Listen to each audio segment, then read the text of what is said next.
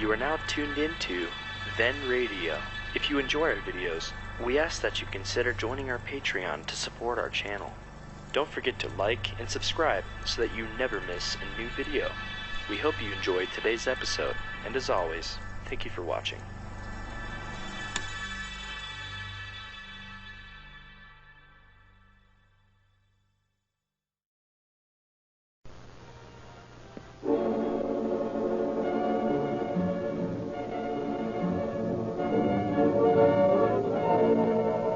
Calling All Cars, a copyrighted program created by Rio Grande. Los Angeles Police calling all cars. Attention all cars. Broadcast 232 at 832 1/2 East 5th Street. 832 1/2 East 5th Street. See the man. That's all. Rosenquist.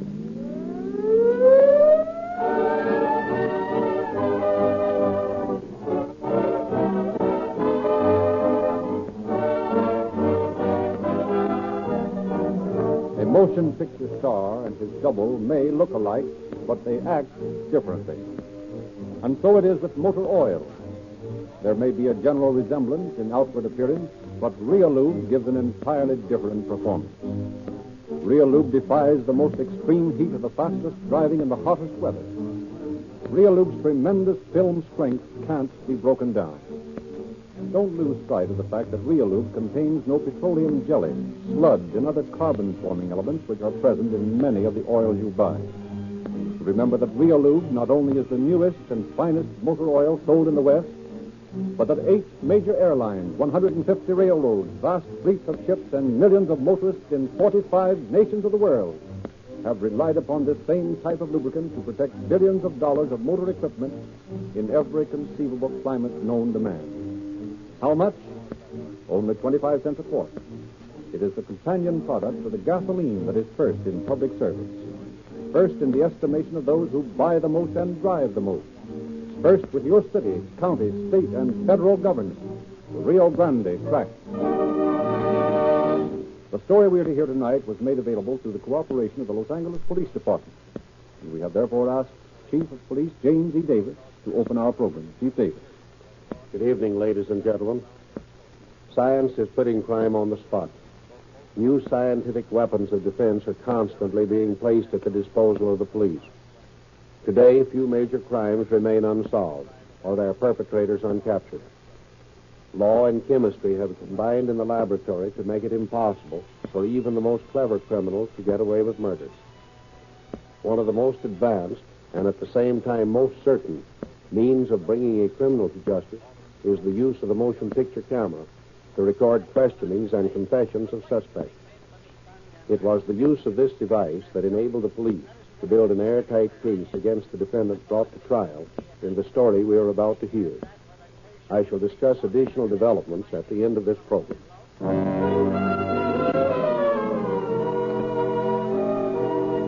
The blood-chilling cold of a November night settled into the nooks and crannies of the drab buildings that stood like waiting vultures around the railway station. Their windows, like bleary eyes, peered through the murky gloom at the bent figure of a woman who crept from shadow to shadow along the foggy street. Hiya, Lizzie. Oh, you scared me, son. I didn't see you standing there by your cab. Yeah, I noticed you were sort of lost in thought or something. Memories, son. Memories. I do my living with them. Memories, Lizzie? You have to be a whole lot older before you come to appreciate how pleasant that can be. Don't you ever get lonesome? Lonesome? Oh, yes, I get lonesome. But I still have my memories. You know, sometimes I think the twilight of living is the most beautiful part of all. Just like the end of a day. Just like the end of a day, huh? Good night, son. Time an old woman got her beauty sleep. Good night, Lizzie. Just like the end of a day.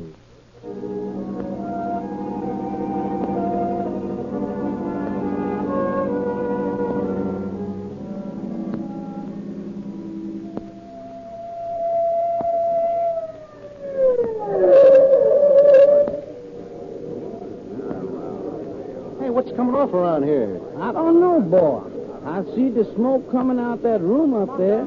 Then I phoned the police. That's all I know about it. About what? Nothing. I don't know nothing about nothing. Come on, let's take a look. Probably some guy went to sleep smoking a cigarette. Maybe so. Cops got up here in a hurry. Yes, sir. It's that room right there. What's coming off in here, boys? What's the matter with you, blind? We're trying to put this fire out. But for the love of Mike. Hey, that's Lizzie English on that bed. What's that? I said that's Lizzie English. Hey, how did this happen? Well, that's what we want to know, buddy. What do you know about it? Nothing. What are you doing here, then? Oh, well, I heard this siren. I saw you fellas come sliding up there and run in, so I drove my cab down here and just come in to see what all the excitement was. Oh, you just wanted to see what it was all about, eh?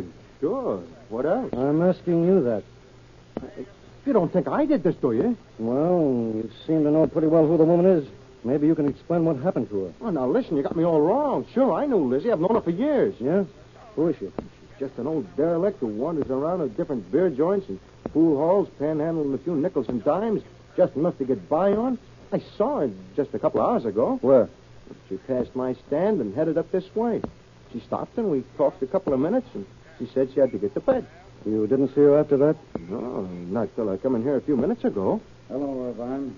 What's all the fuss? Hello, Peyton. You got Vaughn with you on this case? Yep. Come on in, Thad.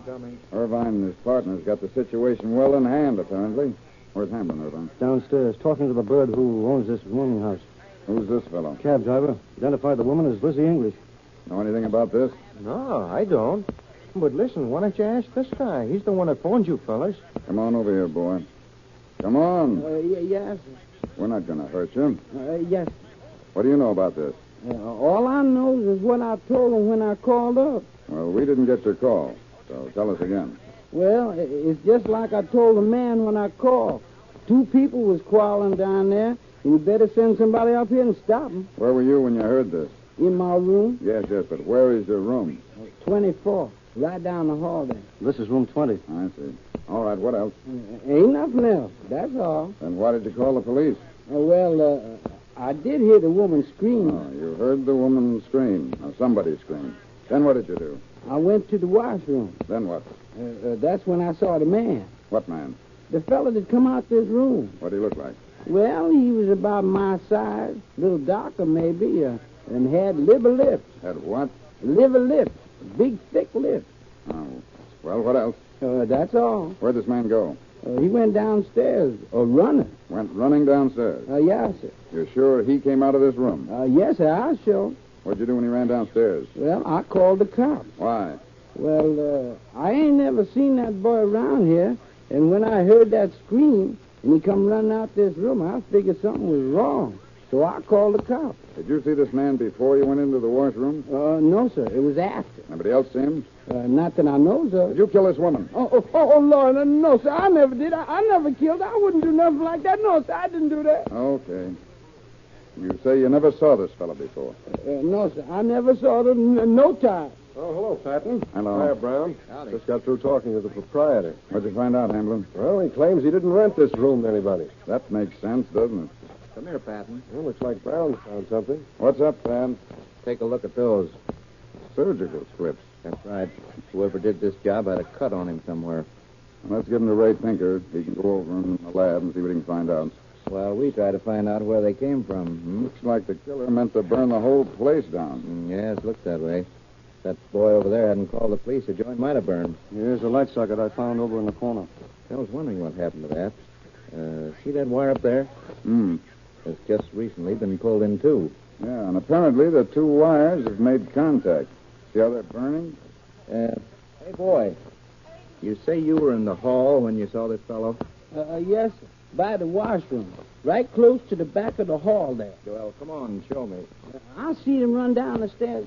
Irvine, where's that taxi driver? He's right outside. Call him in here. I want to talk to him. Okay. Hey, you. Come in here a minute. What's the matter now? You seem to have a lot of curiosity about this case. Why? No particular reason. I know the old woman, that's all. You sure of that? Absolutely. Did she have on a hat when you saw her last? Let me see now. Yeah, I believe she did. Have a purse? I don't remember exactly. I think she did. Yeah, she had a hat and purse, all right, Patton. Here they are. Where'd you find them? Under the tub in the washroom. Found these, too. Playing cards, huh? That's right. And unless I miss my guess, they're marked. Didn't you say you were in that washroom? Yes, sir. But I never saw them things before. Honest, mister, I never saw them before. Oh, well, it isn't the same washroom. It's the one on the next floor down. I'm telling you the truth, boss. I didn't have nothing to do with this. Hey, driver, ever see these cards before? No, I never saw him before. Hey, that's the hat Lizzie had on, though. But come to think about it, she did have that purse. Okay. Scram out of here now, both of you. Okay, you know where to find me if you need me. Yep. And I live here, boss. You can find me anytime. But I done told you all I knows about this case. Maybe. We'll find out about that later. Irvine, you and Hamblin can get back on the job if you want to. Brown and I'll take care of things here. Okay, Pat. Call us if you want to. Yep. Tad, what do you think about this? Well, it's obviously murder for robbery. But why? How'd anybody ever get an idea that Lizzie English had enough money to even buy a decent meal? She must have had it. Could be some other motive. Not very likely. What the devil are you looking at? Those shoes she has on, something's wrong with them. They do look queer, don't they? I've got it. They're on the wrong feet. What are you talking about? Well, don't you see? The right's on the left foot and vice versa. You're right. That means they must have been put on after she was murdered. And whoever touched them must have left fingerprints. It's about time we get a break. See? What'd I tell you? There's a print on the heel of the shoe. Yeah, 2 of them. Won't Gaskell have fits when we bring this in? He'll be checking prints from now till doomsday. I don't know. Those prints are liable to hang somebody. Well, let's get this stuff into the lab and get some pictures of this place.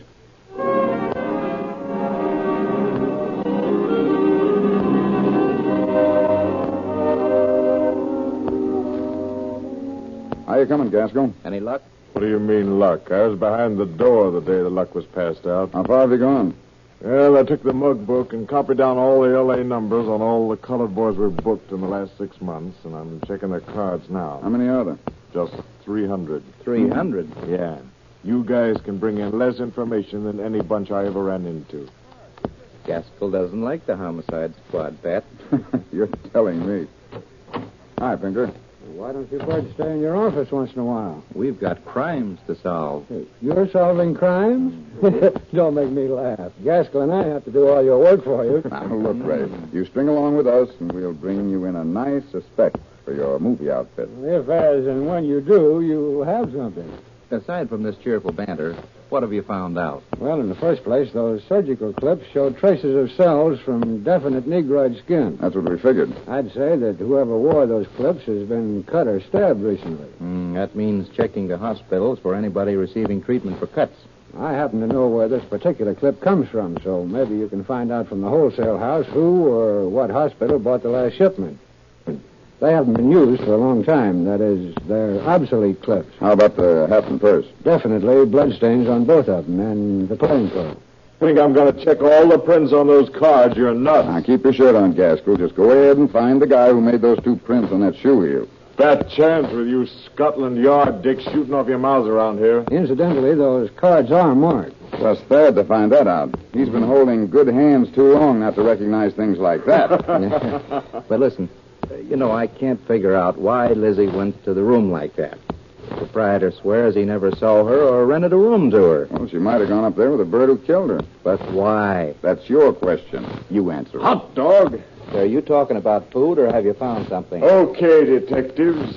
Here's your man, Wesley Jackson, alias Wesley Coleman. Gaskell, I knew you could do it. Yeah, don't kid me, cop.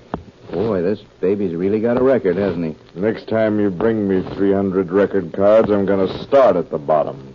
That bird was the last one in the pile. According to his record package, he's got an aunt in Toledo. It's north. Do I get my ticket here? Are you reading his record or calling trains? Looks like this boy's gone places since he left his native Alabama.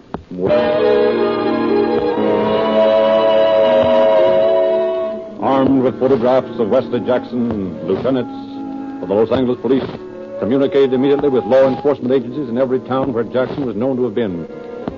His picture, copies of his record, and the information that he was wanted for murder was broadcast throughout the country.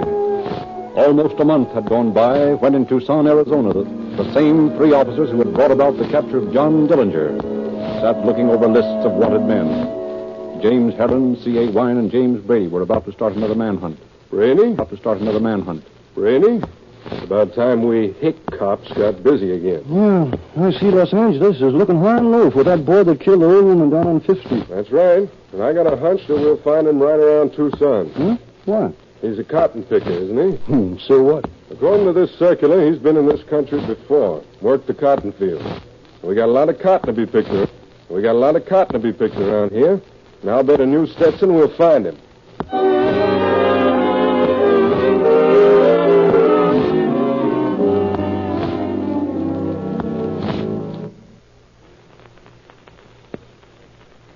Howdy, Joe. How's the cotton crop this year? Jim, couldn't be better. Yeah, got a lot of boys picking for you this week? Well, about 20, 25 maybe. Why? Looking for a boy that killed a woman over in California. Name's Jackson, Wesley Jackson. You know him? Can you say that I do? Haven't got any boys by that name around here. Where are the boys now? Over by the bunkhouse, playing blackjack. Well, let's mosey over and have a look at some of them. Sure thing. You got a picture of the boy you're after? Yeah, here it is. Ever see him? Maybe. Yeah, is that all of them, that bunch over there?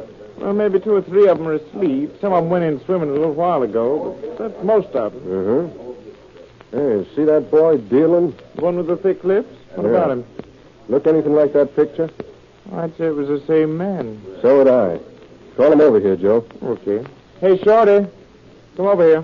What you want? Never mind. Come on over here. Better be ready for quick action if he gets tough, because you're going to get it. Don't worry about me. You're ready to take care of him if he decides to fight. I'm ready. I'll just get in the wind, Mr. Joe. What you want with me? This is Officer Heron from Tucson. He wants to ask you a few questions. What about? Your name Jackson? No, sir, it ain't. What is your name? What all you want to know for? We're looking for a Wesley Jackson, and you fit the description. Well, my name ain't Jackson. Now, take a look at that picture. You ever see anybody that looked more like you than that bird does? Well, what about it? Is that your picture? Yeah, it's mine. Now look at the back. I'm looking. What does it say? It says, Wesley Jackson, alias Wesley Coleman. Well, what about it, Jackson? Okay, it's me. What you want me for? Now, you don't know, do you? No. Well, make it murder. That's as good as anything else. No, I ain't killed nobody. You didn't kill an old woman back in Los Angeles? I ain't been in Los Angeles in over a year. You better take a look at that picture again, Jackson. At the date on it. Because according to that picture, you were arrested for burglary less than a month before that woman was killed. You got anything to say about that? No. Looks to me like you were in Los Angeles in less than a year. Well, maybe I was. And maybe you committed murder on the morning of November 8th. I didn't kill nobody, I tell you. You ain't got nothing on me. Are you willing to go back to Los Angeles and try to convince them of that? Sure I is. I ain't done nothing to be scared of. Well, in that case, you won't have any difficulty in proving your innocence, Jackson. Of course I won't. Honest, Mr. Heron, I'll never kill no woman. Why, any man that kill an old woman like that ought to be hung. Maybe you're right, Jackson. Maybe they will hang you.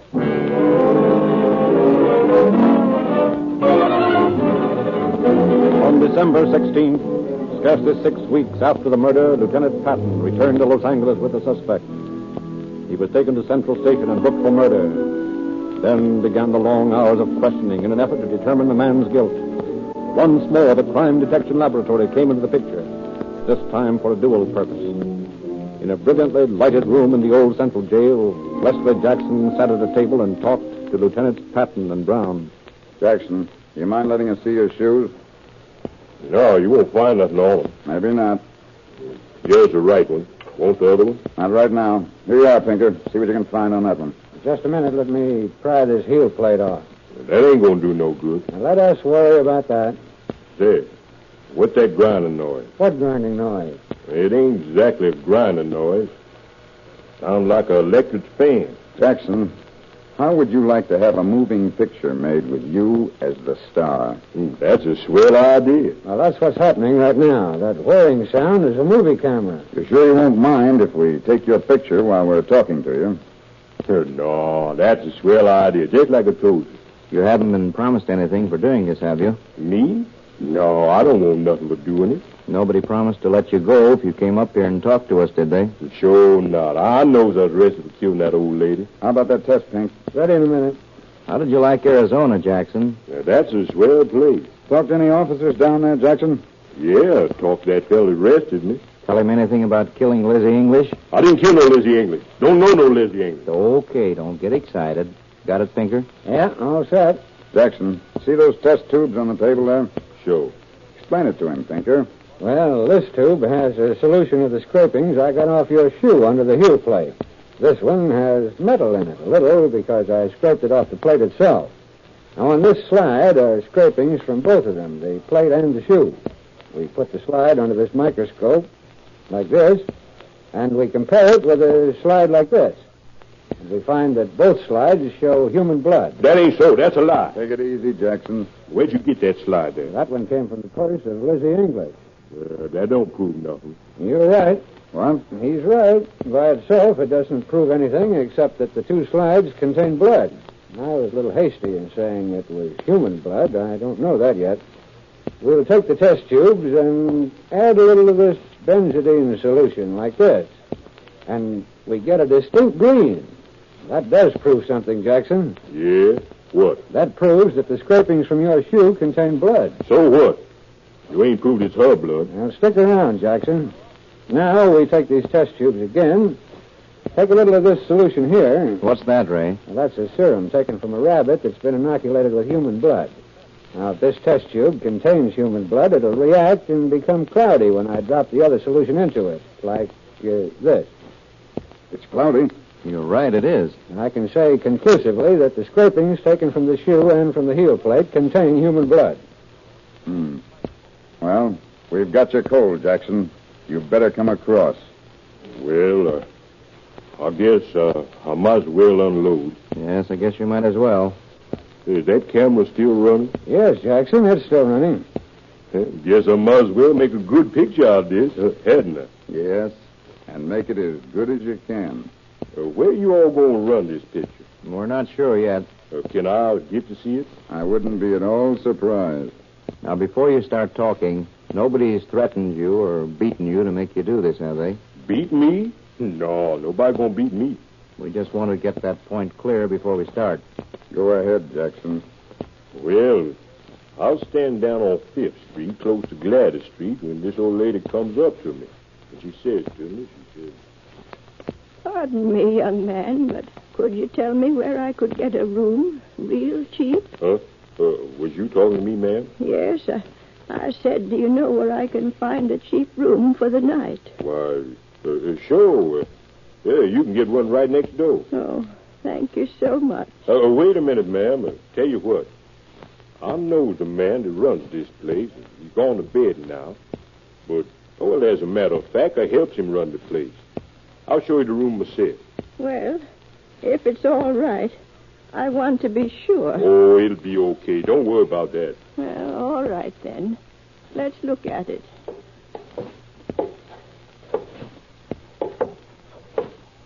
Oh, seems like an awfully long climb. How far is it? It's on the 3rd floor. Can't far now. Oh, I see. Is it much farther? Oh, just a little ways now. Here we is. Here's the room right here. Oh, phew. I'm all tuckered out. Haven't climbed that many stairs in years. Just go right on in. Oh, Yeah, I'll turn the light on. well, tain't much of a room, but I guess it'll do. How much is it? 4 bits. For this dump? Take it or leave it. Well, all right. I'll take it. You'll have to pay now. All right. You go on. Get outside. I have to get the money for you. Okay. Such places they put a body in nowadays. Here. What are you doing in here? I said get out. Give me that money. What money? What are you talking about? Get out of here. I said give me that money. No. This is all the money I got in the world. I've saved and gone without to save this little bit from my last days. You wouldn't rob a poor, defenseless old woman of all she has. That's what you think. Give me that money or this will be your last No, day. I won't do it. What are you taking your shoe off for? Get out of here. Help! Shut your mouth. I told you to give me that money.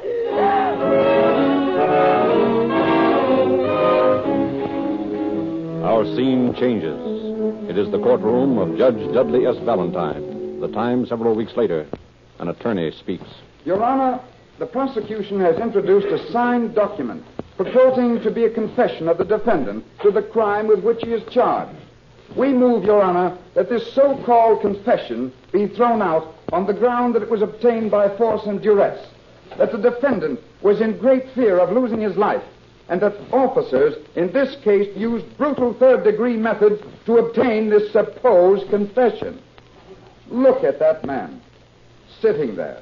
Does he look like the despicable killer that these burly officers have said he is? Obviously, this frail boy would sign any sort of confession to preserve his life, to escape from further brutality on the part of the police. Is that all? That is all, Your Honor. Motion denied. The prosecution will present its evidence. Your Honor, I would like to present a motion picture at this time. The motion picture? Yes, sir. We've set up a screen in a machine over there with loudspeakers. We'll present positive proof that this man made this confession of his own free will. I object. Overruled. Proceed. All right, Mr. Pinker. You've been sworn, I believe. I have. Will you relate how this film was made? It was made in the Central Jail at First and Hill Streets. It shows the defendant, Wesley Jackson, and the officers, Patton and Brown. And I object. The film itself is the best evidence of who was there. That is correct. Objection sustained. Proceed with the exhibition of the film. Yes, sir. Shut your mouth. Give me that money. What'd you do then? Well, she wouldn't give me the money, so I told her I was going to take it. I pulled off my shoe. Had a steel plate on it, or on the edge of the heel. I started to beat over the head with it. What did she do? Well, she didn't do nothing. Finally, she sat down on the edge of the bed and started to scream. I hit her till she stopped screaming and fell back on the bed. Then what? Then I tried to find a little cotton bag she had and the money in. Did you find it? Yeah, I found it. That's when I got blood all over my hands. I wiped them off on the covers and took a hat and a purse. Did you leave then? Yeah, I left. I was nervous. Went down to the corner and bought some cigarettes. Lordy, have mercy. Went back up to the room. I figured I'd set the place on fire, but I didn't have no matches. So I pulled off the light socket and held a piece of paper up to the wires and lit the paper when the fuse blowed out. Then I lit my cigarette and just dropped the paper down on the bed and walked out. Save me, Lord. Save me. Save me. Stop it. Stop it. I can't stand no more. Save me, Lord.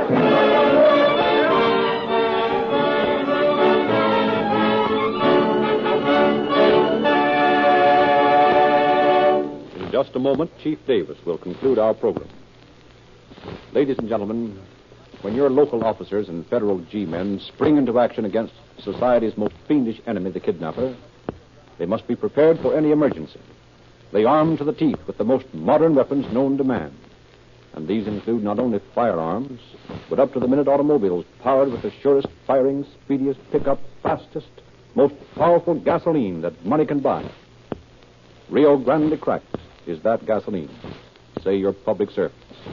An overwhelming number of whom depend upon this finer motor fuel to power the law enforcement equipment of your city, county, state, and federal governments. Joining these officials in praise of Rio Grande Cracked are tens of thousands of well-informed motorists. You, too, will be numbered among this loyal, enthusiastic army of boosters if you'll give cracked gasoline a chance to prove that it delivers more miles, quicker starting, smoother acceleration and maximum power, smoother acceleration and maximum power, smoother acceleration and maximum power and speed. Pull in at your red and white Rio Grande station tomorrow for a tank full of police car performance gasoline. Rio Grande Cracked, the motor fuel that is first in public service. And now, Chief Davis. Wesley Jackson was convicted by his own testimony. The irrefutable testimony as recorded on the sound film. No longer could he claim that his confession was obtained by the third degree. The picture clearly showed his willingness, even eagerness to talk. This same willingness to talk sent him to prison for life. Thank you, Chief Davis.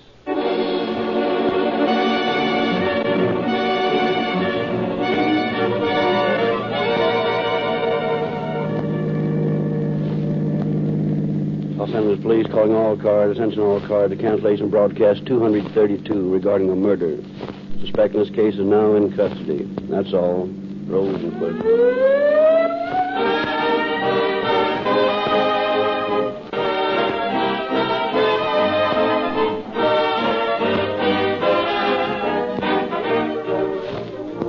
This is your narrator, Frederick Lindsley, bidding you good night for Rio Grande.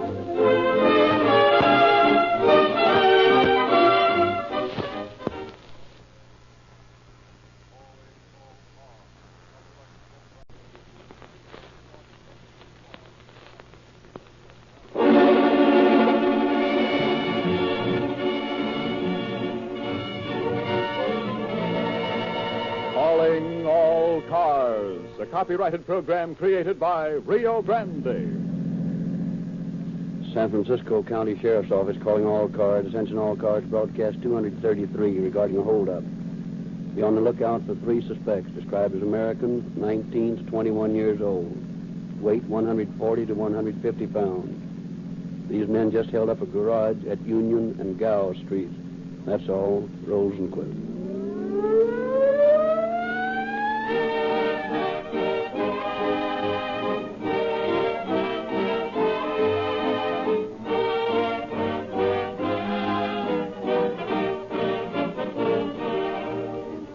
Fellow motorists, if you are constantly adding another quart of oil every few hundred miles, and your motor runs a temperature, consider this possibility. You may be guilty of... Of what? Guilty of misappropriation of funds. Well, how do you figure? In this way. You wasted your money on an inferior oil when you could have saved both money and motor by using Rio Lube, the lubricant that really lubricates and gives you maximum protection against needless friction and wear. You see, Ted, this truly superior motor oil does much more than merely fill the space in the crankcase. Rugged, always reliable Rio Lube is the pure oil. Contains no petroleum wax, no jelly, the elements that sap the strength of many a so-called good motor oil. I suppose Rio Lube costs a little more than ordinary brands? No, Ted. Surprisingly, Rio Lube, the motor oil that stands up under the most intense heat of high speed and extremely hot weather, does not cost more. Only 25 cents for each quart-sized tamper-proof can. So why use mediocre oils when, for no greater cost, and with a vast saving in repair bills, you can get Rio Lube, the newest and finest motor oil sold in the West? Well, from now on, I'll use Rio Lube along with Rio Grande cracked gasoline.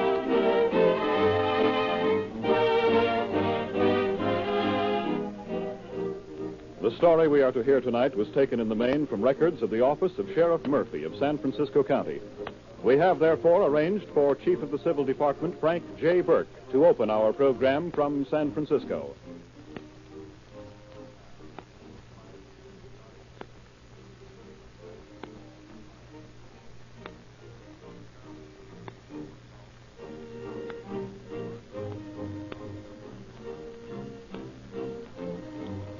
It has always been a mystery to me why youngsters get the idea that they can beat the law at a game that has been proved time and again to be a losing one. In the face of facts to the contrary, we find boys scarcely out of grammar school deciding upon a life of crime when a moment's clear thinking will convince them that they can't possibly win.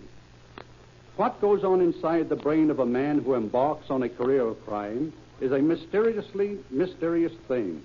Law enforcement agencies spend millions of dollars each year making sure that the criminal is sought and punished. No matter how clever a man is, sooner or later he pays for his crime. Yet, every day, youngsters try to beat the game. In tonight's story, we hear a tale of robbery, murder, and sudden death, the price of a few days of exciting adventure. I wish to express my thanks to the different police officers and departments for the cooperation given in apprehending these men. Such cooperation drives home the lesson that crime does not pay.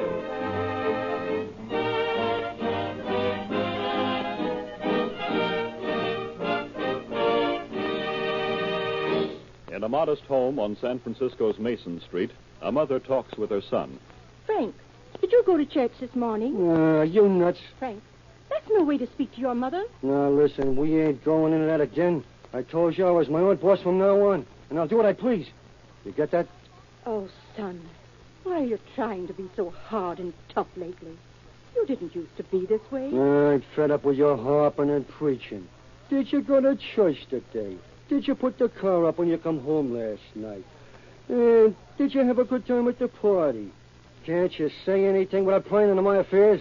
I'm not prying into your affairs, Frank. I'm only interested in what you do. Yeah, well, I ain't interested in what you're interested in. Now lay off me, will you? Frank Crone, I've stood about all I'm going to stand from you. I've tried to raise you as a good Christian boy, but you won't try to be decent. You refuse to have anything to do with the ordinary boys of your own age. You're always running around with that tough Daly boy or Ernie Ploy. You never have time to help me do anything that needs doing around the house. And I'm not going to put up with it any longer. Oh, no? Well, what are you going to do about it? Unless you can settle down and be the kind of a boy you should be, you'll have to find some other place to live. Okay. That's easy. That's what I wanted to do anyways. Frank, you don't mean that. You wouldn't really rather live somewhere else, would you? Why not? What is around this here dump? Sure I would. Go on, get my stuff together. I'm scrambling out of this joint right now.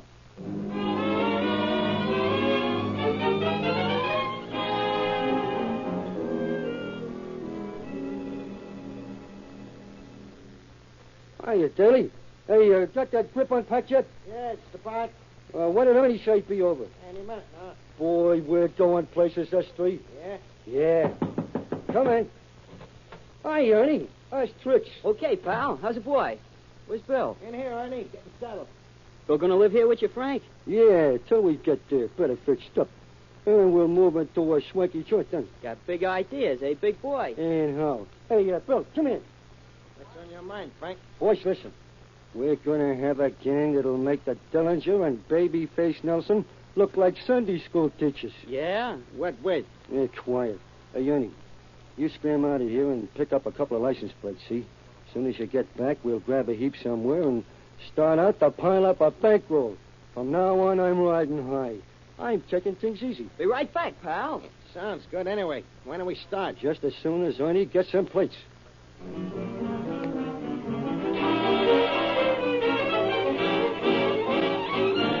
Ernie Ploy returned with the stolen plates, and later that night the three boys succeeded in stealing an automobile.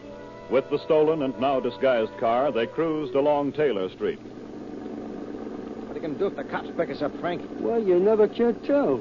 I might let this 32 go off right in some cop's push. Yeah, that'd help us a lot. Hey, you'll be surprised. Hey, there's a petting party in that car up there. Let's take them. Swell. Get set. When I stop, you boys get that dress jacked. Get going. Stick 'em up, fella. Come on, sell out, partner. I got his wallet, Bill. See if he's got any money loose in his pockets. Can't find them. Has that tank got any money? Nah, just a couple of kids necking. Okay, come on, get in. Keep your trap shut, mister, or I will harm you. How much in that wallet, Ernie? Only $10. Okay, give it to me. Throw the wallet away. This is a fine beginning. Why, $10 for 30 seconds work? What are you beefing about? Where to now, Frank? I think we'll take one of them garages over on Union. May be able to pick up another jalopy over there.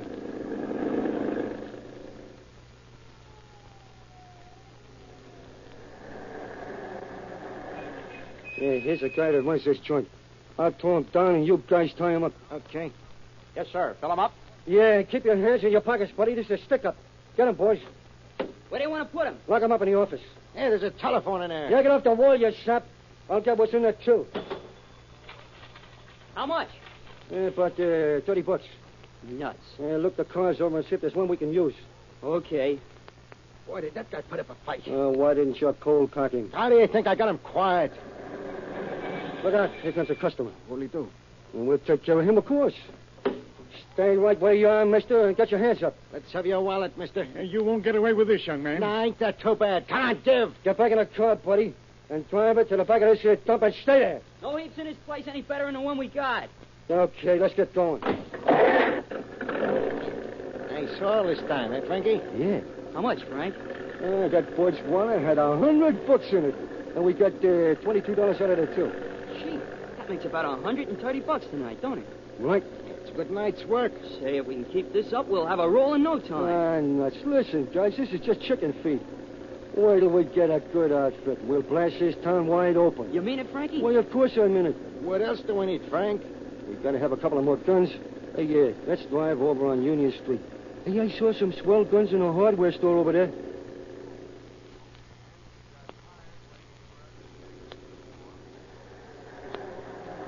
That's a joint. Third store down. Stop in front, honey. Okay. You heat this here brick and I'll get the rods. Okay. Here she goes. Hey, take a shotgun, honey. Okay, got it. Keep your hands off that glass, you dope. You want to leave prints all over the place? Oh, keep your shirt on. You're getting jumpy. Yeah, come on. Here, step on it, Bill. Where to? This hack's getting dumpy. Let's pick out another one. There's another garage over on Union that stores a lot of V8s. Let's pick one up. Okay. Then we gotta get home and sort these shotguns off. Boy, is this baby a honey. Nice little 12-gauge double barrel. We're going places, baby. Yeah. Hey, Ernie, when we get the shells for these here rods, you can have my 32. Thanks, pal. Hey, Daly, you hop up the first thing in the morning and get some shells for these guns. Okay.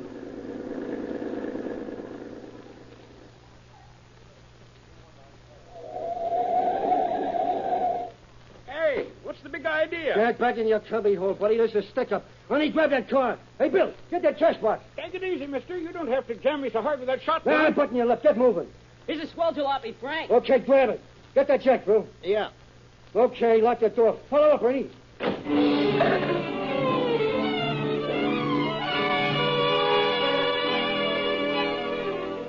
In possession of a new car, the young desperados abandoned the original stolen car and continued their crime raids. Into a grocery store at Leavenworth and Vallejo Streets strode the bandits. And I says to her, I'll Grab bet it, you buddy. tell it to all the... Yes, keep him up, too. Get that jack, Ernie. With pleasure, pal. Oh, boy, look at all that dough. Must be $100 at least. Store the cheddar and glum that jack. Hey, girlie. Yeah, you. Come here. Give me that ring. Oh, please don't take that ring. It's my engagement ring. No, ain't that tough. Come on, give me it. Let her alone, Bill. Let her keep the ring. Yeah, but I said leave her alone. Ah, nuts. I told you, boys, we was after dough and nothing else. Can't you get that through your thick heads? Hey, Frankie, does that go for fruit, too? Here's some swell baskets of fruit. Okay, grab one and come on.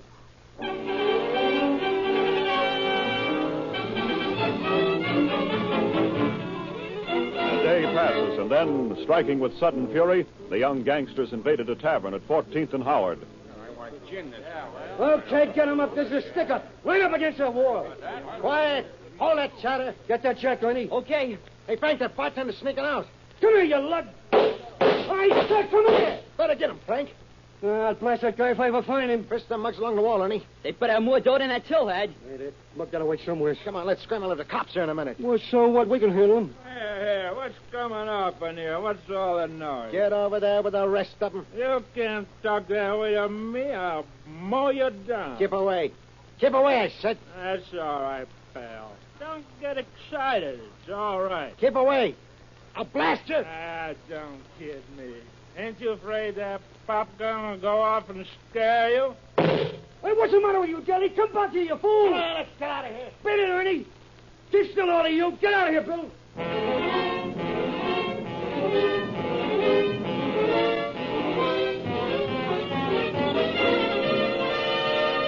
Thus was murder added to the already long list of crimes committed by the trio. Meantime, San Francisco police and sheriff's deputies are hot on the trail. Inspector McCann, Officer Dowling, and Lieutenant Malloy compare notes. What's this I hear about you suspecting somebody in your section of this robbery case, Dowling? There used to be a young kid out there named Ernie Ploy. Did a hitch in Preston. Yeah? He's been running around a lot with another youngster named Frank Crone and some kid, a blonde, who answers the description of the third member of this mob. What makes you think they're the ones who've been pulling these jobs? Well, I got context out there, if you know what I mean.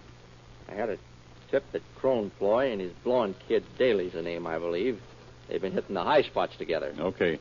McCann, suppose you check those prints we got off the glass from that hardware store window. Right. See if Sacramento has anything on any of those three, and if we can make them, we'll get mug pictures and see if the victims of these holdups can identify the boys.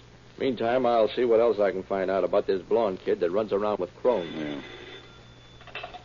Robbery detail. Malloy speaking. This is the manager of Don Glenn Apartments. Yes? I just had something happen out here that has me puzzled. I thought you ought to know about it. What is it? Well, there have been two young fellows living in one of my apartments, and I think they're up to something. Just a minute. Give me the address, and we'll send Inspector McCann out to talk to you.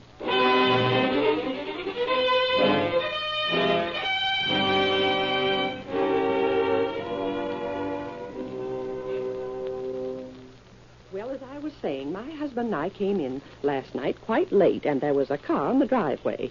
We'd seen these boys driving that car, so I called their apartment, asked them to come down, move the car out of the driveway. I see. Then what happened? Well, two of the boys came down, and I was waiting for them at the bottom of the stairs. And just as they got to the bottom, a gun dropped out of the pocket of one of the boys. Oh, and did you say anything about the gun? No, but the blonde boy, the one who was with the other boy, he went back upstairs then. And the boy with the gun told me that some fella had threatened to beat him up for going out with some girl and that he was carrying the gun for protection. I see. You think you'd recognize pictures of these boys? Oh, of course. Well, I'll be around later with some pictures. These may be the boys we're looking for.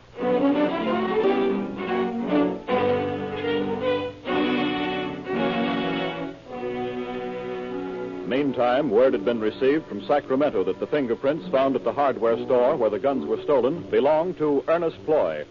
Photographs of Ploy and Crone were identified by the victims of the recent holdups. Officer Dowling learned that William Daly was the third member of the gang. Then, in a saloon on North Beach... I never liked this car. Then I grabs this dame's purse. Yeah, she let out a squawk. You got a hurt clean over in Oakland. What'd you do then? Hey, fella, I went on a kisser. Hey, boy, you should have seen her pound. But that shut her trap. And how? Here's your paper. Jeez. Get a load of this, you guys. Well, let me see. Frank, we gotta get out of here. Yeah, pipe down, you yellow-livered rat. Ain't you got nothing inside you, you dimwit? But look, the guy that blasted Mike's tavern, he kicked off the after us for murder. Well, what did you think they'd call it, tiddlywinks? I told you to take it easy with that there shotgun. Hey, you boys are in a jam now. You better blow. Yeah, where's your phone? You better use the one in my office. Okay, let me have it. Hey, give me sort of 2030. Make it snappy. Who you calling? Ernie. What do you want to waste time in that, Mike? Boy, let's get going. Keep quiet. Hello, Ernie? Yeah. Look, have you seen the evening paper? No.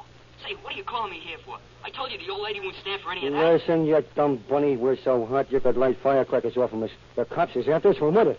What are we going to do? You meet us at my place in an hour, and we'll bid it to San Jose.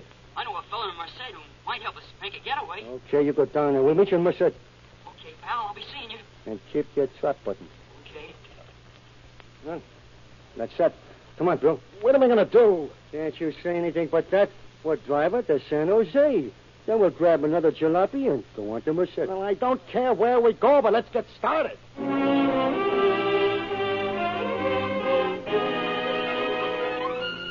Desperately, the two drove to San Jose, selected a small hotel, and registered under assumed names. Next morning, Crone started downstairs, but something he heard as he reached the stairs sent him wild-eyed back into the room where Daly still slept. Hey, get it. Come on, get up. Come on, get up. Wake up. Wake up. It's all excitement. We got to scram out of here. What's wrong? I just overheard that Floyd phoning the police. What for? He said there were two boys who slept here last night with the lights on all night. And he wants them to investigate this here room. Lights on? Yeah, you sap. I told you not to leave them lights burning. Well, I didn't want to take a chance on somebody coming. I'm scared of the dark. Yeah. Well, you've got us in a swell jam now. Come on, we'll beat it down a fire escape before the bulls get here. Lucky I slept in my clothes. Yeah, it's the only smart thing you ever done since I met you. You ain't no mastermind yourself. Hold it a minute. Let me take a look. See anybody? No. Come on. The fire escape's right here at the end of the hall. This is a break. Yeah, if they rain that copper at the bottom. Nice. So far, so good. Good thing this is a two-story dump. You're a cheerful clerk to be in such much hot water as you are. Well, why not? I suppose where there's no sense, there's no feeling. Hey, look. There's a guy and a dame sitting in that sedan right by the curb. Let's make him give us a lift. Swell idea. You got your gun? Sure. Have it ready. Listen, mister. Move over and don't make a sound. We're taking this bus over, see? And just to be on the safe side, you're going along. Get over.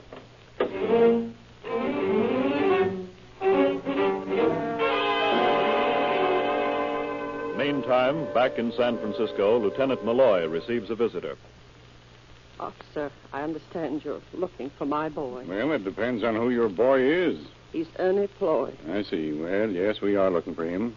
I know where he is. You do? Where? He's in Merced. How do you know? Well, night before last, a fella called Ernie and told him to meet them in Merced. Yes? Ernie doesn't know it, but I overheard him talking to this fellow.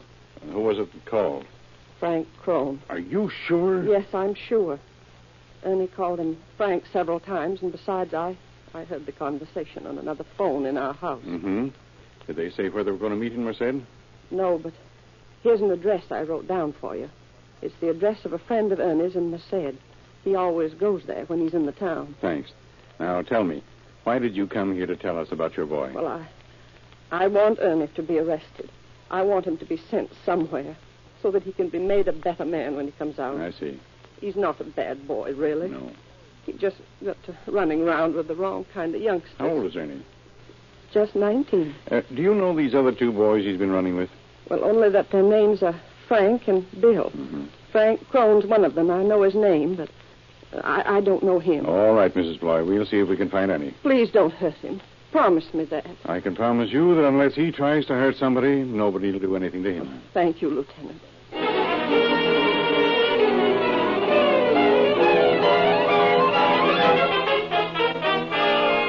Now, police had positive identification of all three youths whose reign of terror was scarcely 2 weeks old. Warnings had meantime been broadcast to all law enforcement officers to be on the lookout for the hoodlums. Garages had been notified to be watchful for the trio.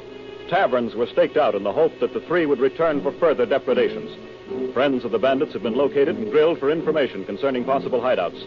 Especially were the officers of San Jose, Oakland, and Merced warned to be ready for the fugitives. Certain now that the boys were headed for Merced, Captain D'Elia, Lieutenants Butts and McCann, and Officer Dowling started for Merced.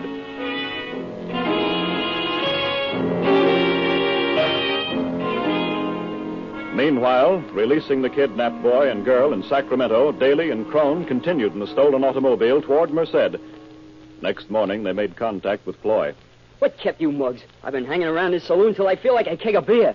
We had trouble in San Jose. Yeah? How come? Our sissy friend here, he couldn't sleep in the dark, and that made the hotel clerk suspicious. How many times do I have to tell you I can't stand the dark? I never could, even when I was a kid. You can't stand nothing if you ask me. I think you're yellow. Yeah? Just start something, buddy, and I'll change your mind. Oh, pipe down, you two. You'll be brawling around here and have every cop in town on your necks. Have you two birds forgot you're on a lamb? I'm telling you, you ain't safe by a long shot. Forget it. Nobody around here knows us? No? Well, lots of people around here know me. Huh? You mean people here in Merced know you? Sure they do. I used to come down here every summer to visit a kid. Well, you're double-crossing men. I ought to blast you. Take it easy, pal. I've been around here a couple of days, and the coppers ain't picked me. What are you beefing about? Yeah, what's eating you? Well, I'm getting jumpy, I guess. I see by the papers that you boys pulled another job on the way down. Yeah, we needed a car. Couldn't you find an easier way than kidnapping a guy and a dame? Well, we got the car, didn't we? Oh, sure, you got the car all right. And a nice, sweet kidnapping rap on your necks besides. Boy, I'm glad I wasn't with you. Yeah? What? Ever hear of the Lindbergh law? What do you mean? You get your neck stretched for kidnapping people. Nuts, they can't do that to us. Yeah, don't you wish they couldn't? Listen, pal, the copper ain't been born that can take me. Where's all the knife coming from all at once? See this rod? Yeah, sure, I ain't blind. Well, I can use it. You saw what happened to that drunken Mike's tavern, didn't you? Yeah, and if you hadn't been so scared you was having St. Vitus dance, it wouldn't have happened. And if it hadn't happened, we wouldn't be here. Fugitives for justice. This ain't no laughing matter. It may be funny to you guys, but I ain't gonna let no copper grab me and beat me up. I ain't gonna burn for any of these jobs. You ain't by any chance thinking of ratting on anybody, are you? No, sure not. Hey, you know better than that. Sure I do. But just in case you was planning on anything like that, remember I'm still running this here mob, and I'll keep on running it. I'll take care of you, Daly, if you don't keep your mouth shut. You two birds doing a lot of squabbling lately. Why don't you lay off? Hey, look. See that guy standing outside the door? Yeah, what about him? He's been talking to a lot of guys, and they all scattered. Some of them went around back. I watched them. Well, so what? You mean that guy getting ready to come in? Yeah, that's the one. That's the chief of police. I know it. Right down your mugs. You may not be looking for us. Sit tight and keep your lip button. Fat chance. He's headed this way. Be quiet. You boys waiting for somebody? What's it to you? Oh, tough guy, eh? Well, what do you think? I think you're a bunch of scared punks. Just 3 lily-livered hoodlums. Get away from here, copper. Quiet down. Let him talk. Crone. You don't know us, huh? Sure. You're Frank Crone, he's Bill Daly, and that's Ernie Ploy. Come on, boys. Oh, brave copper, ain't you? Think you can take us single-handed? Well, if you insist on having company, okay. Come on in, boys. These hood swing guys need help. No, you don't, copper. You ain't taking me. Get him, boys. He done it. He shot himself. Well, I didn't think he had what it took.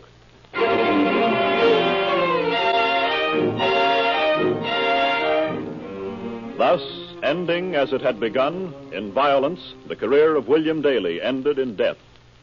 Ploy and Crone were taken to San Francisco and placed in jail. Will you sit down? Oh, shut up. What's the good of pacing up and down the cell? That ain't gonna get you nowhere. Well, maybe not. Take it easy, fella. Maybe they won't hang you. Stop talking about hanging, will you? Okay, keep your shirt on. You're getting worse than Daly. Boy, was I surprised when that guy shot himself. Yeah? Well, have you thought of what this does to us? What do you mean? We're holding the bag, buddy. We're taking the rap. They'll pin all this stuff on us. You mean? You can count me out, pal. Yeah? You think I'm going to take the rap for you? You're in this just as deep as I am. And either you string along with me or I'll help string you up. Oh, so you're yellow too, are you? No. No, I ain't yellow. I just ain't going to stand by and see you get out of this caper. I ain't going to hang along. That's what you think. Pipe down in there, you two, and get to sleep. Nuts to you. Sleep. Sleep. How can a guy sleep in a jam like this? Look at that boy. Asleep already. He ain't got no more on his mind than a baby has. I'm going to do something about this thing. Listen to that guy. Snoring. The rat. I'd like to kick his ribs in. Hey, stop snoring, will you lug? Hey. Do something about this. You ought to... the devil with him. Wait till he wakes up. Oh, boy. Won't he be surprised? What a joke on him.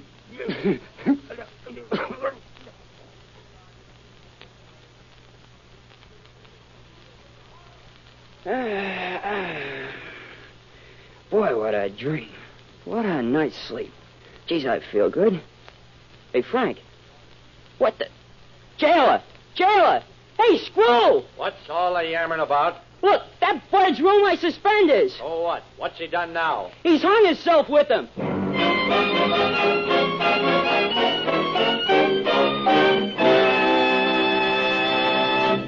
In just a moment, we will present the conclusion of our program. Friends, an automobile may be likened unto a human being. If properly cared for and adequately nourished, an automobile, like an individual, will live a life of usefulness. One excellent way of caring for your car is to constantly power it with Rio Grande cracked gasoline. We say Rio Grande cracked.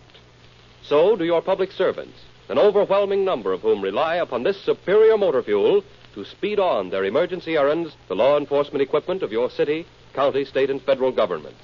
And so say tens of thousands of thinking motorists, because after running Rio Grande cracked against the field, they have found this gasoline to be the tops in quick getaway, smooth surging acceleration, power, and speed.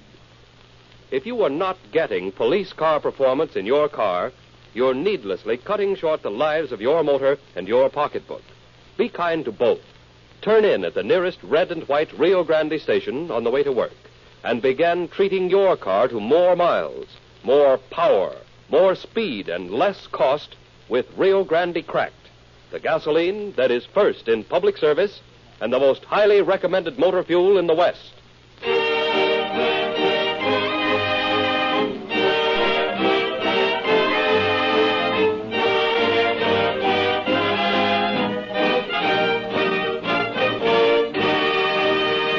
Ernest Ploy pleaded guilty to first-degree murder. He was sentenced by Judge Sylvian Lazarus to life imprisonment, and upon plea of counsel, the place of confinement was designated as San Quentin Penitentiary. There he is learning the bitter lesson of the unprofitableness of crime.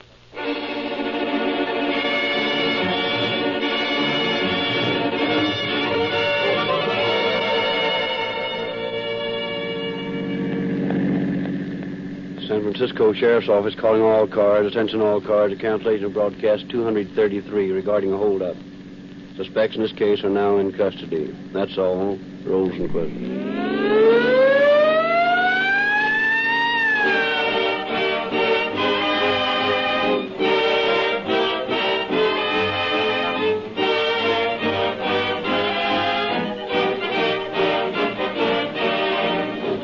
This is your narrator, Ted Myers.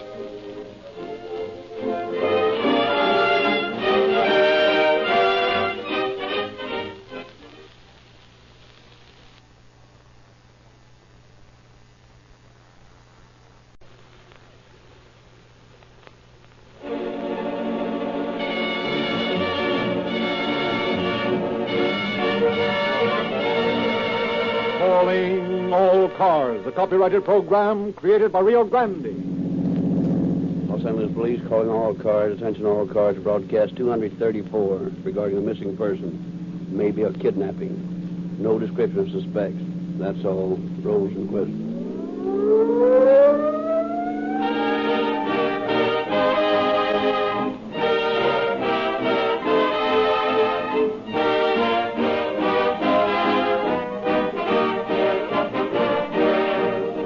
Violate the laws of the land, and you wind up behind prison bars. Break the laws of automotive lubrication, and your car goes to a premature death. Friends, there is a way to keep that car of yours on the straight and narrow path that adds extra years of maximum efficiency and usefulness to its lifespan. Safeguard your motor against avoidable wear and possible breakdown by giving it Real Lube. Real Lube, the newest and finest motor oil sold in the West. Dr. Lindsley, I followed your suggestion. I drove in the Rio Grande station and got Real Lube last weekend when I drove to the desert. The two fellows with me kept saying, "Come on, open it up. Let's see what it'll do." And so I gave it the works for a long stretch. And was that weather hot? Well, when we got back home, I stopped in for another quart of oil, and you know what that Rio Grande dealer said? Okay, but where'll I put it? Your gauge says full right now. Well, that's a very common experience, Mr. Kroger. Real Lube can't break down under any heat, regardless of how fast you drive. Produced in the largest refinery in America, it is the newest and finest motor oil sold in the West. Cost? Only 25 cents a quart in cans, sealed for your protection. It is the perfect companion product to Rio Grande cracked gasoline.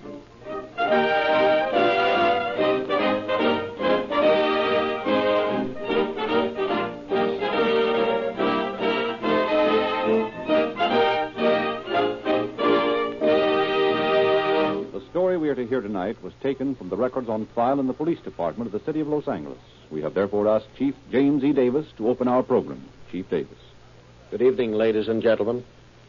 Without a spirit of cooperation between all branches of the law enforcement profession, there can be no concerted action against crime and criminals. It is no uncommon sight to see the sheriff's officers, district attorney investigators, and men from the police department working side by side in the solution of a crime. Tonight's story is a case in point. Without the cooperation of all divisions of law enforcement, the criminals involved in this case might still be at large. In a chase that extended into other states and even across part of the Pacific Ocean, only the splendid cooperation of the officers working on the case resulted in its final solution. But I have more on this, which I shall reserve for the end of the program. The role of Lefty James in tonight's story is played by the celebrated actor, Mr. Edmund Lowe. The cold December fog rolled and eddied up the hillside as a car wound its way through the murky darkness toward the house that stood at the summit. In the car rode a man and a woman. A lot of fog tonight. Hard to see the road. I'll be glad to get in and out of it. Boy, was I glad you met the train. I dreaded taking a taxi clear out here to Hollywood. When do you have to go back? Not later than tomorrow night. We're opening next week. Christmas Day? Yes. That's the first day of the Caliente racing season. I got a lot to do before then. Then you won't be home for Christmas? Afraid not. Does it look like Caliente's going to have a good season this year? Judging by the people I've seen coming in down there, I'd say yes. I see Waco's got lights on. Yeah, I'll be glad to get home. Get out of this pea soup fog. Won't be long now. You said it. This is the end of the line. Zach. Huh? Look. There's a car coming around the driveway from the other side. Yeah. Looks bad. Keep quiet. Hold up. Maybe. I don't know. Okay, climb out. This is as far as you drive. You too, lady. No, never mind. Stay where you are. Ray, take care of this dame. Okay. What's coming off here? What do you think? Oh, I think it's a holdup. Hey, you're practically right. How much money you got, guy? About $100, maybe $125. Don't try to be funny with me, you big ape. I'll bend this rod over your head. How much jack you got in the bank? We've only got about 3,000. Who asked you? Button your lip. Oh, let's push him over, Sheldon. You keep your shirt on. Now, look, chum, we want jack, and I don't mean chicken feed. Come on, get in the car. Well, you're not taking us for a ride, are you? What do you think? No. You're just going for a little trip in the country. Doolin, get these people blindfolded. I'm going in the house and get that dame's diamonds. That's what you think. What do you mean? You don't think I'm sap enough to leave things like that lying around the house, do you? Those diamonds are in a safe place, my boy. You won't get them. Oh, so sorrow. Did not mean to interrupting hold up. Doolin, get him. Bring him back here. Okay. Oh, do not pushing. We'll go easily. Come on, get going. Who's this bird? He's Rocco, our houseboy. Can he talk better English than that? I managed to understand him all right. Yeah? Well, tell him to get in the car. No, you better put him in your car, Doolin. Come on, Wacko. And blindfold him good. I don't trust them birds. Okay, you two, load up and let's get going. Doolin, you come over and drive this hack. Wagner can take your buggy and a Jap. Get going, Ray. See you at the house.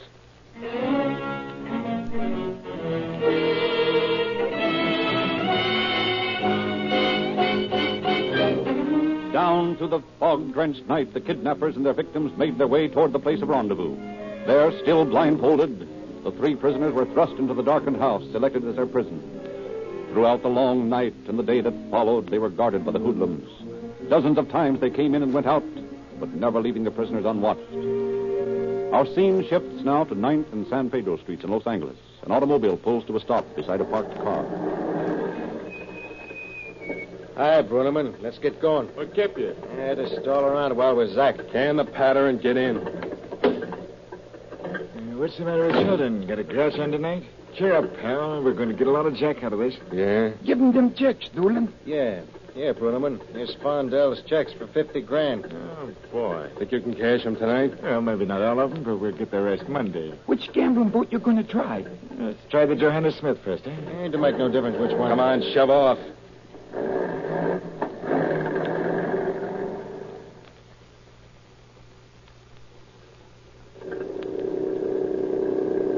Hey, you've gone too far. You passed the place where we catch the water taxi. Well, why didn't you yell before? I was talking. You always are. Pipe down. Sheldon's worse than Louis Frank. Well, park here till you birds make up your minds what you're going to do. Yeah, we could go on down farther and go on out to one of the other boats. Hey, watch it. There's a cop's car coming, and it looks like they're going to stop. They do, and we'll blast. Take it easy, Ralph. We're going to get us all in the jam. You're too handy with that joint. Let me handle it, Sheldon. I can chill the beef. Yeah, you better do it then. What are you boys doing out here this time of night? We're just waiting to decide which gambling boat to go to. Well, in that case, you won't object to our looking you over. Get going, Bruneman. Square this beef. Oh, officer. Huh? I'm Les Bruneman. These boys are friends of mine. They're okay. That's so? How do I know you're okay? Well, here's my card. That'll identify me. I can vouch for these boys. Just the same, I'm going to look them over. Yeah? You'll have to be quick at it, copper. Jakes, get over here! Come on!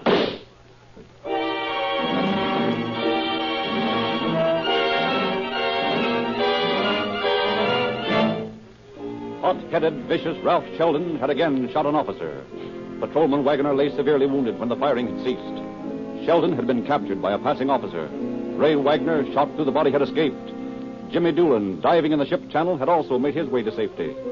Lester Bruneman, erstwhile companion of the kidnappers, now turned coat and appeared as the wrong friend of the kidnapped man. His pitiful tale of being hijacked by the kidnappers, of his abduction to Long Beach, and of his innocent participation as a go-between in an effort to save the life of his friend, stirred the hearts of the arresting officers, who had no reason to suspect his duplicity. In like manner, Zach Fondell also felt that Bruneman had been his friend, that he had fallen victim of the ruthless kidnappers. So Les Bruneman was released.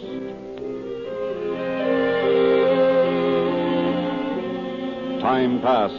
Ray Wagner was located in Phoenix and arrested. Louis Franks was arrested with him. Sheldon was already in jail. Bruneman was rearrested and brought to trial with the other three defendants in Long Beach. For weary weeks, the trial dragged on. At last, the jury was ready to return their verdict. Then, one spring day in the courtroom of Judge William Aguilar, a stunned court heard the verdict, not guilty. 4 hoodlums were found not guilty of the cold-blooded and wanton shooting of a police officer in performance of his duty. But freedom was not to be so easily gained for the killer kidnappers. New charges had to be answered, charges of kidnapping. But of more concern to the criminals was the fact that Lefty James, ace investigator of the Los Angeles Police Department, had been assigned to the case. James chose as his assistants Detective Lieutenants Bilkis and Baggett. The three meet to confer with Deputy District Attorney James Costello. Jimmy, I sent for you to talk over this case of Zach Fondell. I'm going to see what I can find out on that case. You've got a job ahead of you. I know I have. Joe, what have you boys got in this thing? Practically nothing. Baggett and I have run down every lead we can get our hands on. But so far, the net result is nothing. Well, I've read the transcript of the Long Beach trial of those boys pretty thoroughly. There's some reason why Zach can't identify those monkeys as the ones who kidnapped him. Well, I heard that when they put the lug on him for that money just after they pulled this caper, that they suggested sending his wife's ears to him in an envelope. Well, that'd stop about any man, Lefty. Yeah, Baggett, I'm afraid it would. I still think that Zach would have identified those boys if he had any idea that the case was going to go the way it did. You're probably right on that, but none of us could foresee it. Jimmy, according to the transcript, Zach gave these fellows some $20,000. That's right. Yeah, boy, that's a king's ransom. Depends on the king. I've got a hunch it cost him more than that. You can bet on it. Where was this money turned over? Bruneman brought it over to San Diego and gave it to some of the boys at the hotel there. Didn't say who the boys were, did he? Yeah, Doolin and Orsatti. Cheesy Orsatti. Oh, Cheesy's in on this, is he? Seems to be. And we'll start with him. Bring him in. I want to talk to him. I thought you would. He's waiting in the next office. All right, let's talk to him. Hello, Cheesy. Hello, Lefty. How's tricks? That depends on who's pulling them. What do you mean? Sit down, Cheesy. Been out to the ball games lately? Not since you told me you'd split my skull if you caught me there. You're a smart boy, Cheesy. Stay that way. We're going to find out a few things. We want the truth from you. What about, Lefty? About the Zach Fondell kidnapping. Well, I don't know nothing about it. What hotel did you go to in San Diego? When? When you went down with Jimmy Doolin. We didn't go to San Diego. Cheesy, have I ever told you I'd do something and didn't do it? No, Lefty. You always keep your word. Well, Cheesy, I'm giving you my word on something. I'm going to hook you in with the gang that snatched Zach Fondell. And when I do, I'll send you up if it's the last thing I do. Now, don't forget that.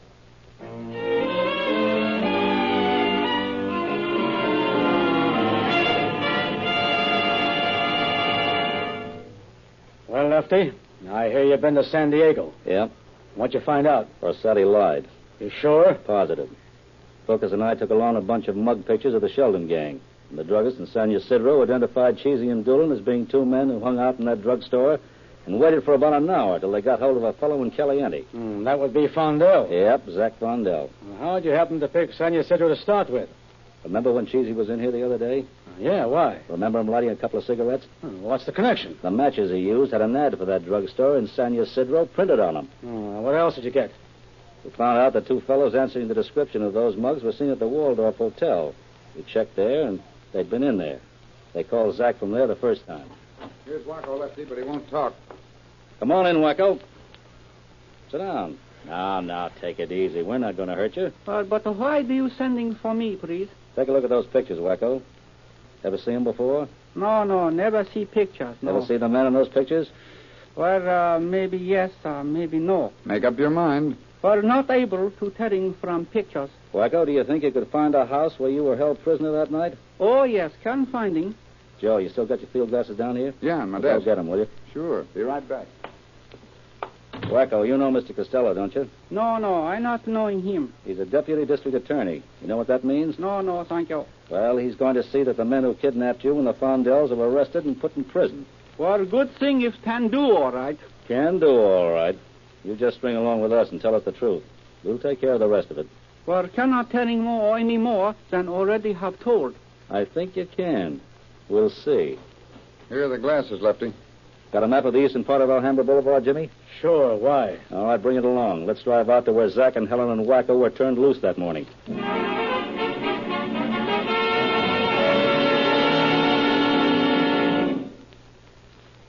This about right, Wacko? Not to think so, no. 2, maybe 3 blocks farther on by school. Are you sure it's out this way? Oh, yes, please. Very too sure. Red street car run across the road. Steam train run by side of road. Oh, yes, very sure, yes, sir. All right, Wacko. Take these glasses and see if you can find a house. How can you do that if he doesn't know where it was? Oh, yes, can do. House had here on each side, no here in the front side, and having lattice work in front of windows. All right, Wacko. You start with that block at the top of the hill there. We'll check them off on the map as you look at each house. Uh-huh. Oh, let me see. No can find in the first block. All right, try the next one. Uh-huh. Not in the first house. Not the next one. Not in that one. Not that. I think not in second block, please. Try the next one. So. Uh-huh. Oh, first house. No, not that one. Second house. No. No. Third house on street. Let me see. I be reading. Is that the one? I think so, please. Yes, that is one. What street is that, Jimmy? Templeton. Let's take a look at that house.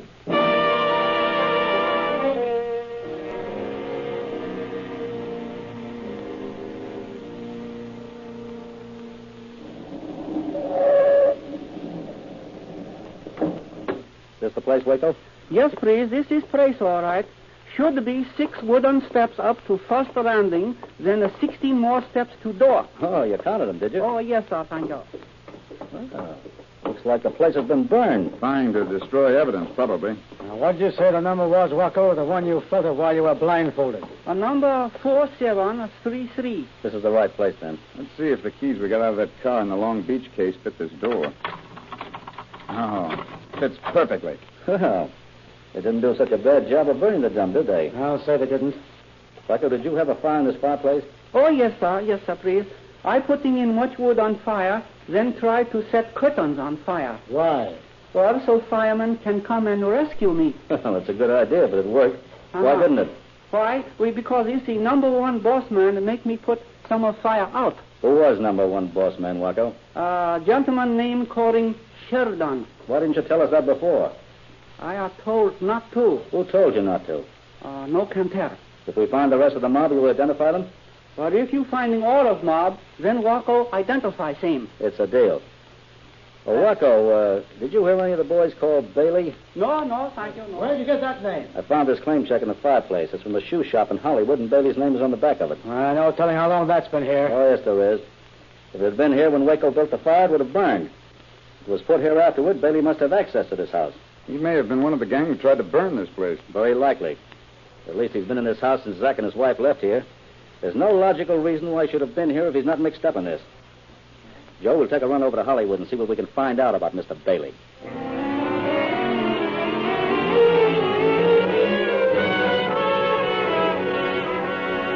In Hollywood, James found that the claim check found in the burned house had been issued only a few days before the date of the Fondell kidnapping. Members of the shop immediately identified photographs from police files as being pictures of the man who left the shoes to be repaired. That man was William Bailey, Eastern mobster. His address was obtained, but the suspect had fled. While Lieutenants Philkus and Baggett went in search of Orsatti, Lefty James received a caller in his office. Now, what was it you wanted to see me about? Well, when I read in the papers about these men who shot that officer in Long Beach, I thought I recognized some of their pictures. But when I read about this Mr. Bruneman, I knew where I had seen them before. Where was that? Well, you see, I work in the credit department of a radio and music store. And I've been trying to trace a man named Doolin for several months. He came in and bought a radio last December. On the 12th, I believe. And he gave Mr. Bruneman his reference, and some other fellow named Frank. Well, I haven't been able to get in touch with either of them. And now I understand you've got Mr. Doolin in jail. Well, not yet, but we hope to. Did he use his right name when he bought that radio? No, sir. He told me his name was J. Clark. But he gave these other two as references, and they checked up all right. You say this was December the 12th? Yes, sir. How do you know? Well, here's a copy of the sales contract. There, you can see the date for yourself. Mm-hmm. He gives Les Bruneman his reference, all right. You sure this man is Jimmy Doolin? I'm positive. I saw his picture as one of the men who escaped. I'd know him anywhere. Was he alone when he bought the radio? No, there was a short, dark fellow with him. Hear his name? No, sir. Know him? You saw him again? Oh, yes, sir. Here's Cheesy again, Lefty. Come on in, Cheesy. That's the man who was with Clark or Doolin when he bought the radio. How about that, Cheesy? How come you always picking on me, Lefty? I ain't done nothing. I'll stop picking on you when you come clean and tell me what you know about the Fondell case. And I don't know nothing about it, Lefty. Honest. You couldn't be honest if you tried. Thanks, miss, for coming in and identifying this monkey. Oh, it's been a pleasure. What's eating that dame? Where did you find Cheesy, Focus? Out in the ballpark. What did I tell you about that ballpark, Cheesy? Oh, gee, Lefty, you wouldn't do that to a guy, would you? That's what you think. Let me hear of one holdup or hijacking out there, and it's a vacant lot for you. Why don't we do that anyway, Lefty? I save time. I'm fed up with rats like this one. Oh, you got me all wrong, Lefty. I'll tell you what I know. It ain't much, though. Go on, spill it. Well, I did know Jimmy Doolin and the boys, but I didn't have nothing to do with them, though. So I gathered. Did they know Les Bruneman before they snatched Fondell? No, they never seen him. How do you explain that Doolin gave Bruneman as a reference on that radio deal? 3 weeks before Fondell was kidnapped, and you were with him. Well, I was... Did you go to San Diego with Doolin? No, Don't lie to me, Orsatti. I ain't lying to you, Lefty. Say, you got a cigarette, Joe? Sure, here you are. Yeah, thanks. Nervous, Cheesy? No, I ain't Want a nervous. match? Oh, yeah. Sure you can smoke it yourself, Cheesy? Ever seen matches like those? Not that I know of. That's funny. You left them on my desk the last time you were in here. They come from San Ysidro Pharmacy. You just got back in town then, hadn't you? Well, you see, I Get started at telling the truth, Cheesy, before I slap you in the brig from now on. Yeah? What for? For conspiracy to kidnap Zach Von Dell. No, you ain't going to pin that rap on me. I didn't do that.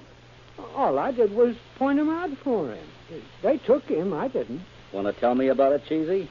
Will you let me get out of this if I do? I don't make bargains with mugs like you, but we'll see about it. Well, it was like this, see? This fella Doolin and Louis Frank and Ralph Sheldon, they met Les Bruneman over in Phoenix a couple of years ago. Well, Les told them if they ever got out here to look him up, so they did. They asked him where they could pull a caper in a hurry, and Les told them about some oil guy that had lots of jack. So they was going to take this guy for a couple of $100,000. But the deal fell through. What happened? Well, we all went up to this guy's house, but he wasn't home. He was down in Palm Springs or someplace. But it was too much trouble to find him, so we goes back to see Les. And he says, well, how about Zach Von Dell? He's got lots of jack. So they says, okay, let's take him. And then they said, will you put the finger on him for us? And Les said, no, he knows me too well. Well, who'll we get then, they said. So Les said, why don't you get Cheesy or Sadie? Yeah, that's right. Mm-hmm. So then we drives down to the depot and waits for Zach to come in. The first time we couldn't take him because he had another guy with him, and Helen had a dame in the car with her, too. But the next week, I saw him coming down the platform, and I said, there he is, boys, go get him. Did they? Did they what? Go get him. Oh, sure. Jimmy Doolin was driving one car, and Bill Bailey was driving another one. Ralph Sheldon was in the crowd, too. Who else? Well, I remember Ray Wagner and Louis Franks and maybe some other monkey, but I ain't sure. Couldn't have been Les Bruneman. No. Les was sitting home waiting for a phone call. Yeah, he was going to act as go-between for the boys. And all you were was the finger man, that right? Yeah, sure, that's all. You don't think that's much of a job, do you, Cheesy? No. Just a little piece of pin money was what you were after, weren't you? Yeah, sure. Did it ever occur to you that you were just as guilty as the other boys? No, I never gave it a thought. Just casual like that, huh? Sure. Know where Doolin is now? Well, he was in Honolulu last time I heard of him. Honolulu, huh? I think I'll look into that. I've got a friend over there in the police department. Sort of chief of police. I think I'll have him suggest to Jimmy that he ought to come home. Hey, you ain't going to tell the boys I talked to you, are you, Lefty? Of course not. Where's Bailey? I don't know. I think he's in Panama somewhere. Joe, see when the next boat leaves for Panama. Sure thing, Lefty. Well, Sadie, how about Ray Wagner? Have any idea when he went to? Well, last time I heard of him, he was headed for St. Louis. Yeah, he used to operate out of there, him and Sheldon and a guy named Davenant. Think of anything else, Cheesy? No, Lefty, I don't think so. Yeah, but look, you ain't going to let on I talked, are you? The boys might not like it. Why, Cheesy, you know I'll protect you. Gee, Lefty, that's square of you. Yeah, as a matter of fact, I'm going to see to it that you'll get a place to stay where nobody will bother you. Thanks, Lefty. Joe, take this stinking rat over to Jimmy Costello and swear out a complaint charging him with kidnapping and conspiracy. Maybe that'll keep him out of my sight. Oh, gee, Lefty, that ain't no way to treat a pal. Get him out of here, Joe, before I start looking for vacant lots. Come on, Joe, let's scram. I don't think Lefty likes me anymore. Cheesy, I think you're psychic. Come on. Madeline, want to write a couple of letters for me? Sure, Lefty. Who to? The Chief of Police, Honolulu, HT. Dear Sir, please see what your boys can find about a bird who calls himself Jimmy Doolin.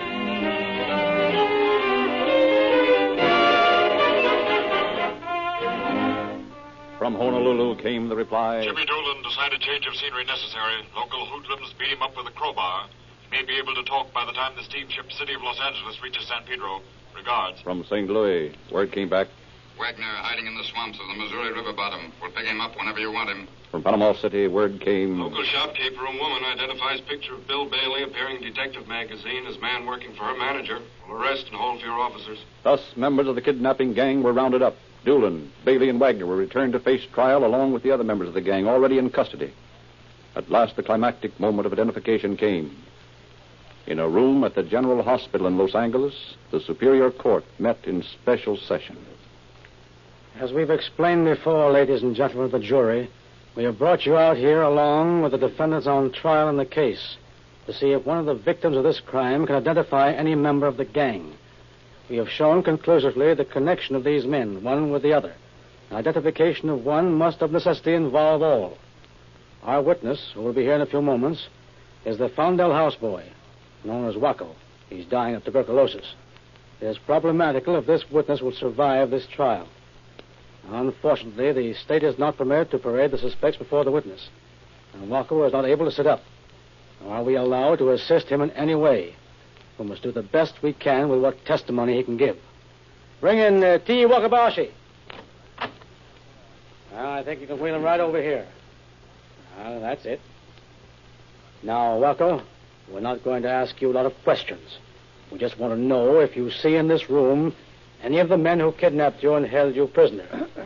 Now, just take your time and look around. Hey, Sheldon, get up and take a walk over to Costello. Yeah? How come, copper? I said take a walk, you lugger. I'll take a post with that sour face of yours. Okay. Keep your shirt on. Oh, Mr. Costello, can I see you a minute? Oh, that is man. That is number one. Boss man. He is one of men who kidnapped Mr. Fonder and Mrs. Fonder and me. Are you sure, Wacko? Yes, I am sure. I know his face, any place. That is man. Tell me, Wacko, you refused to identify this man once. Now you'll do it. Why? Well, you see, those men, they say to Mr. Fonder and Mrs. Fonder, they say, you tell who we are, and we come back and kill you. We cut off Mrs. Fonder's ears and send same home in an envelope. They say to me, you forget what we look like, or it be too bad for one small Japanese. Now I do not care anymore. Wacko is going to die. Anyway, policemen keep gunsters from cutting off Mrs. Fonder's ears. So now everybody happy. Thank you, please.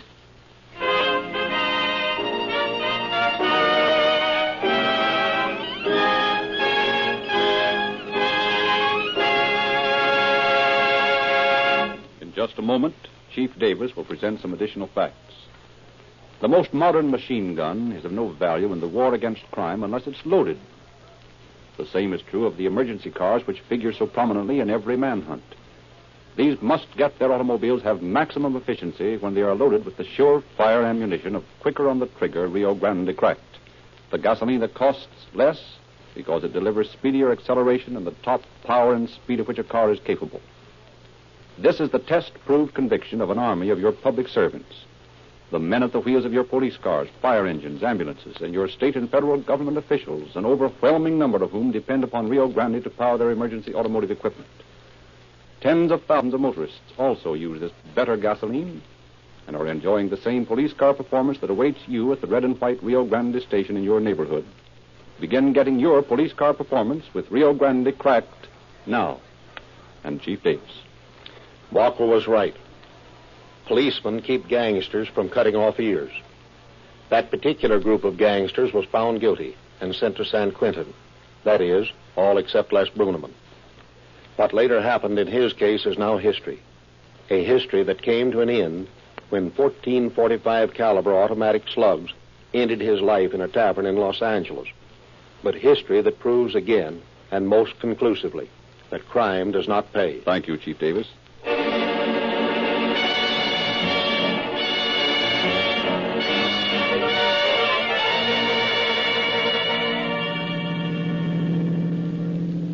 Los Angeles Police calling all cars, attention all cars, to cancellation of broadcast 234 regarding a kidnapping. Suspects in this case are now in custody. That's all. Rosenquist.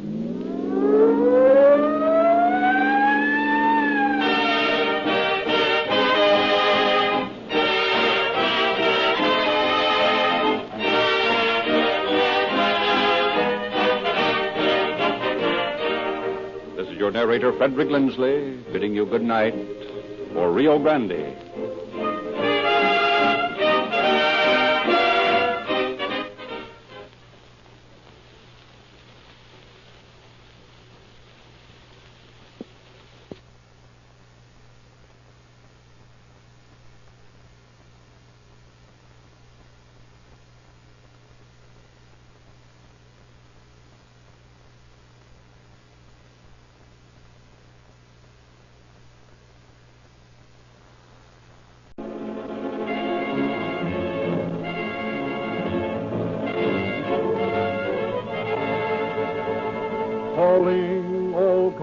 copyrighted program created by Rio Grande. Ventura Sheriff's Office calling all cars. Attention all cars to broadcast 235 regarding a missing person. Be on the lookout for Ray Oswald, described as male American, 5 feet 10 or 11 inches, 150 to 60 pounds. This man was last seen in the vicinity of Summit on September 11th. That's all. Rolls and clips.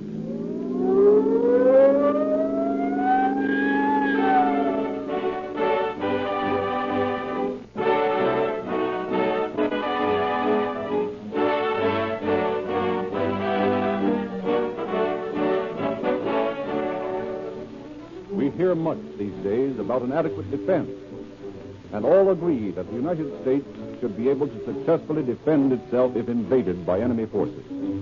We are not looking for trouble, but if trouble comes looking for us, we must be prepared. When it comes to their automobiles, some motorists are attempting to beat off the ruthless attack of such armed-to-the-teeth aggressors as wear, tear, friction, and breakdown with inadequate pea-shooter motor oil. It can't be done, friends. The only language these forces of destruction understand is the last word in modern automotive armed resistance, Reolube. This superior motor oil not only defends your motor against the onslaught of extreme heat at your highest speeds, it fights back, and never yet has it lost a battle. With a lightning-fast encircling movement, Reolube completely surrounds your motor with a protective armor that cannot be dented by the fiery blasts of the enemy. So pure, so entirely free of traitorous sludge, gum, and carbon-forming elements is this 100% paraffin-based motor oil that even freezing weather cannot keep Reolube from marching on to perform its appointed duty. Give your motor an adequate defense against the rigors of summer driving, friends. Pilot your mechanized unit into the red and white Rio Grande headquarters nearest you in the morning and rearm with a crank case full of Reolube, the newest and finest motor oil sold in the West. The story we're to hear tonight was taken in the main from files of the office of the Sheriff of Ventura County. We have asked, therefore, that Sheriff Howard Durley of Ventura open our program. Sheriff Durley. It is not the job of the law enforcement officer to look behind the crime for a motive that may or may not mitigate the offense. It is for the officer to find the criminal and bring him to justice. In the story we are to hear tonight, that is exactly what happened.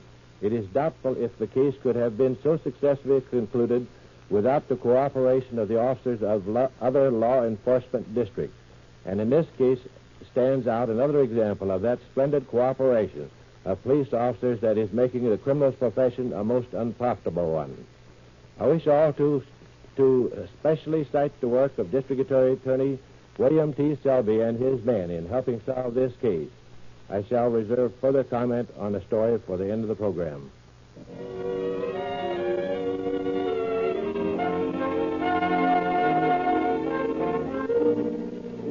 On the morning of October 26th, the telephone in the office of Sheriff Durley in Ventura rang an insistent summons.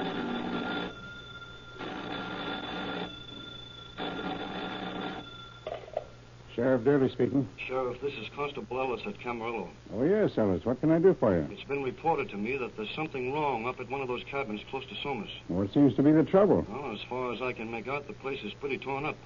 And it looks like there's a lot of bloodstains on the floor. Have you been in the place? No, it's locked up. I thought it might be best if you sent some of your men down to look the place over. All right, I'll do that. I'll send Under Sheriff Sider down there right away. He'll pick you up. Okay, Sheriff. I'll be ready. Oh, Bill. Want me, Howard? Yes. Take Carl Wallace and run down to Camarillo. Pick up Constable Ellis and take a look at the cabin he thinks needs investigating. What's the matter with it? I don't know. Ellis says it's all torn up inside. There's a lot of blood on the floor.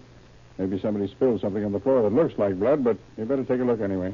You think we better take along one of the DA's men just in case? Well, might not be a bad idea at that. I'll call Arthur Waite, see if he wants to go down there with you. You tell Wallace to get his camera and stuff together.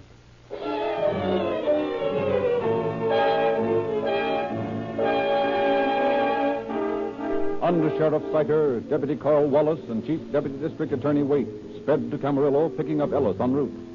Ellis directed them to the cabin in Somas. Carl, you better get some pictures of this place from the outside before we go in. I think one of the door and the padlock will be a good one.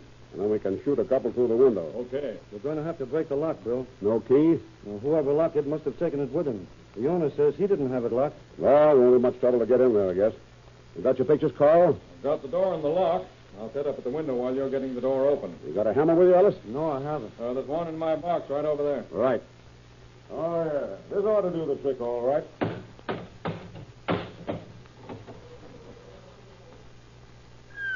Man alive, look at that. Yeah, I told you this place was a mess. Whoever left this place did it in a hurry.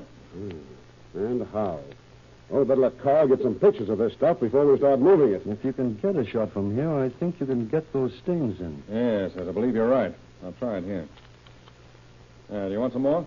You better get one from the northwest corner, too, Carl. Okay.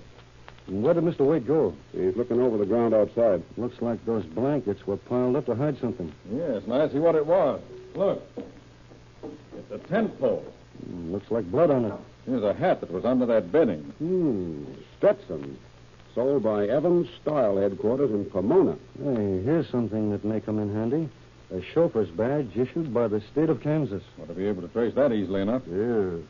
Well, I don't see anything else to do around here. We've got to take this stuff back to Ventura and tag it for identification. You know, there's a bare possibility that some of those boys over at the CCC camp might know who was staying here lately. Yeah, that's a possibility. Hey, let's drive over and have a talk with some of them.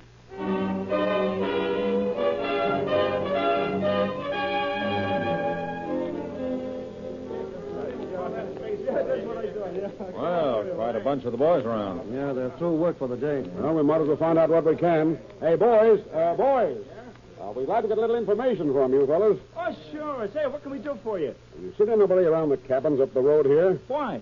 Well, we are just trying to find out if anybody's been seen around that little place on Donlin and Los Angeles Avenue. Anything wrong up there? We don't know yet. I think this man knows something about this. I do, too. Hey, where you fellas from? I'm from the sheriff's office. This is Constable Ellis. Well, why didn't you say you were officers? Sure, I seen a couple of fellas around that cabin. Yeah, I seen them up there myself. That so? When was this? Oh, about a month ago. Well, maybe a month and a half. How did you happen to send the fellows up to that cabin? Well, I was in camp here one evening about sundown when these two fellas come up in a car, and I stopped and asked them. Hey, buddy, any place around here where we can camp out a while? Yeah, it might be. Where is it? Well, there's lots of places where you can camp out, but there's a cabin on this road just a ways. Yeah, right close to Los Angeles Avenue. Nobody's been living there for some time now. Yeah, you ought to be able to stay there. Yeah, but we can't pay rent on a cabin. Well, who's going to make you? The place is empty, and the worst they can do if they find you in there is to run you out. Yeah, maybe charge you $1 or $2 for rent. Guess it's worth trying anyway. Sure. Hey, so you got a Texas license. You just drive through? No, can work in the orchards over around Redland. Well, I think you'll be able to get some work around here. Yeah, if you're looking for it. I'll be seeing you.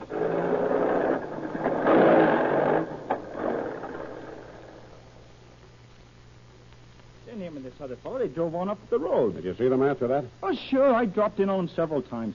The older fellow and I had a lot to talk about. You know, me being a CCC camp. Mm-hmm. Yeah, he said he'd been in the Army himself. Yeah, he didn't have any trouble getting a good job whenever he wanted it.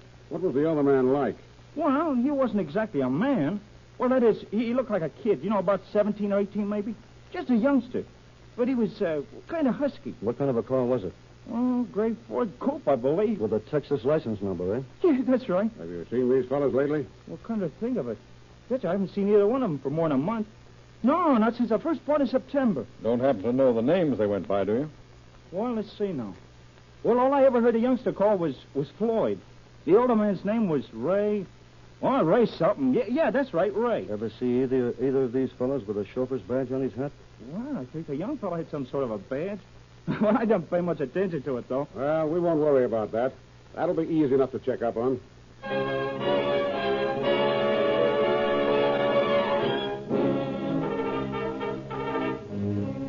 Back in the office, Deputy Wallace dispatched a teletype message to the Commissioner of Motor Vehicles of the state of Kansas, the original place of issue of the chauffeur's badge.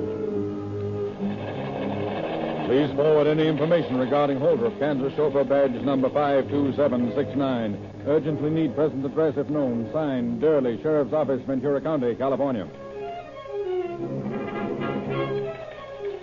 Badge number 52769, issued to Glengarry, Holton, Kansas. Present address unknown. Permit expired June 1937. Suggest you communicate with Sheriff Singer of Holton. Signed, Neckermer, Motor Vehicle Department.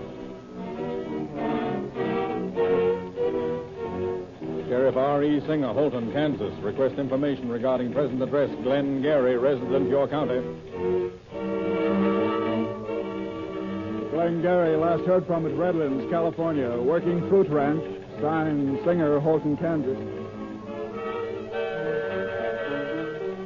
To Sheriff Shea of San Bernardino County and to the Chief of Police of Redlands. Please check on present address of Glenn Gary, supposed to be in Redlands. Do not question, but wire Durley, Sheriff, Ventura County. Unable to locate any person by the name of Gary in Redlands. Signed, Shea, San Bernardino. Department of Motor Vehicles, License Division, Sacramento. Request information regarding motor vehicle registration to Glenn Gary, Redlands, or anywhere in California. No motor vehicle registration for Glenn Gary. No visitor's permit issued in his name. Division of Registration, Motor Vehicle Department, Sacramento.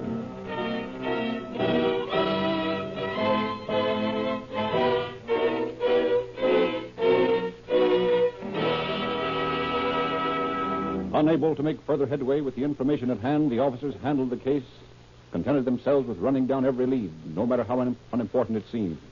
At last, on January 7th, word came from Sacramento regarding the registration of a car to Glenn Gary of Redlands. Deputy Wallace immediately conferred with Sheriff Durley. Well, Sheriff, here's something definite to go on in that Somas case. You lead? The Motor Vehicle Department just wired that 2 cars have been registered to Glenn Gary.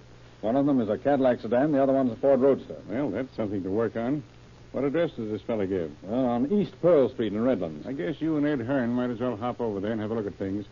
I believe Sheriff Shays had Gordon Cram working on the case from that end. Might get in touch with him and see what you can find out from this fellow Gary. Okay, Chief. I'll find Ed and shove off.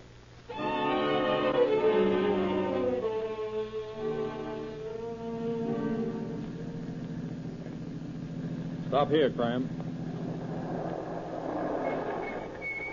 We'll look around a little. You see anybody, Hearn? No, house is vacant.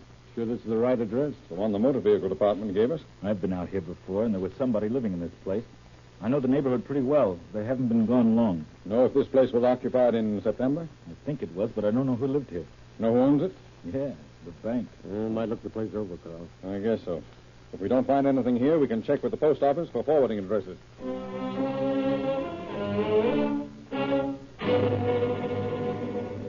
Thoroughly going over the place, looking for possible clues, Hearn, Wallace, and Deputy Cram from the San Bernardino County Sheriff's Office at last realized that their search was futile. Checking with the post office, it was found that no forwarding address had been left for the occupants of the house on Pearl Street. Now, that doesn't make sense. It was awfully peculiar the fellow would leave without making some provision for his mail. Maybe he's not expecting any. On the other hand, he may be just careless.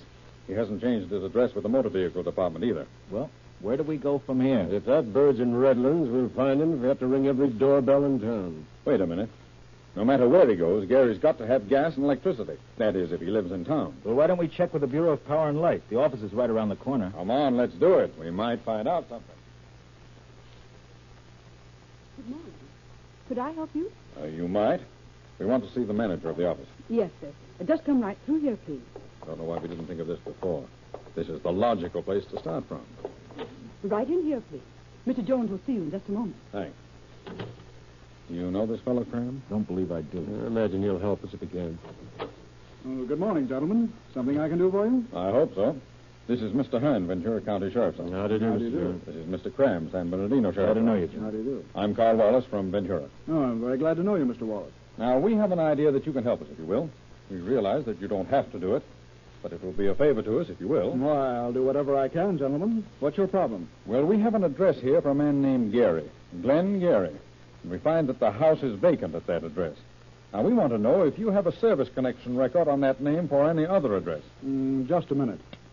Yes, sir? Mary, have we had a change of address or any service connection on Glen Gary within the last month? Yes, sir. We have a Glen Gary at 23 Sacramento Street, Mr. Jones. Thank you, Mary. 23 Sacramento Street. There you are, boys. Hope that'll help you out. I've got a hunch it will, Mr. Jones.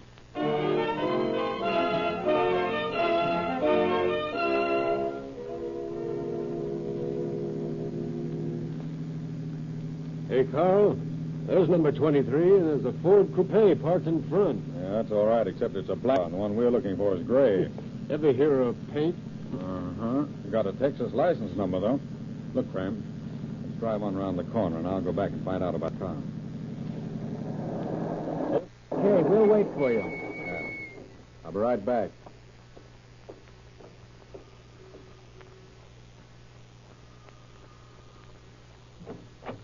Yes? Good morning. I'm doing a little checking up on old automobile licenses and out-of-state cars. No, I see. Are you Mrs. Gary? Yes? That car parked out in front, does that belong to you? No. Belongs to a man named Oswald. Ray Oswald. Is he here? No, he isn't. Well, how did the car happen to be here? My brother left it here right around Christmas time, or a little before. And where's your brother now? I think he's back in Kansas. Kansas, eh? Mm-hmm. Where'd you say this Oswald fellow is? Well, I think he's in jail. My brother said he had been arrested for stealing gasoline. Oh, you don't know where that was, do you? Up close to Ventura someplace, I understand. You haven't been driving that car, have you? No, sir. We tried to get a license for it, but we couldn't. So we just left it parked there. I see. Well, don't try to use it till you get a license. No, we won't. By the way, what's your brother's name? Floyd. Floyd Krantz. And he's back in Kansas? Yes, sir. Fulton, Kansas. He came out here with us last June, I think it was. Yes, the latter part of June. He went back to Holton just a few weeks ago. By the way, Mrs. Gary, where's your husband? He's working on the Arch Ranch out on West Pioneer Boulevard. Well, never mind. You tell him I'll be around to see him later. And not to drive that car without a license. No, I'll tell him. How'd you make out, Carl? That's the car, all right. It's been painted. I had a good look at it before I left. Some gray color showing under the black in spots. Who does it belong to? A fellow named Oswald. Never heard of him. Gary works on the Arth Ranch. You know where it is? Sure, out on Pioneer. Now, let's go out and talk to Mr. Gary.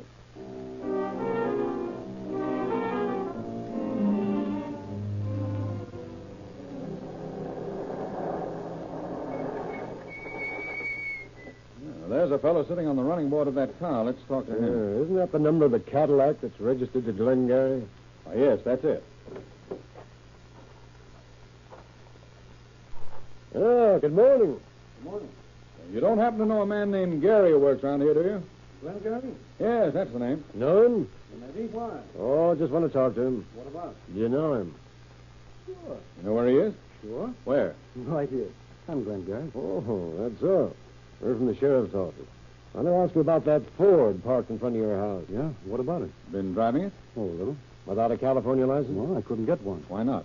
No pink slip. I don't know the car. Who does? Well, a fellow named Oswald. Ray Oswald? Yeah. Now, where'd you get the car? My brother-in-law left it in here. What's his name? Krantz, Floyd Krantz. Where's he? He's back in Kansas. Been back there a couple of weeks. Where's Oswald? Well, Floyd said he was in jail up north somewhere for stealing gasoline. He got 6 months for it. How did Floyd get the car? He said Oswald asked him to keep it till he got out. Floyd had to go back to Kansas, so he left the car with us. He said he'd write Oswald where to find it. I see. Well, look, you'll get into a lot of trouble if you drive that car without a license. Now, we're going to tow it down to a garage in Redlands and store it. Now, if you get hold of Oswald, tell him to check in with the motor vehicle department about that license. Oh, sure, I'll be glad to. Oh, and incidentally, if you hear from Floyd, tell him he'd better get in touch with Oswald about that car. Okay, I will. I just got a letter from him this morning, but he'll be writing again in a week or so. Is that so? Well, what's his address? We might as well get in touch with him ourselves. Okay, here it is. Yes, 810 Ohio Street, Holton, Kansas. Okay. Oh, thanks. By the way, did you ever see this before? Well, sure. Well, that's my chauffeur's badge. I sent it to Floyd last year, just after we got out here. You mean Floyd used it all last summer? Well, yes, he said he lost it. Hey, well, where did you fellows get it? Oh, it was turned into us. Well, it's expired now anyway. I wouldn't have any use for it. Well, we'll just keep it in our files then, if that's okay with you. Yes, that's all right. If I can help you out any time, let me know. Oh, thanks. We'll do that. And by the way, Oswald's suitcase is down at my house. You'd better tell my wife to give it to you. We'll do that, too.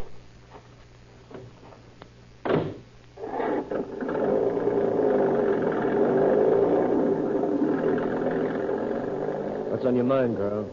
It just occurred to me that we're doing an awful lot of work on the assumption that somebody's been murdered, when, as a matter of fact, this guy Oswald may be safe and sound in somebody's jail. Well, that's easy to find out. Yes, it is. Meantime, though, let's look at that car over there and get that suitcase. Maybe we'll find something. What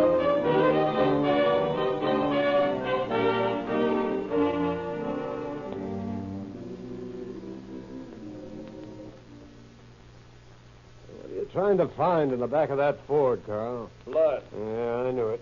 Ever since you've been in that laboratory, you've been one of these scientific sleuths. Yeah, I know. Give me a hand with these things in here. Well, hand them out to me. Well, here's a wrench, old pair of pants, a tire pump. Uh-oh. Don't tell me. Let me guess. It's blood. Maybe. Here's something else that might prove interesting. Unless I miss my guess, that is blood on that piece of tin. Remind me to get a bottle of glacial acetic acid on my way back. I'll need it to run a benzodine test on this stuff.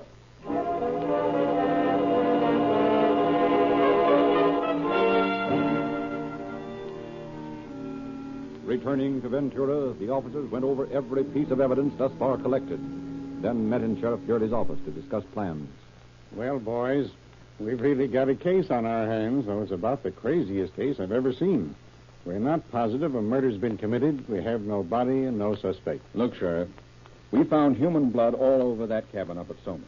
We found that chauffeur's badge, and we traced it to this fellow Kranz. We know that whoever had that badge was in that cabin. We also know that there was another man in that cabin, and we know it was Ray Oswald. What makes you so sure? You remember that suitcase? Yes. You remember we found a penitentiary discharge for Ray Oswald from Arkansas in that suitcase? Sure. Well, this morning I got Ray Oswald's fingerprints back from Arkansas, and they matched fingerprints we got off Oswald's car. Nobody's saying the car doesn't belong to Oswald. Well, don't... Oh, come in, Mr. Selby. I've been talking to Wallace about that Somas case. Oh, yes. Who's working with you on that, Wallace? Ed Hearn. He's in bed with the flu. The sheriff thought that as district attorney, I ought to be getting in on this. Well, I was just telling him that I know positively from fingerprint identification that Ray Oswald was in that cabin at Somas. How do you know? Well, here's a clock we found up there, right here on the back. Mm-hmm. We have a fine set of prints. They are Ray Oswald's fingerprints. Yeah, well, then that definitely places him in the cabin prior to last September. That's right. Well, where is he now? Nobody knows. Floyd Kranz told the Garys that Oswald was in jail for stealing gasoline. But we've checked every jail in California and parts of Arizona and Nevada, as well as Washington and Oregon, and no man of his description or with his prints is in jail. What do you think has happened to him? Well, as I told the sheriff, there's blood on the cabin floor and on the beds. And I found blood in the turtleback at the coupe. Now, obviously, something had been carried in that turtleback. And I think it was the body of Ray Oswald. This is all a little fantastic, Carl. We've got nothing to establish a murder. The man might have had a nosebleed for all we know. Well, that won't explain the blood on the floor, the signs of a heavy object having been dragged over the floor and out to the road, nor the stains on the tire pump, nor the stains on the floor of the car under the floor covering. Now, those things aren't accidents. But they're not necessarily murder either. Besides that, where's Oswald? Kranz said he was in jail. Well, obviously he's not. Now, it doesn't make sense that he'd just disappear, leaving all his stuff behind. Nothing in this case makes sense. Besides that, I found this little book in the glove compartment of the car. Now, here's a notation. Ventura Beanfields, $5.50. Now, this book has Floyd Kranz's name on it, so obviously they were up there together. Kranz is in Kansas. But where's Oswald? Well, Carl, maybe you have got a case here. Oh, Howard, you wire the sheriff back in Holton. That's the place, isn't it? Yes, Holton, Kansas. Well, you wire him to pick up this Kranz boy, and Carl and I will take a run back there and see what we can find out.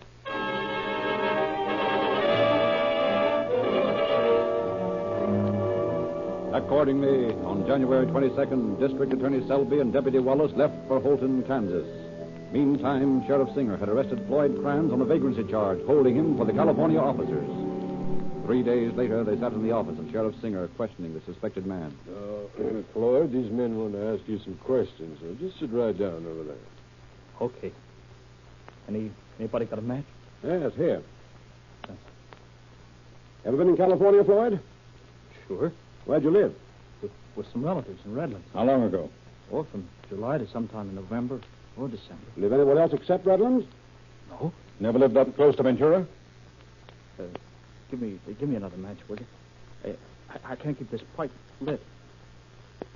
No, I never been any further north than Los Angeles. This your notebook? Well, let me see.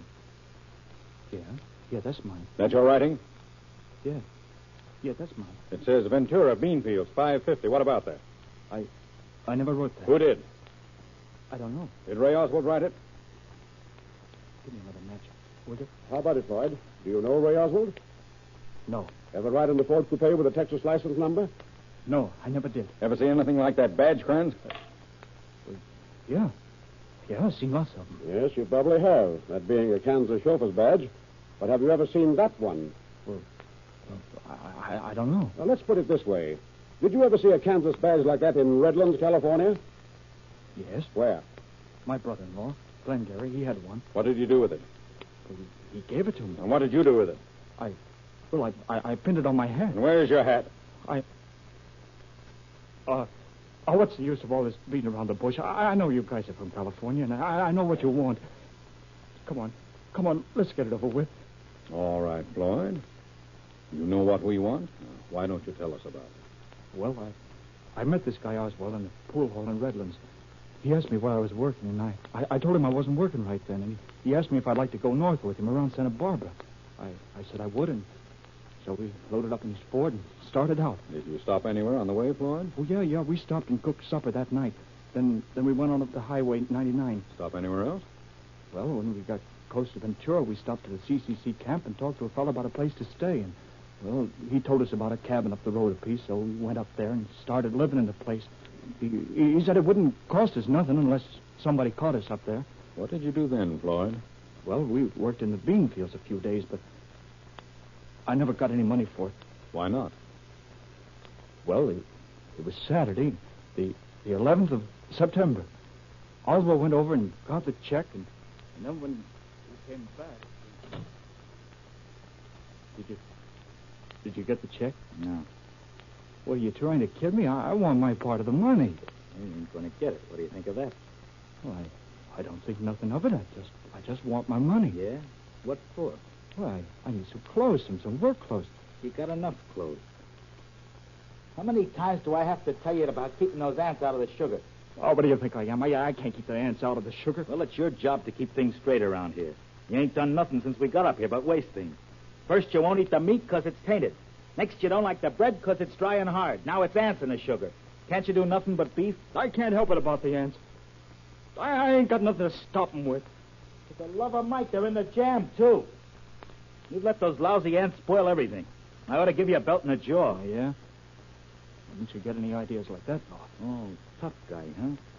Look, kid, don't get hard with me or I'll bounce a can of beans off that thick skull of yours. Yeah? Yeah. I'm getting fed up with that pickle puss. Well, don't get any ideas of changing it. Here's a present for you, pal. Keep away from me, Ray. Keep away, I tell you. I'm going to change that baby face of yours, you little punk. Keep away from me, I tell you. I'll break this tit full of your head. Try it, and I'll break every bone in that screwy head of yours. Give away! Give away! Oh. Ray. I killed him. He's dead. He's dead.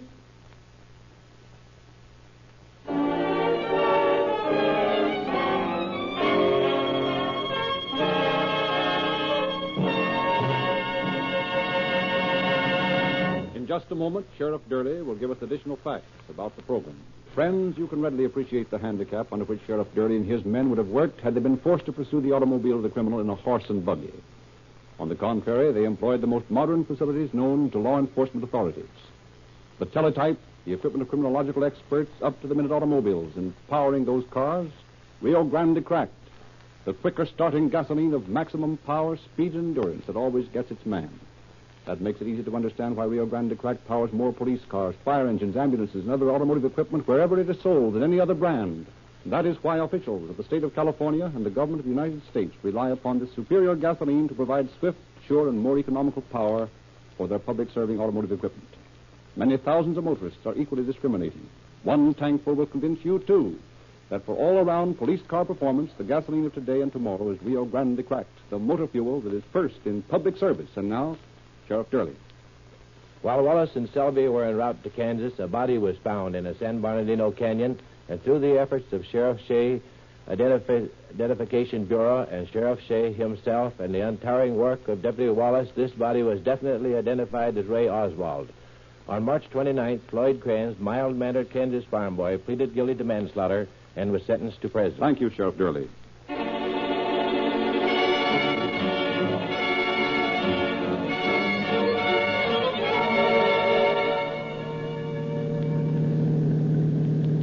Ventura Sheriff's Office calling all cars, attention all cars, to cancellation broadcast 235 regarding a murder. Suspect in this case is now in custody. That's all.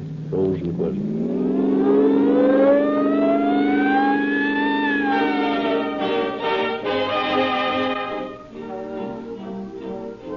This is your narrator, Frederick Lindsley, bidding you good night for Rio Grande. This is the Columbia.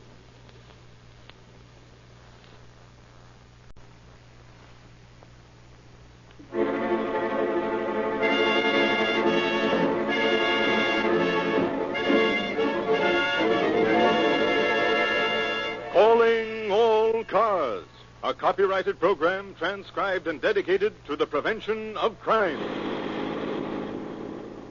Calling all cars, attention all cars, broadcast 236. Cooperate with narcotics squad in making arrests. That is all. Gordon.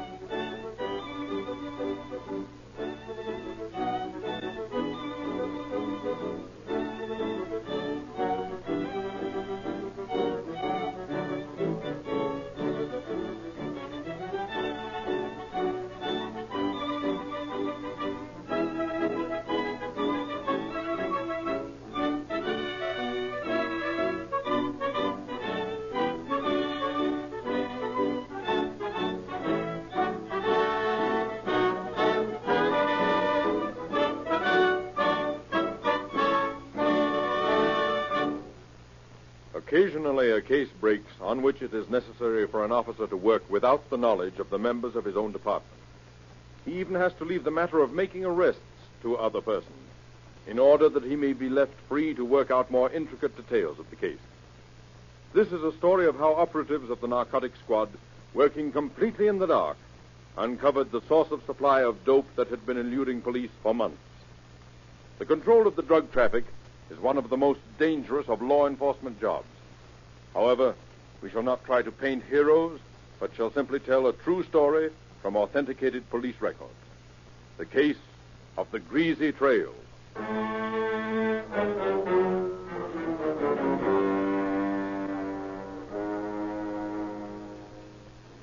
In one of the residential sections of the city, two members of the police narcotics squad stand watching a house.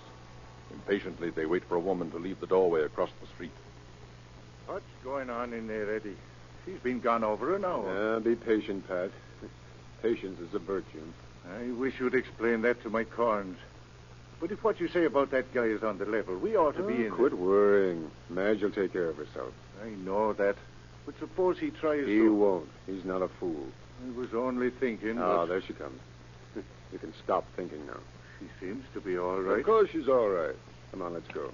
She'll drive around the block and pick us up on Las Palmas Street, if the coast is clear. All right. Say, Eddy, I've been thinking. What, again? No, it's the same thing. But I didn't get a chance to finish it. Suppose this Dr. So-and-so does what you expect him to do. What does that make us, or him? It makes us conscious we're on the right trail. And it eventually may make him occupy a little stone room with only one window instead of that palatial house. All right, here we are. Here's Las Palmas. We'll turn this corner. There's nobody in sight. Not as far as we can see at any rate, and we'll hope for the best. You know, the boys connected with this business have very nervous fingers. They shoot first and talk afterwards. Well, maybe we better just skip it. I'm enjoying a pretty good constitution, and I'd like to go on enjoying it a little while longer. Here comes Madge. We'll talk the matter over. I still have a very fine regard for my constitution. I think sort of will if it Taxi, Captain? Oh, yes. Don't mind if I do. May I bring my friend? By all means. 3 can ride as cheaply as 2. Well, no, this is an honor I never expected. And get in and express your appreciation by a big chunk of silence. And close the door.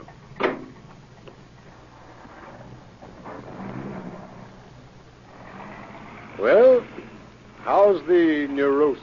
Oh, it's just dandy. But that isn't the half of it.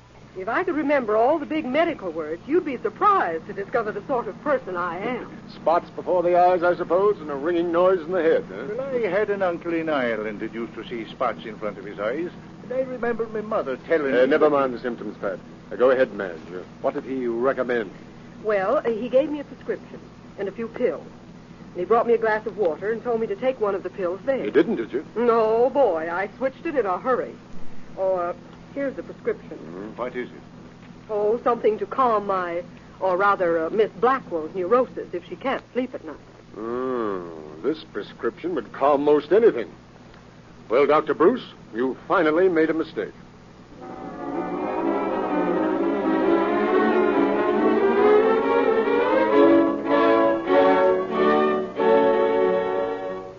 And so, gentlemen, a condition exists in this city that should not be tolerated under any civilization. A nauseous serpent of inconceivable destruction has wormed its way into our homes, our high schools, our universities. And, gentlemen, with your help, I am going to stamp it out. My duty to the community demands that I exercise constant vigilance in the control of the world's most ferocious evil. And that evil, my friends, is the traffic in dope. Poison. We've handled it with kid gloves. We've been afraid to face it because it isn't nice, because we don't like to think it's real. But it is, and you can depend upon me as president of this league to do my duty. Yes, and more than my duty, to smash these vicious criminals who contribute to the cause of human demoralization. I thank you. Well, Britton, that was a great speech. You're a man after my own heart. Thank you, Captain Chitwood. I feel the time has come when everyone must take up arms against such villainy. You're absolutely right. And speaking from my official capacity, I want you to know you can depend upon every cooperation from the police department. Thank you.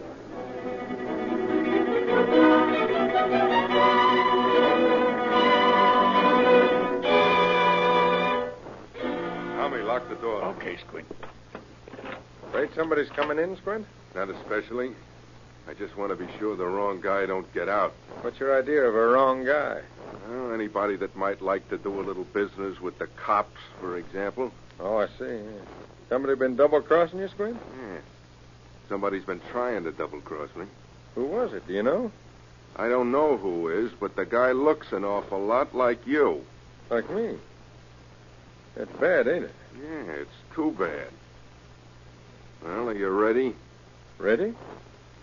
Sure. Okay. Somebody tipped the cops we was going to move some stuff tonight. They got the tip yesterday at 2 o'clock, and at that time there was only 3 guys that knew about it. Buddy, myself, and you. And you think that I'm the guy? I don't have to think. I got the tip right back again. Buddy hadn't been out of my sight, and the guy that tipped me to the tip-off described you. Now, what do you think? Well, I think there's only one thing to do. And that's how we handle cops. The faster they tip, the faster they get tipped. All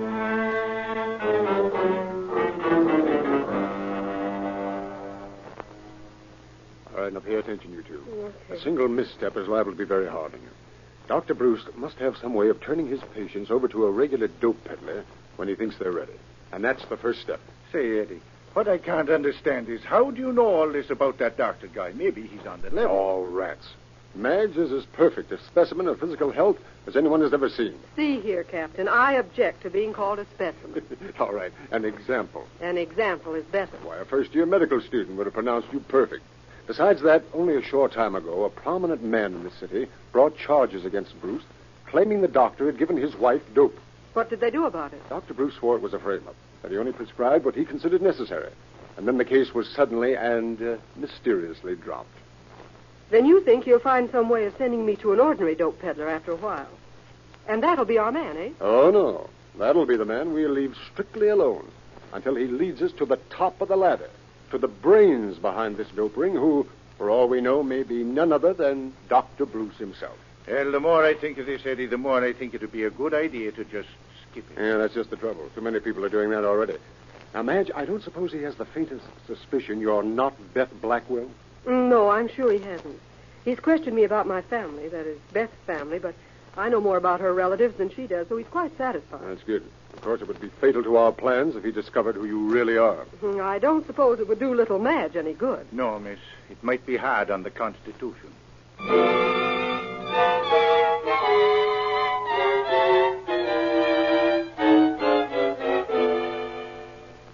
You're coming along splendidly, Miss Blackwell. I see a definite capillary reaction. A few more weeks, and I think we can consider you well on the road to recovery. Thank you, Dr. Bruce.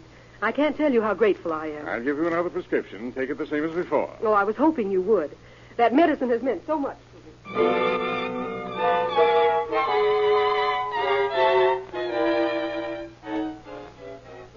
All kinds of news, Eddie. I've discovered where and how to get the dope. Good. Where? At a nightclub called the 810. How'd you find out? 2 patients in Bruce's office were talking. They spoke in whispers, but loud enough for me to hear. Mm-hmm. Men or women? Women. They get it from a perfume vendor in the ladies' dressing room. Fine. Looks like our next stop is the 810 nightclub. Come on, it's out at 10,500 Estamanda.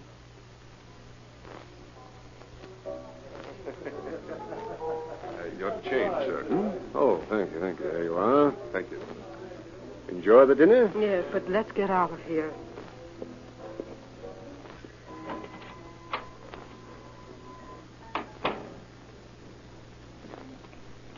Where did we park? You remember, Madge? Yes, right around the corner. Oh, that's right, we did. Well? Well, Captain, here's the stuff. You want it now, or will you wait until you get home? Keep it for a souvenir. Hold it until we get in the car. Whoever thought up that appliance used a certain amount of misguided intelligence. It's just what the doctor ordered without the formality of a doctor's prescription. How's it operate? Well, the perfume dispenser is on the wall, which I would say is between the dressing room and the kitchen. A sign is pasted on it which reads out of order. An ironical comparison there. Yes, but all you have to do is drop a $5 bill down a little slot on top of the machine, then put a dime in the regular coin slot, and lo and behold, the out-of-order machine works. And I imagine they can see you, but of course you can't see who's operating the machine. That's it exactly. Here's the car. May I have the pleasure of driving you home, Miss Weber? You may have the pleasure of driving me, but if there's going to be any excitement, you're certainly not going to drive me home. There'll be no more excitement tonight. I don't think it'd do us any good to go back there and locate the passage to the wall behind that machine. We wouldn't find anybody and would only get ourselves shot if they saw us. Of course, the real truth of the matter is that the heroin is not in the machine. The man who gets the 5 pushes out the dope after you put the dime in and turn the handle. And what's the dime for? Well, I don't know. Overhead, probably. Smart idea, but unfortunately, crooks have no monopoly on ideas. In about 24 hours, the dope seller will be uncovered to us as completely as though he wore a sign which read, "I'm the man who sells the dope." And from then on, we should get some action.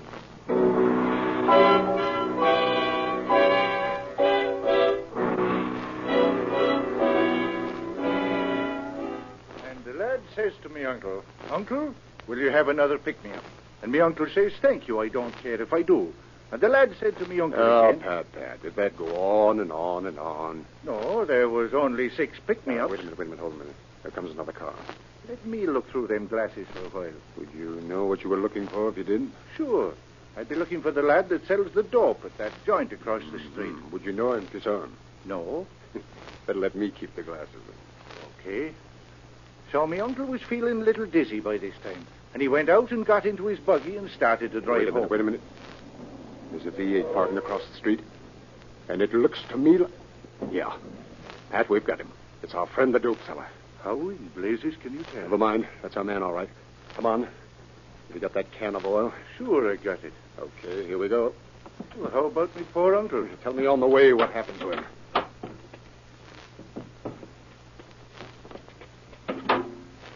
Well, the constable says to him, "What's your name?" Me uncle says, "Well," says me uncle, "if my name's Michael Gilhooly, I've lost a darn good horse. And if it ain't, I found a pretty buggy." Yeah,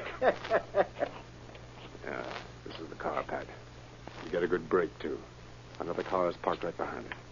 That'll give me a chance. Make it snappy, Eddie. Suppose that lad forgot something and comes out again. It'll take me a second. You stand right here and warn me if you see anyone coming. I'm going to tie this can of oil in here. Put a cork in the hole in the can. Tie a string to the cork, and there we are. Right. Go ahead. There's a pretty spot in Ireland. Oh, that's too high. There's a pretty spot in... Oh, hurry up, Eddie, before they run out of spots. There's a pretty... Here we are. That's done. Now, there's nothing to do but go back across the street and wait until Mr. Dope Seller goes home.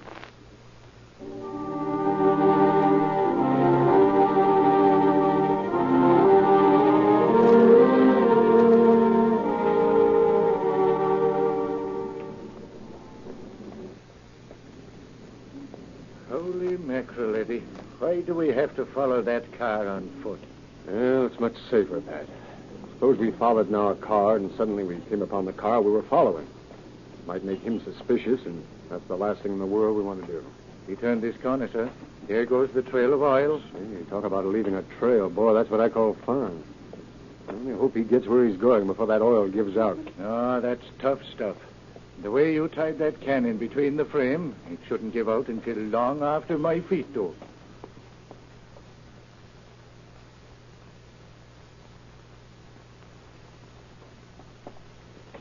Oh, for the love of Mike Chitwood. This guy must live in China. You've got some good ideas, you have, but my feet don't think so. Cheer up, Pat. This looks to me like a great neighborhood for a dope smuggler's hangout. It sure looks like something. Ramshackle buildings, dark alleys, deserted factories. Wait a minute. The oil's getting very faint. Uh-huh. What is it? We turned in this driveway. Don't look. Keep going straight ahead. Nothing but a driveway between two empty buildings. My guess is that somewhere in those empty buildings we'll find some pretty fair living quarters. And probably a fortune in dope. Are we going in now? No. Too near daylight. Anyhow, we need some of the boys for this job. And a couple of machine guns, if you was to ask me. Nothing of the kind. We're looking for some more important men than we'll find in there. So we'll use brains instead of bullets. Tomorrow night, we'll come back and put a dictaphone in that empty building. Or get shot. Well, personally, I'm in favor of the dictaphone. A hot foot bath and a box of corn plasters.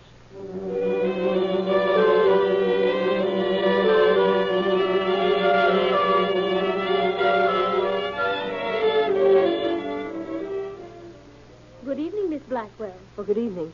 Is Dr. Bruce here? No, not right now. But he said to tell you he wanted to see you. He wanted to see me? Yes. And if you came while he was out, to ask you to wait. Just have a chair. Thank you. A magazine? No, thanks. I'll just wait. Would you excuse me? I have to sterilize some instruments. Of course.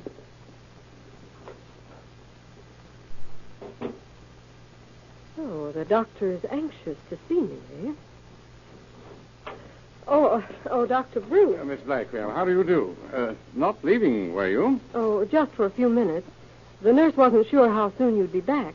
Seems I've arrived just in time. Be seated a minute. I'll be right with you. I have to make a phone call. Of course, Doctor. I'll be only a moment.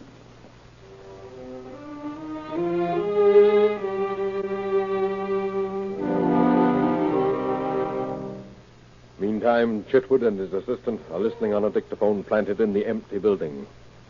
227 Sherman. Did you get that, Pat? Yes, sir. I got it down here, sir. Now, listen. Is them cellophane capsules ready? Yeah. And from now on, the boys keep a smaller supply on hand, see? And when you deliver the capsules, explain how to use them. They'll fit in the partitions of a regular ice tray. They're waterproof, so all they do is pour water on top of them and freeze them. Swell gig, Squint. Did you think of that yourself? Of course. Ellen. Yeah? Yeah, go ahead, Dr. Bruce. Bruce. Oh, she is, huh? In your office? Is that the dame that told you she was Beth Blackwell? That's Madge he's talking about. Well, I'll be right over. Don't let her get away. Holy mackerel, she's in that doctor's office. No talk, Pat. Action. Gather up those notes and let's go. We've got to get to the doctor's place ahead of that mob. Come on.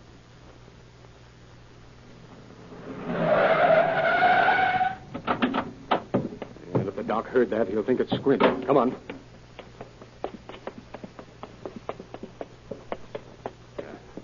I'll ring the bell. If they don't answer in about 2 seconds, we'll kick down the door. I hope everything's all right. Of course everything's all right. They're expecting Squint, aren't they? Quick, someone's coming. Good evening. Nice work, Pat. Don't let go of her for a minute. I won't, you know. Get him up, Dr. Bruce. Hurry up. What's that? Talking not a word out of you. Get out of here, you. Oh, please don't. Get out of here, I said, and hurry. Yes, sir.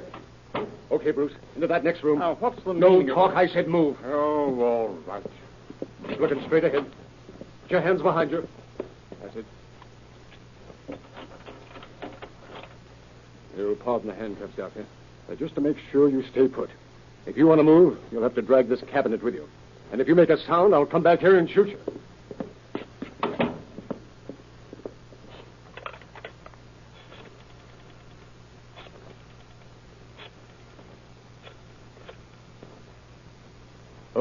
Police department?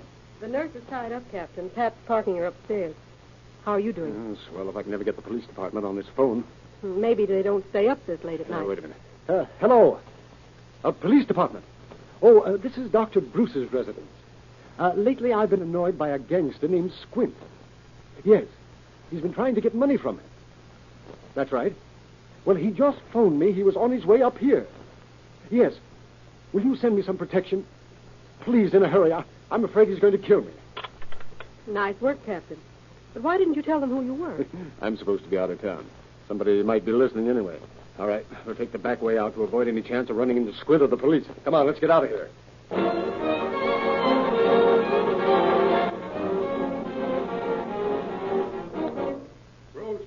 Bruce, where are you? Hey, Bruce, what's it all about? Oh, there you are. Yes, here I am. Now, where's the dame you was telling me about? She's gone. Gone? What do you mean? Squint, you've got to believe me. She was sitting here with me when a man entered wearing a mask. I couldn't see his face. He forced me into my laboratory here, handcuffed me to the cabinet. So you ain't been sniffing that stuff yourself, have you? It's the truth. Just before you came in, both of them ran out. Wait a minute, Bruce. You're drunk or something. I might go for the first part of your story, but that running out stuff, I don't believe that. Get him up, Trent. I got you covered plenty. Oh, yeah, a lot of good it'll do you. Are you Dr. Bruce? Yes, why? You the man that phoned police headquarters that a gangster named Squint was bothering you? Well, he won't bother you anymore for a while. You dirty double-crossing rat. So that's how it is it? Pipe down, Squint. You don't mean nothing to me, cop. I'll be out in a half hour. With you, Dr. Bruce. Come on. Save your breath. You'll need it.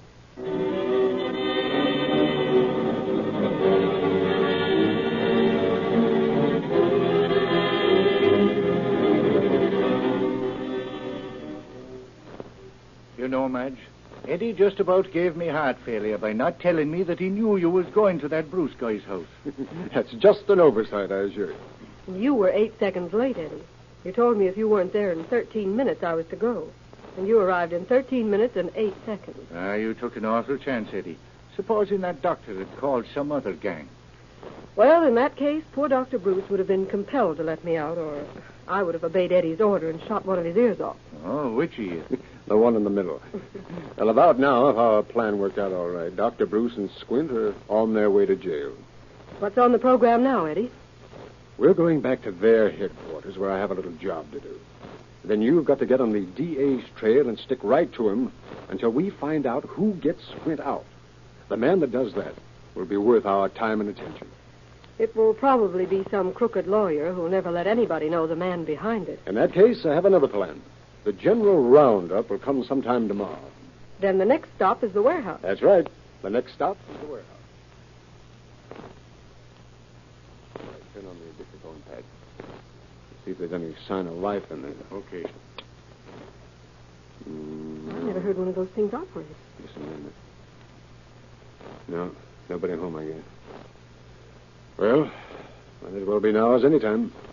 The gang that went with Squint is liable to be back any minute. Pat, you cover the front of the building. Madge, watch the rear. Yes. I'm going in and see if Squint left his payoff money there. That's going to be the trap, the money. Do you think it's safe to go alone, Eddie? Much safer than leaving part of this building uncovered. Well, let's go and get it over with.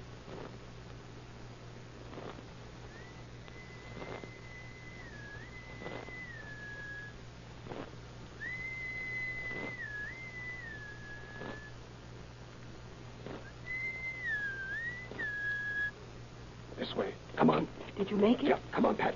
I'm coming. The trap is set. If the mouse tries to take a bite of it, He'll wake up with an awful pain in the neck.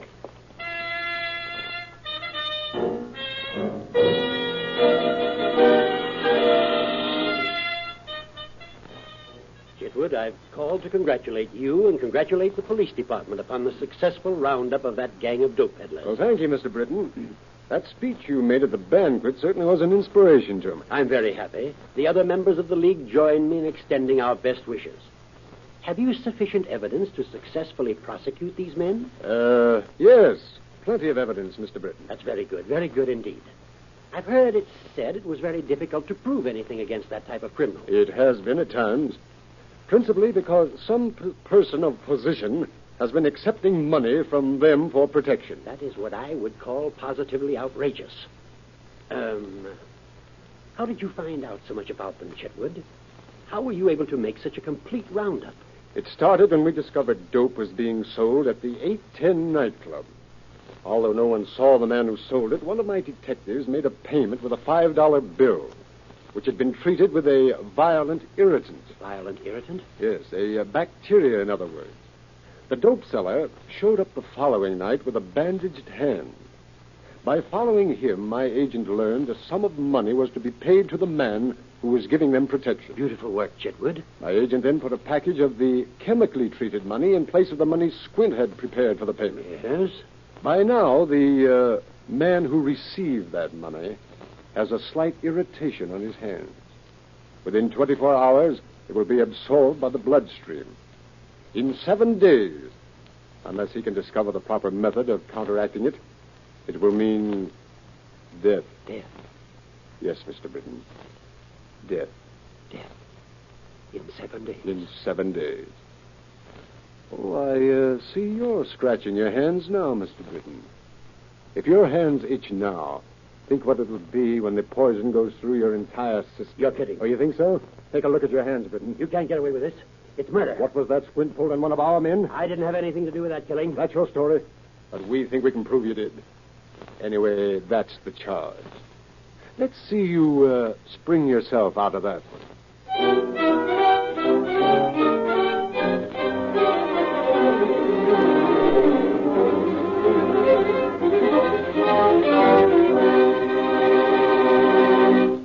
In just a moment, you will hear the conclusion of our drama.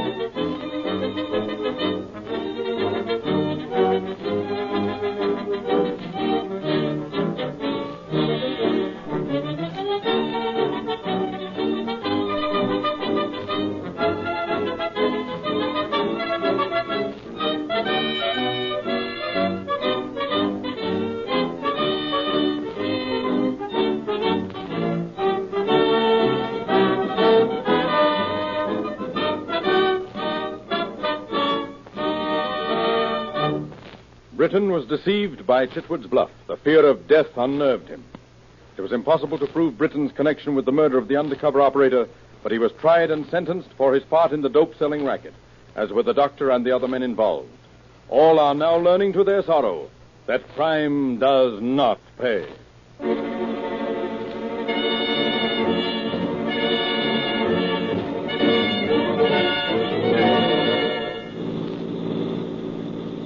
all cars. Attention all cars. Cancellation on broadcast 236. Suspects now in custody. That is all. Gordon.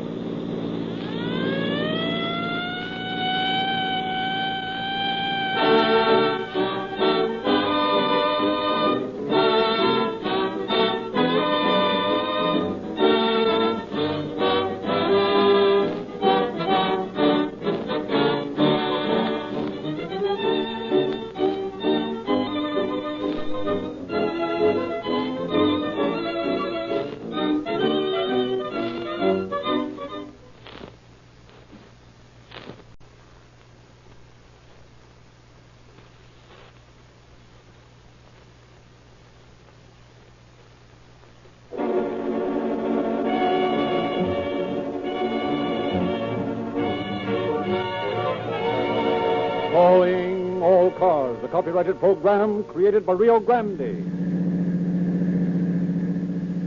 Long Beach Police calling all cars. Attention all cars. Broadcast 237 at 120 East 1st Street. Assistant officer. That's all. Rosencliff.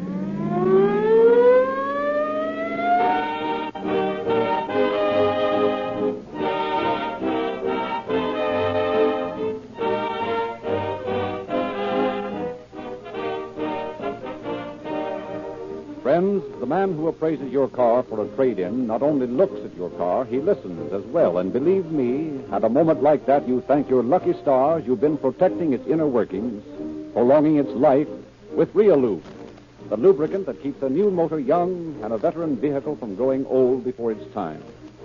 I tell you, friends, Realube not only safeguards the family car from unnecessary wear and tear, but brings it to the judgment day of a trade-in cleared of conscience and unashamed. Thanks to this great lubricant, your motor never gives in to the degrading influences of intense heat generated by your fastest driving in the hottest weather. Realube places a protective arm about every vital point, and the demons of heat haven't a chance. If your car has been associating with ragtag and bobtail lubricants that threaten to take it for the wrong kind of a ride, give it a new environment.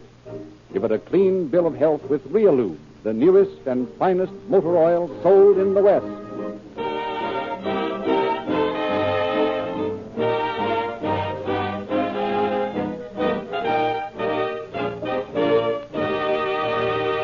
The story we're to hear tonight was taken from the confidential files of the Long Beach Police Department. And it is our privilege to present Captain Walter Lentz, Chief of the Long Beach Detective Bureau. Captain Lentz. Good evening, ladies and gentlemen. I have long agreed with the thesis set forth by this program, the theory that crime does not pay. The criminal is a serious danger because the rest of us do not take him seriously. If we realize that crime comes home to every man of us, and not merely to the victim alone, we would take crime more seriously. Our defense against crime is too casual. More and more, the law enforcement agencies of our country are realizing this fact and are cooperating to bring about a tighter enforcement of our laws. Programs of the sort we are to hear tonight make more vivid the work of the police in apprehending and punishing criminals who defy the law. Such cooperation is invaluable. Our program shall show how it worked to prove again that crime is a losing proposition.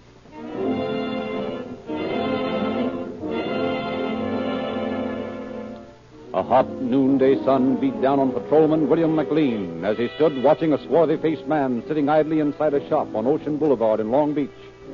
The milling crowd of shoppers went unheeded, and traffic snarled in the corner, but Officer McLean kept the man in sight. Hello, Bill. What are you doing over here? Thought you were on traffic these days. I am, Calvin. I'm watching a fellow in that shoe shine parlor. I'm going to pick him up when he comes out. Where is he? You see that dark-complexioned fellow sitting on that chair just by the door? Yeah. Tough-looking customer, isn't he? Pretty mean-looking, all right. What's he done? Passed a forged check. Is that all? That's enough for me to pick him up. Well, why don't you go in and get him? I've got to keep my eye on the traffic out here. He'll be coming out in a minute. Sooner than that. Here he comes now. Well, I might as well take him in. See you later, Bill. Just a minute, buddy. I'd like to talk to you. Yeah? What's the beef, copper? We'll talk about that at the station. You want to come along quietly, or shall I use the bracelet? Sure, I'll go with you. I ain't done nothing. Keep the cuffs in your pocket. All right, let's go. What's the idea of parking there? Come back here. Hey, stop that man. Stop. Get that man. Stop him. Hey, you. You see a man come through this alley? Yes, sir. He went into that hotel right there. Thanks. Oh, I'll be the laughing stock of the force if I let that guy get away with this. Say, lady, did you see a dark guy come in here a second ago? Oh, yes. Where is he? Well, back there, room 18. You better be careful, though. I will. He looked pretty desperate when he came in. Open up in there. Come on, I said open up. Oh,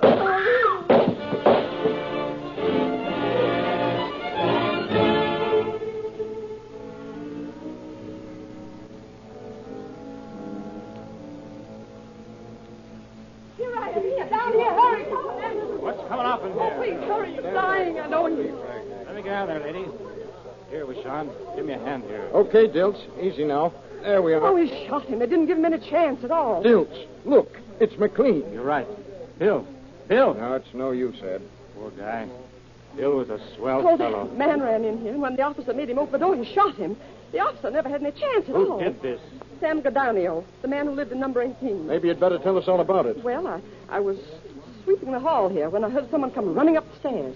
I went to the top to see who it was, and this fellow rushed up and shoved me to one side and went on back to his room. Do you know this man? Well, I rented a room to him yesterday, and I know the name he signed on the register, but that's all I know about him. Did he say anything when he came upstairs? He told me to get out of his way, and he shoved me aside and kept on running. What happened then? Well, just a second or two later, the officer, Mr. McLean, came running up the steps and asked me if a man came in here, and I told him where the fellow was. Did the officer have his gun in his hand? Well, I think so. Did this other fellow have a gun? Well, not when he came in, but evidently he had one in his room, because when the officer went back and told him to open the door, that fellow just stuck his hand out and shot Mr. McLean. Where'd he go then? Well, he started down the back stair, but the officer had fallen down there, so he came out this way.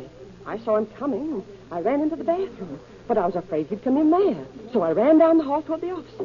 And this fellow had a gun in his hand, a little shot sort of gun, and he ran out the front door. I ran back here to see if the officer was hurt, and, well, about that time, you men came. You say this man came here yesterday? Yes, sir. Have any baggage? Well, he had a suitcase, but it's not in his room now. What'd you say his name is? Sam Gadanio is the way he signed the register. Well, how did he act when he came in yesterday? Well, he seemed a little irritable. He told me he didn't have much money. Wanted to pay only 50 cents on the room, and he'd have some more money today. He said he was from Salt Lake City, and he was a prize fighter. What kind of a looking fellow was he? Well, he looked like some foreigner to me, but his face gave me the creeps. You know, I'll never forget that face as long as I live. It was dark with heavy creases all along his mouth. And he had awfully dark eyes, sort of piercing eyes. How was he dressed? Well, he had on dark pants, I believe. Yes, I'm sure of it. And he wore a dark turtleneck sweater, you know, the kind you have to pull on over your head. And he wore a coat of the same material as the pants. Any hat? No, I never saw him with any hat on. He had a lot of hair, real black and sort of curly. All right, lady, thanks. We'd like to take that register of yours along to headquarters and have a photostatic copy of that handwriting made. Well, that's all right, but I want it back, though. You'll get it back. We just want a picture of it. I have an idea we're going to need that handwriting.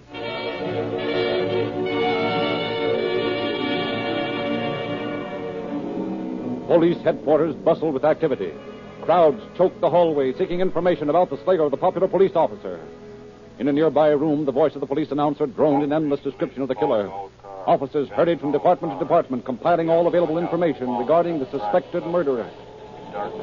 Throughout the city, police swung into action. Police cars darted from their positions at the curb, speeding to effect the blockade of all avenues of escape from the city. Plainclothes men were rushed to bus and railway stations to watch every person leaving Long Beach. Radio stations cut short their broadcasts to tell the anxious listeners the latest developments in the manhunt and to warn citizens to be on the lookout for the killer. Thus, Long Beach sought the murderer of William McLean.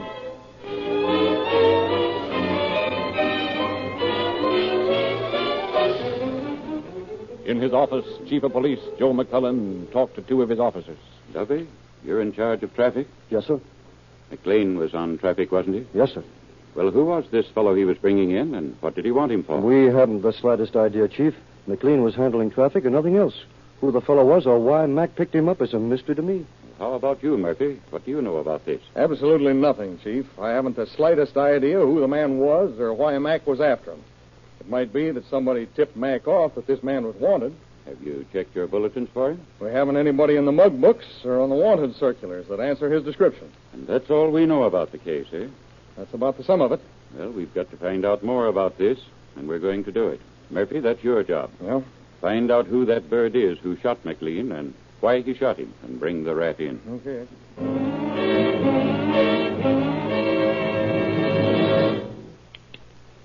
Send Lentz and Fridley in here. Yes, sir. You want us, Captain? Yes, sit down. We're going to do something about the bird who killed McLean. Any idea who he is? Not the slightest. I want you to take Fridley here and go over that place where Mac was shot. See what you can find out. Talk to everybody on Ocean Boulevard and First Street if you have to, but find something we can work on. Okay. Yes? Okay, send him in. Something up? I can't tell. The front desk said somebody's coming in here who knows something about the case. Come in. Captain Murphy? I'm Murphy. My name is Calvin. Want you to sit down? Thanks. What can we do for you? Oh, pardon me. This is Lieutenant Lentz and Sergeant Fridley. How do you do, Sergeant? I thought maybe I could help you a little on this shooting case. Fine. Let's have it. Well, I was talking to Mac just before you arrested this fellow this morning, and I got a good look at the man. Did McLean say anything about why he was picking this fellow up? Yes, he said something about him being a forger. Tell you where these checks have been cashed? No, he didn't. Where was this man when you first saw him? In the shoe shining stand on Ocean Boulevard. Do you think you'd recognize him if you saw him again? And how? He was one of the toughest-looking guys I ever saw. Well, what happened when McLean picked this bird up? Well, we stood there talking a little while, and when we saw this fellow start to leave, I stepped back into a store there, and McLean went out and stopped him. Yeah? I couldn't hear what he said to him, but they started walking down the street toward Pine. Yeah? All of a sudden, some fellow bumped his car into another one that was double parked there by the corner, and the guy McLean had hold of broke away and ran up the alley with Mac right behind him. Did McLean shoot at him? No. He fired in the air a couple of times, but the fellow kept on going up the alley. When he got to the corner, that is, out on First Street, yeah, I saw him turn the corner to the right, and that's the last I saw him. You didn't see McLean shoot at the man, did you? No, there was a couple of girls coming down the alley about that time, and a guy was parking a car on the lot that opens on the alley. They were all in the way. McLean wouldn't be shooting like that in the center of town anyway. Well, that's all I know about the case. Yeah, okay. I sure hope you'll catch that bird. He's plenty tough. Apparently. Well, Lentz, you and Fridley hop out and see what you can find out around Pine and Ocean.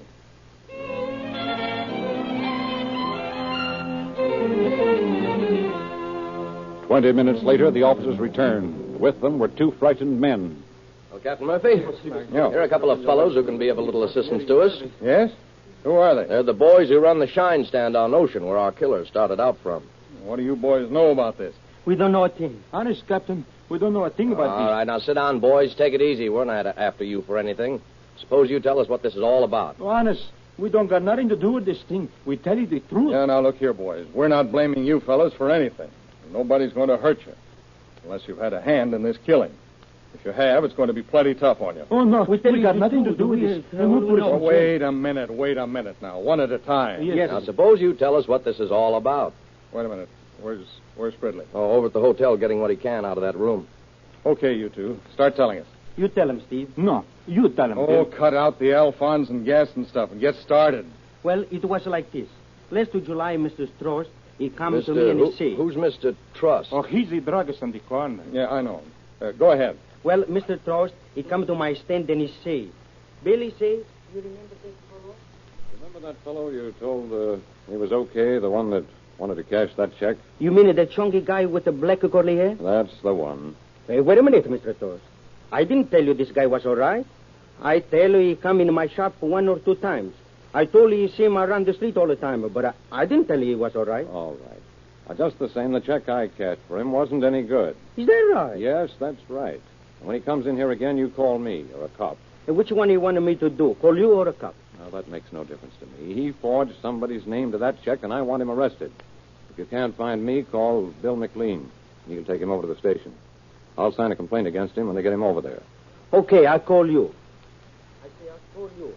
Then one day I see this fellow. He came into my shine stand. No, our shine stand. Sure, our shine stand. And he say to me, Hi, Shorty, how's tricks?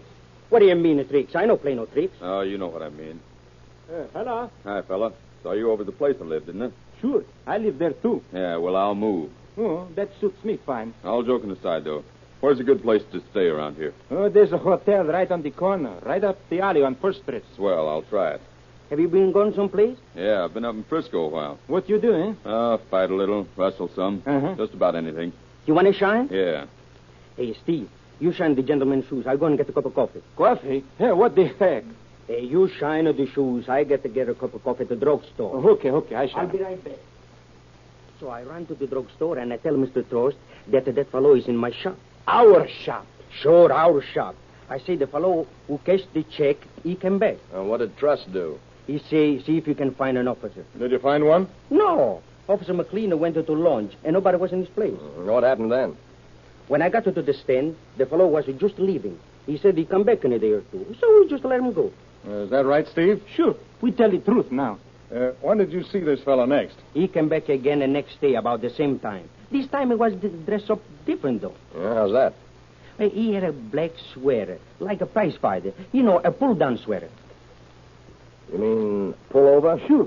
That's what he mean. He don't speak good English so good. What do you mean I don't speak a good English? I do all the talking. What do you do? No, cut out the squabbling. Now, how is this bird dressed? He had a sweater, some darker pants and a coat. No shirt. No hat. No shine. What happened then? I say to Steve, Steve, you shine at the gentleman's shoes. I go next door for a cup of coffee. All time I shine shoes, he go for coffee. What did you do then? I run next door to see Officer McLean eating his lunch. Yeah. I go in and I tell her that fellow is in my stand now. Did McLean come out with you? No, he say, go back and act like if nothing happened. And I'll come in and get him. What did you say to that? I say, no, you not taking me in my shop. You wait until he comes out. I don't want any trouble in my shop. Our shop. All right. Listen, you say that again, Steve, and I'm going to throw something at you. Okay. Go on, Bill. Well, when Steve got through shining this guy's shoes, Yeah? he got up and he started out of the shop. Yeah? I saw Mr. McLean standing down the street watching him. This fellow walked along looking in the window, and then Officer McLean walked up to him and he said something. Mm-hmm. I couldn't hear what he was, but pretty soon I see this fellow start to run. Which way? He ran up the alley. Officer McLean right behind him. He yelled, stop! 1, 2, 3 times, and then he shoot. That the man? I don't know. I stay in the shop. Did you see anything else? No, that's all. Oh, hello, Fridley. What'd you find? Well, our killer used a .32 automatic. Mhm. Shot at least 3 times. Missed once. And didn't leave anything to go by. That is not much. And once. Here are the empty shells I picked up in the hall. Here are the pieces of the banister and wall paneling where the bullets lodged. Cut them out with a chisel. Nice work. Did you get any prints? Not many. Got some pretty good ones off the bedpost. Brought back an empty whiskey bottle and might turn up a few. Chances are pretty slim that we've got anything on these prints. According to Bill here, our boy friend came from the north. He's been here before, however. Maybe San Francisco. Some of the boys up around there have something on this fellow. Yeah, very likely. But we haven't the slightest idea who he is or where to look for him. Just before I went out, I got a notation the desk sergeant had made about a call from a cleaning shop on East First. Yeah? Think Walter here and I ought to take a look at it? Oh, you might as well. It may be a lead. We'll take a run over there and see what it's all about.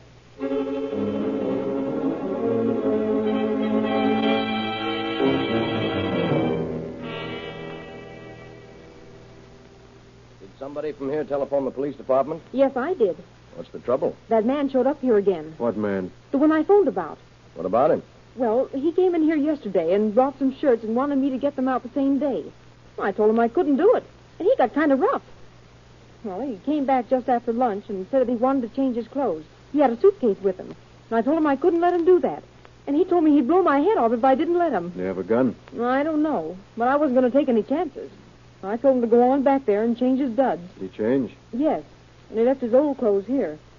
Here they are. There's a black sweater and a coat. Oh, wait a minute. Take a look at those, Fredley. That's what I'm doing.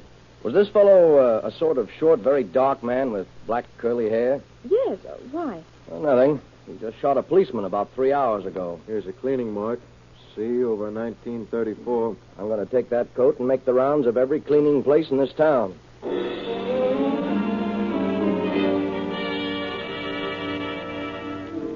Ever see this coat before? I don't think so. Know a fellow named Sam Gordanio? Never heard of him.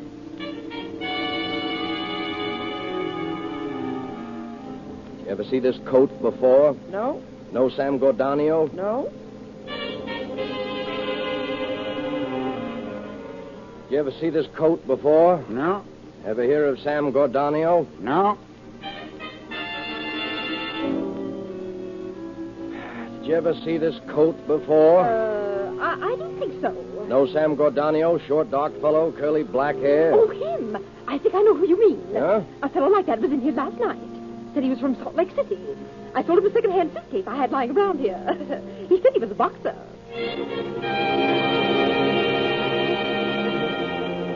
Far into the night, Lentz checked shop after shop, always meeting with the same answer. At last he decided his task was hopeless, for only a few shops remained unchecked. Discouraged, he began his usual round of questions. You ever see this coat before? Yeah. You have? Sure, I've seen it. I pressed it about 2 days ago. You know Sam Gordanio? Yeah. He was here earlier today. Asked me to keep the suitcase for him. I got it right here under the counter. Well, let me see it. Okay. Here you are. Well, boy. Say, this is a break at last. What did this Gordanio look like? Oh, sort of short, heavy-set fella. Very dark. Might be Greek or Armenian. Yeah? Had deep lines in his face, especially on the right side. Had black, curly hair. That's the bird. Huh. Don't look like he left much in that suitcase. No, just a shirt, a hat, and an empty whiskey bottle, which will probably break his neck.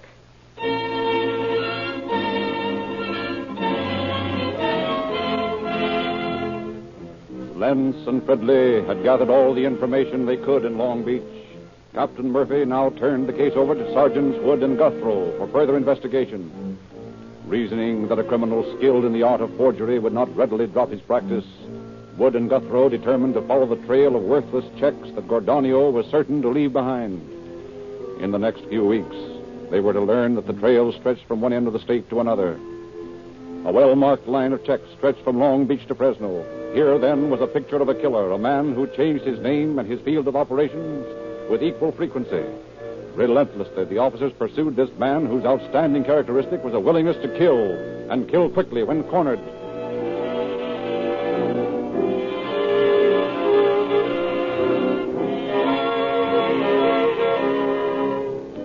Thus, the search for the killer of Willie McLean came to a dead end. We turn back the clock now 6 months. Our scene is an all-night market in San Francisco. Okay, buddy, get him up. This is stick-up. Don't shoot, mister. Don't. Stop squawking and give me that jack in the till. Joe, get that dough. This bird's too shaky to stand up. Okay, Harry, coming up. Come on, make it snappy. Hey, Harry, there's a car stopping in front. Let's swim. Come on. It's cops. Beat it, Harry. Nuts to him. I'll blast my way through him. How you like this, coward?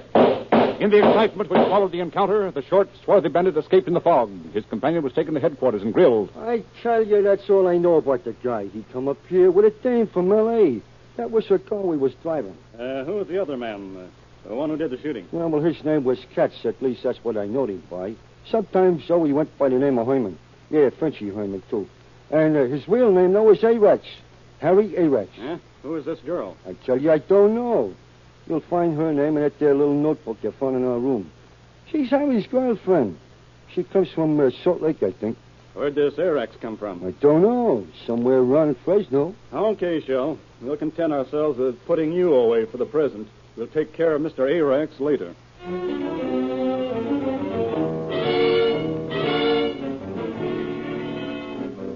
San Francisco police sent Mr. Shull to Folsom, and with quickness and dispatch began the search for his companion in crime. To all points within the state went the bulletin. Be on the lookout for bandit described as dark complexioned, 5 feet 5 inches tall, weighs about 140 to 150 pounds, hair dark and curly, sharp facial lines. Believe suspect will attempt to contact Ruth Queen, Kohler Street, Los Angeles, or Long Beach. Use extreme caution. Suspect is armed and dangerous. Long Beach police were quick to recognize in this description that of the fugitive wanted by their own department, and while San Francisco's case had reached a dead end, Long Beach began anew the task of tracking down their man.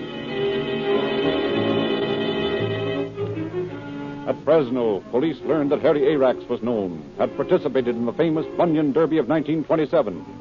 The files of the Fresno Bee yielded a file of pictures, and armed with these, Wood and Guthrow returned to Long Beach to show the pictures to witnesses. That's the man, all right. That's the man. I know that face anywhere. That's the man that came to my shop. That's the bird that cashed that check. He's the same one that changed clothes in my store. That's the man. I'll never forget that face. He's the man.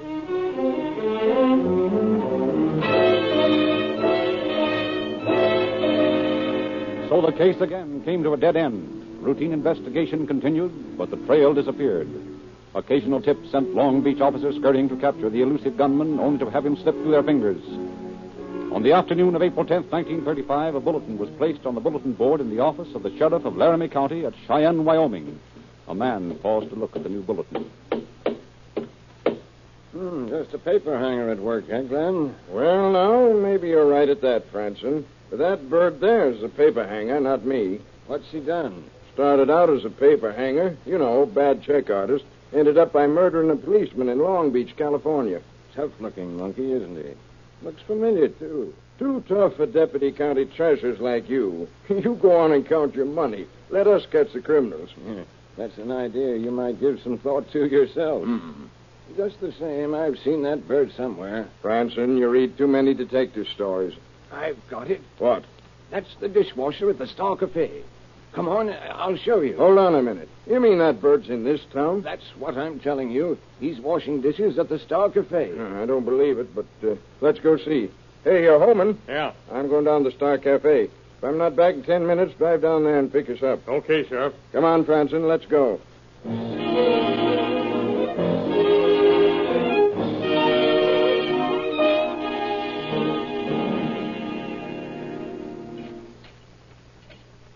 Through the screen there, right by the sink. Looks like the bird on that bulletin, all right. It is, I tell you. Well, let's talk to him. Hey, you. Over there at the sink. Come here. Yeah? What's on your mind, fella? What's your name? Demas. Bill Demas. Why? What difference does it make? I don't know. Yet. Don't mind coming over to the sheriff's office for a little chat, do you? If it's okay with the boss, it's okay by me. I don't think he'll mind. Come on. Hey, come back here. Stop! Stop! Get him, Glenn? No, he got away. Come on. Let's find out where he lives. He may try to get there and get a gun. You go find out where he lives. I'll wait for Holman. Meet you in front. Okay.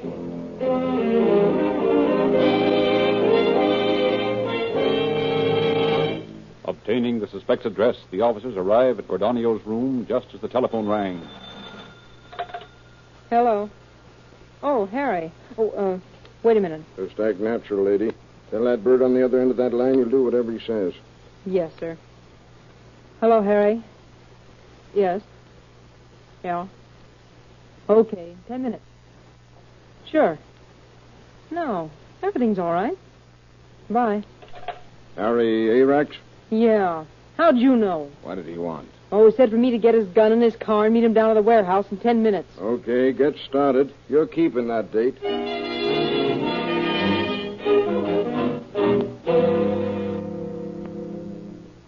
Ought to be here any minute. All set, Holman? Sure. There he is. Let him get almost the car. Let's take him. Take it easy, buddy. We've got you covered. What's coming off here? Get him up, Arax. No funny moves. That's to you, coppers. You'll have to move faster than that. Let him have it, Dewey. Didn't seem to stop him, Dewey. Dewey, you're slipping. Took you 3 shots to get him.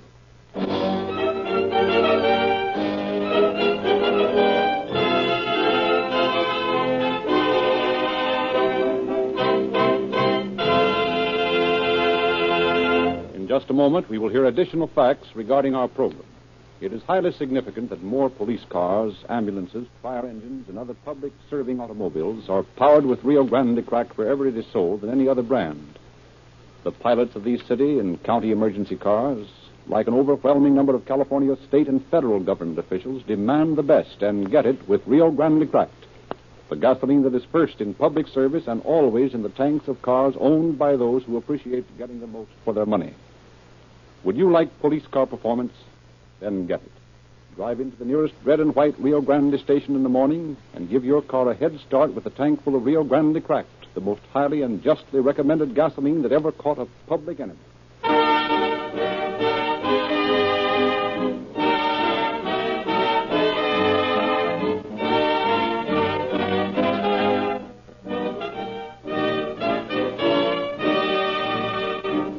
And again we hear from the chief. Holman's bullet put Arax in the hospital, painfully but not seriously wounded. Ben Wood and Charles Guthrow brought him back to Long Beach, where he was tried and convicted for the murder of Bill McLean. He is now serving a life sentence in San Quentin. Thank you. Thank you, Captain Lentz.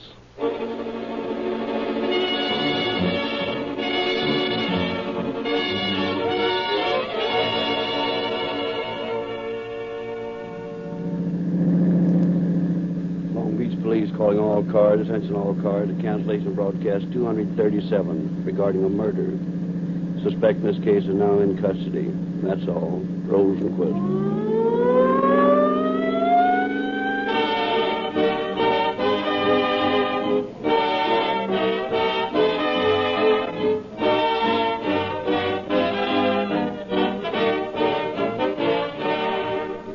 This is your narrator, Frederick Lindsley, bidding you good night for Rio Grande.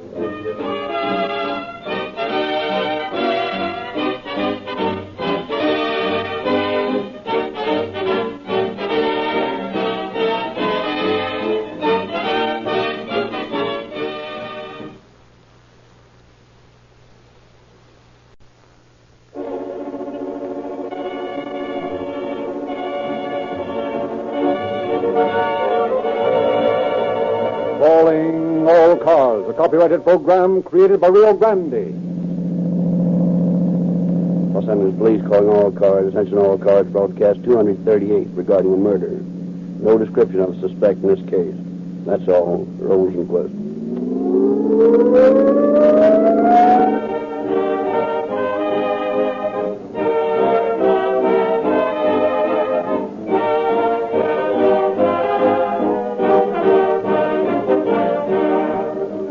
Remember the time Aunt Aggie and her 5 children dropped in on you unexpectedly and you had to sleep on the floor? And how stiff and achy you were in every joint the next morning? Friends, that's exactly how your motor feels and acts when you consign it to the park bench, so to speak, with only the threadbare covering of inferior oil instead of giving it the cushioning protection of Realoo. You expect your car to give you many thousands of miles of faithful service, don't you? Very well, treat it accordingly. Give it life-prolonging comfort and ease of operation by changing its staff of life to Realoo, the enduring motor oil that really protects every vital moving part with a satin smooth covering. Smooth, yes, and at the same time so strong and impenetrable that the devastating heat of high speeds and hot weather cannot reach your motor to get in their dirty work. So when you get Rio Grande cracked, the gasoline that powers more police cars, fire engines, ambulances, and other emergency equipment, wherever it is sold than any other brand, get Realoo, the finest motor oil sold in the West.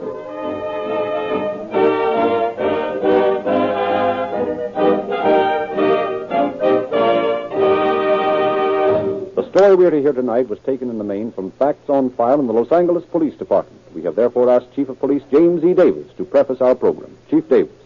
Good evening, ladies and gentlemen. Sometimes the most dramatic work on the part of a peace officer goes unnoticed by the rank and file of a city's people, simply because that work has not been blazoned in headlines. Sometimes an important case is broken, but the story behind it never breaks, for the average peace officer does not want publicity. He does not need it. He does his duty as he sees it and does not look for praise. The vast majority of criminal cases are investigated and closed without fanfare, such as our story tonight, because persons still living might be hurt by the broadcast of certain facts surrounding our story. We have purposely changed both locale and personnel. It is our desire to present our programs without harm to anyone, but to bring out most certainly that crime of any sort is an unprofitable enterprise. I shall reserve additional facts for the end of the program.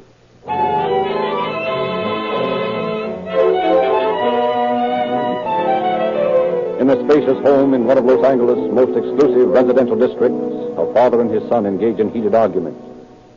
What do I care about your plans? What right have you to make plans for me? Son, you're not thinking. You're just standing there shouting. And that isn't going to get you anywhere. I am thinking. That's all I've been doing, day and night, is thinking. If that were the case, you wouldn't be talking like an idiot. Am I an idiot because I've fallen in love? You did the same thing. You laughed at the opposition and resentment. You went right ahead and married Mother, in spite of everything. I'm not offering any opposition. I'm not holding any resentment. You can marry anyone you please, and good luck to you, but not now. Yeah, well, we'll see about that. Why should I obey you when you refuse to give me a logical reason? We won't go into that again. My reason for demanding a delay is sufficiently logical to satisfy me. That's a big help, isn't it? I'll run over and see Mary now and tell her you have a logical reason why we shouldn't get married. She'll probably appreciate that. She'll doubtless have great respect for her future husband. Oh, go out somewhere and cool off. Then come back and talk to me like a sensible person. It's my turn to stand on my own feet. I can see where it's going to be necessary for me to take whatever action I consider advisable. What do you mean? You'll find out. And all your money won't do you any good. I'm going to get what I want in this case. Understand that? No matter how I get it.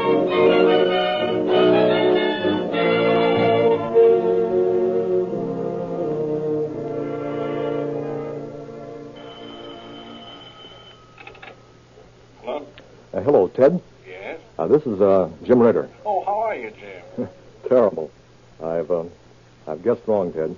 What do you mean? I sold 50,000 shares of Consolidated Pipe short. Wow, it jumped 4 points today. It didn't go up until about 2 minutes before the market closed, so I have until Monday morning to cover. Ted, can you dig up 200,000 over the weekend? Not a chance in the world, Jim. I thought perhaps you... Oh, you know I'd do it if I could, Jim, but I'm sewed up. How about Westcott? Well, he'd give it to me, I suppose, but... What? Oh, never mind, Ted. Well, thanks all the same. Sorry I can't help you, Jim. Oh, that's all right. Bye.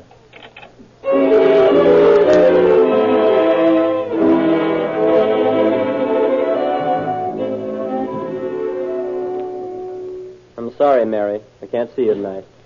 No, it's nothing serious. I have something to do.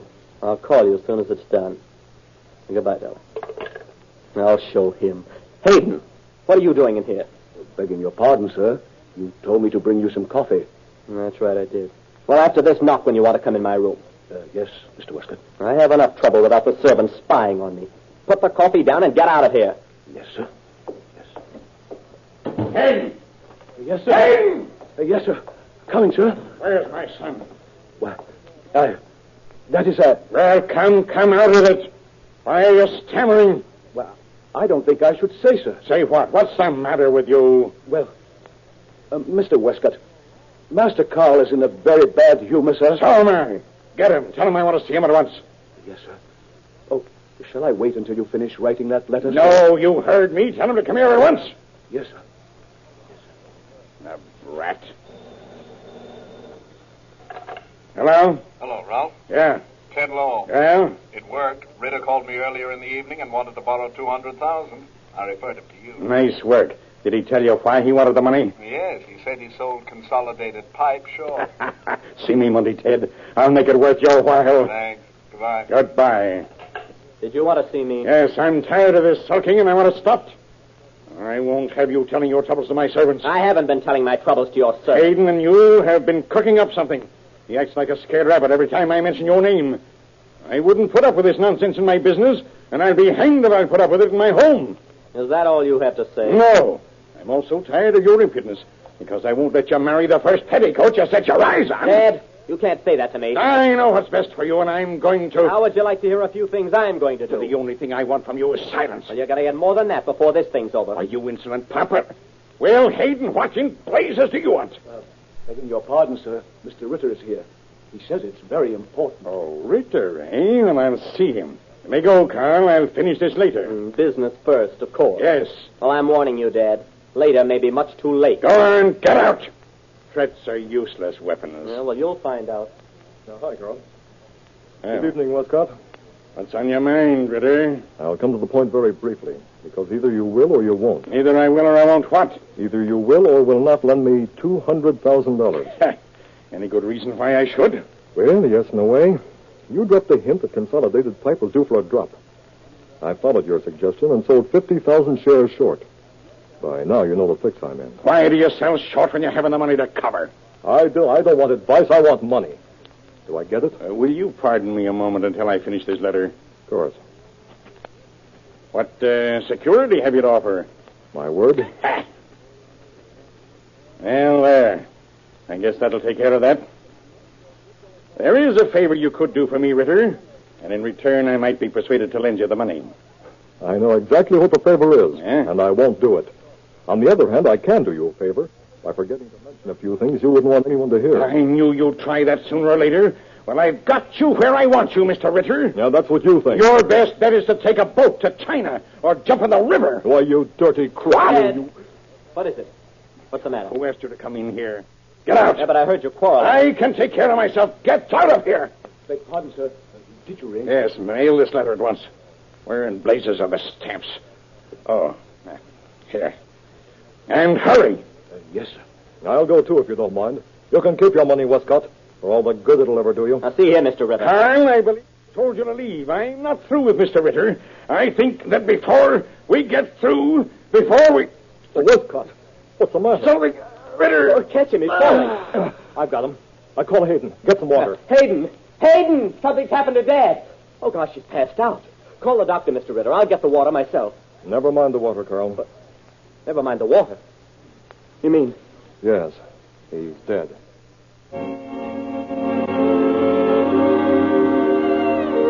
Further investigation showed that Westcott's death was due to cyanide poisoning, but how the deadly drug was administered or by whom was still a mystery. Captain Wallace of the Homicide Detail assigned Lieutenants Sanderson and Ryan to investigate.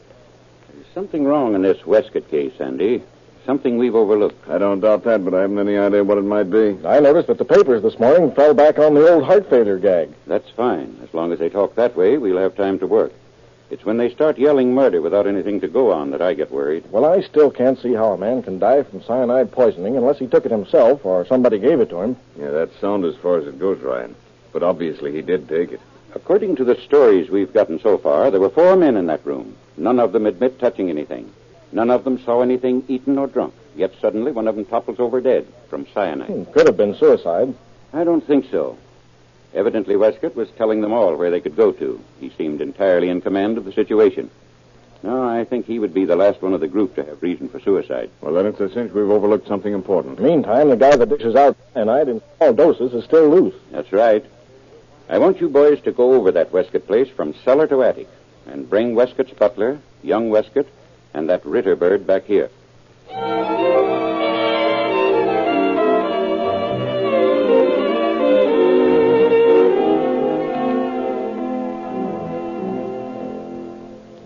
Any particular reason for going in the back way, Sandy? No, none except Tommy Devlin's lying in wait for us at the front door. Newshawk Devlin, right on the job, eh? Yeah. Very good, Sanderson. Trying to put one over on the press, are you? Lying in wait, did you say so? Oh, hiya, Ryan. What are you boys doing on a suicide case? Yeah, you see, Ryan, I told you we'd get into an argument before this was over. Oh, stop kidding, Sandy. What's the idea? So this looks like a suicide to you, does it, Tommy? Yep. What's the matter with the stories your paper's been running? Those about heart failure. Or don't you read the papers? Nope, I write them. What did you say if I told you I think this is a murder case? I'd say you're nuts. See, Sandy? You can't win. Yeah. Look, Sandy, let's get together. That innocent taxi down the street full of the DA's men, a couple of private detective agencies are staking out the place across the street. I wouldn't be surprised even to see the sheriff's office crowd blow in here any minute. Now, what's coming off around here? Well, Tommy, from where I sit, this looks like a perfect crime. You call it a suicide. It's neither one. There's no such thing as a perfect crime, and Westcott didn't kill himself. Now, let's get inside before we have to argue with some cop and try to identify ourselves. Well, wait a minute. How do you happen to know about this corridor from the servants' quarters? We've seen blueprints of the house. If I'm not mistaken, this door ought to lead us into the kitchen. Ah, good guessing, Sandy. Let's eat. Anybody that eats or drinks in this house is really nuts. I still don't get your reason for coming in the back way, Sandy. Yeah, well, in the first place, I thought we'd dodge you. Oh, thanks, pal. Yeah, and in the second place, I didn't want our friends in the taxi to see us come in. And in the third place, I'd just as soon those babies across the street didn't see us. Besides that, I don't want the officer on the door to know we're here for a while yet. How'd you happen to be around in back here, Devlin? Who, me? Yes, you.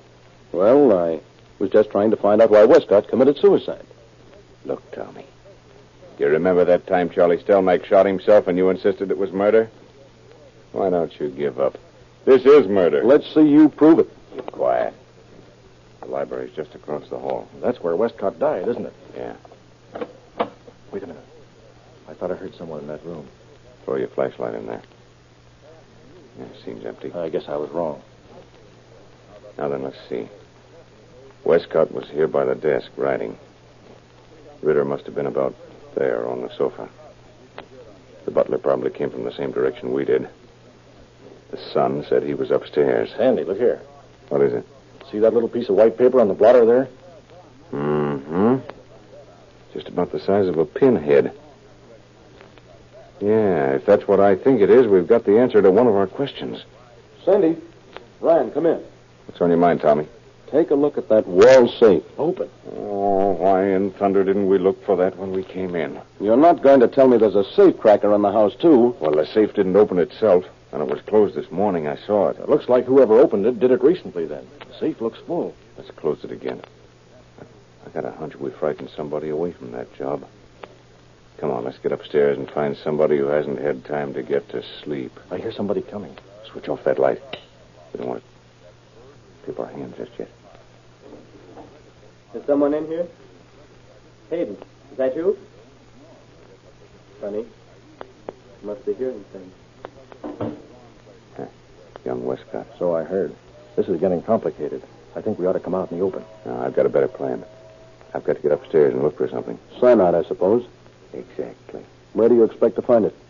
Stick around, reporter. You'll find out. You know, Westcott's actions just now may have been a bluff. He's had time to dispose of anything he might have taken from the safe. Yes, assuming he's the one who opened it. Well, why don't you get Gaskell out here and get the fingerprints off that safe? Mr. Devlin, at times you amaze me. There's probably a couple of dozen prints on that safe, and you expect to find a murderer by checking. Oh, only a suggestion. Seems to be a convention here tonight. Wonder who that is. Now, let's go over by the door and see. I'm James Ritter. I got a phone call that I was wanted here. Who sent for you? I don't know exactly. You see, my valet took the call, but he said Mr. Westcott, young Mr. Westcott, called. Well, you wait here in the library. I'll find out about this. Quick, duck into this room here. It's the music room. I want to listen to this. This is beginning to smack of a 10, 20, 30 melodrama. Oh, Mr. Westcott. Well? Will you come down here a minute? Into the library. Sure, just a minute. Hayden, come in here a minute. Now, Mr. Ritter, go right in. Looks like Joe's getting suspicious. Yeah. Hope he doesn't lose his temper and run the whole bunch in. What are we going to do? You stay here, both of you, and find out what happens here. I'm going upstairs by the back way. Gosh, I've just been waiting for something like this. Okay, but make it snappy. Now, Mr. Westcott, what was the idea of sending for Mr. Ritter? I didn't send for him. I didn't phone anybody. How about you, Hayden? I haven't the faintest idea who could have called Mr. Ritter. Are you sure you did get a call, Ritter? Why, of course I'm sure. You don't think I'd come over here in the middle of the night just for a ride, do you? Well, I don't know. You might at that. Just what do you mean by that remark? Well, never mind. I have a good notion to run the whole bunch of you in right now. Yes? So what? Don't worry, I can find something. That won't be necessary, Joe. I'll just take young Mr. Westcott along with me, if you don't mind.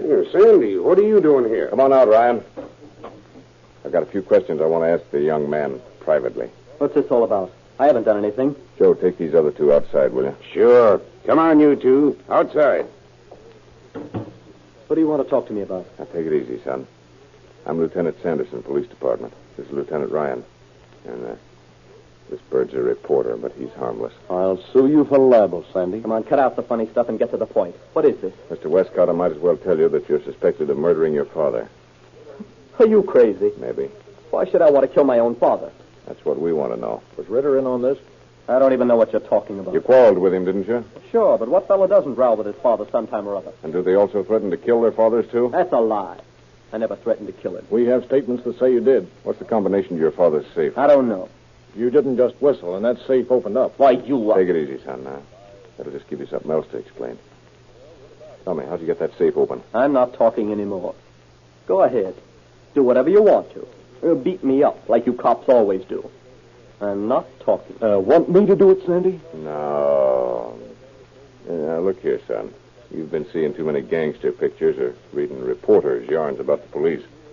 We're not going to beat you up or do anything else to you. We just want the truth. Well, you've got all you're going to get out of me. How'd this bottle of cyanide get into your room? What? You heard me. I don't know anything about it. I never saw it before. No, of course not. How'd it get there? I don't know. I won't tell you a thing. Okay, son. Come along. Maybe a few days in a cell will change your mind.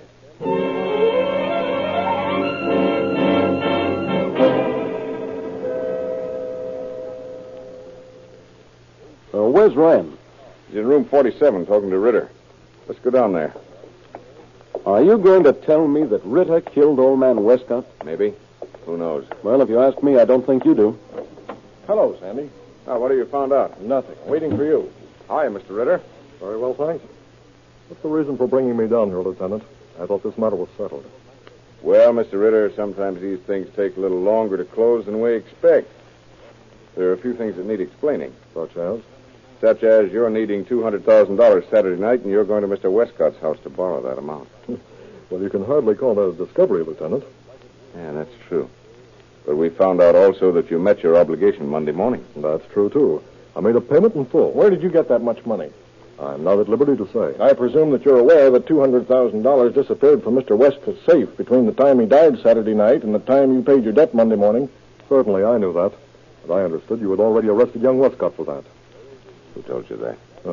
Why, I'm not sure. Anyway, how many men are you going to accuse of that crime? As many as seem implicated in it. We can't find the money. Young Westcott says he didn't take it. The natural inference is that you two are working together, that he took the money and gave it to you. I say now, that's a possibility, isn't it? Yeah, it is. That's why we asked you to come down and talk it over. Very nice of you, Lieutenant. But have you given any thought to the question of why there were $200,000 in a comparatively unprotected safe? Yeah, I imagine that was Mr. Westcott's business. That's correct. It was there because he knew I'd be there and try and borrow it. He knew you were coming to borrow the money? That's right. He intended to lend it to me on certain conditions. So you see, it wasn't necessary for me to steal it. Did you threaten to kill him? If I didn't, I meant to. Well, Ritter, it's a good story, but we'll have to hold you. Oh, that's all? On what charge? As an accomplice in the murder of Westcott. And while you're talking your way out of things, think up a good one about why you bought a large quantity of cyanide and what you intended doing with it.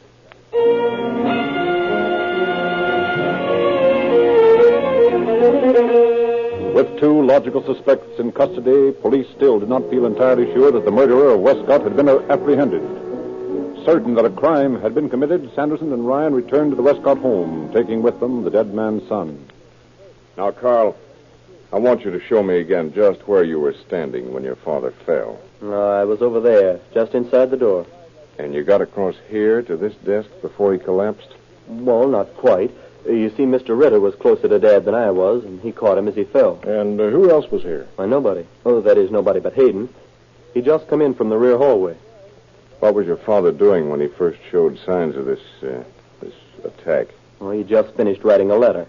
He sealed it and gave it to Hayden to mail. Was Hayden here when you came in, or did he come in later? Why, I believe he came in later. Yeah, I remember he asked Dad if he'd rung. Yeah, then the letter was all ready to go when Hayden came in, huh? I think so. Yes, I remember Dad couldn't find a stamp at first, and then he found one right there on the blotter. Well, say, somebody's cut a piece of that blotter out. We did. Why? What'd you do that for? We had our reasons. Now let's get back to that night. Whose job is it to keep this desk in order, fill the inkwells, get paper, pens, and so forth? Why, Hayden always tends to that. He has a special fund he uses to buy supplies with, stamps and things like that. Oh.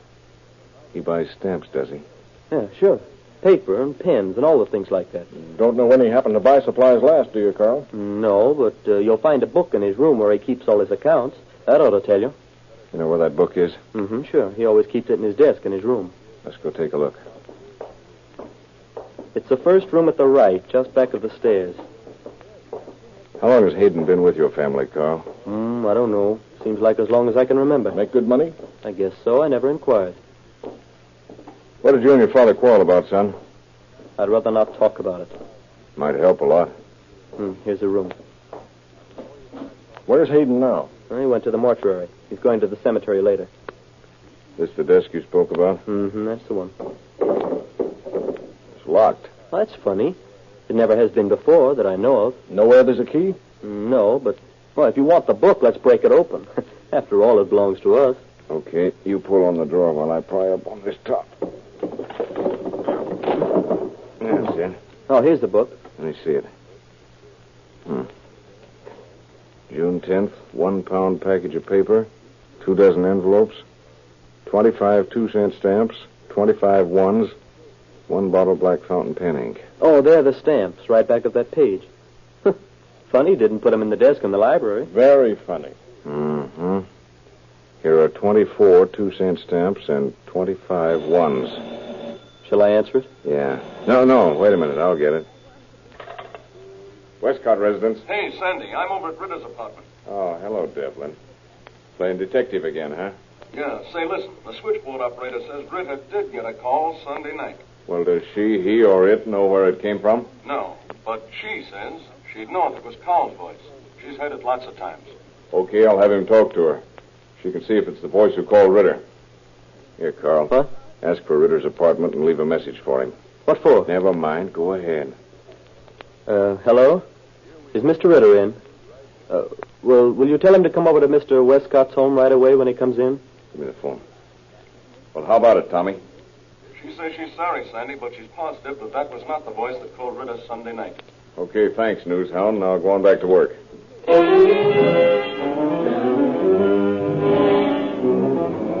Young Westcott was taken back to headquarters while Sanderson and Ryan again started out to continue their investigation. Parked in the shadows of low-hanging trees, the officers sat in their car watching the Westcott home. Hi, coppers. Where'd you come from? The stork brought me. Don't you ever sleep? Not when the homicide squad is trying to make a murder out of a suicide. Don't talk so loud. This is a stakeout. Oh, goody. I've always wanted to see one. Quiet.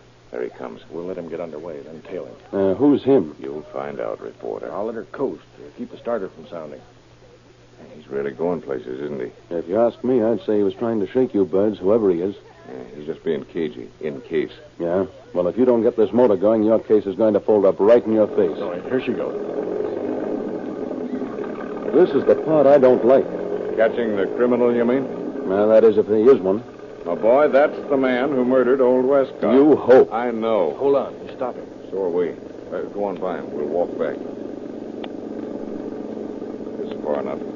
For the love of Pete, this is a cemetery. Yeah, pretty good place for burying things, don't you think? You hope. I know. Hold on. You stop him. So are we. Go on by him. We'll walk back. This is far enough. For the love of Pete, this is a cemetery. Yeah, pretty good place for burying things, don't you think? Listen, it'd be a good idea if we don't do too much talking. It's pretty quiet around here. Hold it. There goes our man. It looks like he's got a shovel. Want to rush him? No. Let him get started. Let him dig a while. Now, Tommy, you go around to the right. Ryan, you take the left side, and I'll get him from the front here. You admit I'm handy, don't you? Yeah, for the time being. Quiet now and watch him. He's tricky. Get him up, fella. Who are you? What is this? Officers, this is an arrest. Oh, no, you don't. Oh, yes, we do, Tommy. I got him. That's what I'm doing. Say, get that bottle he's got in his hand. Give me that bottle. Give it to me. There. Hey, that stuff's hard on your digestion. You mustn't go around drinking stuff like that. Give it to me. Please, give it to me. Let me drink it. Get your bracelets on him, Ryan. With pleasure. Hey, Sandy, take a look at this. Yeah? Bag full of currency, isn't it, Tommy? Yeah. Say, how did you know? Well, I had an idea Hayden was our man when I found the combination to that safe in his account book this afternoon. So, you broke into my desk. You got that book? Yeah, Hayden, we got it. You weren't satisfied to steal the money. You thought you saw a chance to pin the murder on two innocent persons. You were mighty careless, though, Hayden. You shouldn't have left those other cyanide-coated postage stamps in your account book. You see, the perforations matched the one on the letter Mr. Westcott had just written. Oh, you found that letter? Yeah. Under the paper lining your desk drawer. Our chemist tells us that there's enough cyanide on that stamp to kill half a dozen men. But what really started us off was the way you pasted that single stamp on the blotter of Mr. Westcott's desk. Oh, yeah. that was clever, wasn't it? That way, I was sure he'd get it. Yeah. Yeah, he got it all right, Hayden. And that 25th stamp is going to hang you.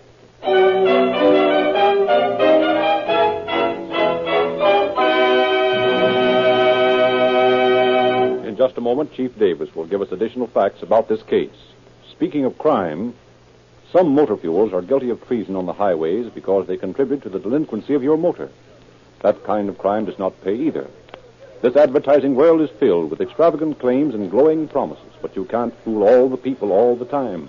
As a matter of fact, you can't fool the truly motor-wise any of the time. The officials of 30 leading cities and counties throughout California know what they're doing when, after putting all motor fuels through their paces, they issue orders that only Rio Grande cracked gasoline shall be used to power their emergency equipment. Drop in at the nearest Rio Grande station. Fill up with Rio Grande cracked gasoline, and you will discover the meaning of real police car performance. And now, Chief Davis. The murderer waived all rights to trial and pleaded guilty to the charges brought against him. He received sentences that kept him in prison until his death a few months ago from an ailment of long standing. Cunning though he was not clever enough to make crime a paying proposition. Thank you, Chief Davis.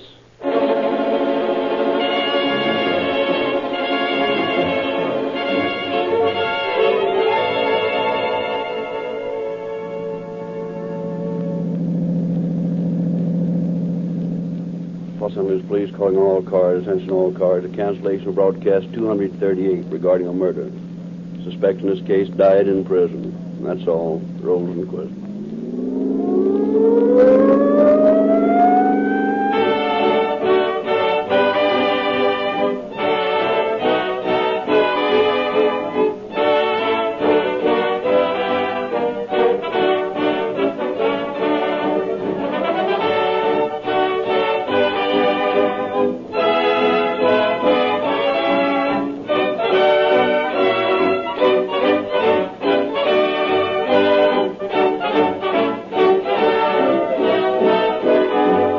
This is your narrator, Frederick Lindsley, bidding you good night for Rio Grande.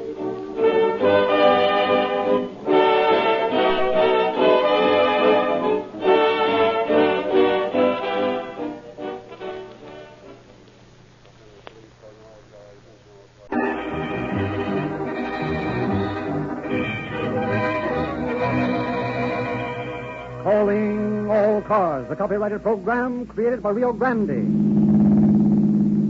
Kern County Sheriff's Office calling all cars, attention all cars, broadcast 239 regarding a holdup and kidnapping. Suspect described as American, 5 feet 9 or 10 inches tall, weight about 150 pounds, appeared to be a young man. This bandit is armed and dangerous. That's all. Rosenquist.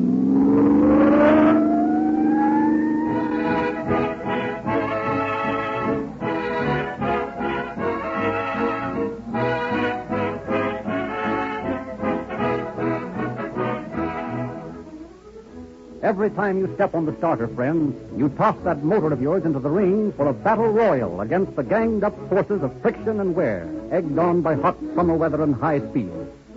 And if it has its guard down, as usually is the case when you've trained it on the knockout drops of mediocre oil, your motor is going to take it on the chin and be counted out sooner or later. Keep its guard up, friends, with real lube. Teach it to not only block blows, but to fight back, knocking the enemies of motor efficiency right through the ropes in the very first round. With stout-hearted, two-fisted real lube on your side, the battle is won. For this great lubricant never wilts in the heat of the fray, never lets his foes get set for a haymaker, and has never yet lost a decision. Drop around at the red and white Rio Grande station nearest you in the morning and sign up Real Lube as the bodyguard for your motor. You'll get longer life and liberty in your pursuit of motoring happiness with Real Lube. It's the newest and finest motor oil sold in the West.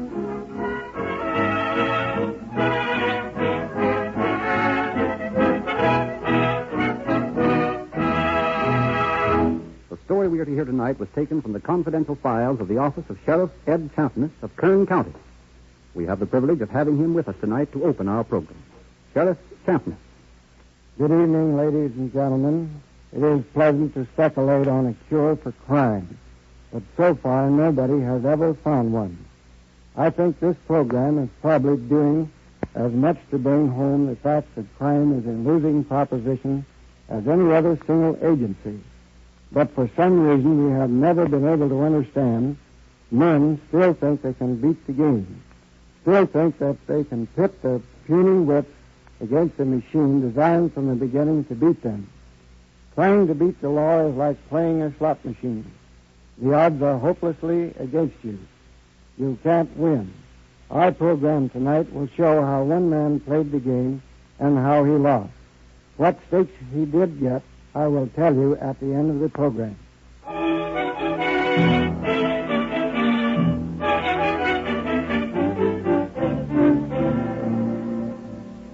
In a little town in Illinois, Howard Clinton Owen was growing up.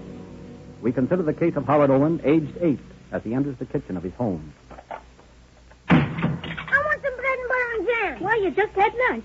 Run along now and play. I don't want to play. I want some bread and butter and jam. Well, you can't have it. I'm not going to stop my dishwashing just to wait on you. I know you're not hungry. I am hungry. Who are you yelling at? And you, I want some bread and jam. Well, you just march yourself right outside and play. You wait till I finish my work. Then come in here and ask for it right, and I may give you some bread and jam. I want it now. I don't want to play. I want something to eat. You'll get something you don't want if you keep up that crying. You know your father's trying to sleep. I don't care. I'm hungry. What's all this racket about? Don't you know I'm trying to get some sleep? I don't care. Oh, you don't care? Well, maybe I can change your mind for you. Maybe I can make you care. I'll give you something to yell about. Oh, stop that. You're beating the kid. You have to beat on him every time you get near him. Now, go on. Get outside and yell your head off. I hate you! I hate you! Get out and shut up. Oh, a fine way to bring up a child. Beat him like he was an animal. I'll make him respect me if I have to beat him half to death. A lot of respect he's got for you. You heard what he said, didn't you? He hates you. So what? Well, if he hates you when he's only 8 years old, how do you suppose he'll feel when he's 16? Get off the porch. Go out in the yard and play and stop that sniffling. No! Oh, let him alone. What do you expect him to do after that beating you give him? Now, listen, you keep out of this. The sooner you make up your mind to conquer that brat's temper, the better off we'll all be. You'll never do it by whipping him. You've tried that ever since he was big enough to walk. And he's worse now than he ever was. Oh! Look out! What was that? Howard threw that rock through the window. He threw that at me. Just wait till I get my hands on him. Frank, wait! Be careful what you do! Come here to me, you. I'll teach you.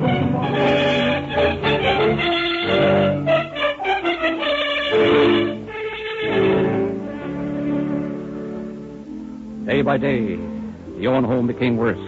Howard was a constant source of trouble. At last, in desperation, he was sent east to his grandmother in a small town in upstate New York.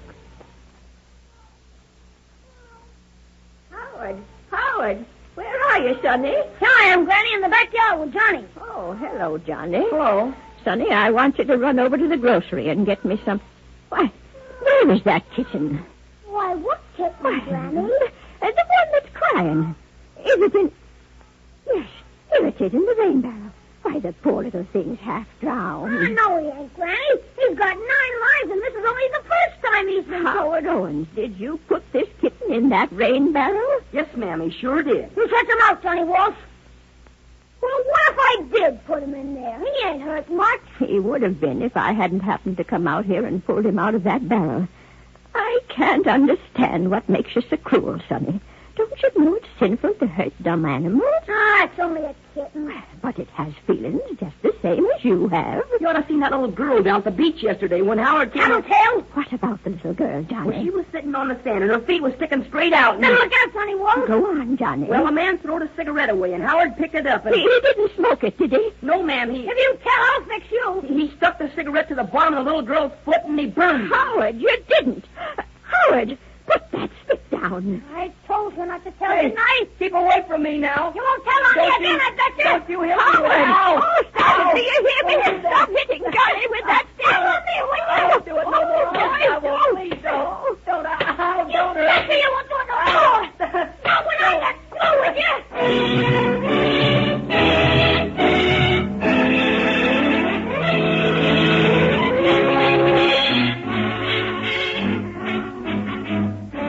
3 years pass, years filled with escapades of young Howard Owens. Time after time he is hailed into juvenile court, lectured, released. Time after time he is sent to schools for wayward boys, but each time he returns, more determined than ever to make life miserable for those around him. Thus, at 15, we find him again in the court of justice.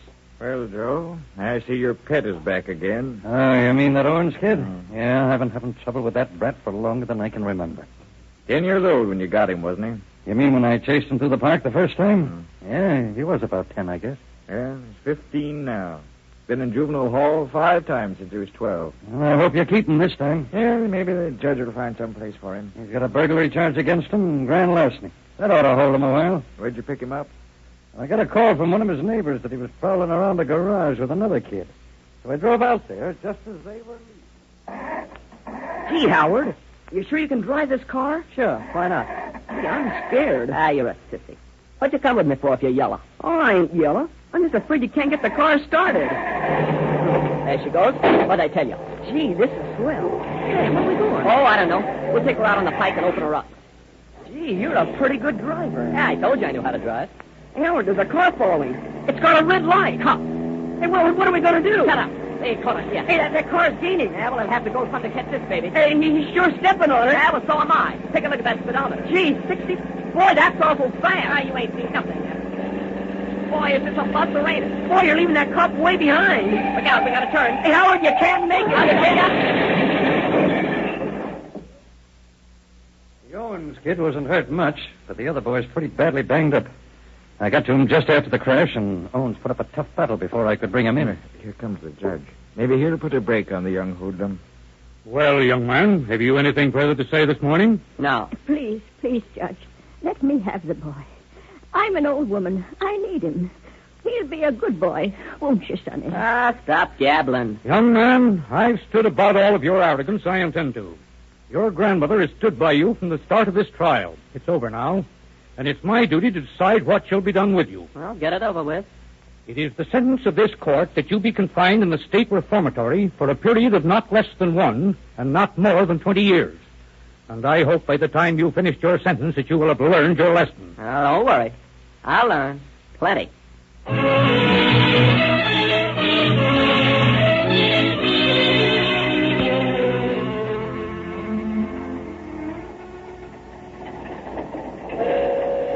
be a swell idea if you try to play the game when you get to the school. Yeah? You can get along if you try. Oh, I won't give them no trouble if they don't give me none. But you let them start picking on me, and they'll get plenty of it. Make it easy on yourself, kid. I suppose when you get through telling them about me, they'll make it plenty tough. You make your own record. It's not any of my business to tell anybody about you. Books, magazines, Sonny. We don't want none. Liberty, Saturday Evening Post. I told you we don't want none. Treasure Island. Here's a nice book for a little fella. The Rover Boys at school. You better peddle your paper somewhere else. Oh, tough, huh? You're just asking for trouble, fella. He talks mighty tough not to be any bigger than he is. Yeah? Well, I'm big enough to throw these books out of the window. Like this. Hey, cut that out! And these papers. Stop him! And the rest of your junk. That'll cost you plenty, young fella. Yeah, we'll try and get it. Look here, mister. This your kid? Mine. Are you crazy? Well, and whose is he? Is he yours, lady? Lord, no. Is this your kid, mister? If he was, I'd whale the daylights out of him.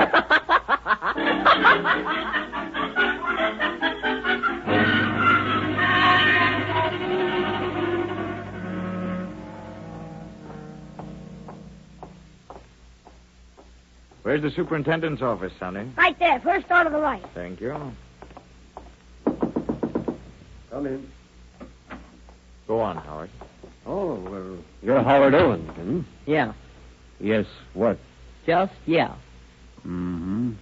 Have a nice trip, Howard? Yeah. We might as well understand each other, Howard. One of the first things we learn here is respect for the law and those who represent it.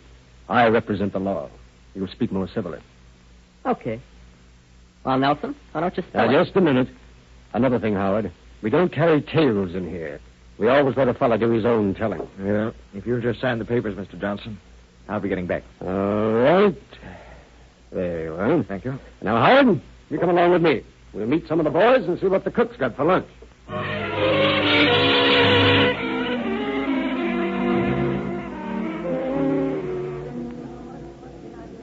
Hey, why don't you eat your soup, fella? None of your business. Well, what are you looking at it for? Is there something wrong with it? Leave me alone, will you? I'm thinking. Yeah? Well, if you'd have done that before, you wouldn't be here. Yeah? They don't like me here. These guys are all looking at me funny like. Johnson don't like me either. He thinks I got a bad record. They think I'm going to make trouble. They want to get rid of me. Look at that soup. Them black specks is poison. Yeah, that's it. They're trying to poison me. Well, they ain't going to get away with it. They ain't going to get away with it. They ain't going to get away with it. I told them they can't poison me. Hey, what's the idea of turning the table over? Look what you done to my pants. Well, they're trying to poison me. Oh, you're nuts. I'm not nuts. They're trying to kill me, I tell you. Oh, shut up. I won't shut up. You can't make me shut up. They ought to give you a poke in the kisses. Well, go on. Try it. Start something. Hey, fella. Come on. Let's teach this smart kid a lesson. Come on, I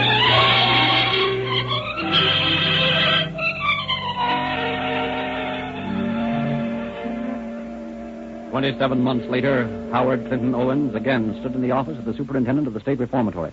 Well, Owens, the board has acted favorably on your parole. You're to be released today. Is that so? You've been a problem, Owens. I don't mind telling you that. Thanks, Warden. I wasn't even trying. I'm superintendent of this school, Owens, not a warden. Well, what's the difference? It's still a jail to me. But you're right. I don't suppose you've learned much since you've been here. That's what you think. This is the finest training school I could have asked for. I know my way around now. Around? Yeah. I know how to wire around the ignition of an automobile anytime I want a car. I know how to get the combination off a safe, and just how to jimmy a window without leaving a mark.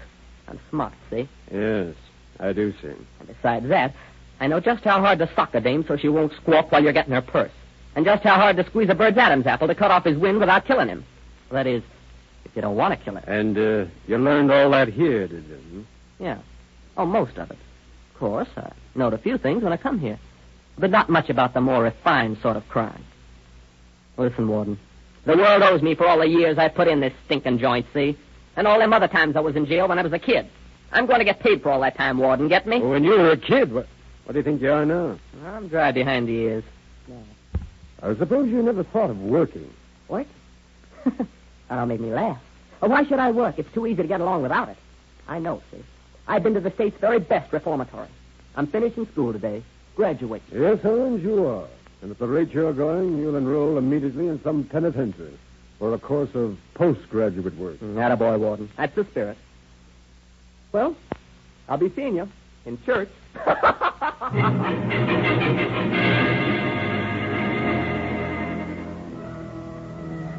Less than a month later, Owens was arrested in Miami, Florida on suspicion of having committed a felony. He was released for lack of evidence. 6 months later, a bank in Georgia was robbed of $3,000. The description of the bandit tallied with that of Howard Owens. Then the young criminal dropped from sight. Had he met his match in some quick-fingered law enforcement officer? Had he at last reformed?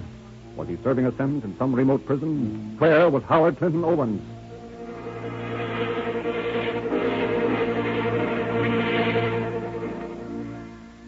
Red dust swirled behind a heavy sedan that slid to a stop in front of a bank in a small Oklahoma town.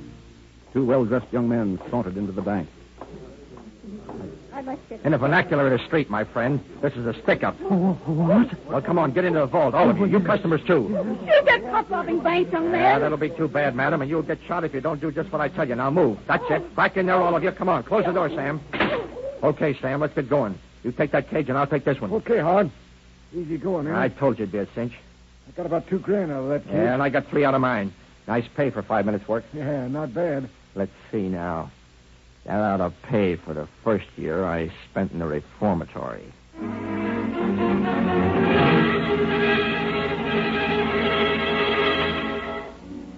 5 days later, 2 young men walked into the American Bank at Covington. We're taking charge of this bank. Into that vault, all of you. Yes, sir. Put the money in this sack, guy. That is the bank's money. We don't want any of that that belongs to widows and orphans. Just what the bank owns and what's insured. Look at them birds, Howard. They're so scared they can't talk. Yeah, I've been like that a lot of times myself. See what's in the cabinet, Sam. Okay. Hey, look, rifles and a pack of rods. Yeah, bring them along. Lock that vault door first. I already locked it. Now, let's walk, not run to the nearest exit. Right with you, kid. How much? About $6,000. That's about another year at the state's finishing school paid for. Gee, boss, you sure keep your head on these jobs. Yeah? Well, we're going to need some cool thinking. How come? We're going to have every copper in this state after us before we know it.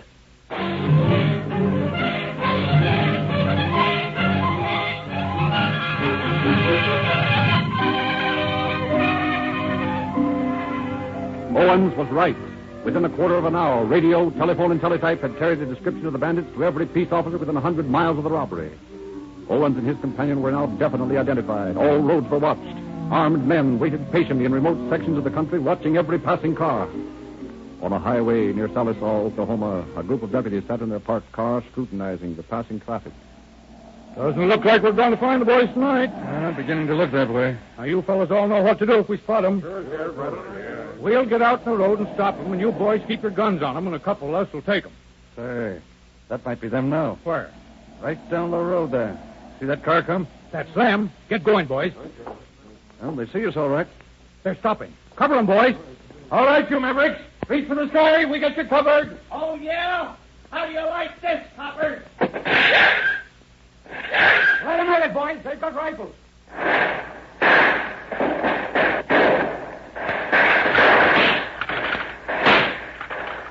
That's a cinch to hold up those cops with those rifles. Blast them, you dope. What do you think I'm doing? Why, you couldn't hit a barn if you was inside it.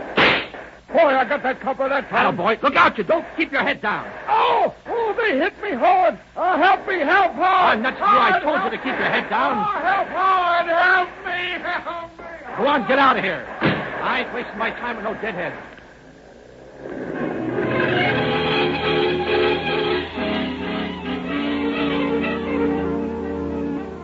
On October 7th, 1935, a young man drove an automobile into a service station in Santa Ana, California. Good evening, sir. Fill her up? Not quite.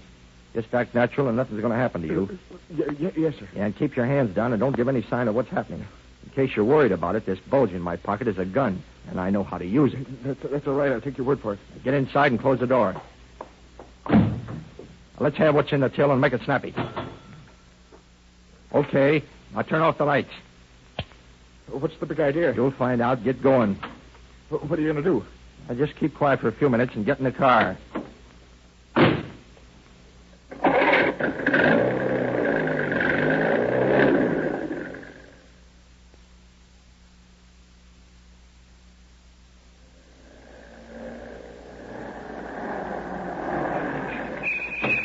Okay, mister, this is the end of the line for you. Get out. Yes, sir. And keep your mouth shut, or I'll come back and shut it for keeps.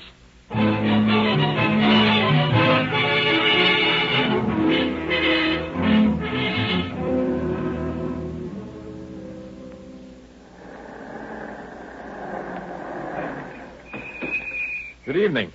I'm the new collector. I want that money you got. Hey, wait a minute. We don't deliver our money to anybody we don't know. That's so? Well, maybe you know this guy in my pocket better. His name is Colt. You ever hear of him? Oh. Stick up, huh? Yeah, that's the idea. You catch on quick. Okay, you can relax. It's inside in the till. What an unusual place to keep money. Move. Oh, take it easy, fella. I'm nervous, pal, and my fingers twitch when I get nervous. Now get that jack. All right. Here you are, buddy. Pretty slim pickings for the chance you're taking. Mister, I don't take chances. Get started. You're going for a ride. Oh, now listen, fella. I was just kidding. Look, guy, I got a wife and a kid. I won't squawk to the cops, honestly. Ain't that tough. Go on, get in that car. No, wait a minute. That's a better car parked on the grease rack. Yeah, but that's a customer's So car. what? Get in it.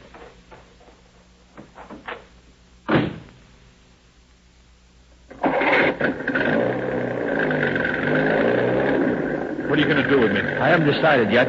Don't talk so much. Now, look, you could rip out the phone, and I couldn't call anybody till you had a chance to get away. It's you that needs a chance, buddy, not me. Just sit still and hang on. We're going places.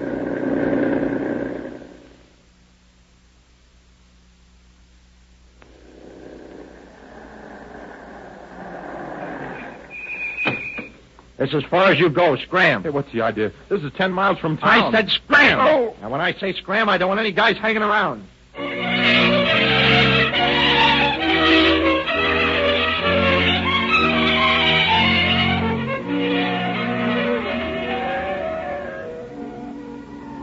County Sheriff's Office calling all cars. Attention all city and highway patrol cars. Be on the lookout for an unmasked bandit driving a 1935 Buick sedan. Dark green, chrome wheels. This car stolen in Los Angeles estate. The hold-up man also robbed and kidnapped the filling station attendant. Victim badly beaten and can give no description of bandit. Man is believed to be about 23 or 24 years old.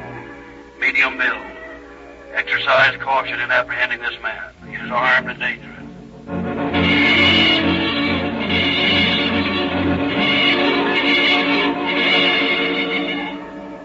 Within a few hours after his victim had been left unconscious beside the highway, Howard Owen was speeding along the road near Bakersfield. Alert officers and highway patrolmen watched every passing car, hoping to encounter the bandit. Near the Bakersfield city limits, two city officers, Jim Brady and John Lonsbury, wait in their car.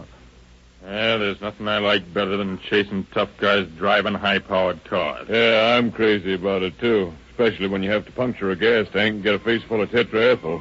Hey, quiet a minute. I hear a siren.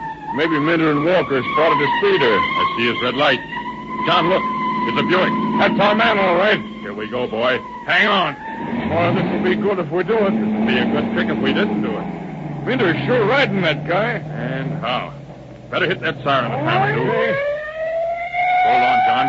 If he made that turn, we can. Oh, it's things like this that make me wish I was back on the ranch. Yeah, we'll let this bird get away and we'll both be there. Well, this is a dead-end street. There's the Buick. There's Minter. Hey, Toby, where'd you go? I see him.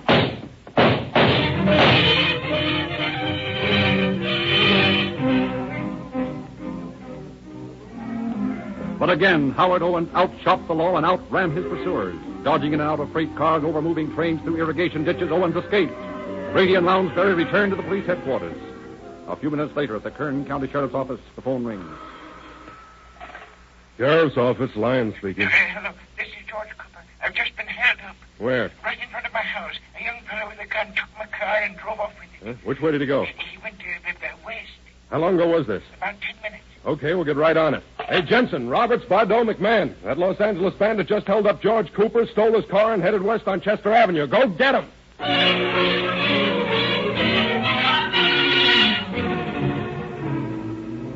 Officers immediately started a search for the young bandit, but meantime he had wrecked the stolen automobile and within a few moments managed to steal another car and continue on his way. Balked at every turn, the officers continued their search. Surrounding counties were warned to be on the lookout for the criminal. Meantime, word came that another service station had been held up and robbed, and the attendant kidnapped. Every officer in Sheriff Champness' office was placed on duty in an effort to apprehend the fugitive. Then, in the early evening of the following day, word came that Owens had been seen in Fellows. Deputies Ack, Jensen, Bardot, McMahon, and Roberts immediately rushed to that small community. Ack, I'm going to park the car on that hill right over there and keep a watch on this house where the constable said this monkey was supposed to be hiding. I can see the house and most of the town from there.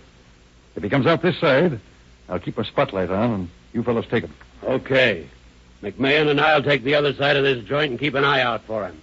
If he's in there, he'll be coming out. Okay. Be careful, though. He's dangerous. How'd you get the tip this guy was out here? Len Roberts and I came out here this morning looking for him.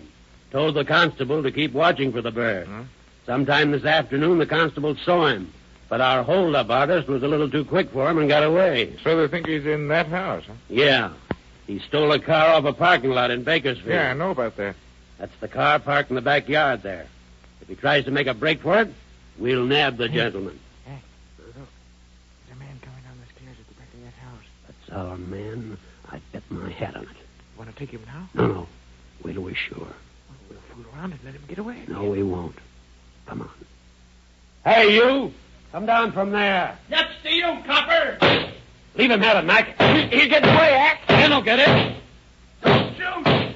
Sounds like Glenn spotted him. You got me. Don't shoot! Don't kill me! I didn't mean it. I wasn't sure that you fellas honest. Don't kill me. I'm hit. Hold it, Glenn. We got him. Please don't shoot me. Please don't. Oh, pipe down. Stop your sniveling. We're not going to hurt you. Please don't. Please don't. You know, Mac, someday I'm going to stick a pin in one of these tough guys, and I'll bet my hat he'll bleed lemon juice.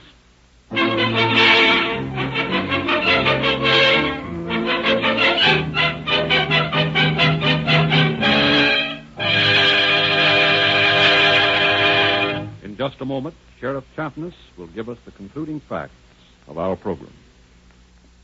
Remember the old iron bridge that used to span the river in your hometown, and the sign printed on it which read, $5 fine for driving faster than a walk. How times have changed. Nowadays we say, Rio Grande Cracked is fine for any kind of driving, fast or slow. And that, friends, is putting it mildly. The rest of the story is that Rio Grande Cracked is the gasoline that goes in the tanks of the cars that track down the enemies of society and catch them. Not only does this finer motor fuel power more police cars and more fire engines, ambulances, and other life and death automotive equipment wherever it is sold than any other brand, but Rio Grande Cracked is the gasoline upon which a preponderance of California state and federal government officials depend to speed their emergency cars on their ways more swiftly, surely, and economically. Are you one of the tens of thousands of motorists benefiting by this great gasoline? If not, be up to date. Be thrifty. It will cost you less in the smooth, long run to get Rio Grande Cracked and enjoy the police car performance of this, the most highly acclaimed gasoline in the West. And now, Sheriff Champness. The captured man was Howard Owen. He had not been wounded, but like all criminals of his type, he turned yellow when cornered. Brought to my office, he not only confessed his California activities to me, but bragged about his many criminal escapades. He was tried separately for all his crimes committed in Southern California and is now serving 6 separate sentences in Folsom Prison. His is another life of crime that has failed to pay. Thank you, Sheriff Champness.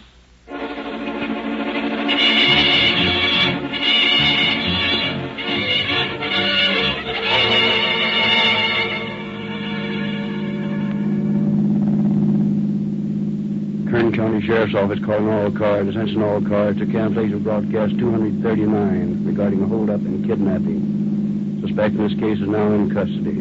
That's all. Rosenquist.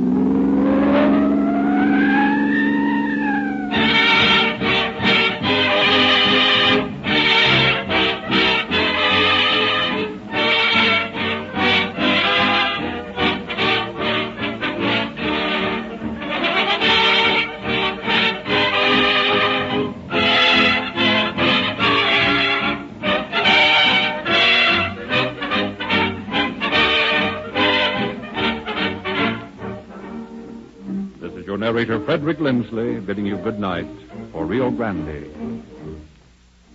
For Rio Grande.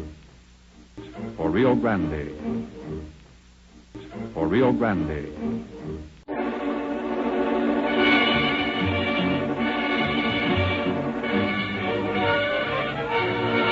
Calling All Cars, a copyrighted program created by Rio Grande. Los Angeles Police calling all cars. Attention all cars. Broadcast 240 at Beechwood and Sunset. See the officer. That's all. Rosenquist.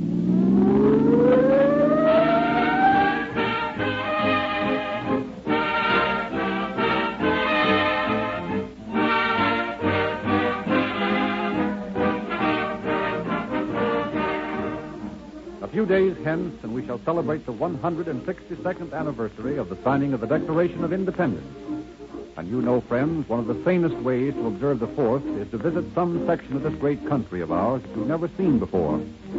3 forms of accidents can mar the happiness of the day. One of these can be avoided by careful driving, another by careful use of fireworks, and the other by giving your motor the protection it needs with sturdy Realube motor oil. This great lubricant is manufactured in the country's largest refinery, and so made that it cannot break down under the pressure of blistering hot weather. Friends, if you've been experimenting with wishy-washy oils to let your motor down at the least provocation, declare your independence right now, and before you set out on any trip, roll into the red and white Rio Grande station in your neighborhood and declare your allegiance to Realube, the newest and finest motor oil in the West.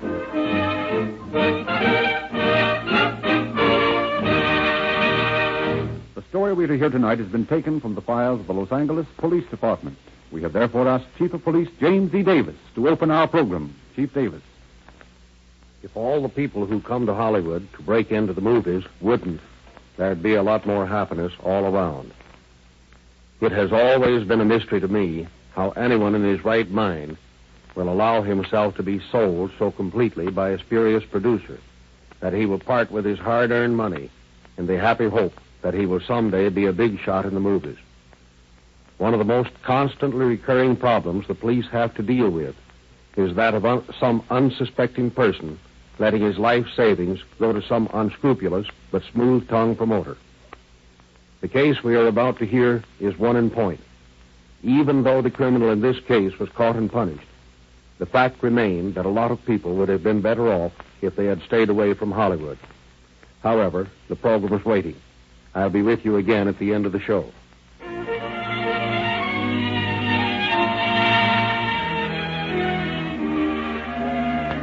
In a little bungalow in Hollywood's movie section, a man and a woman have just finished breakfast.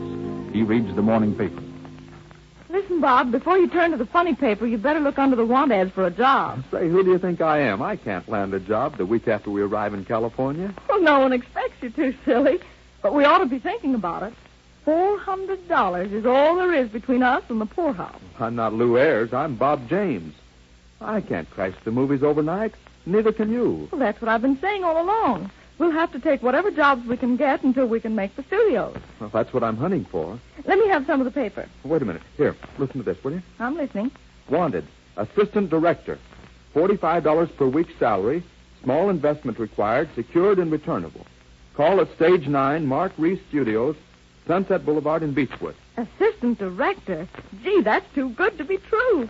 Why, if you could only land something like that, we'd be all set. Don't forget there'll be 100 others after it. And we don't know what they call a small investment in the movies. Well, I know it, but there's no harm in looking into it. And we better get busy on it right away before the rush starts. Well, I'll get ready and go right out there now. Say, what'll you tell them if they ask you if you've ever had any experience as a director? I'll leave it to me, kid. I'll bluff my way through somehow. Yes, that's how you got me. Huh? Well, you can tell them you've played stock all through the Middle West and still be telling the truth. Don't forget, I helped direct some of those shows. Besides, they don't want a guy who's had too much experience, or he'd be running the works. They want an assistant director. Yeah, that's right. And once you get in, you can pull wires and get me in the picture. Honey, you talk like I had that job. But one thing's sure, it's only in Hollywood one would stumble on an ad like this. Or an opportunity like this. After all, that's what we came here for. And so did 1,000 of others. Well, I've got a hunch you're going to be the one that's chosen. Oh, cut out the pep talk. And you get shaved and go right over there now, will you?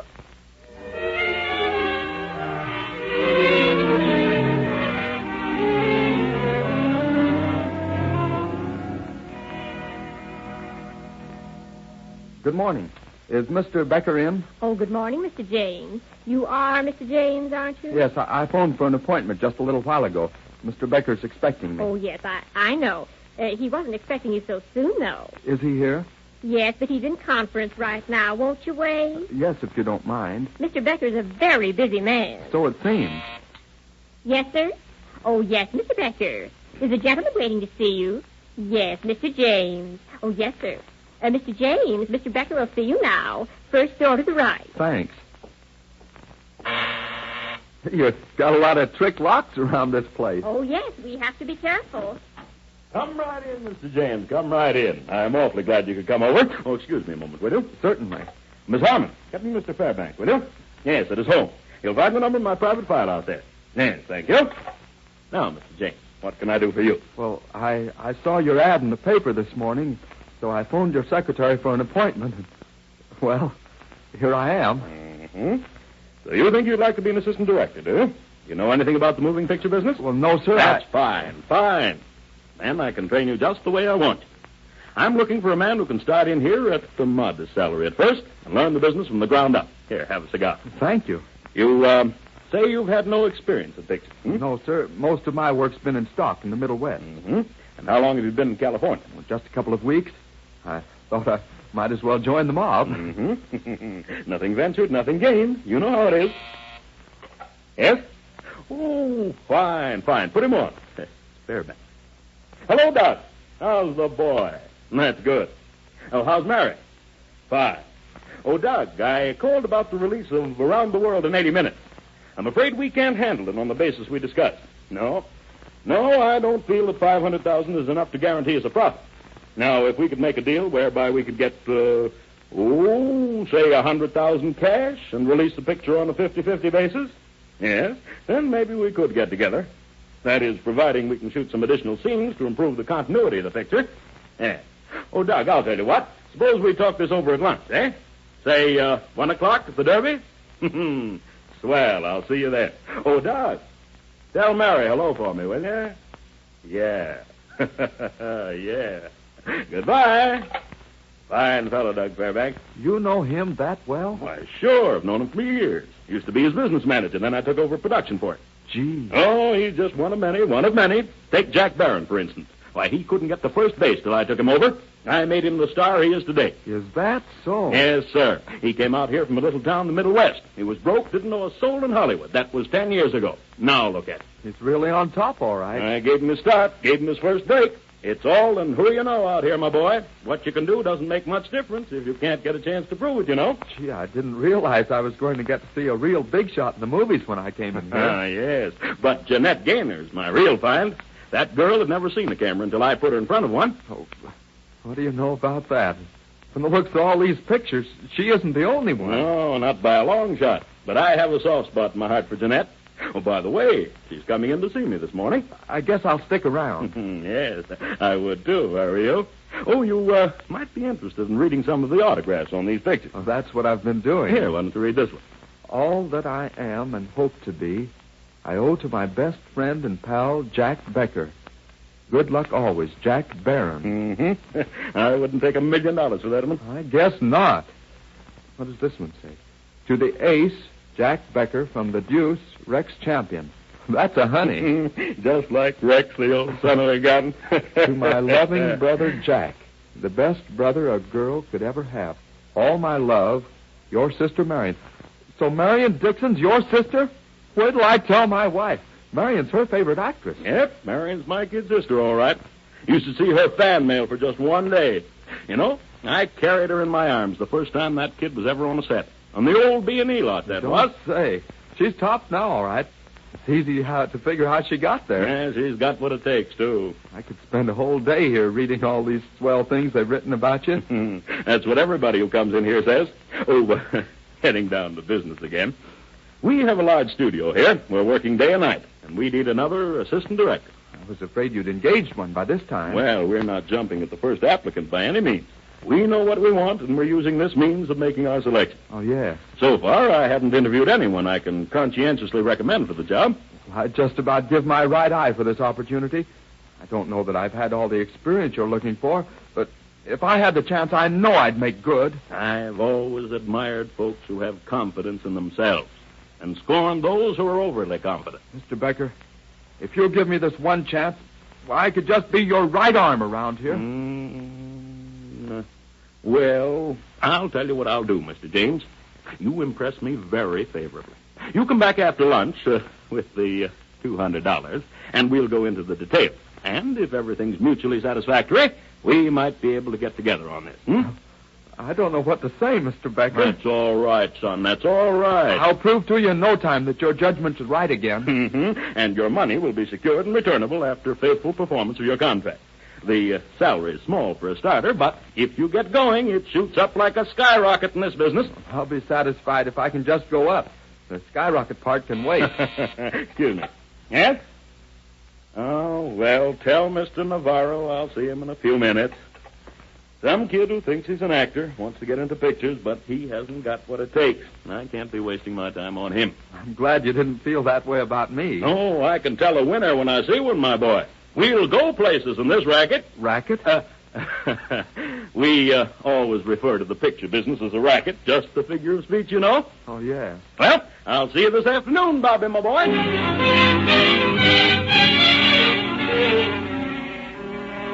Meantime, in the studio, Becker was interviewing other applicants for the job of assistant director. Now, Mr. Salazar, you come around the morning with your money, and we'll sign the contract. And I'll really be an assistant director? Absolutely. You string along with me, my boy, and we'll go places in this racket. That's splendid, Mr. Stanley. Splendid. 500 will be just about right. Now, here's your contract. Just sign right there. Uh-huh. That's it, fine. And this makes me an assistant director? Absolutely. My boy, you string along with me, and we'll go places in this racket. That's fine, Miss Golden, fine. Just sign right here. Thank you. Now, here's your receipt for $200 and your contract. We'll start shooting next Monday. I'll make you an actress, Miss Golden. You just string along with me. Then followed weeks of inactivity. With the studio cluttered with assistant directors, no money for salaries, there came the inevitable dissatisfaction. At last, fully convinced that Becker meant to defraud his many assistants, one of the victims reported to the bunco squad of the police department. I'm Lieutenant Swan. I believe you've got something you think ought to be investigated. Yes, sir.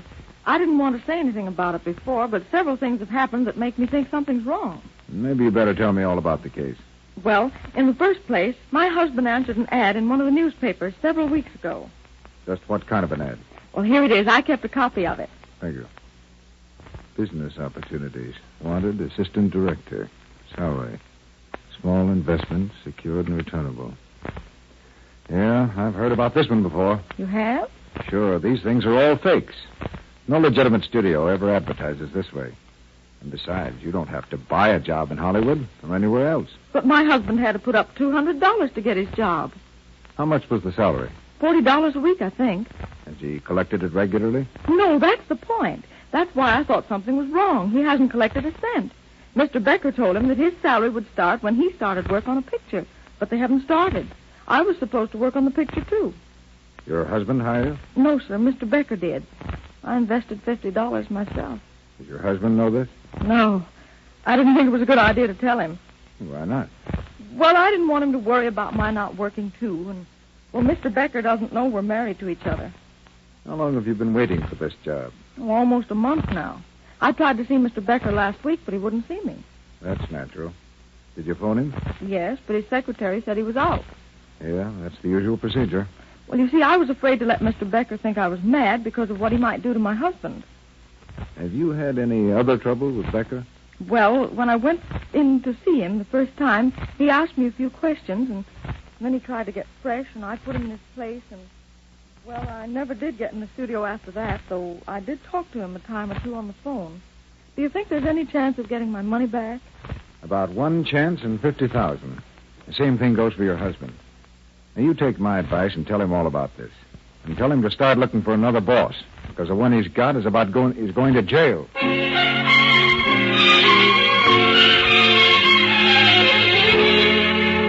Next morning, the Mark Reese Studios received an apparently prosperous but obviously suburban visitor.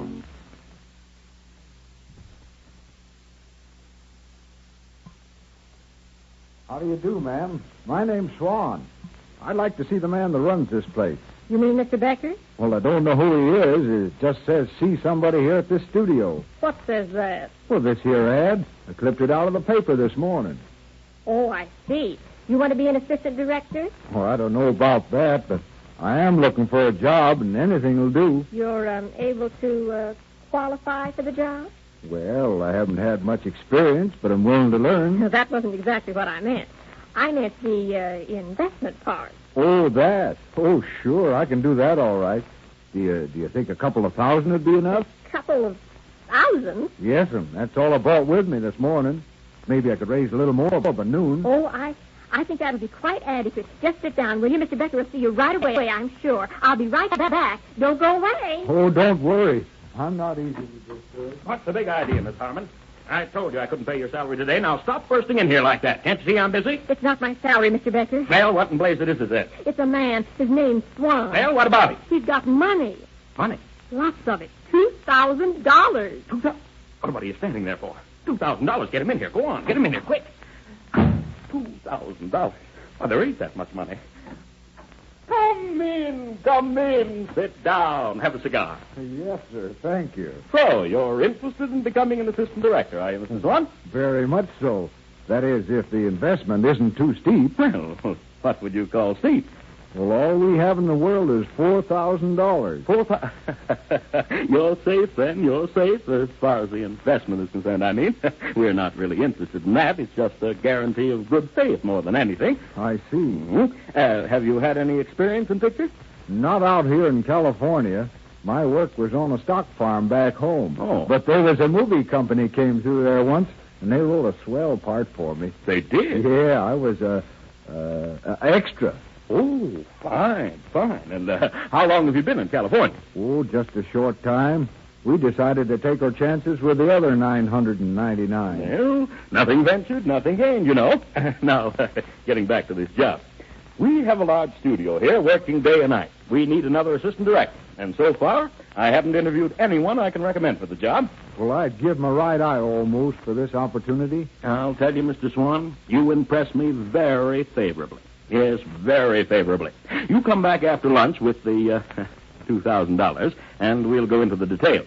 And we may be able to get together on this. Gosh, I don't know exactly what to say, Mr. Becker. I'm sort of bowled over. That's all right, my boy. That's all right. And your money is safe. It's secured and returnable in 3 months, provided you fulfill your end of the contract. Well, I'll do my best, Mr. Becker. Yes, I'm sure you will. You string along with me, my boy, and you'll go far in this racket. Racket? Just a figure of speech, my boy, just a figure of speech. We all have them out here. Oh, well, when do I start to work, Mr. Becker? Why, today, right now, when you've paid over the $2,000. Well, I'll have it for you this afternoon.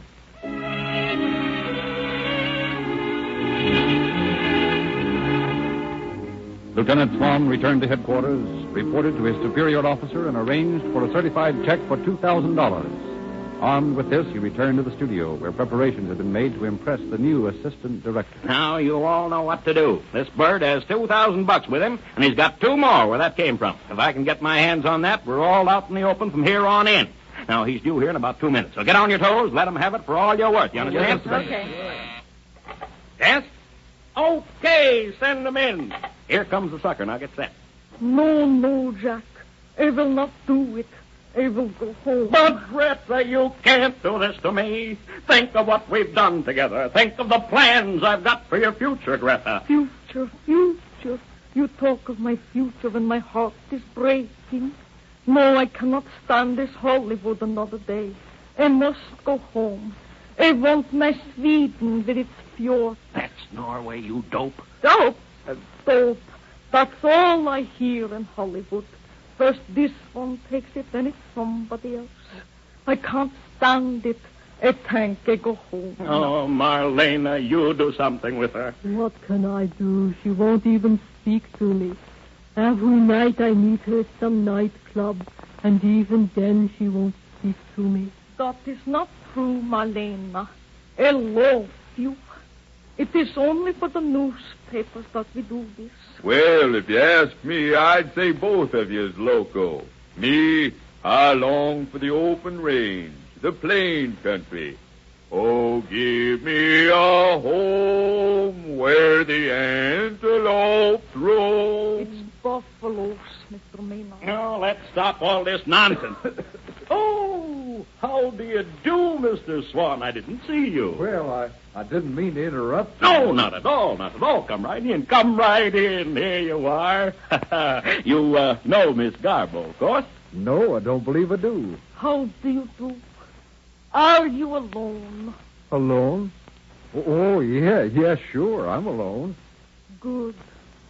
I wish ever. Yes. Miss Dietrich, may I present Mr. Swan? He's my new assistant. How do you do? Hiya, ma'am. He's such a nice assistant, Mr. Becker. Yes.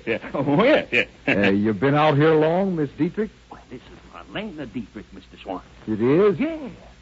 Are you interested in pictures, too? I am pictures, Mr. Swan. Oh, you are. I see. I'm sorry. Oh, that's right, nice. Howdy, partner. I'm Ken Maynard. I'm glad to know you. Well, howdy. We're right glad to have you around this here ranch, partner. We've been needing some new blood around here. Just like I told Jack here. What we need on this range is some new blood. Didn't I say that, Jack? That's right, Ken, that's right. You sure did. Well, I've sure seen a lot of your pictures, Mr. Maynard. That's so? Well, I've made a lot. Yes, indeed. As a matter of fact, we're going to start shooting today on a new picture of Ken. It's got music, too, Mr. Swan. We've got an exclusive contract with one of the leading acts on the radio, Jimmy and his saddle pal. Why don't we take Mr. Swan out to the ranch and let him get started with it? Why, that's a capital idea, Ken. Come on, let's all go.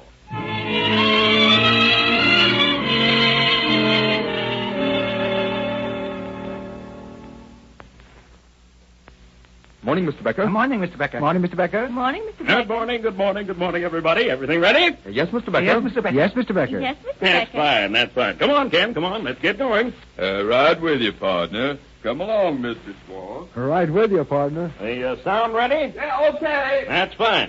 Where are the saddle pals? Anybody seen the saddle pals? Right here, Mr. Becker. Over here, Mr. Becker. Right here, Mr. Becker. Yeah, over here, Mr. Becker. Oh, yes. My, what a splendid group of young men. Mm-hmm. Well, you boys ready? Ready? Yes, sir. Well, where's Charlie? Anybody see Mr. Wilkes? Where's Charlie Wilkes? Pull yourself together, Jack. I'm here. What's eating you? Oh, there you are. You are, aren't you? Of course you are. Well, shall we start? Yeah, might as well. Herd 'em in, boss. Oh, that'll be part of your job, Mr. Swan. What will? Well, you're an assistant director, you know. Well, who are all these other fellows? Oh, them? Why, they're assistants, too. Did they put in $2,000, too? Why, no, not quite. They're not such big, investors as you are, Mr. Swan. Oh, yeah, I get it. Now, Bob, take a run down the road and stop traffic when we give you the signal. Places, everybody. I'll explain the scene to you. Ken, you come in from the right. Sit down there on the wagon tongue. Miss Golden, you lean back against the wheel on Ken's lift. You cowboys, drape yourself around the two of them, and when I signal you, you start your song. Got it? Yes, okay. Okay for sound. Okay. Roll on. Beat. Well, partner, we've had a tough day today, but it was worth it. Every doggone maverick in the outfit's done rounded up and branded. Let's celebrate. Let's have a song, man. Okay, Ken. Let's go, fellas.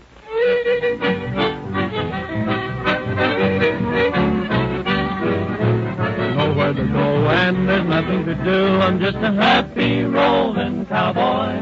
Let me ride that long trail down to the end where the skies are always blue.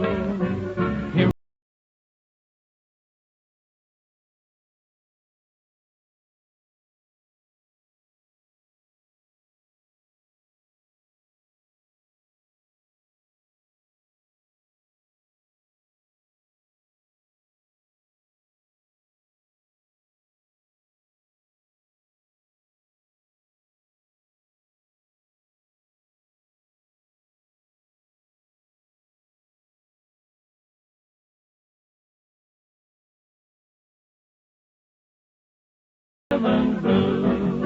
I ain't got a dime just to spending my time. I'm just a happy roving cowboy. Let me sing my song till they call me home to the land beyond the blue. Hear my song as I ride along. I'm just a happy roving cowboy. Herding the dark clouds out of the sky, keeping the heavens blue. That's the stuff, boys. That's the sort of thing that makes the Old West what she is today. Cut fence and I'll ramp 'em up. Let's be getting back home. Looks like rain. Yeah, kind of does at that, don't it? You can can the western twang, Joe. We're through. What did he say? Oh, just an expression of his, you know. We all have them out here. Was that all there is to it? Why, certainly. I told you it was simple. Yeah, 'tis at that. Oh, Charlie! Yeah, what is it now? You better do it again. I didn't have the microphone plugged in.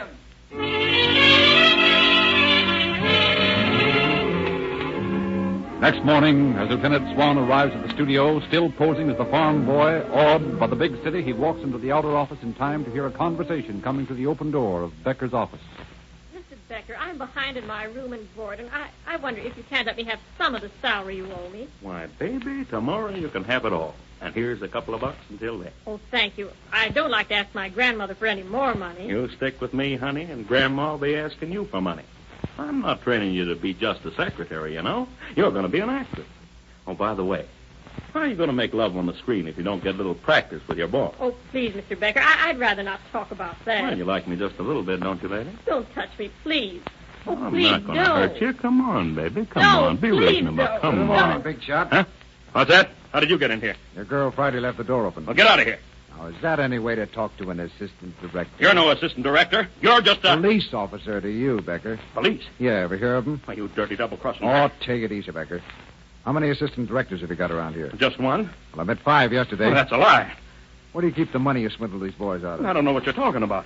What did you have to pay those extra girls for posing as stars? You can't talk to me this way. Oh, is that so? Say, have you got any contracts around here? Why, no, I haven't. You... Yeah, just as I thought. Boy, you've really been cleaning up around here, haven't you? Come along, Becker. You're going to the station. All right, pal, but wait a minute. I haven't had any breakfast. I haven't even shaved yet. That's all right. The state of California is going to feed you for a long time. And where you're going, shaves don't matter. Move.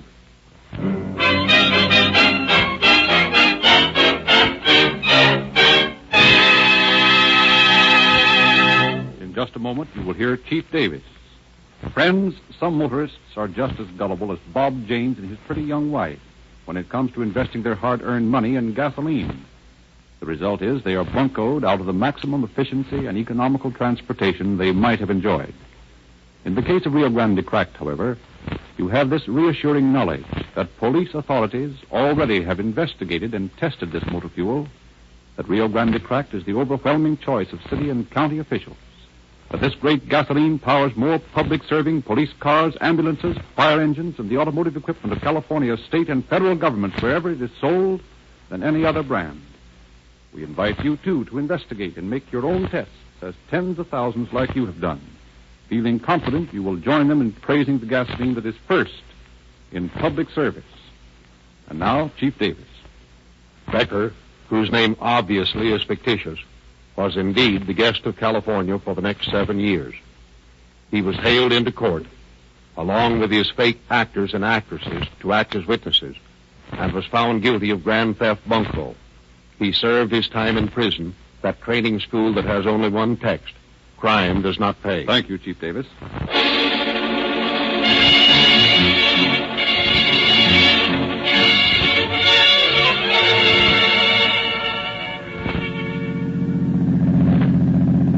Los Angeles Police calling all cars. Attention all cars. Cancellation broadcast 240 at Sunset and Beechwood.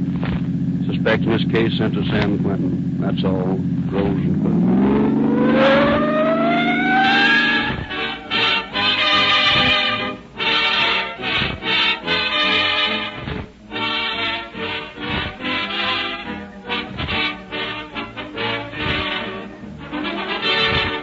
Dramatization was played by Lou Merrill.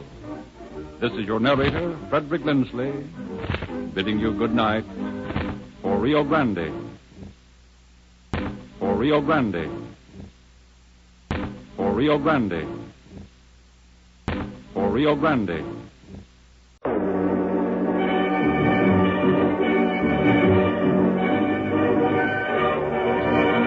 Calling All Cars, a copyrighted program created by Rio Grande.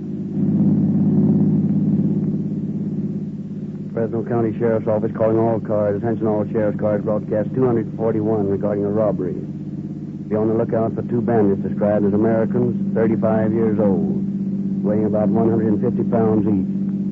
One man is approximately 5 feet 5 inches, the other described as being tall. These men held up and robbed the First National Bank at Carruthers. That's all. Those included.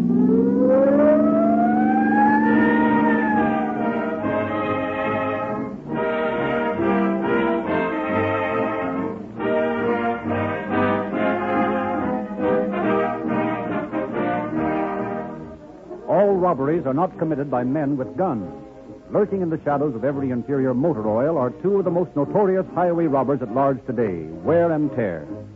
Egged on by their undercover agents, Sludge and Carbon, they pounce on the unsuspecting motorist who thinks all is oil that glitters to steal his pocketbook and leave his innocent motor weak and helpless from their brutal beating.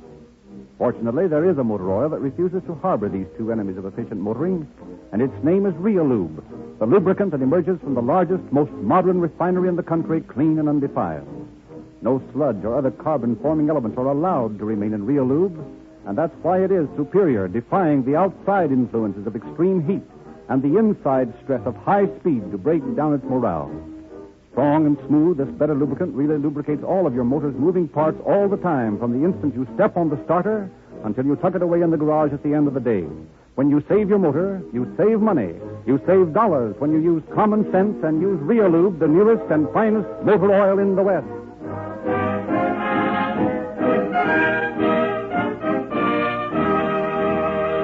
The story we're to hear tonight has been taken from the confidential files of the Fresno County Sheriff's Office, and we have therefore asked Sheriff George J. Overholt to open our program. Sheriff Overholt. One of the fundamental things for witnesses to do in the case of a holdup is to try and get an accurate description of the holdup man and to be definitely sure of that description. In the story we are to hear tonight, a great deal of confusion resulted from the failure of witnesses to obtain accurate descriptions of the bandits involved, and further confusion was added by a coincidence which we shall hear related later in the program. A significant fact regarding one of the men involved in this story was that although he admitted robbing more than 30 banks in California, and although he had spent his entire life as a criminal, he had left at the time of his sentence $175 to show for a life of crime. Definitely, his 25 years of criminal activity netted him practically nothing and proved most conclusively that crime is not a paying proposition.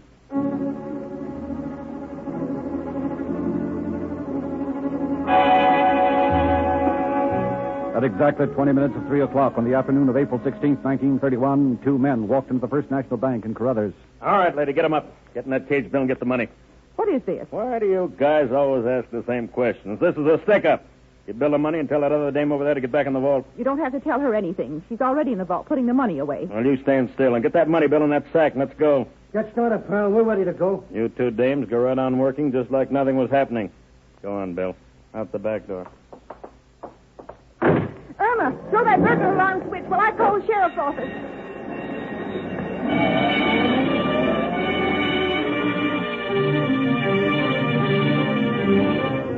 The scene is the courtroom of the Superior Court, Fresno County, a few weeks later.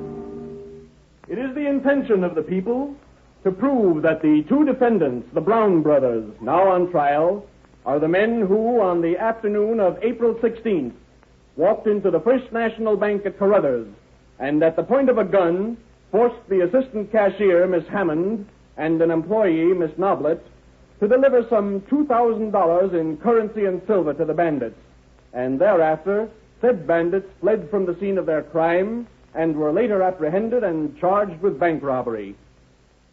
Call Mrs. Jacobs. Mrs. Jacobs. Raise your right hand. You solemnly swear that the testimony you're about to give in this case is the truth, the whole truth, and nothing but the truth? I do. State your name. Ida Jacobs. Take the stand, please. Now, Mrs. Jacobs, where were you on April 16th at the time of this robbery? I was sitting on my front porch talking to a neighbor. Did you see the two men, the defendants, drive away from the bank that afternoon? Yes, sir. Are you positive it was the same two men now on trial? Yes, sir. How do you identify them? Well, one of them was a tall fellow. I would say over 6 feet, rather slow walking. The other man was a younger, shorter man. I would say about 5 feet and a half. And he appeared very nervous. Did you see them when they left the bank? Yes, sir. What did they do? They came out of the back door of the bank and they jumped in their car and drove off. They went west on 6th Street. About what time was this? Oh, I don't know exactly, but it was almost 3 o'clock. Can you describe the automobile they drove? Well, it was sort of a grayish tan color. I don't know what make it was, but it looked like a Chevrolet or something like that.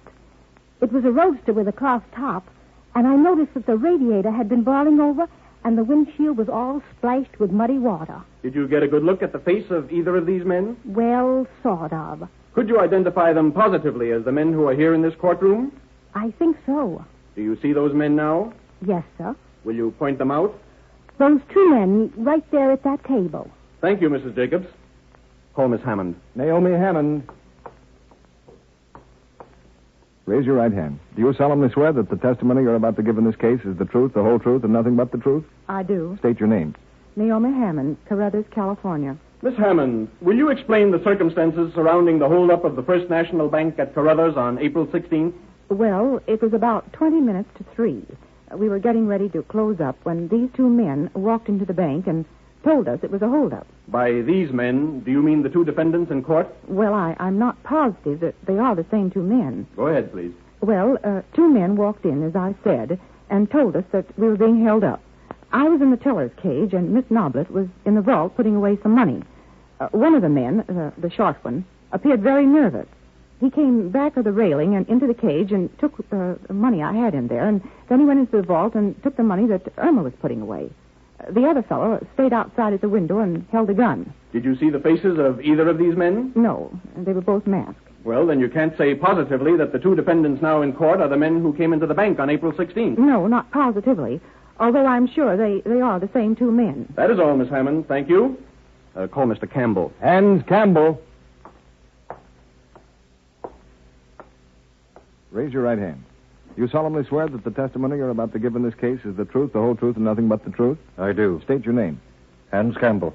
Mr. Campbell, did you on the afternoon of April 16th see the two men who are now defendants in this case? I'm pretty sure they are the same men. Will you explain the circumstances under which you saw these men? Well, at about 2:30 on the afternoon of April 16th, as I was leaving Carruthers, going west on 6th Street, I saw a car approaching and noticed that the motor was very hot and that the car was boiling, and it threw muddy water over the windshield, and saw that the windshield wipers had to be used. What kind of a car was this? I wasn't able to make out the kind of a car it was, except that it was a roadster with a cloth top, sort of a grayish tan color. Could you identify the two men now in court as the ones you saw in the car? And I'm pretty sure they are the same men.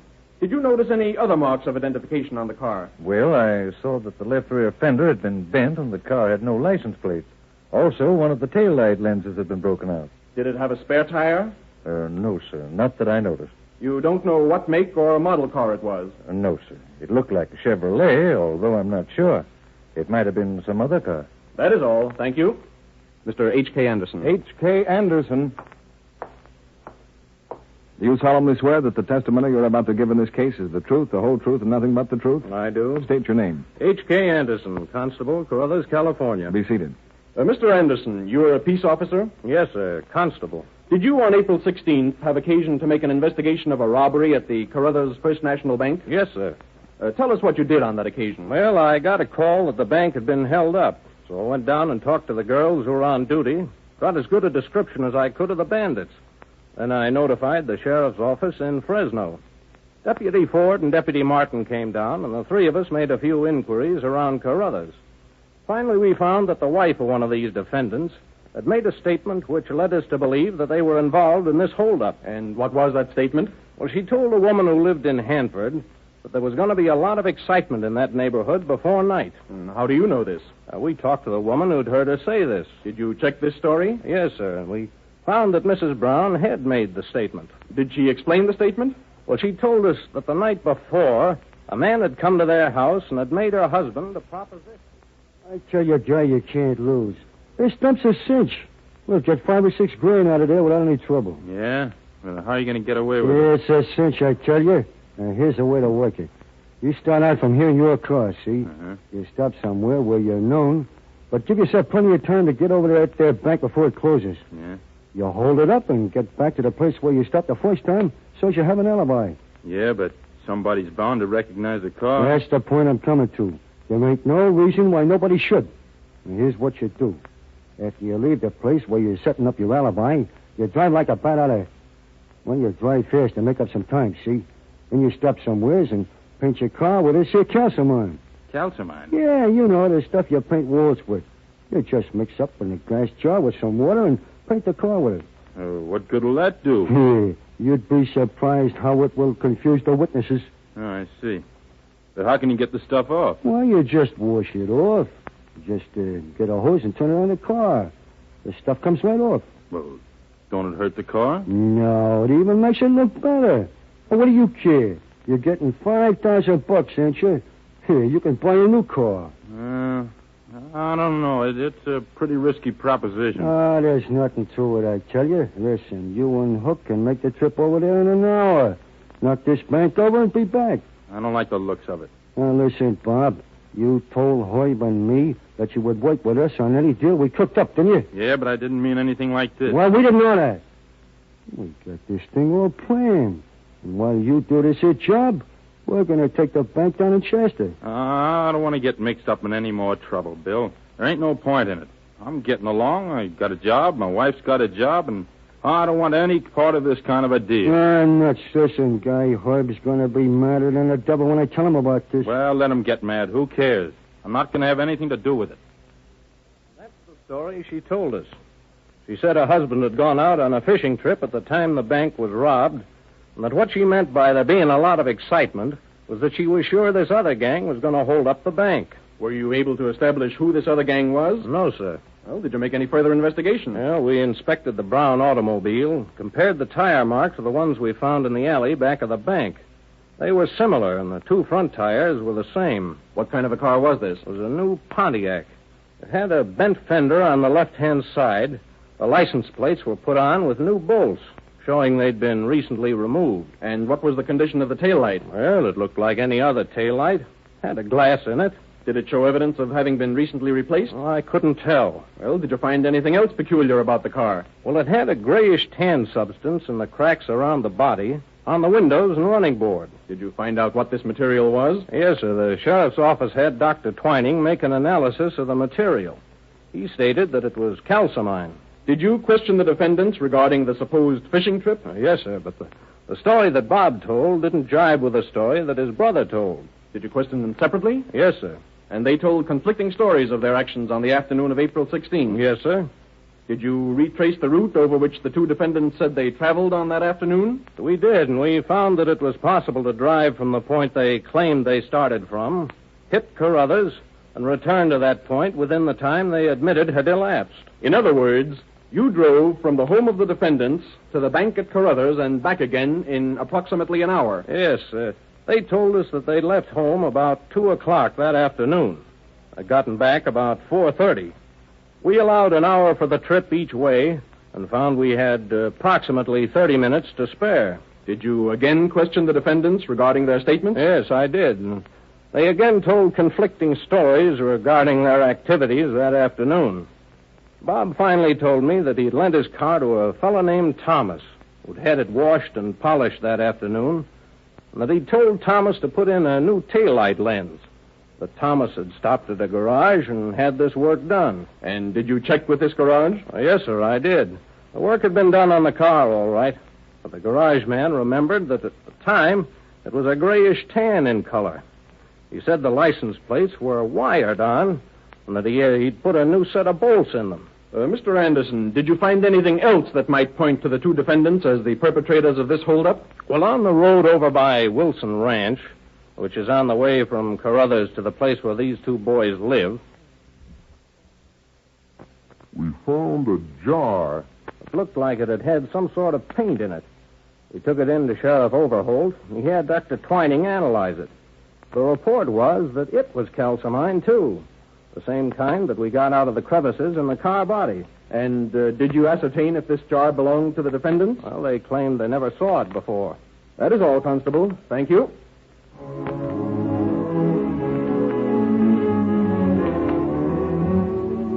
Hour after hour, the evidence piled up against the two defendants. Witness after witness identified the car or the men as having been seen near the place of the holdup.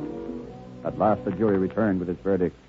Has the jury reached a verdict? We have, Your Honor. The clerk will accept the verdict and read it to the court. We, the jury, in the above-mentioned action, find the defendants guilty as charged.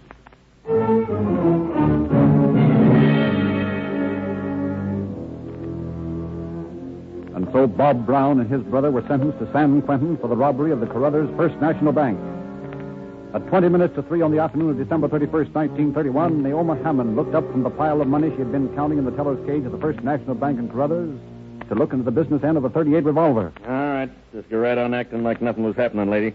This is a stick-up, so don't be so interested in what my face looks like. Hey, Bill, get that money into that sack and let's get out of here. There ain't much here, Hoyt. I'll get what there is and let's get going. Okay, I got it. All right, lady. I'll take what you're counting there, and you keep standing right where you are, and don't make no moves to follow us. Come on, Bill. Emma, throw that burglar alarm switch. Oh, I'm getting tired.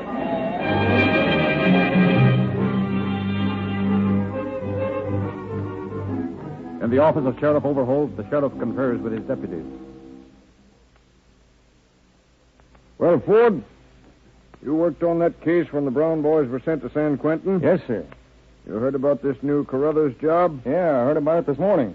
Looks awfully suspicious to me that the same method of approach was used in both cases. Yes, it does look sort of funny.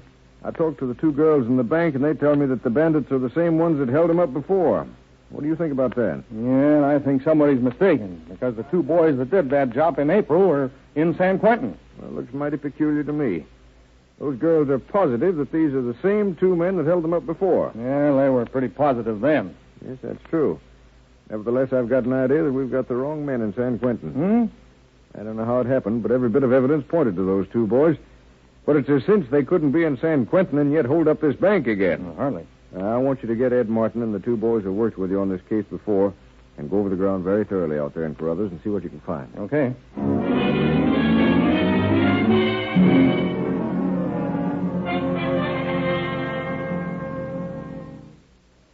Sheriff, Baker here has been making some investigation on the bank robbery case. I think he's got some pretty interesting dope. What have you found out, Baker? Well, yesterday when those boys knocked over the bank again, several of the fellows who were close by chased them in their cars out Marks Avenue. They doubled back on them, however, and at Elkhorn they transferred to a couple of other cars. One of them a roadster and one a coupe, and got away. I took one of the boys out and had pictures made of the tire impressions of the cars. I find that one of them was equipped with a brand new set of Goodyears. Nobody got much of a description of the cars, except for the fact that the Dodge they got away with in the first place was painted with calcimine. Calcimine, huh? Yes. I found this box with 38 S&W shells and these three 25-35 rifle shells. Well, there's nothing to do but start looking for them.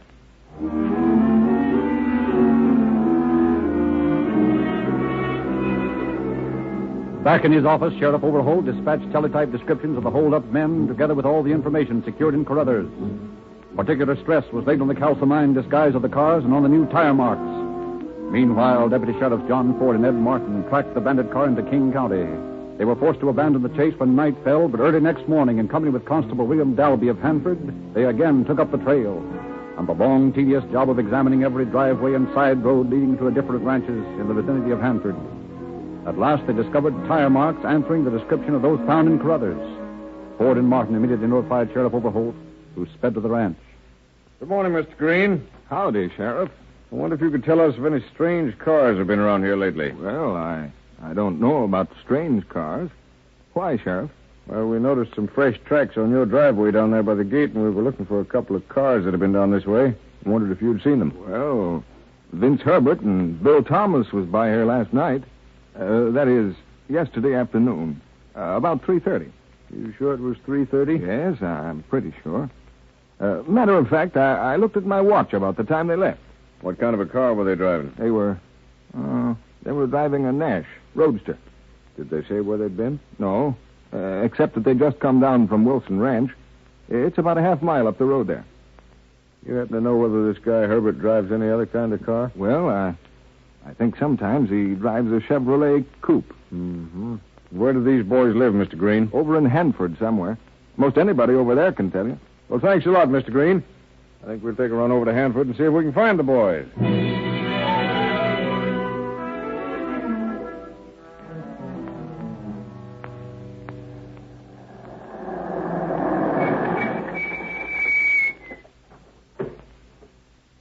Doesn't look like anybody's at home. Sure, this is where they live. Yes, at least this is where Herbert lives. Let's take a look out in the garage first, see what we can find out there. Okay. I hate to have some guy take a pot shot at me out of one of those windows. Oh, they aren't apt to do anything like that. Yeah, no car here. Nope. But there are some nice, fresh Goodyear tracks. Hey, Sheriff, take a look at this. What? There are 8 .25-35 caliber rifle shells. And here's a chisel. It looks like it's been used recently, too. Yeah. I guess these are the boys we're after. Again, the machinery of the law. Again, the tedious process of shifting evidence. An expert testifies. The motor number had been chiseled out of the block on the Dodge car used in the holdup, and the body number had been cut out of the dash.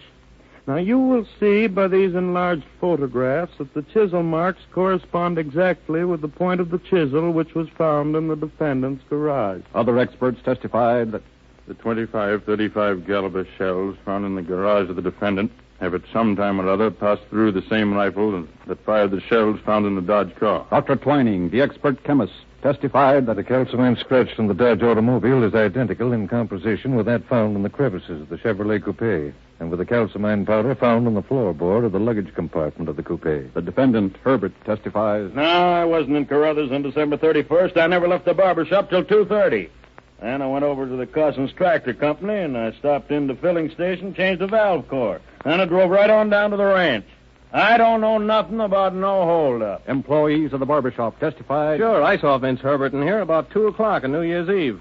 An employee of the tractor company said, I talked to Herbert on New Year's Eve sometime in the afternoon around 2 or 2:30. The service station attendant. Yes, I changed the valve core on the Chevrolet New Year's Eve about 2:30 in the afternoon. Thus, alibi after alibi was furnished by the defendant. At last, the verdict was returned, not guilty. But Sheriff Overholt was convinced that something was wrong somewhere, that something had been overlooked. Having once been placed in jeopardy for bank robbery, it was impossible to place the defendants on trial again on that charge. But bank robbery in California also constitutes burglary, and the suspects were immediately charged with this offense and held in jail. In the meantime, the Sheriff of King County communicates with Sheriff Overholt. Sheriff's office, Ford speaking. Is Overholt there? Just a moment. For you, Sheriff. Overholt speaking. This is Loftus down at Hanford. I think I've got the missing link in your bank case. That so? Who is he? I picked up that fellow, Bill Thomas, for questioning on a stolen car, and I think he can give you some pretty good information about your friend Herbert. Okay, we'll come over and talk to him.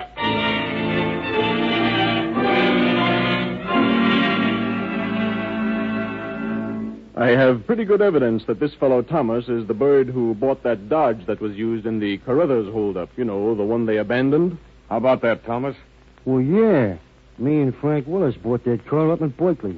We got it off from a used car lot up there. All right, what do you know about this Carruthers job? Well, me and Herbert held up the place the first time on the 16th of April last year. Hey, that's the job you sent those other 2 boys up for. We sort of fixed them up. How was that? Well, I went out to see one of them, and I tried to get him to come in with us on this here deal. On account of he had promised Herb that he would help him out sometime on a job. But when this here guy finds out what kind of a job it was, he wouldn't go for it. So we grabs another jalopy that looked as much like his as we could, and we painted up with this here calcimine and pulled that first job. Then we let the word get around that these here boys was implicated, that these fellas was implicated, that they was mixed up in this here deal. So you fellas could pick them up. We used the Chevy on that there job, but from the back, that looked just the same as the Pontiac these other guys was driving. So it was a cinch to pin that job on them. And they'd have beat that rap if they'd stuck to their stories. But when you got that little one scared, he couldn't remember the places he had been to. That was an easy job. What about the one on New Year's Eve? Yeah, there was 4 of us in on that one.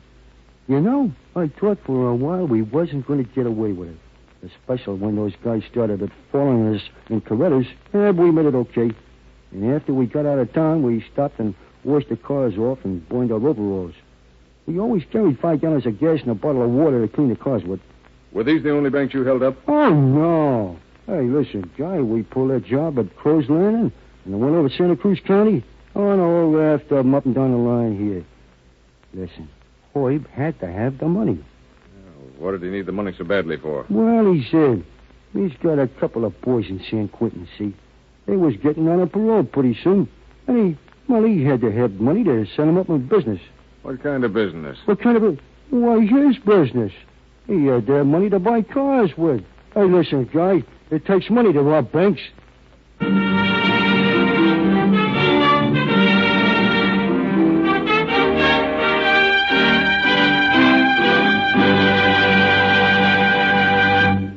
In just a moment, Sheriff Overholt will give us concluding facts on our program.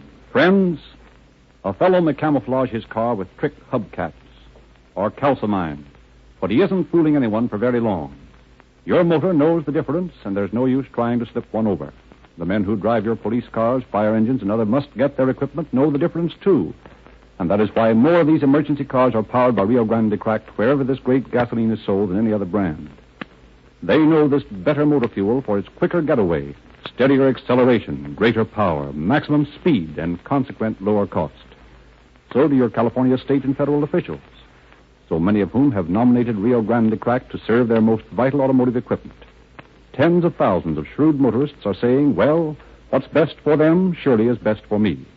If you have shackled and handcuffed that car of yours in the past, set it free, friends.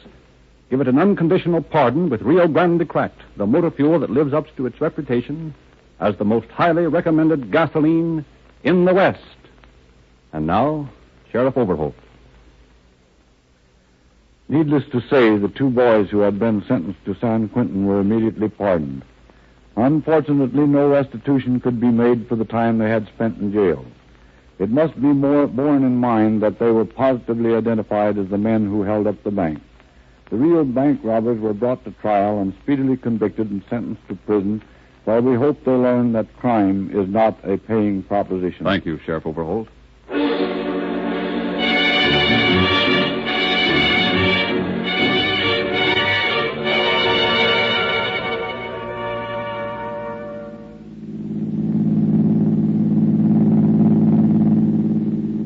Fresno County Sheriff's Office calling all cars, attention all sheriff's cars, to cancellation of broadcast 241 regarding a bank holdup.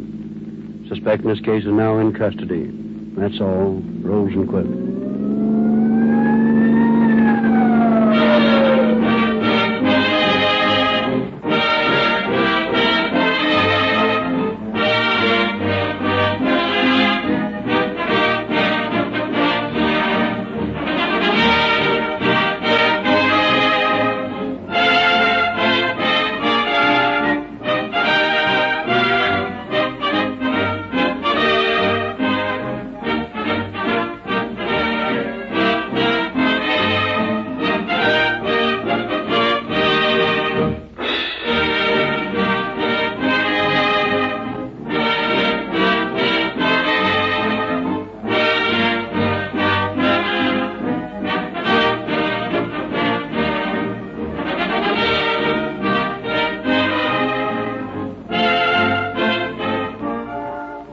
Narrator, Frederick Lindsley, bidding you good night for Rio Grande.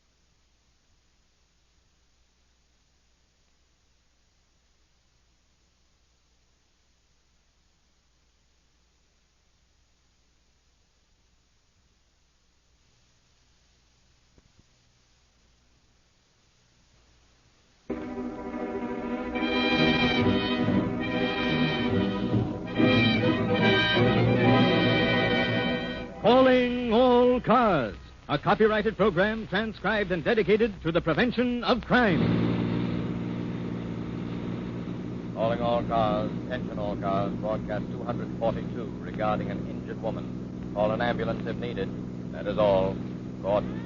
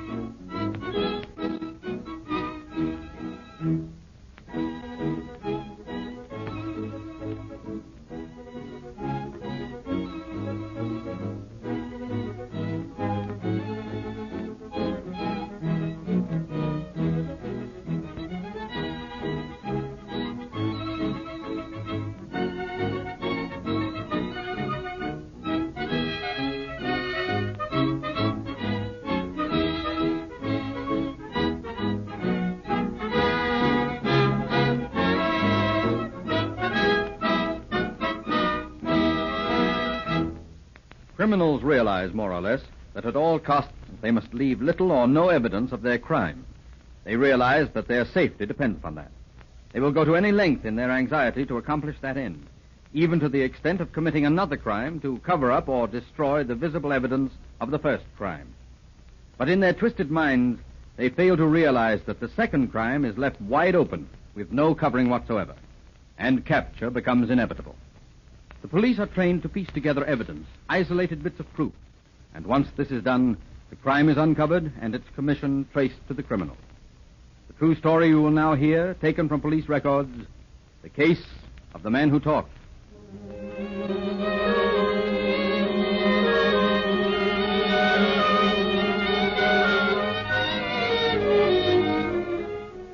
In the police station, a group of officers are passing the tedious hours of their shift playing dominoes. Okay, Louis. Here's your chance to even up the score. If I had luck like yours, I wouldn't be a copper. That's all right. You don't need luck. You just need to know how to play dominoes. Give me 10. I'll take 15. Guess our fire laddies are going to have a little fun. Yeah. I wish they'd move that fire station out of our police headquarters. I'm getting tired of hearing those sirens every time there's a brush fire somewhere in this town. Yeah, they are a little noisy. Now, give me 5. 5 for me. San Pedro Division, Captain Gentry speaking. Okay. All right, we'll look into it. And Fuller, Vigneault, come here. Okay, Captain. What's on your mind, Captain? I just got a telephone call from that fire location. They found a woman in the house who apparently has been injured. They've sent her in. Where was the fire? On 4th Street. Not far, huh? How's she injured? I don't know. I think she was unconscious when they found her. Smoke victim? Maybe. You boys get on upstairs. You can find out when Doc Langland examines her. Okay, Captain. Let me know what you find out. I never got started on a game of dominoes that something didn't happen. Well, that's all right. That'll give you time to think up some new plays. Maybe you can win this game. Yeah, maybe if we'd stop having fires and getting calls on drunks falling down in the gutter and a few things like that. Well, why don't you give up your exalted position? I like the work. Hello, boys. What's on your mind? Captain Gentry wants us to check up on a woman they brought in from the fire. Might be a good idea at that. They're just getting her prepared in the operating room. Let's go in. All right. Probably just a smoke victim. I'm not so sure. Looks like she's been injured some way. She's no smoke victim, Doc. Look at that face. Well, this woman's hair is a mass of blood. There's something fishy here. Tom, I think we'd better take a run out to that fire. Hello, fellas. Captain Gentry wants to know what you found out. Oh, hi, Richardson. There isn't anything we can find out here. Something or somebody's given this woman a terrific beating. How's she look, Doc? Pretty bad. Know who she is? Nope. No report on her. Just an ambulance call sheet. We're just fixing to go out there. Want to come along? Yeah, I guess so. I'll get the address off the call sheet. See you downstairs.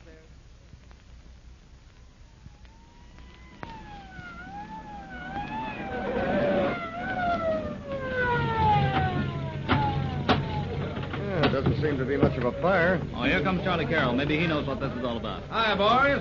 How was that woman we sent down? I don't know yet. Looks like she's in pretty bad shape. Who was she? Well, let me look at my notebook here. See, Mrs. Margaret Henniger, age 50. Well, where'd you find her? We found her lying on a bed in the front room. Thought at first she'd been overcome by smoke, but I saw she was bleeding pretty badly from the mouth, so I sent her down to the receiving hospital in an ambulance. Yeah, we saw her. She's still unconscious.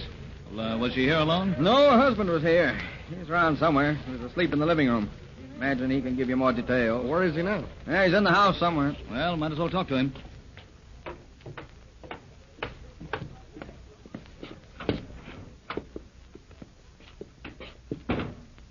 Howdy, gentlemen. Are you Mr. Henniger? That's me. It looks like you had a little trouble around here. Yeah, there was quite a lot of excitement for a while. Tell me, have you seen my wife? Yeah, we've seen her. How is she? Well, she seems pretty badly cracked up right now. You're police officers, ain't you? Yes, we're just making a routine investigation. After we got the information about your wife being hurt, we thought we ought to look into the situation. Yes, sir. Sit down, gentlemen. I got some cigarettes somewhere. Here, take one of mine. Oh, thanks. Now, look, Mr. Henniger, try to tell us what happened, how your wife got hurt. Well, when I got in from work this evening, I found out supper wasn't ready. So naturally, I wondered where my wife was. Did she always have supper ready when you got home? Well, yeah, most of the time. What time did you get home? Oh, it was about 6 o'clock, I guess, when I got in. And what'd you do when you didn't find your wife in the house? Well, naturally, I went through the house calling her, but she didn't answer. So I thought maybe she was out in the backyard. What made you think that? Well, we got a rock garden out there with benches and chairs. I thought maybe she was sitting out there waiting for me. Maybe too tired to fix supper, so we'd go out. We do that sometimes. Mm-hmm. Then what? Well, it was getting pretty dark about then, so I went out there and I stepped off the porch rather hurriedly. I almost tripped over Margie, laying there right in the walk, just a little ways from the steps. Laying on the walk? Yes, sir. She seemed to be hurt some way. I thought she'd fainted, but when I started to lift her up, I saw a pool of blood under her head. Her face was covered with blood, too. I figured she'd slipped accidentally on the back steps and struck her head on that cement on the side of the walk. Well, what did you do then? Well, I picked her up and brought her in the house and put her on the bed there, in the front bedroom. I was going to call a doctor. Well, why didn't you? Well, you see, she was, I looked her over rather hurriedly, and I saw she was just suffering from nosebleed. But it seemed to be clearing up, so I just decided to leave her covered up with a blanket there for a while, and I figured when she rested a little, she'd be all right. Weren't you concerned about that nosebleed? Well, no. You see, she often has that. Her doctor says she's susceptible to it or something like that. Yeah, a lot of people are. Go ahead, Mr. Henniger. What'd you do then? Well, of course, the excitement and everything upset me a little. I was sort of stunned finding Margie out there in the yard and all like that. So naturally, I didn't feel like eating then. So I decided to sit down here in the living room, rest a while, then see what I could do for her after. Well, I guess I must have dozed off or something, because the next thing I knew, the yard was full of people. Everybody was yelling fire, and there was smoke coming into the room from the closet back there. I guess by the time I was on my feet and wide awake, the firemen were here. Did you go out to see where the fire was? I don't remember whether I did or not. Anyway, they found my wife just after they got here and rushed her off to the hospital. I ain't had much time to do anything around here. I was just trying to clean the place up when you fellas came. You think she's hurt bad? Well, we don't know yet. The doctor's still working on her. Did you throw any water on your wife or wash her face or anything to bring her out of her faint when you found her? No, I didn't. Why not? Well, I'll tell you. You see, Margie had been drinking a little. She'd found a bottle I had here in the house, and I think she took a little too much. What do you mean by that? Well, I don't think she really fainted. I think she just lost her balance and fell. Say, come on out. I'll show you where she was when I found her.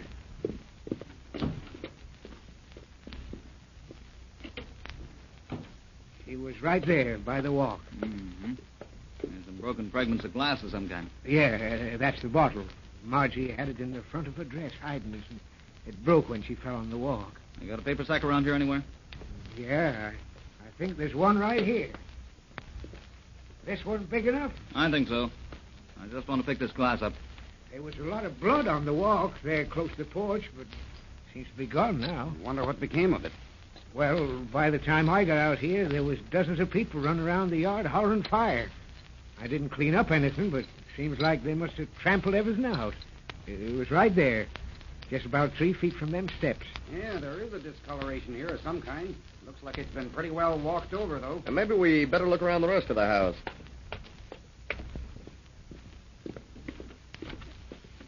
Did you hear any noise in the front part of the house? No, I didn't hear a thing.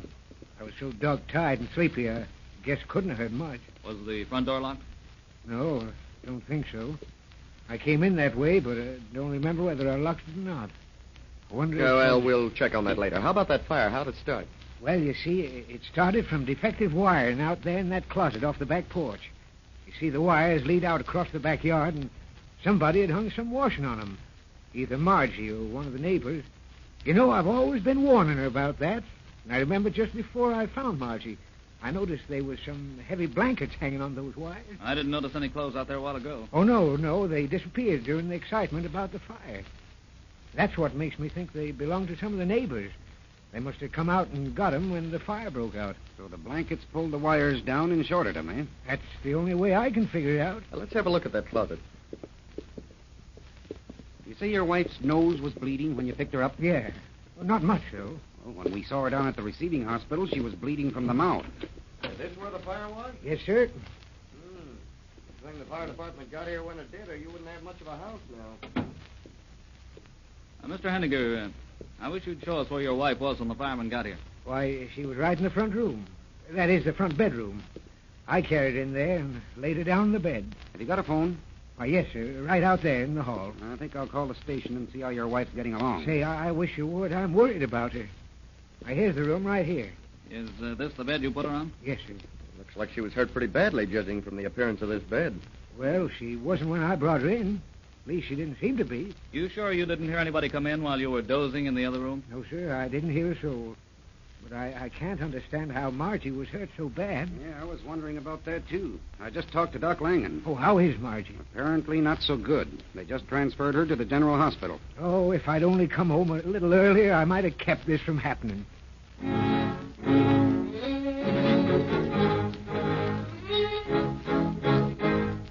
For 2 days, Margaret Henniger hovered between life and death. Then, on the last day of December, she died without regaining consciousness. Lieutenant Vigneault was sent to break the news to the woman's husband, while Richardson and Fuller drove to the county morgue. Hi, Bill. We want to see the chart on Mrs. Henniger. Yep, here you are. I can't believe that woman was drunk. She doesn't look to me like a woman who was in the habit of drinking. I was just thinking the same thing. Say, Bill, this chart doesn't show any chest injuries or any cuts. We list the injuries as we find them, no more, no less. What's the autopsy report? Concussion of the brain caused by some external force. That's our cue to begin work, Lloyd.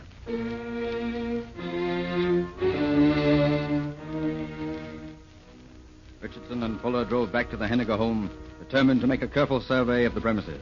Doesn't seem to be anyone around. Yeah, I guess the old man's making the funeral arrangements. You know, it just occurred to me that some of the neighbors around there could have seen anything that might have happened to Mrs. Henniger. I'd say that vacant lot there is about 50 feet, wouldn't you? Yeah, just about. Well, those people in that apartment house could have seen anything that happened in this backyard here. Those wires are low enough for a clothesline, all right, but wait a minute. There's a clothesline with clothespins on it. Say, this doesn't make sense. I want to take a pull on those light wires.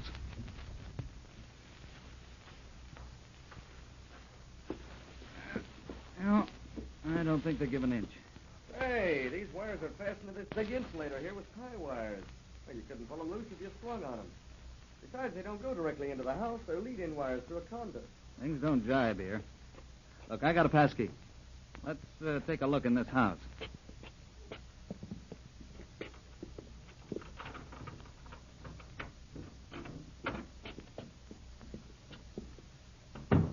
Let's inspect that closet again.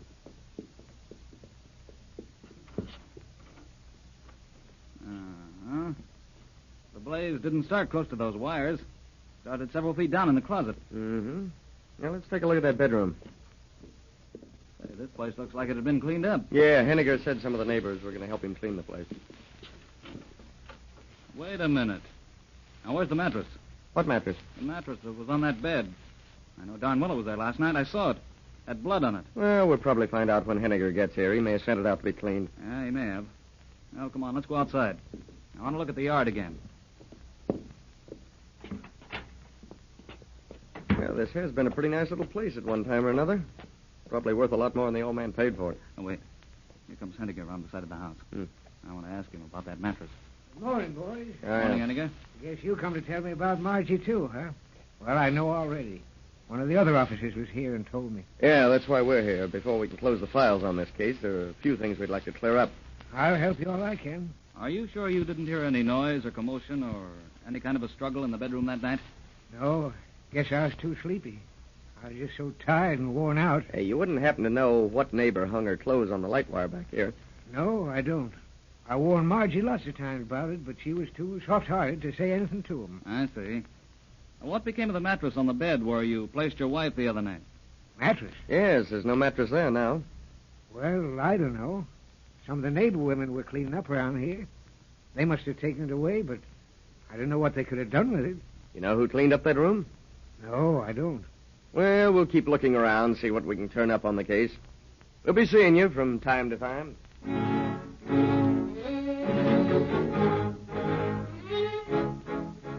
Leaving the bereaved husband, the officers started a round of questioning in the neighborhood to ascertain who had used the power wires for a clothesline and who had helped clean up the Henniger home.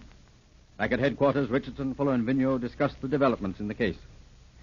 I can't help but think that Henniger hasn't told us all he knows about this deal. I'm inclined to think the same thing, especially since we couldn't find anybody who had been hanging clothes on the wires or anybody who helped clean up the house. You know, that guy may be old and stooped and bowed with grief, but physically he's a pretty hefty old goat. Yeah, he's no weakling. A ship's carpenter has to be able to do fairly heavy work. Besides, I've watched that old man while you boys were asking him questions. He may seem to think slow and move slow, but his eyes are shifty. You give him plenty of rope, and he's going to give you a clue as to who killed that woman. You know, something else has been puzzling me.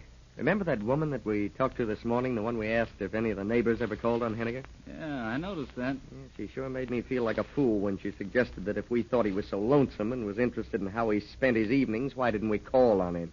Yeah, it's the simple things in life that we miss. Louis, what makes you think the old man's concealing something? Well, I've been watching him. He doesn't act like a man whose wife has just been murdered.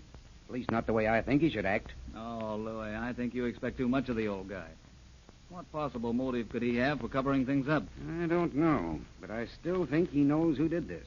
And I think if we keep a close enough watch on him, he'll lead us to the guy we're looking for. Well, maybe you have something there. Let's wait and see.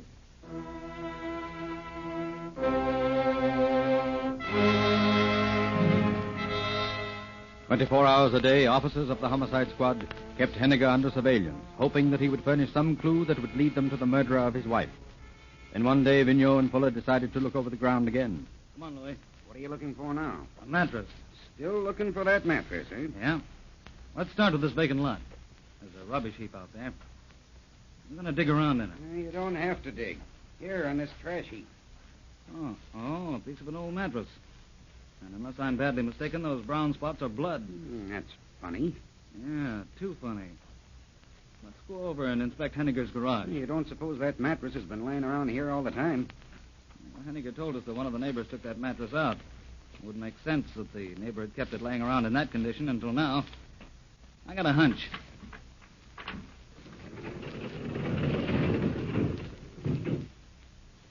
Well, it looks to me like your hunch was right. Mm-hmm. It looks that way. There's a mark on the floor that could have been made when a mattress was dragged over into that corner. If you ask me, I don't think these spots on the floor got there accidentally. You mean the mattress was left here? I do. And I'm going to find out why. Quiet. Here comes the old man now. You guys still snooping around here, huh? Yeah, we're still checking. We'll have to keep on with the work until we're satisfied. All right, help yourself. I'd like to ask you some more questions. Yeah, I know. You're officers, and you got to hold your jobs. Well, let's sit down here on the bench. All right, go ahead. Let's get it over with. We'd like to know what you did with that mattress you took off the bed the night your wife was beaten up. Mattress? Yeah, mattress. I told you once there wasn't no mattress. Just blankets on the bed, and that's that. Anything else? What have you been burning in that rubbish pile back of the garage? Burning? Nothing. Who said I have? We're asking you. Why, that ash pile is a community dump. All the neighbors dump their stuff there and burn it. Well, we found a piece of a mattress there and it had blood on it. We found evidence in your garage that something had lain in the corner and had been dragged out toward that fire. And that something left dark brown stains on the garage floor. Well, if there was anything in that garage, it's news to me. Seems to me if you fellas spent less time hanging around here and more time looking for the guy that killed my wife, you'd probably do a better job. You know, you may have something there. We'll think it over.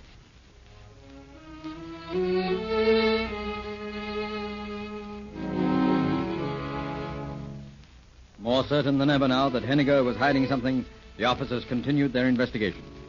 They were at a loss to find a reason for his unwillingness to talk. Henniger went about his work, occasionally dropped into a cafe for a glass of beer, but apparently talked to no one. Nor did anyone call at the house on 4th Street. Henniger seemed to spend his evenings alone. Then Sergeant Richardson remembered the cryptic remark of Henniger's neighbor. Well, don't what makes you think he's so lonesome in the evening? Well, the light's on. He's there alone, isn't he? Well, maybe the light's there, and maybe that's all that is there. You're so interested in how he spends his evenings. Why don't you call on him yourself and help him pass the time away? Late in the afternoon of the following day, the officers made sure that Henniger had come home from work. They shadowed him to his house and continued to cruise around until dusk. You see him go in the house, Louis? Yeah, he went in all right. There goes the light on the living room. What time is it? 7:28. Let's park and wait. Yeah, I wonder what that dame meant.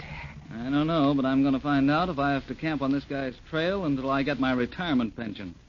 Hey, you don't suppose he beat up his wife, do you? That old guy? Nah. But he's not telling the truth about who did. Maybe he doesn't know. You can't tell me that he could sit there in the front room while somebody came in and beat up a woman like that without him knowing something about it. Well, the neighbors still claim they didn't see anything. Well, we haven't got any reason to suppose that they would see what happened in the bedroom. Now, wait a minute. He's coming out. See him there on the front porch? Yeah, and he's left the light on. So that's the game, huh? Mm-hmm. So he goes out at night and leaves the light burning, eh? Well, he's a wasteful old coot, isn't he? Yeah, let's follow him. Give him a chance to get on the block of face. I wonder where that guy's going at this time of night. Seems to have a pretty definite idea of what he wants to do.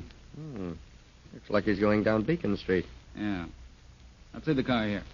We can follow him on foot. See where he went? Yeah. He went in that hotel right down the block there. What do you know about that?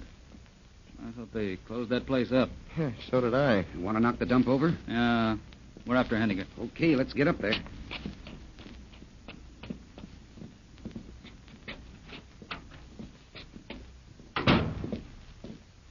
Looks like they put carpet on these places. Oh, no, you couldn't hear the cops coming then. Hey, what do you guys want to make so much noise for? You sound like a herd of cattle. Pleasant voice, dame, isn't she? Just hold your horses, lady. Oh, coppers, huh? I might have known it. You all sounded flat-footed. Well, what do you want? Now, look, sister, don't flare up. Won't do you any good. You stick right here in the front office. We want Henniger. Yeah? What do you want with him? Just a free tip, sister. You play ball with us unless you want a stiffer rep than you're going to get. Where'd that guy go? In the third room down the hall. Okay, we're going down there, and don't you try to tip him off. You stay right where you are. And don't be phoning anybody. Oh, there ain't no phone in that room. Wait a minute. Let's take a listen. Well, honey, I got the money, eh? How much? Enough to do us for a while. What do you mean, us? Well, we're going to get married, ain't we? Oh, yeah. Sure. How'd you get the money? Check or cash? I got a check, but I cashed it this morning. Got it with you? Yes, sir. Here she is right here. $2,700. I thought you said there were 3,000. Well, I had to bury the dame, didn't I? Yeah, I guess so. What about the house? That's mine, too. And the apartment house next to it, and that vacant lot alongside. She had a lot of money when I married her. Took you a long time to get it. Yeah, but you know how she was. She was a stubborn woman. You took an awful lot of risk for what you got out of. Where's the risk? Nobody suspects me. I hope not. How'd you do it? Heck, it was easy. I came home that night, and she was out on the back porch sitting in a chair. I walked up behind her and let her have it with a bottle right in the back of the head. Didn't it cut her? No. The bottle broke, though, and I threw it out in the yard. She fell down out there and started yelling her head off. So I had to kick her till she stopped. Then I took her in and threw her on the bed in the front room. Then I went out and set them clothes afire in the closet. That's all we want to know, Henniger. Get your coat and come on.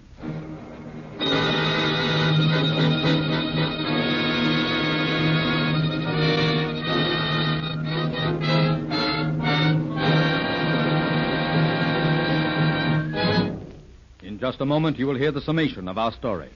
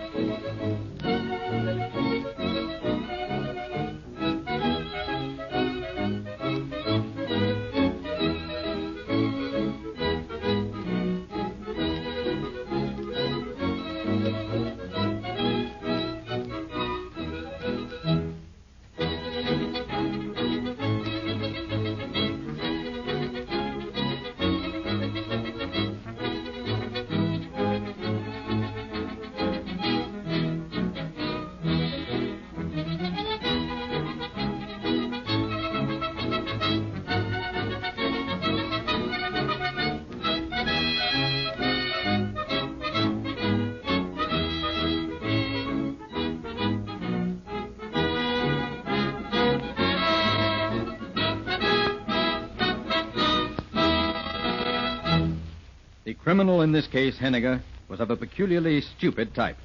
His plea that he had been framed by the police officers proved that. He was duly indicted and tried for murder. The jury found him guilty as charged, and he paid the penalty as prescribed by the court. Another case of an attempt to cover one crime with another, and of course it failed, thus proving that crime does not pay.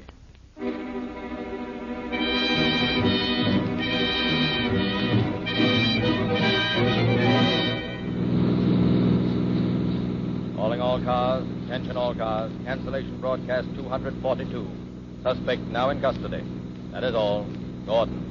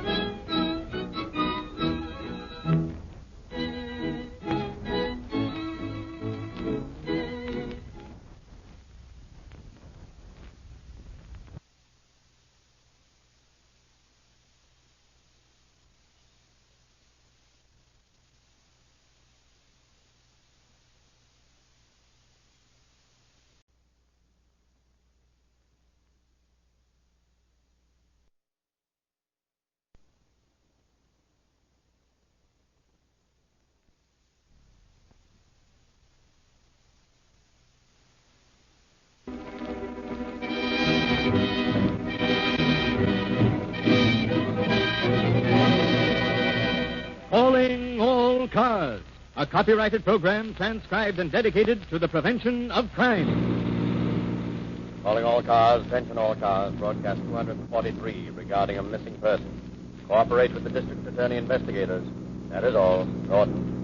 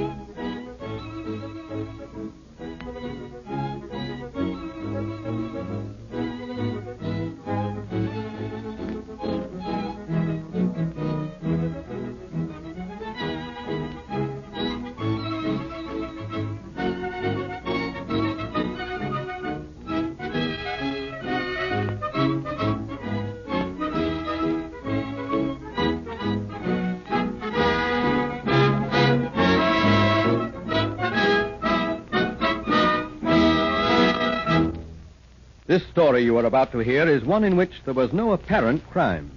There was absolutely nothing to indicate to investigating officers that a crime had been committed. Nevertheless, there developed one of the most cleverly planned crimes of its kind on record. But like all criminals, the perpetrator of this deed miscalculated just enough to upset his own plans. How he did this has been reserved for the end of the program. Now, the authenticated story taken from law enforcement files. A murder has been arranged.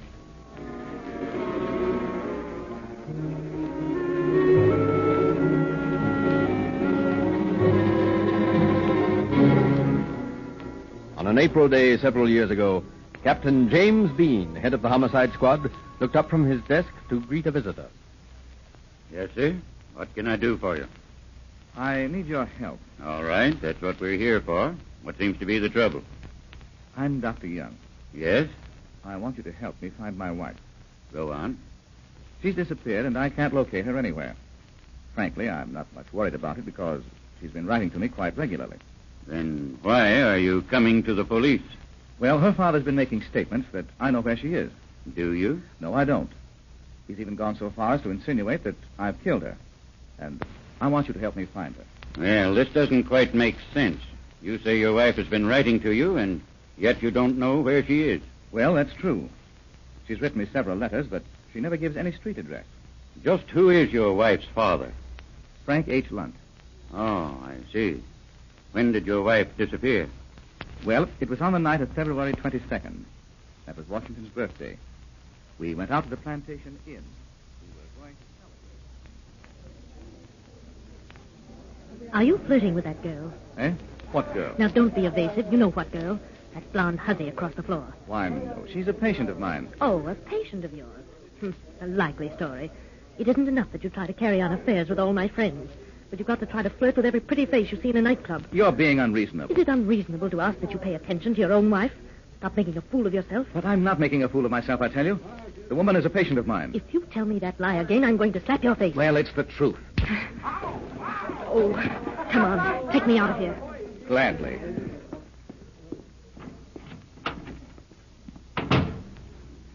Oh, I was never so humiliated in my life. Where are you going? I'm going to the Biltmore. But aren't you going home? No, I'm not going home.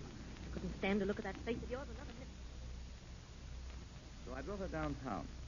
I tried to pacify her as well as I could, and after a while she seemed to sort of cool down. I parked the car, and we went into a hotel where we met some friends of ours. Yes? Did you go home after that? No. And pretty soon I noticed my wife had disappeared. I started looking for her, and just as I'd got to the side door of the hotel, I saw her get into a taxi with an older man. Oh, and did you recognize him? Well, I suspect very strongly that it was her father. He's been trying to get Grace under his wing so he would have control of her money. I see. Has she got considerable money? Yes, she inherited a great deal from her former husband, who died several years ago. Now, you say you have letters from your wife. Yes. She wrote me a short note a couple of days after she left. It was postmarked here in the city. She said she was going to visit her friend out of town, and she thought that a separation would do us both good. Uh-huh. Is this the only letter you've received? Well, about a week after that, I got a letter from her saying she was in Denver and was on her way to New York. That was about the middle of March, I guess. I got several other letters, and then suddenly she stopped writing. That was about 3 weeks ago. Here are the letters. Mm-hmm. You sure these letters are in your wife's handwriting? Yes, I'm certain of it. Well, I see nothing particular to worry about yet. The only thing I can advise is for you to do your best to locate her. Of course, you understand the homicide squad has no interest in family squabbles unless a murder's been committed. You think she may be dead? Well, judging from what you tell me, I imagine she's all right. But if you don't hear from her pretty soon, let me know. I'll sue Lunt. I'll sue the old man for every penny he has in the world. I'll sue him for slander. I'll sue him for alienating my wife's affection. I'll teach him. Now, Doctor, take it easy. You go on home and cool off, and let me know if you hear from your wife. All right, Captain. Sorry I lost my temper, but this has got me worried to death. Well, you won't say anything to the papers about this, will you? Why, no, not if you don't want me to. I would appreciate it. Good day, Captain. Good day.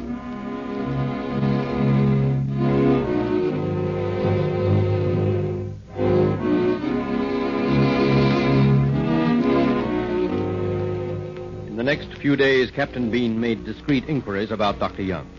He learned that he was a successful dentist, well-liked in his profession, and apparently financially successful. Almost a week passed, and Captain Bean received another visitor. Oh, won't you sit down? Thank you. Thank you, Captain Bean. Now, what can I do for you? I'm Frank Lunt. My daughter has been missing for more than 2 months. I haven't heard a word from her. I think she has been murdered. What makes you think so? She was married for her money. Now I think she has been killed for it. Just who did your daughter marry? Dr. Thomas Young. Oh, I see. Go on. I must admit that he has quite a reputation. Seems to be a very capable man. Mr. Lunt, I don't think your daughter is dead. Why not? Because Dr. Young has been getting letters from his wife since she disappeared. What? I don't believe it. Well, here's a package of letters Dr. Young left with me. He's been to see you? Yes, and he seemed very worried about his wife's disappearance. May I see those letters? Well, certainly. Is that your daughter's handwriting? Yes, it is. You see, apparently your daughter's just neglected to write to you.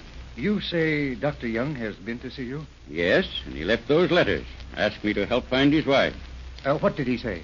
He thinks you know where she is, and you're trying to cause a separation. I do want to separate them, but I haven't done it this time. Well, of course you know the homicide squad is not interested in family quarrels. But this isn't just a family quarrel, Captain. When you find my daughter, you'll find her dead. Well, Mr. Lunt, I hope you're wrong, and I believe you are. I've hired detectives to look for her, Captain, and I understand her husband has done the same. But I don't want you to miss any opportunity that might help bring her back to me.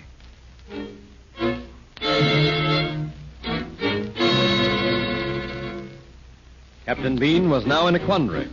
He began a quiet investigation of both Dr. Young and the missing woman's father. 3 weeks passed. Then a man swallowed a tooth and died.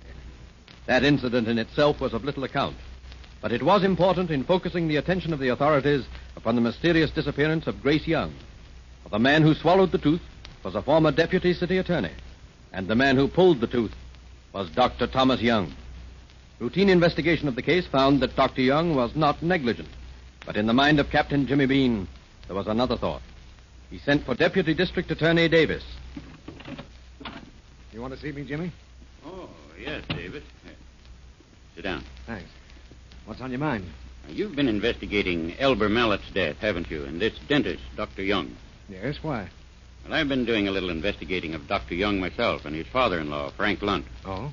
How come? Well, about 3 weeks ago, they both came to me with a story about Young's wife having disappeared. So far, I found out that there's been bitter antagonism between the doctor and his father-in-law for the past 4 years. That was the time the doctor married Lunt's daughter. Wasn't she a Mrs. Brogan? Yes, that's the woman. I found out something else. She has a 17-year-old son who seems deeply attached to his stepfather. But it's the boy and not the mother who inherits the Brogan millions. She is only the administratrix of the estate. I see. What else? Mrs. Young is immensely wealthy in her own right. About a year ago, she drew up a will, leaving her property to her 2 brothers, a nephew, and her husband, share and share alike. Mm-hmm. Now, there's nothing unusual in that. The husband gets 1/4 of the estate, and the father doesn't get any. But he has plenty anyway. What's all this leading up to? Well, there isn't any reason in the world to believe that this woman has been murdered except her unexplained absence. Both Dr. Young and her father are firmly convinced that the other one knows where she is. Now, here are some letters that she has written to her husband since her disappearance. I see. How long ago was this? On the night of February 22nd. Maybe she didn't write these letters. Oh, yes, she did. I've already looked into that. Her checking account hasn't been touched since the night of her disappearance. Oh. You see, I got a sample of her handwriting from the bank, and I've had it compared with these letters. Now, there's no doubt in the world that Mrs. Young wrote them. Well, then it ought to be obvious that she's still alive. Or at least she was on the date this last letter was written. Well, it's up to you boys from now on if you want to do anything about it. There's no reason for my department to start running around looking for a murder and end up finding the whole thing is just a family quarrel. Well, I'll talk to the DA about it and see what he thinks.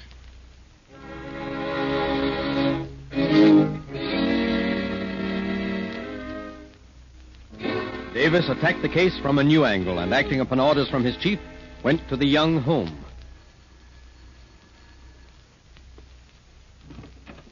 Yes, sir. Is Mrs. Young home? Why, no, sir. She ain't been here since Washington's birthday. Is Dr. Young home? No, sir. Ain't nobody here but me and a Filipino boy. I'm from the district attorney's office. I want to ask you a few questions.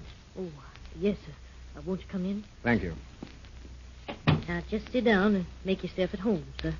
You say you haven't seen Mrs. Young since the 22nd of February. Yeah, sir. If that's Washington's birthday. How do you happen to remember that day? Well, 'cause that's the day Dr. Young called me up and said I don't have to come to work. So my boyfriend done took me to a show. Do you know if Mrs. Young took any bags or trunks or any of her clothing with her? I don't know. I knows there was a pretty girl came here after Miss Young done gone away. She say she come to get some of Miss Young's pretty dresses.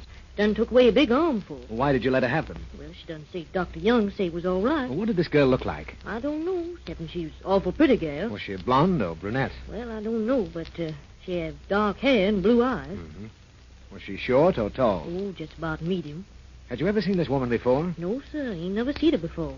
Have you ever seen her since? Yeah, sir. She been here lots of times since then. Has Dr. Young ever been here when she was? No, sir. You never seen him. All right. Well, you just forget I was here, will you? Yes, sir. Is anything wrong? No, I don't think so. I'd just rather you didn't mention that I've been around. Sensing an illicit romance, Davis pondered the question of the mysterious woman who had taken the missing wife's clothing with the doctor's consent. Reasoning that the man would not permit the clothing to be worn unless he knew his wife was not coming back, Davis decided to question the dentist. Good afternoon, sir. Is Dr. Young in? Yes, sir, but he's terribly busy now. Well, bring him in here. I want to talk to him. Oh, yes, sir. Did you wish to see me? Yes, Doctor. Alone. That'll be all, Miss Lyon. Dr. Young, I'm Harold Davis of the District Attorney's Office. We're conducting a search for Mrs. Young. That's fine. I'm glad you are. I've had private detectives looking for her for weeks now. Have you any idea where she is? No, have you? No, sir, I haven't. What I want to know, Dr. Young, is who took Mrs. Young's clothing from your home shortly after she left. Clothing? I didn't know there's any missing. Where did you learn that? Well, just let that pass for the time being. But you haven't any idea who took the clothing. Possibly. My wife had a friend call for it. Possibly.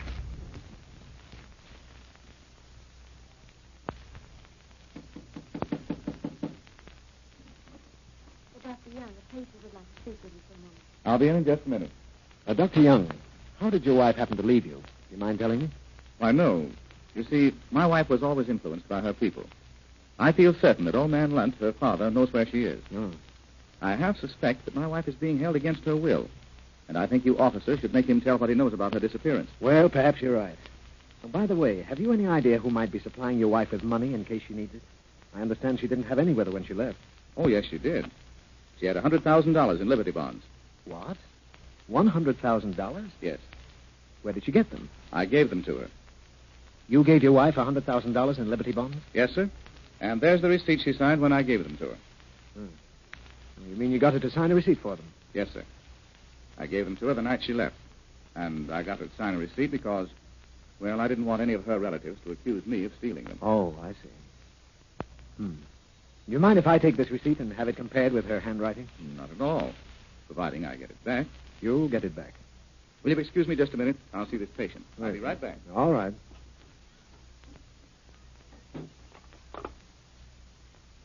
Give me Trinity 2141. Eddie King, please. Hello, Eddie. Look, I'm down at Dr. Young's office. I have a sneaking hunch that his secretary will bear watching. Now grab a car and get down here to 847 South Broadway. Yeah. Watch for a dark-haired, blue-eyed girl about 5.5 feet tall. She'll be wearing a pale blue dress. Keep your eyes on her, will you? Well, Mr. Davis, that's taken care of. Is there anything else I can do for you? Well, no, I think not. I may call on you for some more information later on.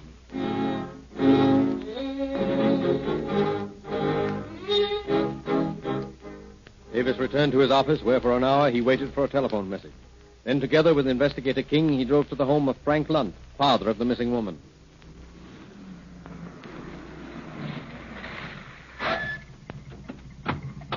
I had the handwriting on that receipt compared by an expert, and he says it's the same as the one on the letters Young received and on Mrs. Young's signature card at the bank. Well, that definitely clears Young, doesn't it? Yes, definitely. Young is in the clear. Now, here we are.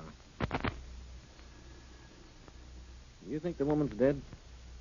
Oh, I don't know. We'd like to see Mr. Lunt, please. Yes, won't you come in? This place seems like a morgue. Yes, I'm beginning to wonder if it is. Good afternoon, gentlemen. You want to see me? Mr. Lunt, I'm Harold Davis from the District Attorney's Office. Oh, yes. This is Mr. King. Oh, how do you do? We are conducting a quiet search for your daughter. Oh, I'm glad. Now, do you mind if we ask you some very pointed questions? Not at all. Well, Dr. Young thinks he saw you get into a taxicab with his wife the night she disappeared. Did you? Absolutely not. You knew, of course, that your daughter had $100,000 in Liberty bonds when she disappeared? She had what? $100,000 in Liberty bonds. Ridiculous. $100,000 in Liberty bonds. Why, she wouldn't be so foolish to carry that much around with her. Dr. Young gave her the bonds that night. Why, you're joking.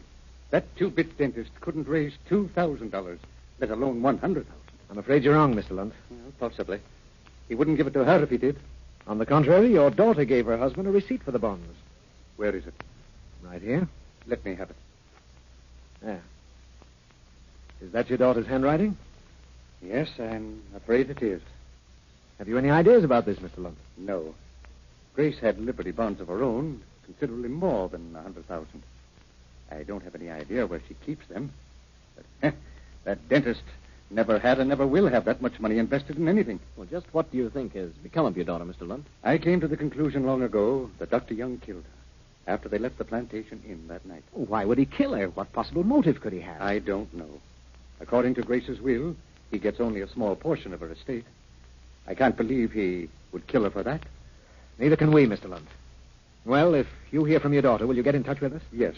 The minute I hear anything, I'll let you know.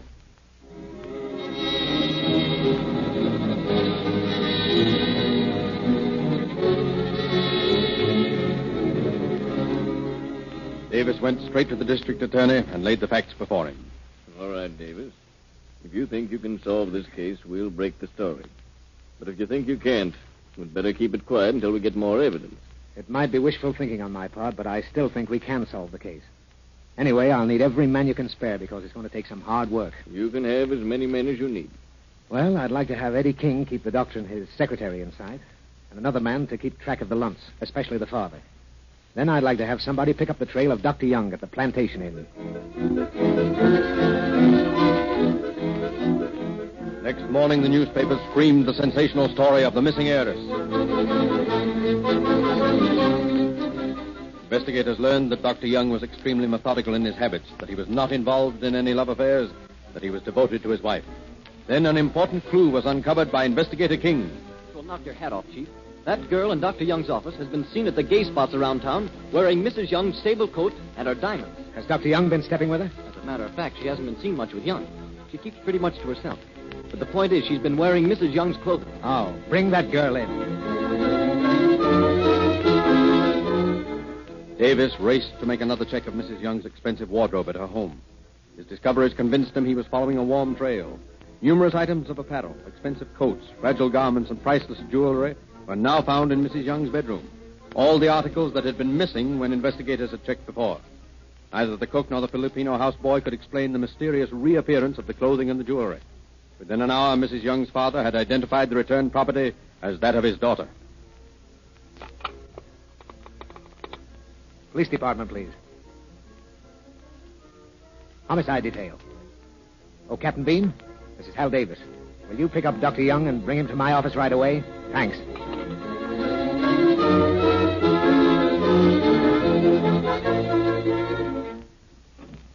Oh, come in, Eddie.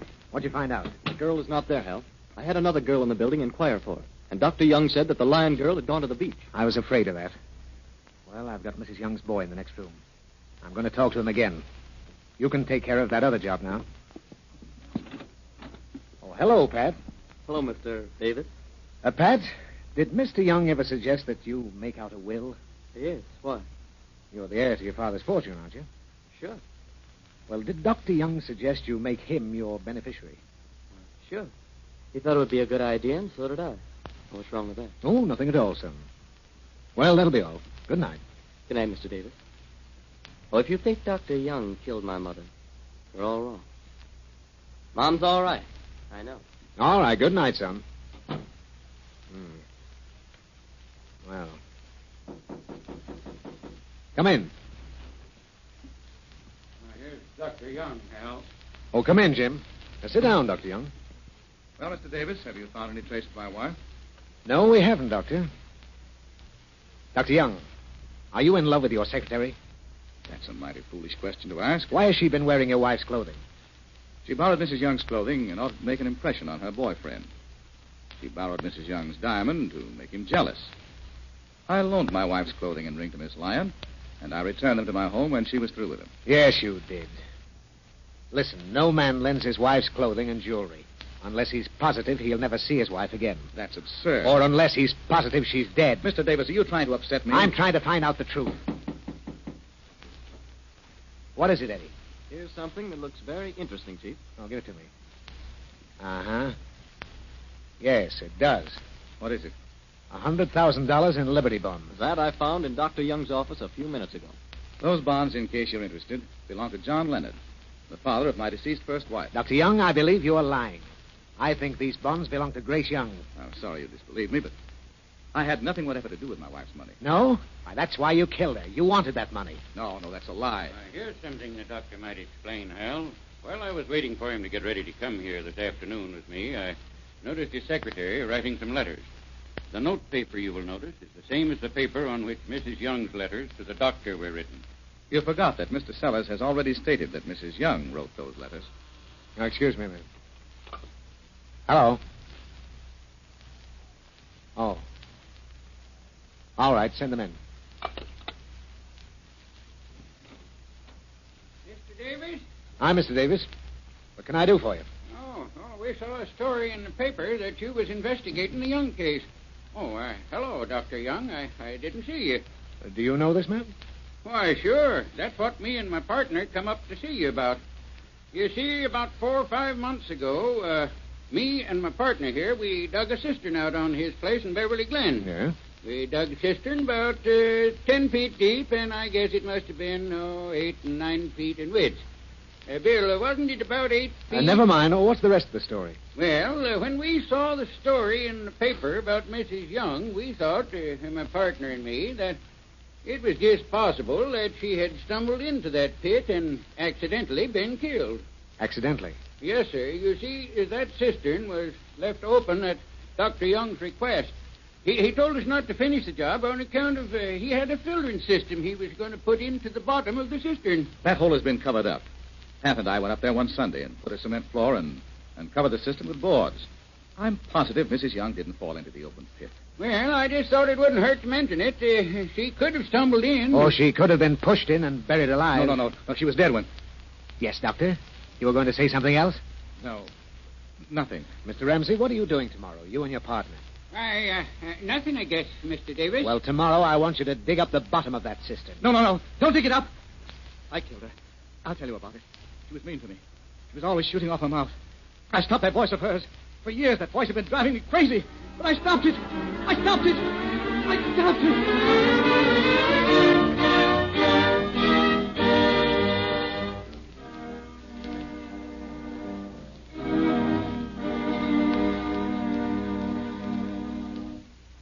In just a moment, you will hear the summation of our story.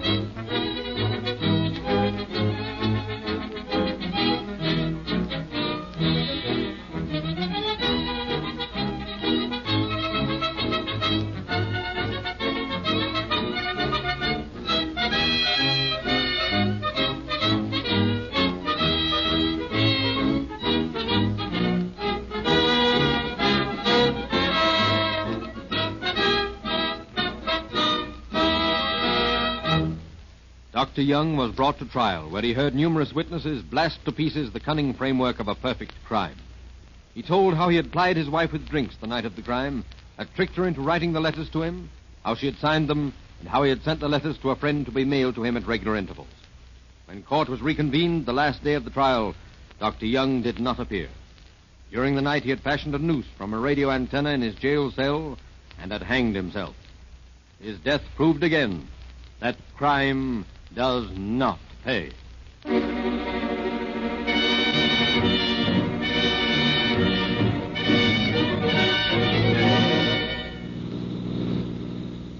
Calling all cars, attention all cars, cancellation broadcast 243. Suspect has committed suicide. That is all. Gordon.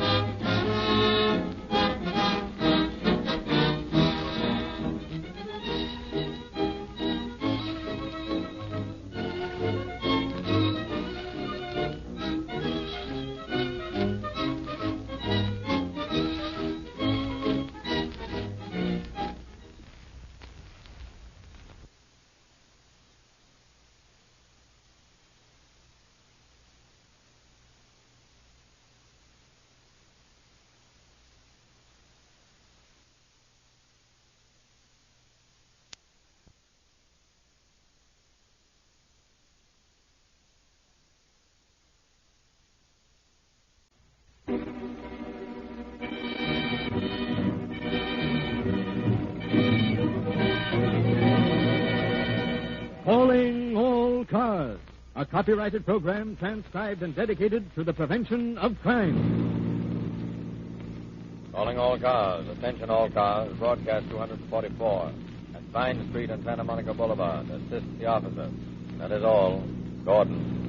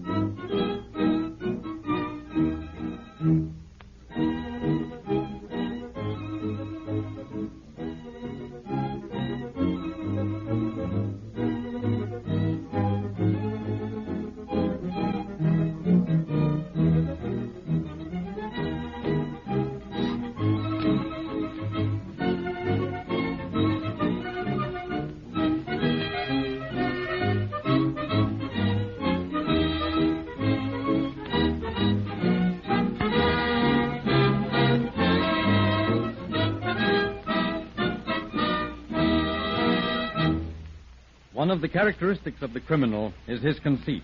He suffers from an exaggerated ego.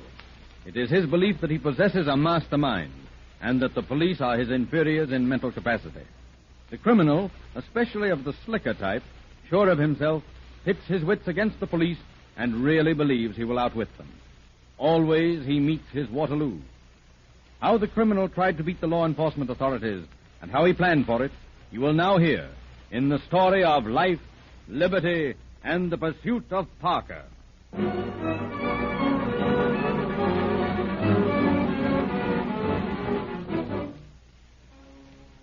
This story concerns one John Parker, respected citizen of a small Midwestern town and owner of a comfortable but unpretentious home. John Parker would appear to the casual observer a good, average American citizen. Julia, John's wife, is also a popular member of the community. Her bridge teas are the delight of the literary club. And although her set considers Julia a bit too noisy and gaudy for rigid good taste, it manages to forgive the infraction, for Julia is from New York and just not used to the quiet life of a small town. Our scene is the Parkers' living room. It is 7 p.m. I hate it. What'd you say, Julie? I said I hate it. Hate what? You know very well what I'm talking about. This junk heap of a town, that's what. Take your feet off the chair. I want to sit down. Now, look, kid. Just how much longer do we have to stick in this burg? Will you tell me that? Stop reading that paper. Oh, in heaven's name, Julie, let's not start another row. It takes time, I tell you. You've got to give me time. You can't make a thing like this work in a day. A day? I wouldn't call 7 years in this jerkwater town a day. I tell you, I'm sick to death of that clacking bunch of women with their silly gab about literature. And I'm sick of taking care of the house and going to the proper places and living on a dime a week. I won't take it much longer, John. I'm sick of it, do you hear? And I'm getting out, see? Oh, now, hold on there, Julie. Sit down, honey. Let's talk this thing out once and for all. Okay. I'm sitting. Talk. 7 years ago, back in little old New York, when we took each other for better or for worse, I meant it. Did you? Oh, of course you know I did, John. All right. As far as the cops were concerned, we were both as hot as flat irons, weren't we? Always had them on our trail because of some petty job. Right? Yeah. Okay. So we decided to put what money we had together and call it our operating capital.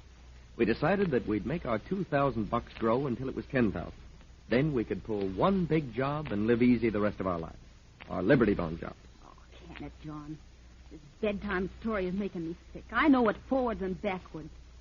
But why on earth did we choose this town to work in? Why has it taken so long? Tell me that. Julie, what would you think if I told you that my next paycheck will bring us up to the 10,000 mark? Hey, I feel weak all over. Is it really true, John? It's really true. In 2 weeks from now, we'll be on our way. I was going to tell you tomorrow anyway, but you jumped me tonight. Oh, gosh. Oh, gosh, I can't talk. I'm so excited. Hey, where do we go? Kansas City, I think. The best place I know of for the job. Oh, what about the bogus bonds? Where do we get them? Don't worry about that, honey. I've already got them taken care of. Tell me. Well, you remember Hank Flynn back east? Yeah. The best forger in the business. He's been working on the fake liberties for months. I got them today. Through the mail? Express, stupid. Safe and sound and with no hitches from Uncle Sam. $500,000 worth of forged Liberty bonds. Where are you going to get the good ones? In Kansas City, of course. Oh, gee. I don't know what to say. Just think. After 7 years in this burg, pinching pennies and playing the small-town homebodies, we're at last going to get away. Oh, gosh, I could scream for joy. Yeah, it is great, isn't it? But listen, little lady, your days of being a homebody aren't over, you know. There'll be another 6 or 8 months after we leave here before we can pull the job. Oh, I don't care about that. At least be away from this hole. Oh, gee. It just seems too good to be true.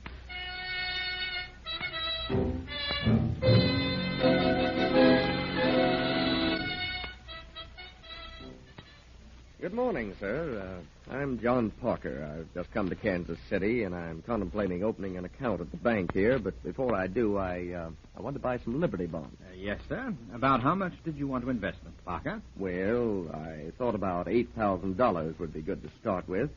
I'd like to take the bonds with me if you have them. I think that can be arranged. Take a little time to get them ready, have them registered, etc. Oh, that's all right.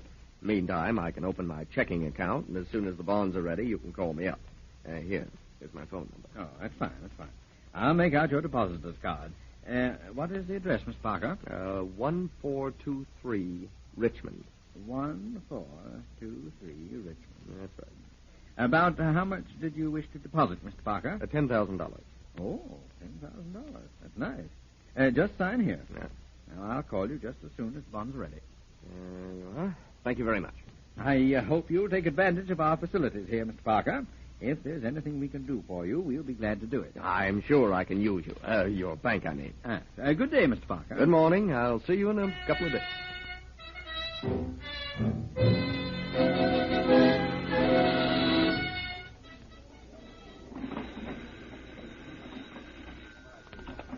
Farmer's Trust? Cashier's office. Yes, the statement was sent out. All right. Thank you. I beg your pardon. Yes, sir. I'd like to speak to the cashier about opening an account, renting a lockbox. Yes, sir. Mr. Trent is our cashier. He'll help you. Good morning, sir. Can I do something for you? Oh, yes, if you will. I'm Arthur Langland Smith. I'd like to open an account here. Oh, yes, Mr. Smith. I believe I heard you mention a lockbox, too. Well, yes, I have here $125,000 worth of Liberty bonds, and, well, I feel it's just a little too much to be carrying around with me. Don't you agree? I most certainly do agree. If you'll just come this way, Mr. Smith, the custodian will take care of the box for you. Now, right back this way, if you please, Mr. Smith. Nice bank you have here. Well, we're proud of it. There's a lot of business here. Yes, I've heard Independence a very nice town. Going to be here long? Yes, I think so. In fact, I may go into business here if things turn out the way I hope they will. We'll be glad to have you call on us anytime you need any capital. Well, thank you. Thank you very much. I'll probably do that. Here are the safe deposit boxes. Oh, Bob, will you fix up a number 3 box for Mr. Smith here? He has some Liberty bonds he wants to leave with us. Certainly, sir. Have you the bonds with you, Mr. Smith? Yes, right here. Oh, there's $125,000 there, Bob, so be careful with it. Oh, yeah, I will, and how? Now, here's your key, Mr. Smith. The other one, of course, we keep on file. Thank you very much. Now, Mr. Smith, we'll go up and make out the signature card for your account. Oh, by the way, is this a joint account? Will Mrs. Smith sign with you? Oh, no. I'll take care of everything myself.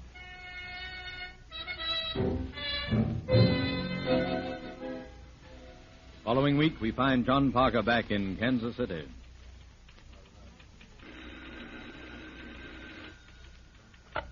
People's State Bank, Dixon speaking. Oh, hello, Mr. Jones.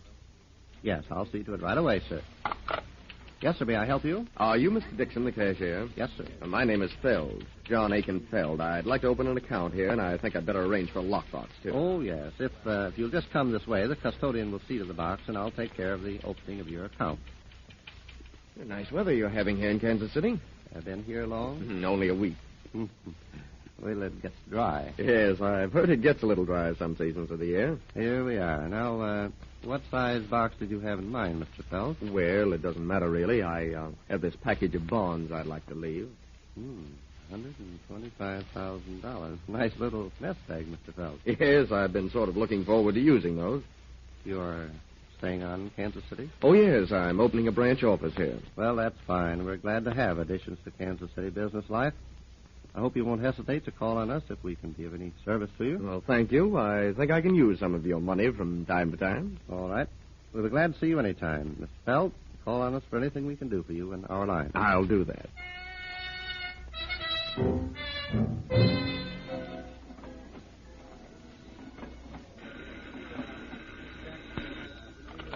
Citibank. Yes, this is cashier's office. What? Oh, yes. New shipment from Federal Reserve. Today? Thank you. May I help you, sir? Yes, if you will. I'm Henry Blakefield Baker. I'd like to see Mr. Avery. He's the cashier, isn't he? Yes, he is. It's about opening an account and renting a lockbox. I have a large quantity of Liberty bonds here, and I don't want to carry them around with me. Yes, Mr. Baker. Just a moment, please. I'll get Mr. Avery for you.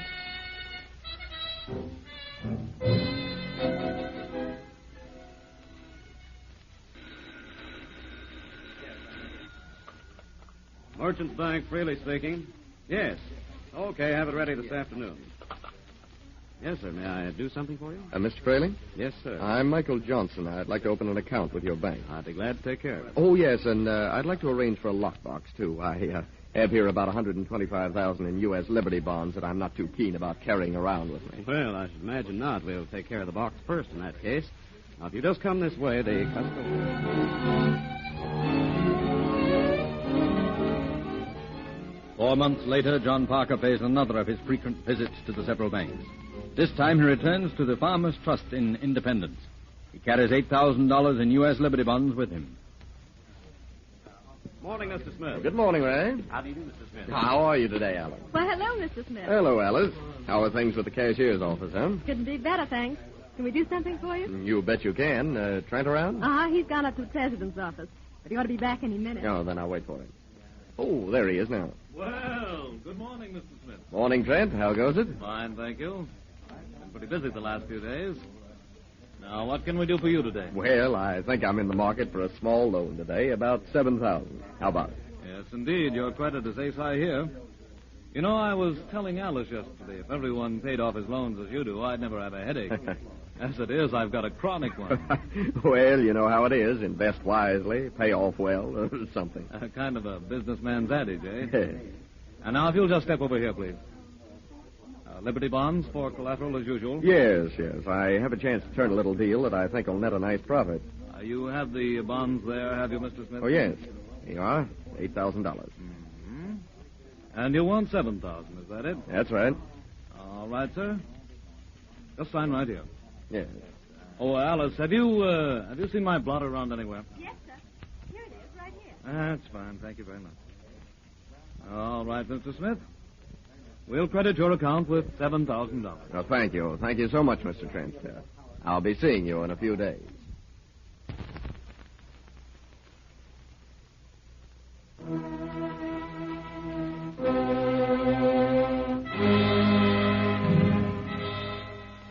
At the end of 6 months, the setting for John Parker's drama was complete. He had borrowed large sums from one and then another bank, using his good Liberty bonds for collateral, and had paid off the loans religiously. And as an extra means of ensuring his financial standing with each firm, $125,000 in forged bonds rested in a lockbox at each bank. It is evening. John and Julia are having dinner at home. So we're all set, huh? All set? Through with your plate? Yes. Give it to me. When's it come off, John? Well, I'll tell you, but prepare to be shocked. Okay, I'm prepared. When? Tomorrow. Tomorrow. Don't let it throw you, honey. Tomorrow? Oh, gee, I'm so tickled I could break another plate. I think I will. And another. And another. Goodbye, simple life. Whoa there. Remember, we got to eat breakfast. Boy, this is swell. I've been waiting 7 years for this moment.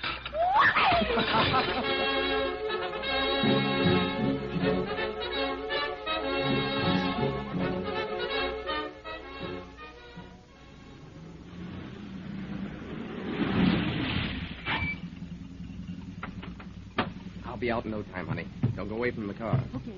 What you do? Yeah, Farmer's Trust of Independence. Now, sit tight. We have to travel fast today. 4 towns we got to make before we're set. Yeah, I know. Well, go on. You're wasting time yourself.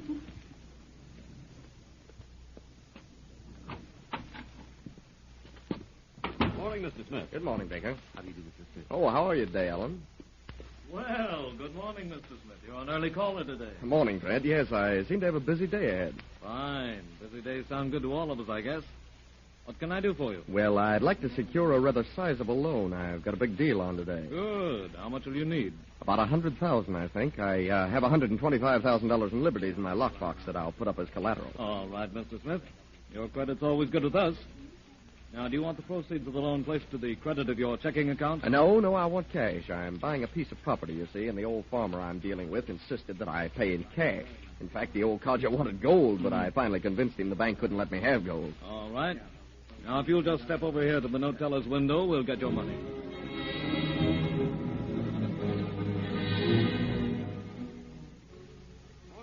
Good morning. Good morning, Mr. Good Feld. morning. Well, top of the morning to you, Dixon. Same to you, Mr. Feld. How's high finance these days? Well, pretty good at that.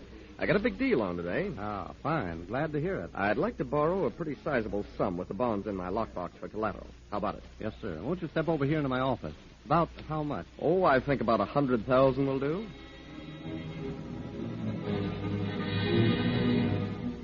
Good morning, Avery. How are you today? Oh, Mr. Baker. Fine, thanks. What can I do for you? Well, you can lend me $100,000. I have $125,000 in liberties down in my lockbox. I'll put those up as collateral. I'll have the note ready in just a few minutes. Morning, Freely. How are you? Morning, Mr. Johnson. What's it going to be today? Well, today I'm in the market for a rather large loan. I'll, of course, put up liberty bonds as collateral as usual.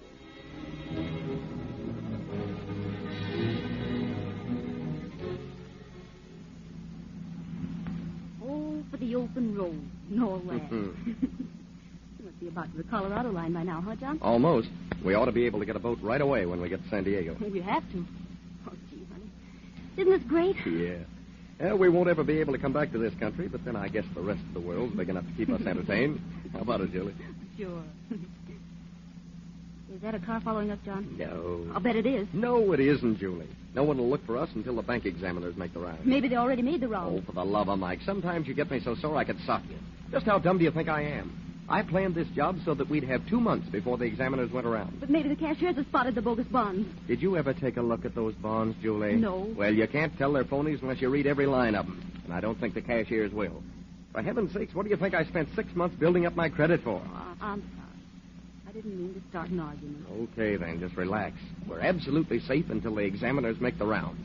And then we'll be on the high seas. Oh, look. Look, John. There's a swell roadhouse. Let's stop and eat. It's way after 7 o'clock. Okay, we eat. 5 days later, back in the City Bank of Kansas City, Kansas, chaos takes hold. The bank examiners arrive unexpectedly. Yeah, good morning, Mr. Brown. Good morning, Mr. Avery.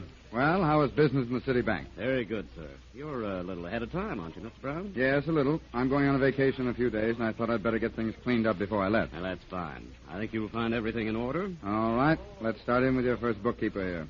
I'll get through with him as soon as I can so he can start to work. Would you mind pasting this strip of tape over the ledger tray in that cage, Mr. Avery? No, not at all. We've had a few big loans lately. Business seems to be picking up. Ah, that's so. Hope you didn't take any Liberty bonds in as collateral. Well, as a matter of fact, we did. Why? You did? Well, where are they? Right back here in the note teller's cage. Anything wrong with Liberty bonds as collateral? Well, that all depends. Let me look at those bonds. I think you'll find these bonds are all right. One of our best customers, Mr. Baker, left them with us. In fact, he'll be in today, I'm sure. Said he'd be back in about a week. Yes, here are the bonds right here. Mm-hmm. Uh-huh. Just as I thought. Did you check those bonds before you made the loan? Yes, certainly. Have you got any other Liberty bonds here? Yes, sir. Right here. Here's one. All right. Compare them. Take a look at those serial numbers. Yeah. What do you know about that? I don't understand why these bonds weren't checked closely on such a large loan. Well, sir, the bonds were checked. Not as closely as they should have been, perhaps, but, well, the gentleman's always been more than good in his dealings with us. He's well known to us. In fact, we made him several big loans, and he's always paid off before they were due. You realize, of course, that this is the third bank we've discovered in the same situation? No. And absolutely, the third. He used a different name in each case, but undoubtedly is the same man. What are the others? Farmers Trust of Independence, People's Bank on the Missouri side, and now yours. No telling how many others he's pulled the same stunt in. Isn't anything being done?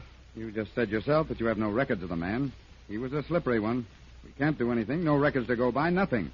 The fellow covered his tracks completely. Say, wait a minute. Maybe there is something we can do after all. Yes? When he came in for that loan, I remember the teller had to open a new shipment of bills from the Federal Reserve to let him have that much cash. Well, I have the serial numbers of that shipment. Good. That gives us something to work on. Let's get the listings now, and then we can call the police.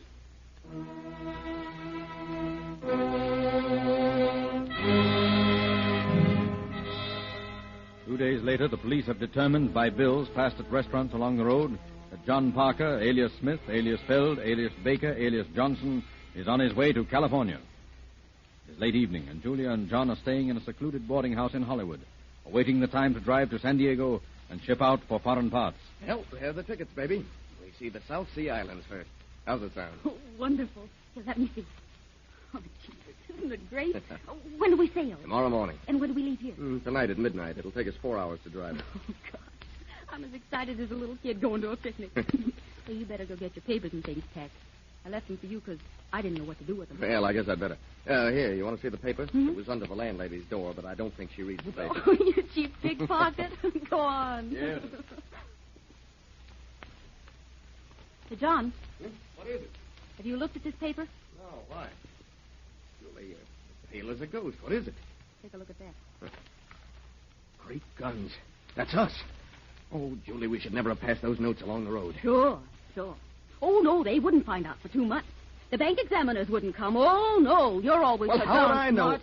Oh, gee, Julie, let's not fight. We got to think and think fast. Well, we got to get out of this place. I gave the landlady one of those bills this morning. Well, then scram it is, and now.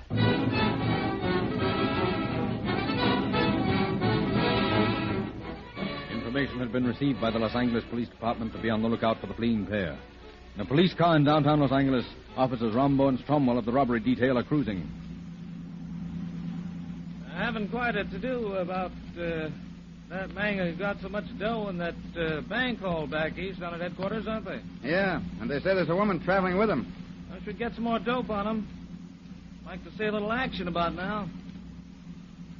Los Angeles Police calling all cars. Attention all cars, which may be in your district. Well, I guess you're going to get your action. Be on the lookout for a man and woman driving a Packard sedan, dark green with disc wheels. Believed to be traveling south in Los Angeles. May be headed for San Diego. Automobile carrying Missouri license. Car 69 and car 83, call your station. Car 69 and car 83, call your station. Attention all cars, repeat and broadcast regarding man and woman.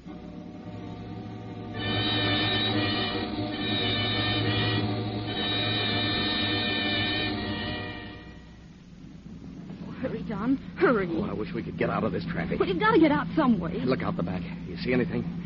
No, I don't think they spotted us yet. There's a squad car up ahead. They'll see us if we stay in this car. Grab hold of the money satchel and set tight, Julie. Well, what are you going to do? I'm turning in this alley. Another second, they'd have spotted this buggy. We got to ditch it. Come on. Hurry. Where are we going? That beer parlor at the end of the alley. Okay. Back entrance. Come on, run. John, I'm so scared. Oh, take it easy, honey. Here, we'll wander around among the crowd for a minute and then slip out the front. Come on. Easy does it now. Let's hurry. No. Walk slowly. What's the difference? Right, come on now. Up the front. All right.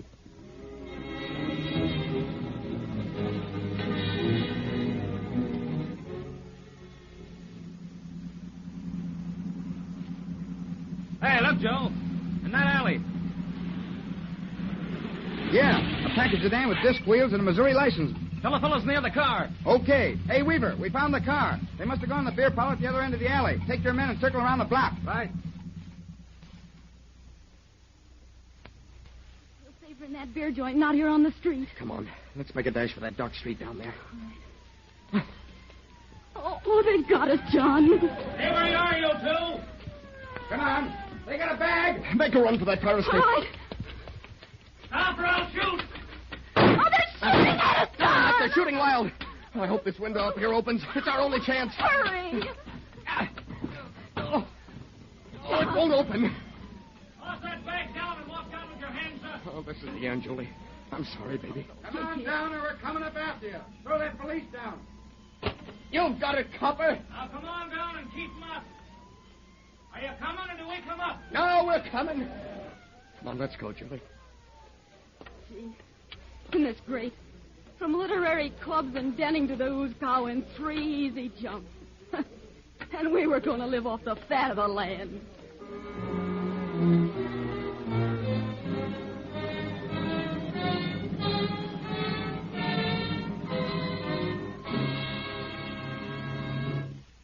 That Parker had brains, there is no question. But he misused his natural abilities. He spent years in planning and preparing his grand coup, then failed miserably because of 2 errors. He failed to make allowances for the possibility of the bank examiner being ahead of his scheduled time, and forgot that paper money can be traced by serial numbers. And so it always is. There is no perfect crime. Always the criminal fondly believes he has perpetrated one, and then the authorities prove him wrong. And so once again establish the fact that crime does not pay.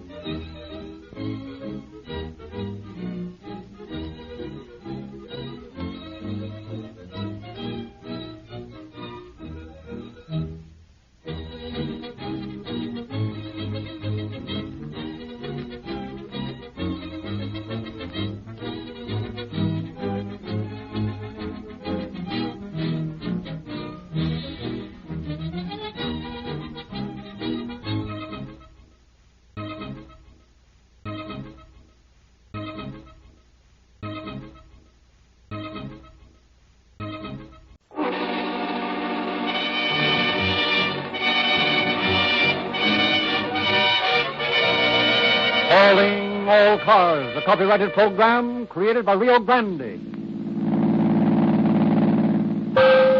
San Francisco Police calling all cars. Attention all cars to broadcast 245 regarding a holdup. There were two bandits. Number one described as 5 feet 10 inches, weight about 150 pounds. Number two described as blonde, 5 feet 11 inches, weight 160 pounds. These men just held up a Safeway store on Divisadero Street. Approach with caution, they are armed and dangerous. That's all. Rosenquist.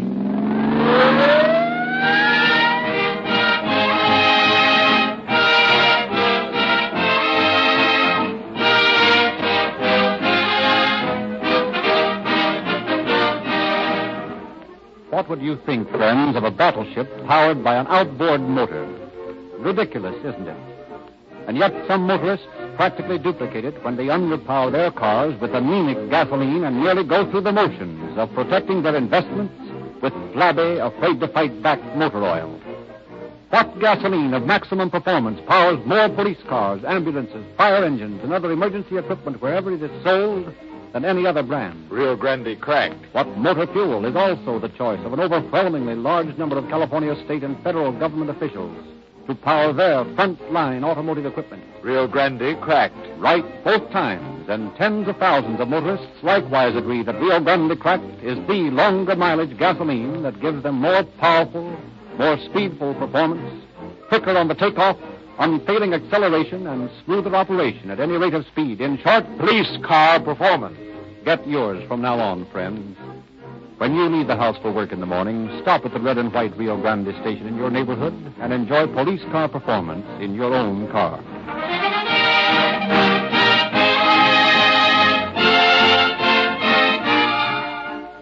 Rio Grande is indebted to the law enforcement officers of the West, whose enthusiastic cooperation in making all confidential files available make these programs possible.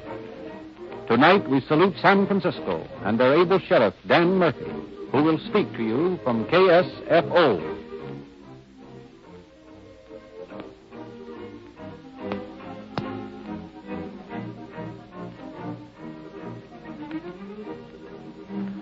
It is an acknowledged fact that generally too much of certain types of reading and motion pictures tending to paint a glamorous picture of the daring of gang life and kindred subject herald wind.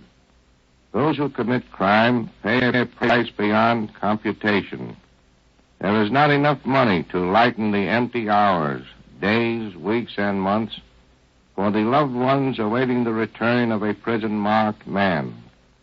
One might speculate as to whether or not such thoughts would have deterred the men whose story we are about to hear. Nevertheless, they found, as every criminal eventually finds, that crime is a losing proposition.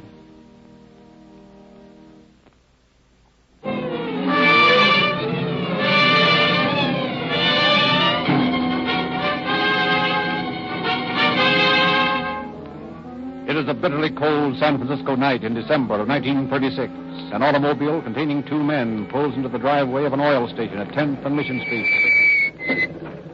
All right, get back into that station, buddy. This is a stick-up. Come on, fella, snap into it. Now open that cash register and then get busy on the floor safe. Come on, quit shaking and get going. We ain't got all night. Yeah, take it easy, kid. When you get the top off of that safe, just don't make no noise and stay where you are, see? Yeah. Then you won't get hurt. All right, Mud, come on, hand over that there door. And remember what I told you. One phony move and I'll blast you, get me? Come on, kid, let's go. Within 20 minutes of this first hold-up, two other oil stations fall prey to this bold pair of bandits. And then for 3 long months, an amazing series of similar crimes are reported almost weekly to the Bay City Police. Inspectors Raymond Doherty and William Hanson, who are in charge of the investigation, are discussing the case when suddenly the police radio flashes a message. San Francisco Police calling car 142, car 142. A holdup at 2900 Fulton Street. A Safeway store held up at 2900 Fulton Street. Another robbery, eh? You suppose this is the work of those two birds we've just been talking about, Dorothy? Well, if it is, those fellows are getting away with murder. You said it. They pulled at least 12 holdups that we know about in the last 3 months. Yeah, and who knows how many more. Well, if this is their 13th, let's hope their luck breaks with this one and ours begins. Calling all cars, attention all cars. Be on the lookout for a stolen Hupmobile sedan. License number 4 Chicago 8293. 4 Chicago 8293. Occupants are 2 men, one described as tall and blond, the other short and stocky. These men just held up a Safeway store at 2900 Fulton Street. Exercise caution in apprehending these men, as both are armed. That's all. That's them, all right. Come on, let's go. Get the car. I'm going to nab those 2 birds if it's the last thing I ever do.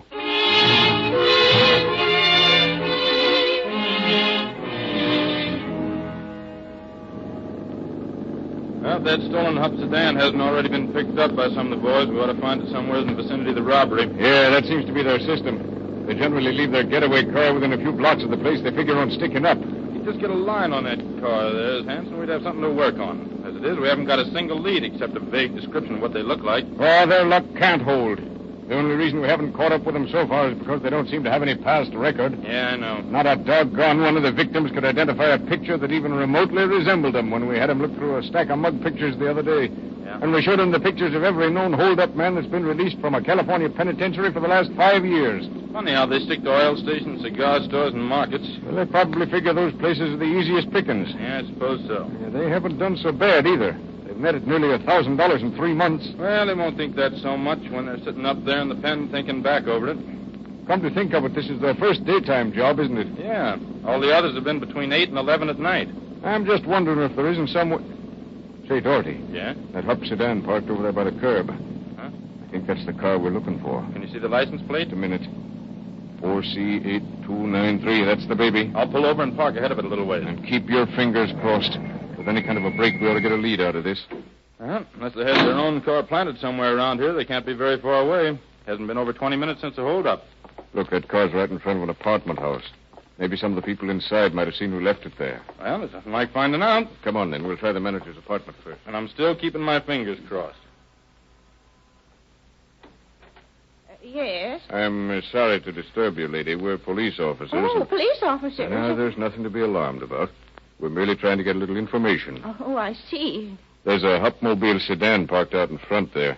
I wonder if by any chance you might have seen who left it. Hupmobile sedan? Yes. Well, I'm afraid I'm not much good at telling one type of car from another. But I'll come out and take a look at it if you want to point it out to me. I'd appreciate it if you would. There, that's the car. I'm afraid I can't help you any.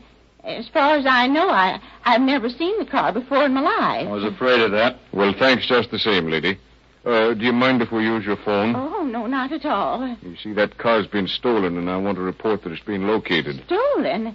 Why, I just happened to think. Yes? I was outside just a few minutes before you rang the bell. That car wasn't parked there then. It wasn't? No. There was a small tan coupe standing there. I don't know what make of car it was. And you didn't see who left it? No. All I know is that I saw the coupe not over 5 or 6 minutes ago. Well, Dorothy, there's our first lead.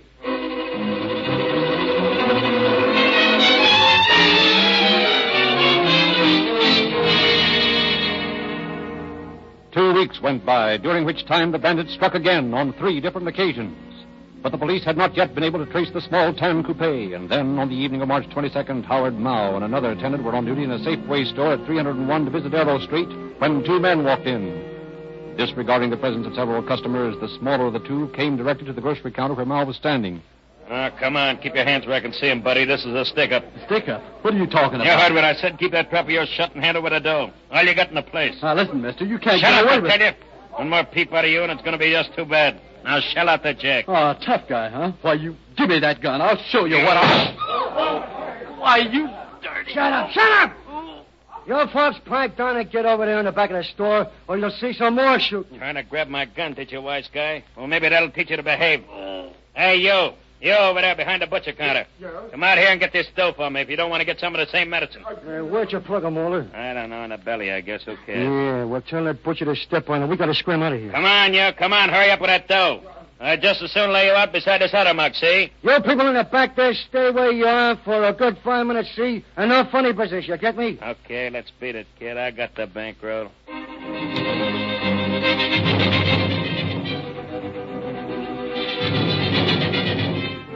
With Howard Mao lying in the house hut, seriously wounded, the police continue their search for the two bandits with renewed vigor. And then, 4 nights later, comes the first really important lead. Ellis Polk Police Station. This a desk, Sergeant? Yes, sir. Well, listen. There's 3 men sitting in a booth here looking at an automatic pistol. I thought I'd better call and tell you about it. Where is this place you're telling me about? It's a beer parlor at 1400 Eddy Street. Is that where you're calling from? Yeah. All right, we'll send someone over to see about it.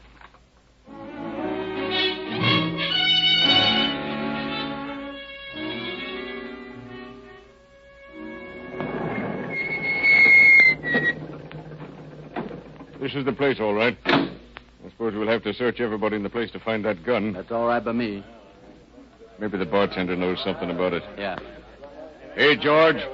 Come here a minute, will you? Hello, boys. What'll it be? Has anybody in here been flashing a gun around? Not that I know of, no. I see. Well, we'll just have to search everybody, that's all. Well, what makes you think that... A little bird told us. Oh. All right, folks, pay attention here a minute. Which one of you's got a gun on him? All right, you might as well answer up because we're going to find it anyway. All right, if you don't want to tell us, line up there against the wall, all of you. I'll start at the other end. We'll search these people. Uh-oh. What's this? So you're the lad who's packing the gun, are you? What's your name? Elmer Ballard. Don't you know there's a law against carrying concealed weapons, Elmer? Yeah, so what? So you'll just come on down to the station with us till we get a chance to find out something about you. Hey, wait a minute. Hey, look, coppers, what's the beat? This guy wasn't doing no harm. Just showing us his gun was all. Who are you, a friend of Elmer's? Yeah, in a way. I know him from in here. Well, I'd keep my mouth shut if I were you, unless you want to come along, too. Oh, all right. Okay, Elmer, go out and get in the car. Always a bunch of lousy coppers. Say, Al. Yeah? As soon as them cops drive away, come on outside. I think I know who tipped them. Yeah? Yeah. See that guy sitting up there at the bar? The guy was in the telephone booth a little while ago. You mean you think he's the one who tipped him? Well, that telephone booth ain't his office. Yeah? Well, wait here till he comes out. Then I'm going to show him what I do with still pigeons like him. Hey, quiet. Here he comes now. Yeah.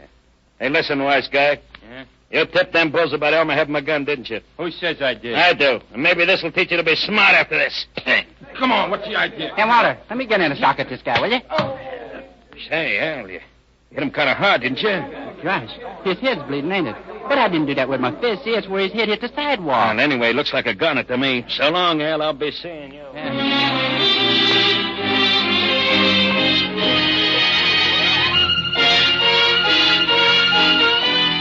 On the arrival of the ambulance, the man who had been beaten was pronounced dead. Al Levere was placed under arrest, but his companion had disappeared. A few days later, it was discovered that the bullet that had wounded Howard Mao had been fired from the gun found on Elmer Ballard. Immediately, Inspector Butts and Corporal Engler, who had taken over the investigation, went up to the city prison to question the two prisoners. I don't know how you feel about it, Engler, but I think these two are the fellows we want for all those holdups. Well, we ought to know something in a minute. The guard's bringing them over here now. Oh, hello, Ballard. You, Levere, sit down, won't you? I want to have a little talk with you. Whatever you say, copper, you're the boss. You've got a pretty serious charge hanging over your head, Levere. Don't you think it'd be wiser if you decided to tell us the truth? Now, look, I have been telling you the truth, see? This guy, Walter Mesock, was calling us vile names. Are you still sure you don't know Walter's last name? Now, listen, Inspector Butts, if I knew his last name was, I'd only be too glad to tell you, but I don't know it. What about you, Ballard? I only knew him as Walter, same as Allie. I never heard anybody call him anything else. You see, it's just like I told you at first. This guy was calling us names, and Walter stepped in and let him have it, see? Then I took up where he left off. Where'd you fellows meet this Walter? In a beer parlor. He's been hanging around there for a couple of months. Spent quite a bit of money, too. He did, eh? Yeah. Where'd he get it, do you know? It wasn't none of our business where he got it. You don't happen to know what he did for a living, do you? No, fact is, I never knew Walter to do any work. And you don't know where he lived? He never told anybody around there that I know of. You don't know either, Ballard? No. Did either of you ever see him with an automobile? Had a car, all right. It's a Chrysler sedan with 1936 license plate. 36 plates, eh? Yeah, he said the new ones was coming down from Sacramento. I see. Do you know where he kept this car? No, but I know the service station where he always buys his gas. Maybe they can tell you something there. Hey, give me a pencil and I'll write it down on a piece of paper for you. Here, address at me. Okay. Sure you boys don't know anything more about this fellow than you're telling me? I don't know nothing about him at all. All right. We'll be in to see you again in a day or so. Don't bother. So long, boys, and we'll be...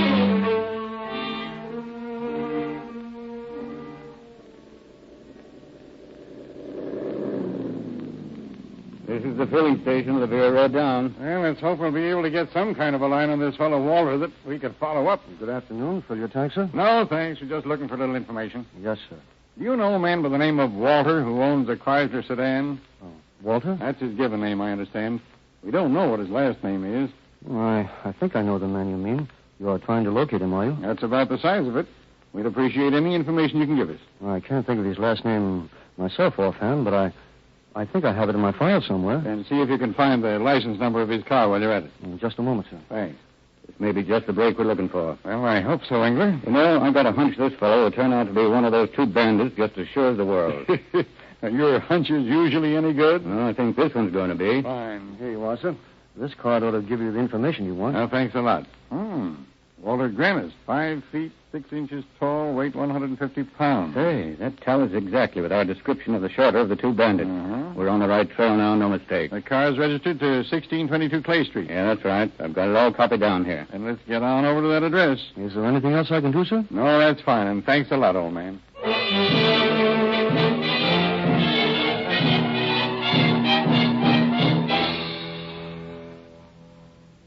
9 o'clock already, and that apartment's dark as a tomb. Yeah? It would be just our luck not to find anybody home when we got here. Well, this business of staking out in cold weather is part of the fun of being a police officer. If this fellow Grannis doesn't show up pretty soon, I'm going to send somebody for an overcoat. We've been parked out here since 4 o'clock. You know, Engler, I've been thinking about that story Ballard told us. You mean about having bought the gun they found on him from Walter Grannis? Yeah.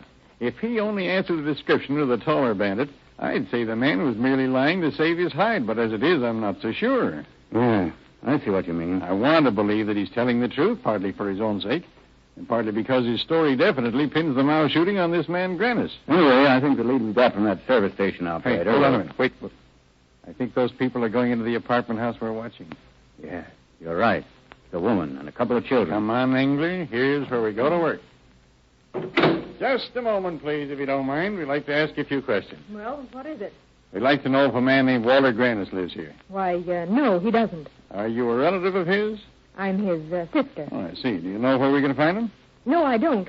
He moves around quite a lot. I don't see much of him.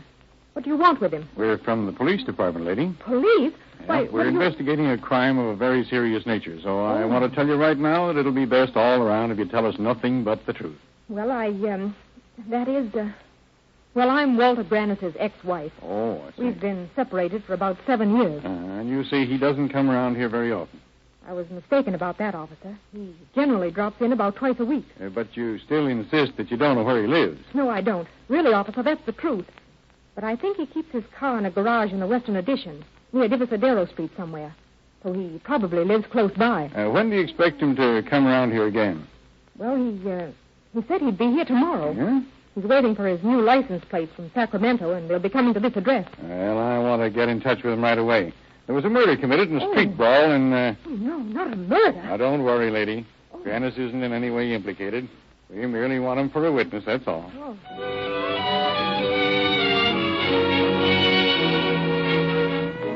Word is immediately broadcast describing the Chrysler sedan belonging to Grannis, along with the license number.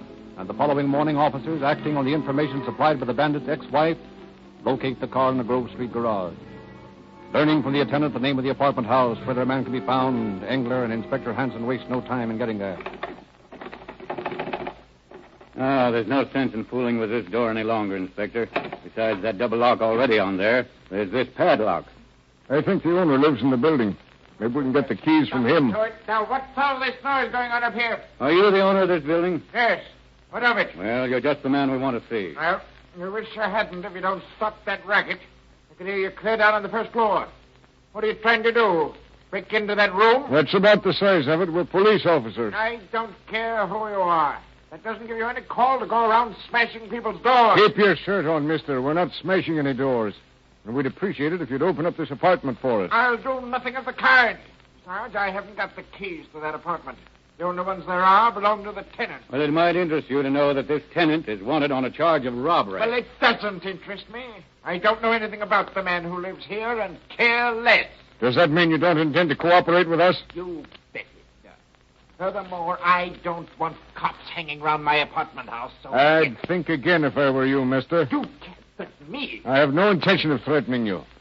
I merely want to warn you that if you refuse to cooperate, we'll simply have to enter these rooms by force, that's all. You can't do this. You got the warrant. I'm going to call your headquarters and report you. Nice fella. He sure worked himself into a stew, didn't he? Oh, well, you've got to expect to meet up with people like that sometimes. But we've got to get into this apartment. I noticed a paint shop down the street when we came up here. They've most likely got a ladder that'll reach 3 stories. We can climb in from the outside. Hey, that's an idea. Go on over there and see what you can do, Engler. I'll be right back.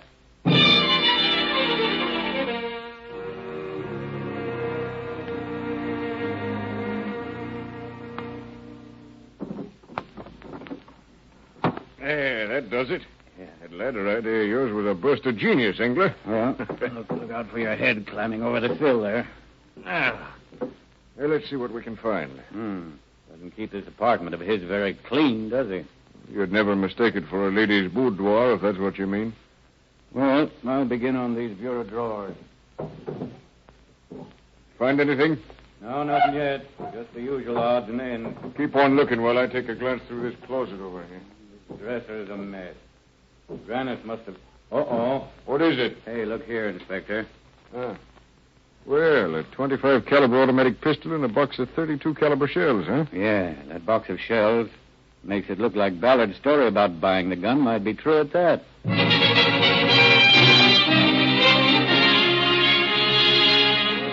And now inquiries in the neighborhood where Grannis had lived began to yield information. It was learned that he had been keeping company with a girl whose sister had recently moved to San Mateo. Therefore, Corporal Engler, Inspector Husted, Fred Butts, and William Hanson, and Special Officer Jimmy Britt of the National Automobile Theft Club drove to that city where, by careful search, they located the woman they now wanted as an important link in their chain of evidence. Are you Miss Travers? Yes. We're officers from the San Francisco Police Department. We'd like you to give us a little information, if you will. Certainly. Won't you come in? Thank you. As a matter of fact, I rather thought that you might come here. You did? Why was that? Well, first, may I ask what kind of information you're looking for? Well, we're trying to locate a man named Grannis. Walter Grannis. Oh, that's the answer I expected. You see, he came down here yesterday with my sister. Oh, yeah? Go on. She told me the police were looking for them, that they were making a getaway and going to Los Angeles. Going to Los Angeles, huh? Yes. Do you think they went on down the coast from here? No, because Walter didn't have his own car. He had one that he'd borrowed from a friend of his to use for the day. I see. But did he say what this friend's name was? Well, he referred to him as Elmer, I believe. He didn't mention any last name. And do you suppose he meant Elmer Ballard, Inspector? Oh, I don't see how it could be. Ballard's been in jail now for weeks. Did you get a chance to see the car Grannis was driving, Miss Travers? Why, yes, I did. Oh, could you describe it? It was a tan Chrysler Coupe, as I remember. Tan Coupe. Dollars to donuts, that's the car that apartment house manager told you about 3 weeks ago, Inspector. Well, to be honest with you, gentlemen, I'm terribly worried about my sister Ethel. She's going around in pretty bad company. I'll agree with you there, Miss Travers. I don't think Ethel's done anything that's really against the law yet. So when you arrest Walter, will you please try to keep her away from being involved as much as you can? Well, we'll do everything in our power in that respect, Miss Travers, I assure you. But now we've got to be getting back to the city. Thank you very kindly for your cooperation. Perfectly all right. Bye. Goodbye. Oh, that's a darn nice girl. Too bad her family has to be bothered with a guy like Grannis. Well, the thing to do now is to find out who this fellow Elmer is. Nothing hard about that. What do you mean, nothing hard about it, Britt? Remember when you had me go through the records to find out who the legal owner of Grannis's car was? Sure. What's that got to do with it? Well, I checked with the owner in regard to Grannis's references, and I found out who they were. So what? So we don't have to look any further to find out Elmer's identity. I know who he is. He's Elmer Mohegan, who signed as a reference for Grannis when he bought the car. Well, have you got Mohegan's address there? Oh, I bet it's somewhere. That's 19th and Caps.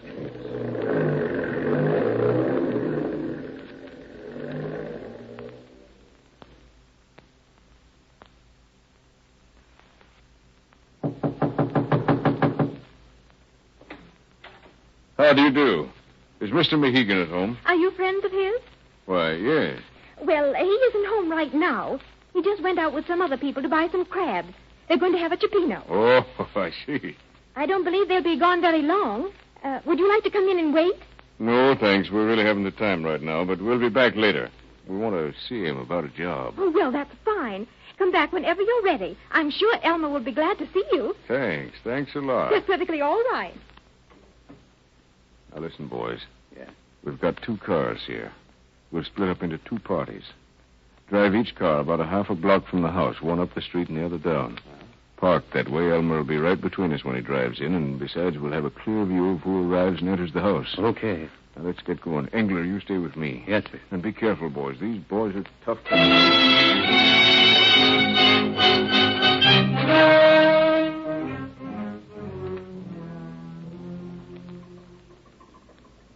How long have we been waiting now, Engler? Well, just half hour, Inspector.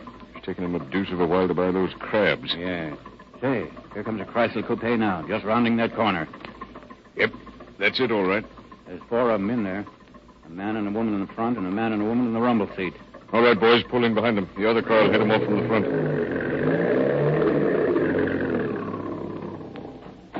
Put up your hands and get out of that car. Hey, what is this you mugs is trying to pull anyhow? Now, take it easy, Granite. And don't any of you be silly enough to try to reach for guns. Say, what's the big idea, coppers? We ain't done nothing. Frisk them good, boys, and then slip the cuffs on them while I talk to the woman. You ain't got nothing on Walter.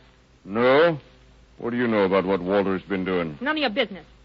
Oh, so you're going to take that attitude, are you? What's your name? I don't know. Where do you live? I don't know. Well, maybe you think you could talk better down at headquarters. Is that it? I don't know. Oh, I know who you are, Ethel. I told your sister I'd try to give you a break, but I can't do anything for you if you're going to act this way. I don't want no breaks from you, copper. All right. It's up to you. Nuts. You can take this girl down to the station with the men, boys. Right. All right, boys, let's get going. Say, you coppers just won't give a guy a break, will you? You got your break, Grannis, when Howard Mao was lucky enough not to die from that bullet you shot into his stomach. That's a better break than you deserve, and it's the only one you're going to get.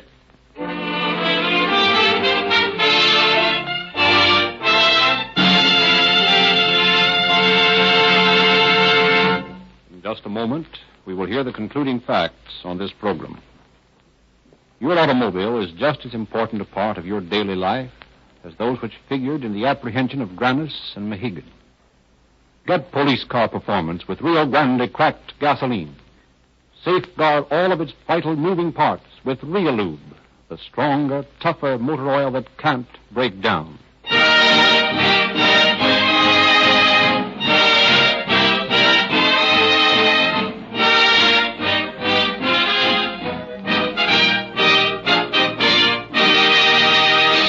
On April 5th, Grannis and Mohegan pleaded guilty and were sentenced to Folsom Penitentiary on 2 counts of first-degree robbery with the recommendation that they be shown no leniency and that they never be granted parole.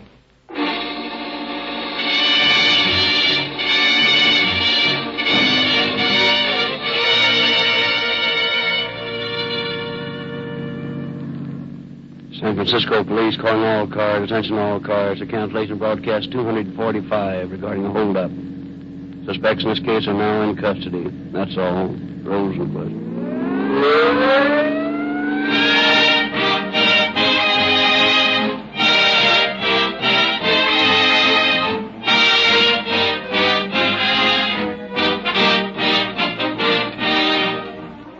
This is your narrator, Frederick Lindsley, bidding you good night for Rio Grande.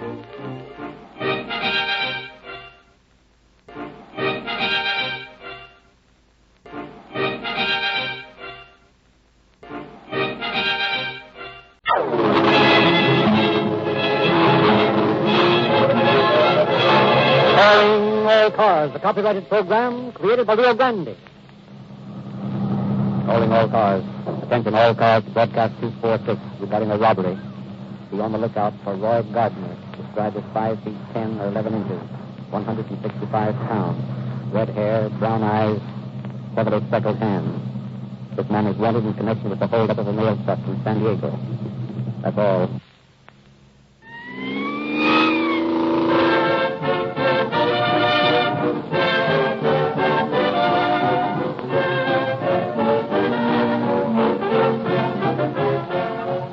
Practical endorsement of Rio Grande Crack by the men who drive your police cars, fire engines, and ambulances is the highest recommendation ever given a gasoline in endorsement.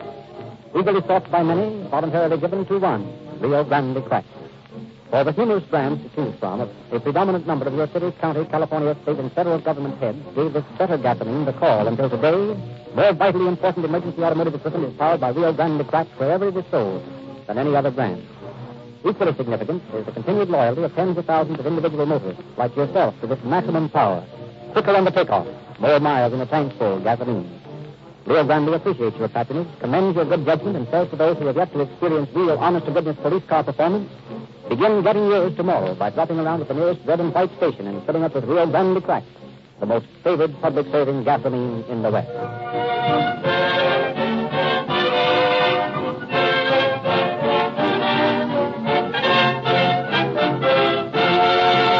We deviate from our usual custom tonight and have asked Chief of Police James E. Davis of Los Angeles to introduce our speaker. Ordinarily, the cases which are heard on Calling All Cars are taken from the files of police departments or sheriff's offices where the crime has occurred. Tonight, however, our story comes from the memory of a man who spent 17 years behind prison bars, learning most conclusively that crime does not pay. I wish to introduce Mr. Roy Gardner. Thank you, Chief Davis. My purpose in coming here tonight is to bear witness to the statement the Chief just made regarding the unprofitableness of a life of crime. I have, during my career, faced prison sentences totaling 75 years. And in all my escapades, I received less than $1,000. A man who is mentally able to analyze his problems never gets into prison. It's not smart to commit a crime. It's just plain ignorant. Police officers are trained to analyze all the angles of crime, and they are men of superior intelligence.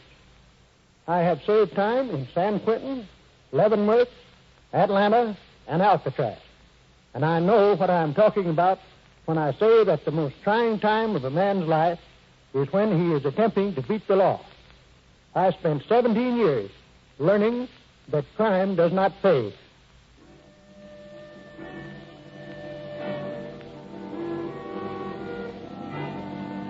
"1909. A hot July sun blazed down on the Mexican desert as a groaning wagon creaked along the sandy road. Get along there, Mule. I gotta make camp before sundown. Go on, get up. What's the matter with you crazy mules? Uh-oh, soldiers. Senor, what are you carrying in your wagon? Why, amigos, I'm surprised you don't know me. There are guns in my wagon. Ah, is that so, senor? And who are the guns for? They're for General de la Huerta. Is that so? Americans should know that the government does not need guns. But I tell you that You are telling me nothing, senor. Get down off that wagon. The soldiers will escort you to Hermosillo.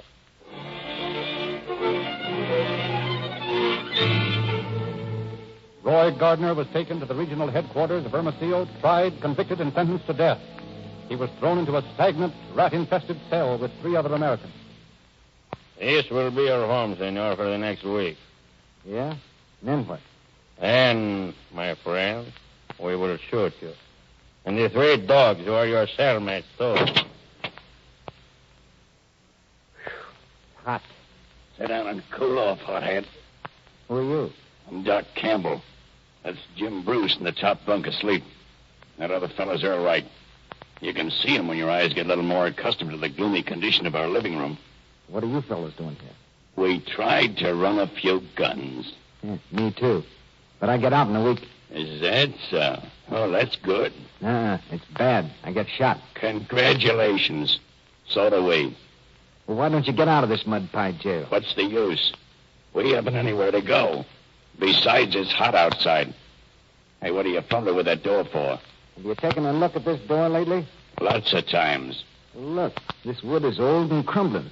Well, we can cut our way out of here in no time. What about the guards? I can handle them. Are you with me? Sure. What about the other 2? They'll come all right. But, what are you going to use to cut the wood?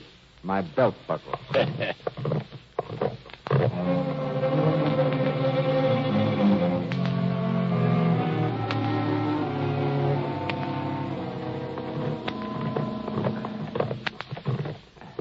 How's it coming, Gardner?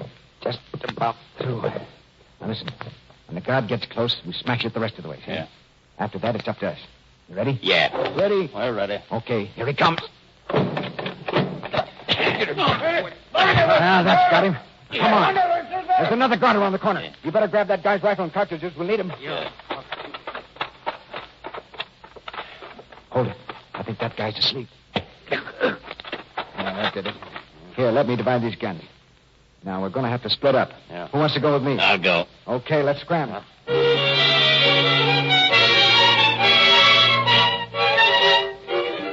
Thus, for the first and last time, Roy Gardner had a partner in his just with death.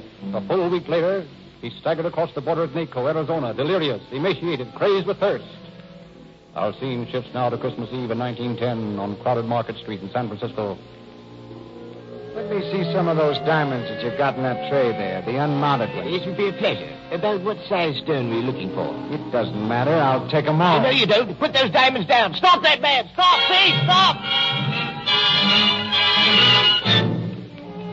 In spite of the fact that the property which you stole was recovered in its entirety and you did not profit to any extent from your crime, there was nevertheless an intent to commit a felony.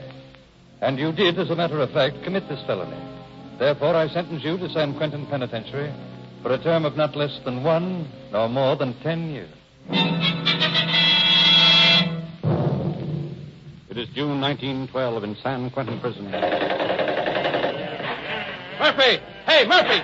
Get your rifle and help Callahan out of that north gate. Wait! Tell the guard from the south tail the block. Turn the water on those blocks. Gardner! Get out of here before I shoot you. Come on, get back to your cell. Oh, no, you don't. Stay where you are, Gardner. We're going to take this precious captain of the guard and string her up. Drop your gun cover. Hey, you can't get away with this, Spike. You guys haven't got a chance. Oh, is that so? You keep out of this, Gardner. We'll slug you. Come on, cover, get started. Ah, you crazy chap. They'll shoot you the minute you step out that door. Oh, no, they won't. Like you're going to be in front of me. Don't talk, Spike. I tell you to keep out of this, Gardner. Give me that. All right, you guys, I've got the gun now. Now get back, all of you. You're all friends of mine, and I'm not going to stand by and see you commit murder. This kind of stuff won't get you anywhere. Good work, Gardner. I'll take over now. I got the bracelets on Spike. Is he hurt? No, not bad. Just a goose egg on his jaw. How about you? Where'd he shoot you? I'll be all right.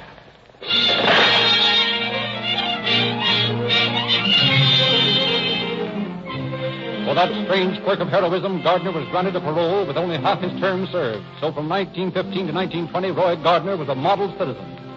Meantime, he had married, become a father, and had settled down to routine of business. Then he decided to take a vacation. 18 years have passed since then, and Roy Gardner never came home again. He does not know himself how the debacle started. He does recall wandering about Tijuana in an alcoholic daze. He awoke in San Diego 24 hours later with a throbbing head and an empty pocketbook and a sudden consuming rage. In that swift transition, Roy Gardner, successful businessman, became Gardner the Bandit.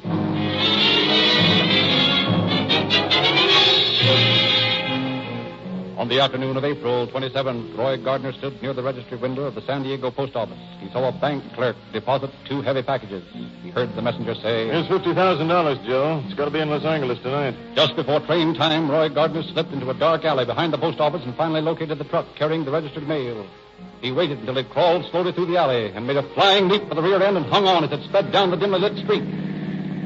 Pull over to the curb, buddy. Listen, stranger. Never mind that talk. This isn't a cap pistol in your back. Pull over. Now, which of these sacks holds the registered stuff? I don't know, mister. I don't know what they gave me tonight. Oh, you don't, eh? Buddy, I'll give you just about 2 seconds to tell me. If you don't, I'm going to plug you and throw you off the truck and take the whole works. All right. It's in the 4 sacks you're standing on. Now you're talking, buddy. I'll just rip them open and take what's in them. You got a nice fancy rap for this fella. Well, don't let it worry you, mister.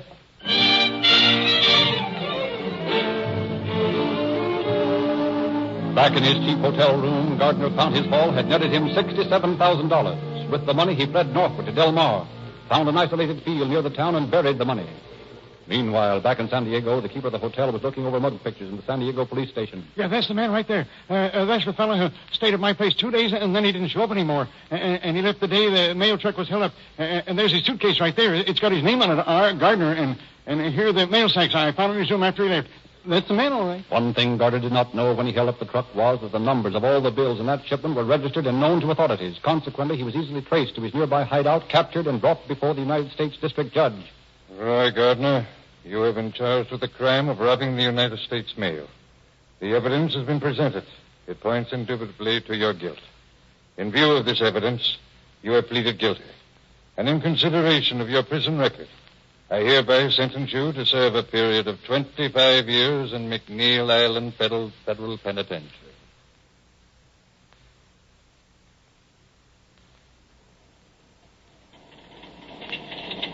Well, Kavanaugh, how do you like this scenery? I like it all right. How about you, Haig? It's okay. Hey, where are all those deer we were supposed to see up here in Oregon? Oh, they'll come along. You know, I'd think you guys would be a little worried about me getting away. Why should we? You're pretty well handcuffed and tied up. And it's a cinch you're not going to jump off the train that way. Tell me something, Gardner. What's the big idea of pulling tricks like you did? Oh, I don't know. I just decided on the spur of the moment that I was going to take that money. Yeah? Who'd you have helping you? Nobody. What was the idea of burying the gun with the money? Didn't want to run the risk of hurting anybody. I'll bet that truck driver would have been glad to know that. Take my advice, Gardner. Next time you rob the mail, don't steal bank shipments. The serial numbers are always registered. I found that out. Say, look at that big deer out there in the meadow. Deer? Where? Let me see. Gentlemen, it's my turn for a while. Huh? Now, take your keys, Mr. Kavanaugh, and get these bracelets off my wrist. What's this? You better do it. He's got my gun. Make it snappy, Kavanaugh. You're making a big mistake, Roy. Yeah, with 25 years to do. You've got to do it sometime. Well, maybe so, but not now. Now, we'll just put these cuffs on you two, gentlemen. Now, Mr. Kavanaugh, I'll take your gun and your money. I'll need traveling expenses, you know. You'll regret this, Gardner. No, I don't think so. Well, looks like we're coming into Portland. I'll be seeing you, gentlemen. So long, Kavanaugh. Give my regards to the warden.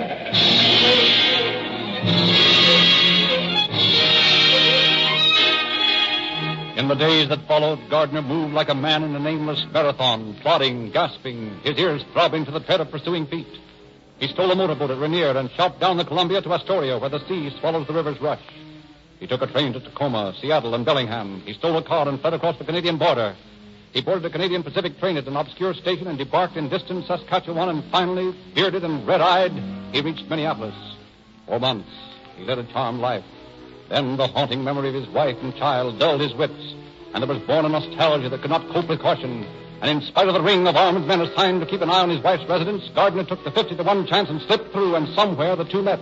Then, with the pack at his heels, Gardner fled. Southern Pacific, number 20, rolled slowly out of Roseville, California yards, headed eastward on the long run to Chicago. Hey, what are you doing in here? This is a mail car. You're telling me. Get your hands up before I blow your head off. Yes, sir. Don't shoot. Now, turn around and drop your hand behind you. Yes, sir. You're getting that strap too tight. Save the talk. Where's the registered mail? I don't know. Quit stalling. Honest, I don't know. I'm just deadheading this run tonight. Okay, I'll find out for myself. You better be careful. You're going to ruin some mail the way you're cutting those sacks. That's tough. There she is. Now, I'll just take what you've got in your pocket and be on my way. How do you stop this train? I'm not sure. It's either 2 or 3 pulls on the signal cord. What are you trying to do, double-cross me? I'll try the emergency. Just keep your back turned, buddy, and you won't get hurt.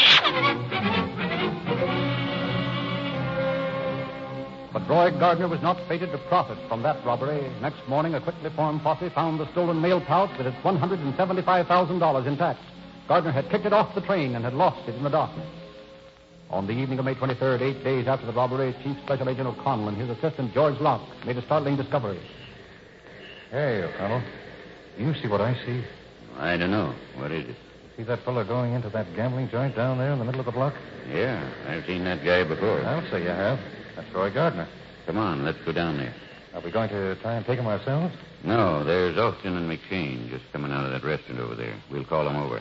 Hey, McShane, come over here a minute. Well, between you and me and the gatepost, I'm just a little nervous about taking this guy. No, I don't think he'll blast us. He hasn't shot anybody yet. What's on your mind, O'Connell? We just saw Roy Gardner going into a gambling joint a couple of doors down the street. Locke and I are going to take him. You and Austin want to come along? Sure. Come on over, Austin. You keep on the job outside, and if he starts out, let him have it. And be ready to shoot.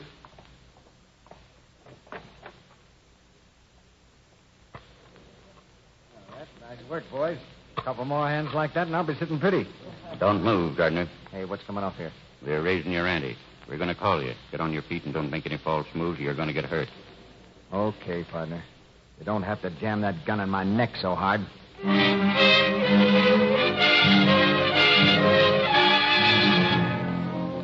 Roy Gardner was placed aboard a train that night and taken to San Francisco, where a week later, before federal Judge Van Fleet, the unpredictable outlaw pleaded guilty and was given another 25-year sentence on McNeil Island.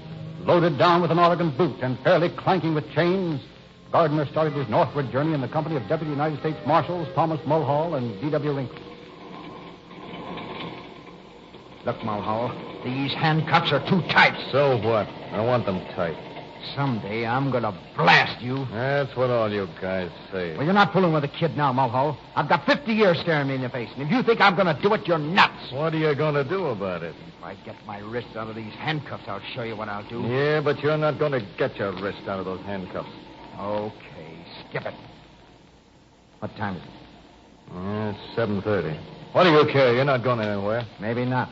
If you've got nerve enough to let me, I'd like to wash my hands and go to bed. Okay, go ahead. But leave the door open.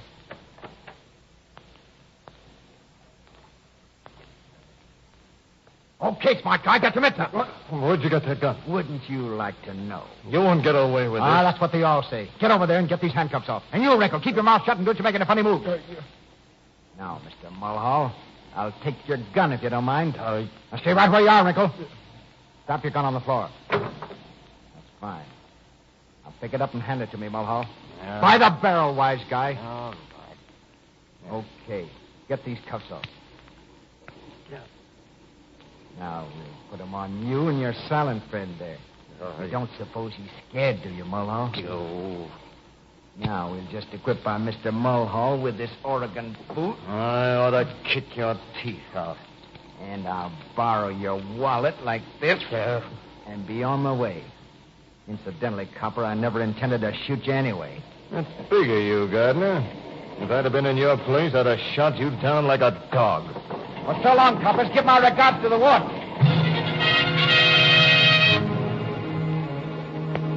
In San Francisco, investigation was immediately launched to learn how Gardner had smuggled the gun aboard the train. It was found that he had been searched 3 times, and to this day, no one knows how he accomplished that sleight of hand trick. The news of his escape was flashed over telegraph wires, and the entire Pacific Northwest was turned overnight into a vast hunting ground. Gardner's movements for the next 48 hours were the hysterical antics of an animal in a trap. Finally, taking a gamble through sheer desperation, he swung aboard an outgoing freight train near Castle Rock. At last, reached Centralia, Washington, made his way to a small hotel, registered as Dale Patton. But again, a suspicious innkeeper was his downfall. Well, what is it? Your name Patton? Sure, why? Oh, nothing in particular. Just wanted to talk to you a minute. Sure, it's tough to have your face wrapped up like that. Yeah, it'll be all right in a couple of weeks. Mm-hmm. What happened? Oh, some gasoline exploded in the machine shop where I was working. You're pretty lucky it didn't get in your eyes and hair. Huh? Oh, yeah. It would have been pretty bad if I hadn't been wearing a cap and goggles. The landlady thought you might be hiding something. What do you mean by that? Oh, she thought you might have smallpox or something. Oh, yeah? As a matter of fact, those bandages don't look right to me. Well, since when have coppers got the right to bother a working man just because his face don't look right? I can prove who I am, where I got these bandages, and why I'm wearing them. Now beat it before I call the manager. Did you say copper? You heard me. Mister, I was going to take you down to headquarters, but I've changed my mind now. I'm going to take a look at you right here. I don't like the looks of those freckles on your fingers. Now just get your hands up. Don't make any funny moves or any guns. What are you going to do? I'm going to take those trick bandages off your face. Like this. Hey, take it easy. And this. And this. That's just what I expected. Let me see your arm. A spread eagle tattoo mark, huh? Come on, Gardner. I'm taking you in. Okay, cop. I'm it.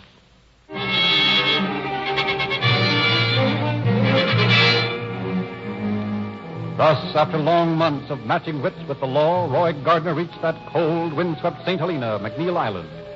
Gardner quickly swung into prison routine, friendly, anxious to make the best of his lifetime jolt. But the cloak of good behavior was only a thin mantle to shield his plotting mind. 81 days after the gates of McNeil Island prison had swung close on Gardner, we find him again, planning to escape. Hey, Bogart, you ready? Sure, I'm ready. Where's Impin? She's over there by the fence. Did you bring the pliers? Yeah, come on. Hey, Impin, you still ready to go? Sure, what have we got to lose? We're lifers, ain't we? If we get shot, we get shot. Any way you look at it, we die in here. Okay. And you two guys stand close together so they can't see me while I cut this wire. Yeah. Hurry up, Gardner. Hurry up, hurry up. Take it easy, fella. You've been here a long time. You're used to this dump. Make it snappy. Okay, there she is. You ready? Ready. Let's go. Hey, Gardner, where do you think you're going? Hey, come back here, you guys. Break! Break! Break! Break! How you coming, boys? Okay. I won't do much shooting until we get the other guys rounded up. Oh, they got me. Keep going, Charles. They're getting close. You still want to break? Sure, go on. I got you. Yeah, keep going.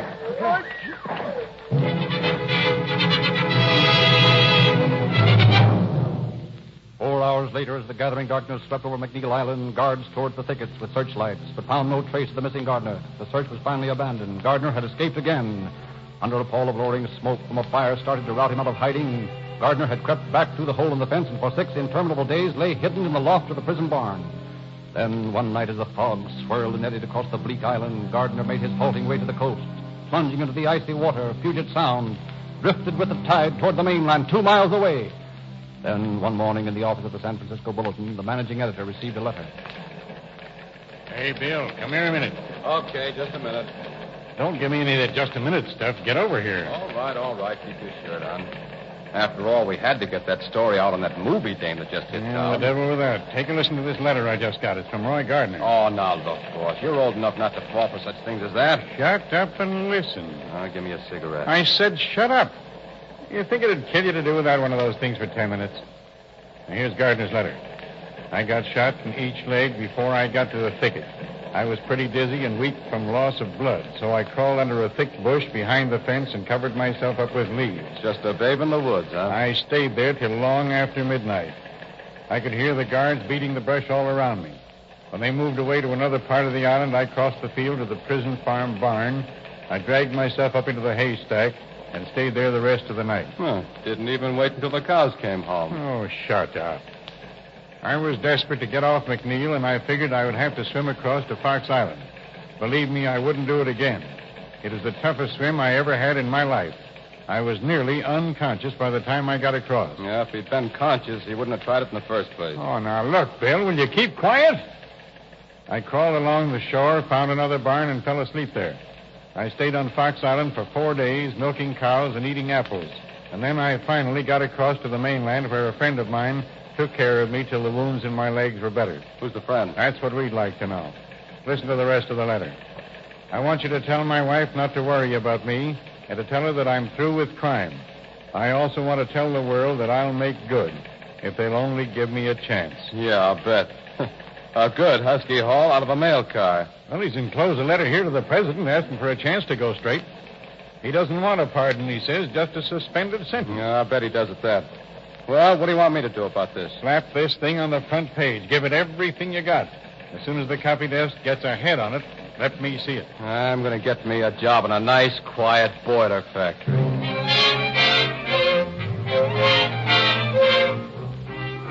Roy Gardner came out of his hole in November. He turned up in Maricopa, Arizona, a disheveled, haunted figure who had grown a beard and dyed his hair in a frantic effort to disguise himself. Just before train time in the post office at Maricopa, a figure loomed in the doorway. Hey, you can't come in here. This is a post office sorting room. You ain't got any business in here. That's what you think, buddy. Reach for the ceiling and keep your mitts up. What do you want? This is a holdup, mister. I want the registered mail and I want it quick. It's gone to the depot. Oh, no, it hasn't. There won't be a train out of here till morning. Come on, fella, give. Where are those registered pouches? Over there by the door.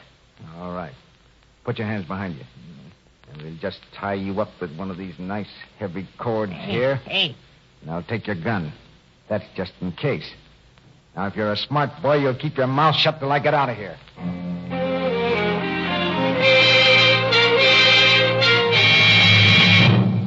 Gardner scuttled out of Maricopa before a posse could be organized, crossed the Gila River, and sought a haven, a little hotel in Phoenix. Perhaps the momentary security dulled the sharpness of his wits. Perhaps he lost sight of the irrefutable law of averages, for he decided to perpetrate another crime in Phoenix. The plan took shape in his mind on the afternoon of November 15th when he overheard a conversation in a baggage car. Where's that shipment you got for Los Angeles? Keep your shirt on, Dutch. It's right here in these little sacks. Oh? 15,000 in cash. All right, that is good. Hurry it along. The train leaves in just a few minutes. Okay. Here they come. Catch 'em. All right. So the other one. Here she comes. All right. Give me the book. I'll sign it. Okay, Dutch. See you next week. Yeah, I'll be back. Who's there? All right, Monkey, get your hands up. Who you call monkey? I'm talking to you, Squarehead. Get your hands up. No, I will not do it. Where's your gun? It is in my locker. What's the matter with you? Do you want to get shot? No, but I will not be held up. Yeah, that's what you think. Now get back there. No. I said get back there. No. You do not hold me up. That's what you said, pal. Go on, get back over there. Don't push. You're the bullheadedest guy I ever saw in my life. I said don't push. I am not cattle. No? Well, how do you like this? Now you have done it. Now I teach you a lesson. I teach you what happens to guys who monkey with the mail. Oh, yeah. You take a swing at me, you squarehead. I'll get you back. Yeah.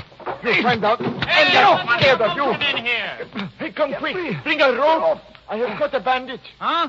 Boy, I'll say you have. You know who that guy is? No. He just big fool. Think he could hold me up. That's Roy Gardner, the mail bandit. Who? Roy Gardner. Yeah? From now on, he's just a number in a prison cell. Push me like cattle, the dumb cop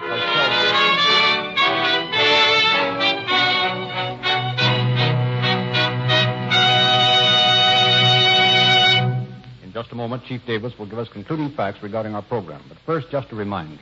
The right and left bow of the most efficient motoring are those two Rio Grande products, Rio Grande Cracked, the superior gasoline of police car performance, and Realube, the motor oil that can't break down at any heat, at any speed.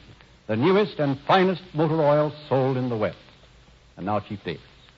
In spite of efforts to save him, the evidence against Gardner was so conclusive that he again pleaded guilty and received the third 25-year term. Chained and watched like a mad dog, Gardner was taken to Fort Leavenworth. Late in June of this year, Roy Gardner was released after 17 years in prison. An outstanding example of the losing nature of a life of crime. Thank you, Chief Davis.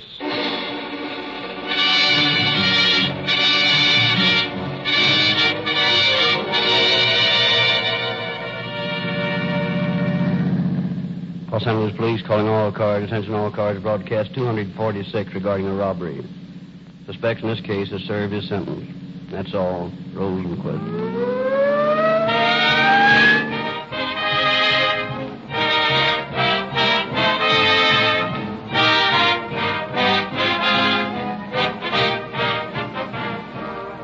The role of Roy Gardner in tonight's broadcast was played by Mel Ruick.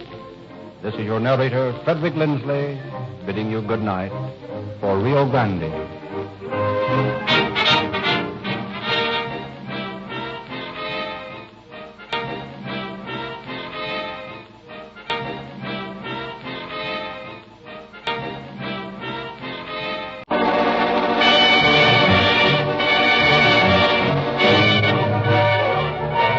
Calling all cars. A copyrighted program created by Rio Grande. Kern County Sheriff's Office calling all cars. Attention all cars. Broadcast 247 regarding a murder.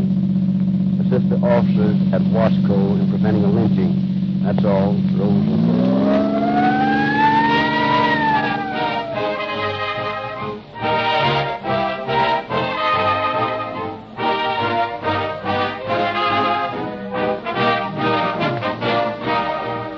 The other day, an acquaintance said... I can easily understand your enthusiasm for Rio Grande Crack, Dr. Lindsley. After all, you are the narrator for calling all cars. Well, friends, I'm not ordinarily quick-tempered, but the fellow's insinuations ruffled me so that I snapped back at him. Of course I think Rio Grande Crack is the finest gasoline on the market, but neither you nor anyone else ever has heard me say use Rio Grande Crack merely because I said so.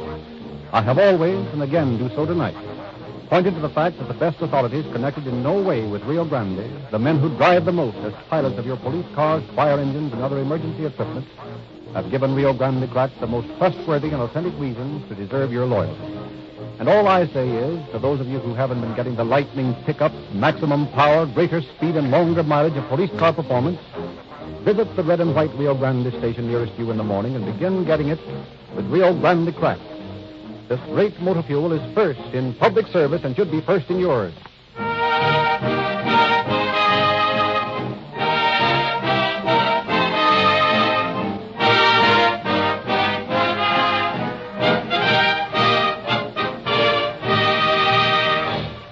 we to hear tonight occurred in the jurisdiction of Sheriff Ed Champness of Kern County, and we are privileged to have Sheriff Champness open our program. There are many organizations in this country that concern themselves with what they have termed the salvation of the modern youth. A great many of them do enormous amounts of good. Many of them, however, content themselves with criticizing other activities, especially radio programs such as Calling All Cars. It is my opinion that programs of this nature do a great deal of good in bringing home the fact that crime is a losing game. I think peace officers throughout the state will agree with me when I say that every form that permits the emphasizing of that vital fact is of benefit to the community.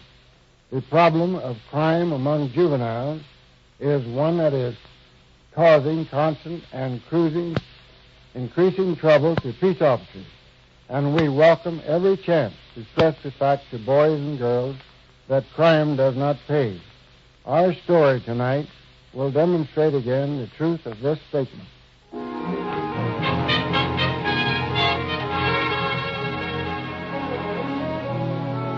In a little town in the Dust Bowl of western Oklahoma, there lived the family of Jesse Crabtree, aged 19. Is that you, Jesse? Yeah, who'd you think it was? Jesse, where have you been? Out. I've been worried about you. I wish you'd tell me when you're going to stay out late like you did last night. I've told you 1,000 times to stop worrying about me, and don't bother me. Well, I can't help it, son.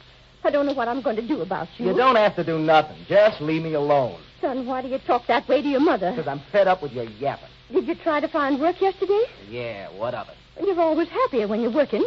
You don't get into trouble. Skip it. I'm tired. And if you don't quit belly aching, I won't come home at all. Well, you go lie down, son. I'm going out in the yard to water the flowers. Morning, Mrs. Crabtree.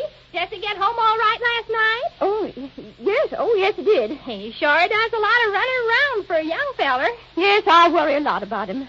I suppose I'm foolish, but Jesse is the oddest boy. He never was one to confide in a person. Even when he was little, I never could reason with him. And when I'd scold him, he'd just act sullen and then go and do the worst things he could to get even with me. Well, you know how it is. Spare the rod and spoil the child. Yes, sometimes I think if I'd whipped him, it might have done some good, but I was always afraid of breaking his spirit. Well, personally, I'd rather have a child with a broken spirit than an ornery one.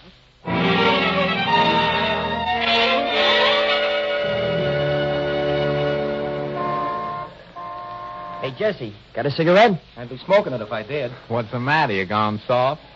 Why don't you swipe some? Why don't you get some, wise guy? Don't be stupid. I'd have your luck if I got caught. I'd get thrown in the can. My old man let me stay there, too. He ain't like your mother, you know. Go on and get some, Jesse. Your old lady will pay for them if you get caught. Every place in this lousy burg hides their stuff when they see me coming. You can't blame them. Hey, wait a minute. See that guy with the satchel? I got an idea. What is it? Say, I know that guy. He collects pennies from the gum machines. He comes through every week. Boy, what a soft job. Yeah, he don't have to worry about being stuck up. Boy, if them was only 2-bit pieces in that bag. That's the point. He won't even squawk if he comes back to the car and his pennies are gone. You mean you're going to steal? No, we'll just borrow them from him. The insurance company will pay him, and everybody will be happy. Well, I won't be after we're caught. Me neither. I don't think you ought to do it, Jesse. Listen, don't tell me what I ought to do. That's the one thing that makes me madder than anything else. Gosh, don't nobody ever bawl you out? No, they don't. They don't get away with it anyway. I make them sorry they even tried to bawl me out. Look, I think that guy's going in that place to eat lunch. Now, if he just leaves the bag in the car... He did. He didn't even lock the car. I guess there isn't much in the bag. Huh? That's all right. It'll be enough for what we want. Come on. Well, how are we going to go about it? Geez, a guy would think we was going to open a safe. You goofs just stand alongside of the car. I'll get in and put the stuff in my pocket. We don't want the bag. That'd make the guy sore. If anybody comes out of that store, you give me the business, and I'll duck down in the car until they pass. If that guy comes out, we'll all scram. Okay, but I'm going to need a drink after this. Well, maybe there'll be enough for that, too. All right, here's the car. Now, for gosh sake, you guys stop acting like you were seeing a ghost. Just look natural. Gee, I feel funny. What will we say if anybody stops and talks to us? Better not take him long. Here comes old man Gregory. What'll we do? Speak to him. He won't stop. Hey, Jesse, duck. Hi, Mr. Gregory. Nice day, ain't it? Sociable guy, ain't he? What do you want him to do? Come over and kiss us? Hey, Jesse, hurry up. I'm getting nervous. You guys make me sick. Come on, let's go. How much you get? You think I'd stop to count it, you dope? Take it easy, will you? I think it was about $3. Swell. Let's get the cigarettes. Here, you get them. They'll wonder where I got the dough if I try to buy them. Oh, no, you don't. If that guy blats around about his pennies being gone, they'll remember I had some. Yeah, they're harder than if there was dollar bills. You guys are yellow. We got to get them changed into silver all at one place. I'll go in here. You guys wait. Well, Jesse. What do you want now? Hi, Mr. Benson. I want some cigarettes. Well, have you got the money? You know, your mother told me not to let you charge anything. She just doesn't have the money to pay for it. Don't give me no lecture. I got the money. Oh, you have? Well, where'd you get it? None of your business. Huh? Well, I'll tell you if you want to know so bad. Ma's got a penny bank, and she sent me down to get the pennies changed into silver. Can you do it, or have I got to go somewhere else? Oh, yes, I'll do it. I'll change it. Funny, she sent you down with it. With a nice mother like yours, I don't see why you can't be trusted. Now, if I was your... Just a minute, kid. I want to talk to you. Yeah, what about? Where'd you get those pennies? What's it to you? Somebody just took my collections out of my car. I came out of the lunchroom just in time to see you guys walking this way, and these are the pennies. Listen, wise guy, these pennies come out of my mother's bank, didn't they, Mr. Benson? Well, that's what Jesse told me. I don't think he'd actually rob anybody, but we can find out easy enough. We'll just call up his mother on the phone. Are you calling me a liar, Benson? Well, if your story is true, why shouldn't we have her to confirm it? Either you take my word for it or else. Oh, so that's how it is, huh? Jesse, I know Mr. Carson here won't have you arrested if you ask him not to. But why do you do these things? Can't you see you won't always be protected out of the sympathy for your mother? Someday you're going to have to pay. I told you not to lecture me. Well, somebody's got to. All right, Benson, you asked for it. Oh. But you... Hey, come back here. Mr. Benson, are you hurt? No, not much. It was mostly the surprise. The idea of hitting an old man like you, that little rat is going to jail where he belongs. No, please don't do anything like that. I've known his mother for years. She's a fine woman. It would break her heart if he went to jail. He's all she has. She hasn't got much, then. She'd be better off without that kid.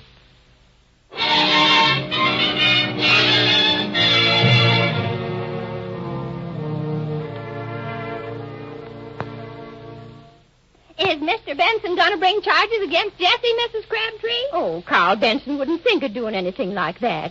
He realizes Jesse's young and doesn't know any better. Doesn't know any better than to hit an old man? Well, I've warned Carl not to take Jesse to task. I told him time and again that Jesse's temperament just won't stand for it. I don't know what it was all about, but he must have aggravated Jesse, or he never would have done such a thing. Well, I know what it was all about, and I think you ought to. After all, there are two sides to every story. Well, that's just it. People are always ready to say the worst about a boy that's full of spirit. Jesse has to have someone to take his side. I'm sure he'll settle down when he finds work again. But nobody will hire him until he does settle down. I suppose everybody is prejudiced against him. Well, it'll all be different soon. I'm going to take Jesse to California. California? Yes, I have a chance to go in partnership with a friend who runs a little restaurant in Wascow.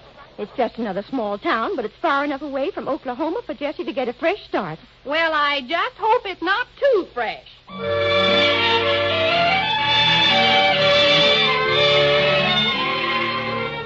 Jesse Crabtree's boyish pranks were not over. While his mother prepared for the journey westward, Jesse foregathered with his boon companions, Tom and Jack. I'm tired of fishing. Come on, let's go. Where you going? I don't know. Anything to get away from here. Gee, I'll be glad when we leave for California. When you going? I don't know. Next month sometime, maybe. Meantime, we got to find something to do. Yeah. Be swell if we had a car. Yeah, you got something there. Maybe we can do something about that. Hey, no, wait a minute. If you mean you're going to steal a car, you can count me out. We ain't going to steal one. We'll just borrow it. Sounds good to me. Where you going to get it? See them people camped down by the river there? Now, they might be talked into letting us use their car.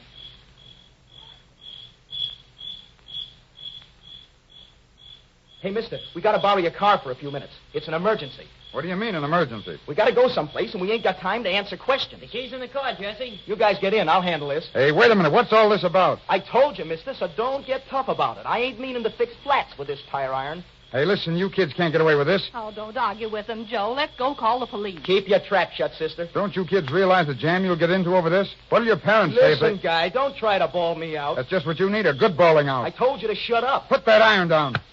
Oh, you killed him. You killed him. Shut up. I ain't hurt him much. Oh, you killed him. I told you to shut up. Am I going to have to choke you to make you do it?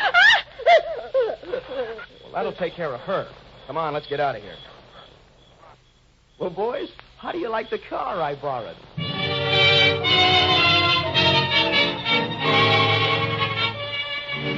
The bruised and bleeding camper and his wife made their way to a farmhouse and reported the robbery. Jesse Crabtree and his companions were arrested and brought to trial. The overwhelming sympathy for Jesse's mother brought only distorted facts into the evidence. I just know my boy didn't mean any harm. He couldn't do a thing like that on purpose. It would give this community a black eye for a boy to be sent from here to the reform school. I think he should be given probation. I know. It'd just kill his mother if anything happened to Jesse. And this camper asked us to go to the store for him in his car. When we gets back, he says we shortchanged him. Then he made a pass at us. And he gets the worst of it. So he was just going for a doctor in his car when we was picked up. And that's all there is to it. These campers are not like regular citizens. They're always drunk and fighting. I think we ought to do something to protect our own townspeople. Well, the camper's wife was trying to make him stop fighting us, and he turns around and gives her a bat in the mouth, and that's how she got hurt. Tell the police as soon as we got the doctor, but I didn't have time to. Oh, it's just awful the way everybody takes advantage of my Jesse.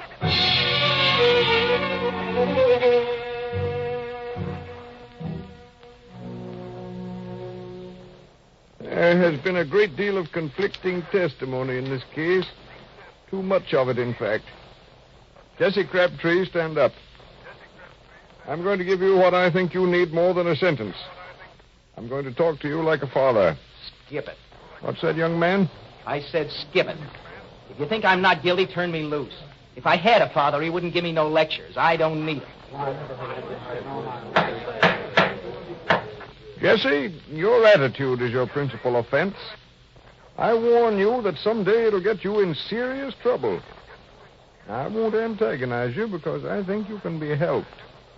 Therefore, I release you on probation in the custody of your mother.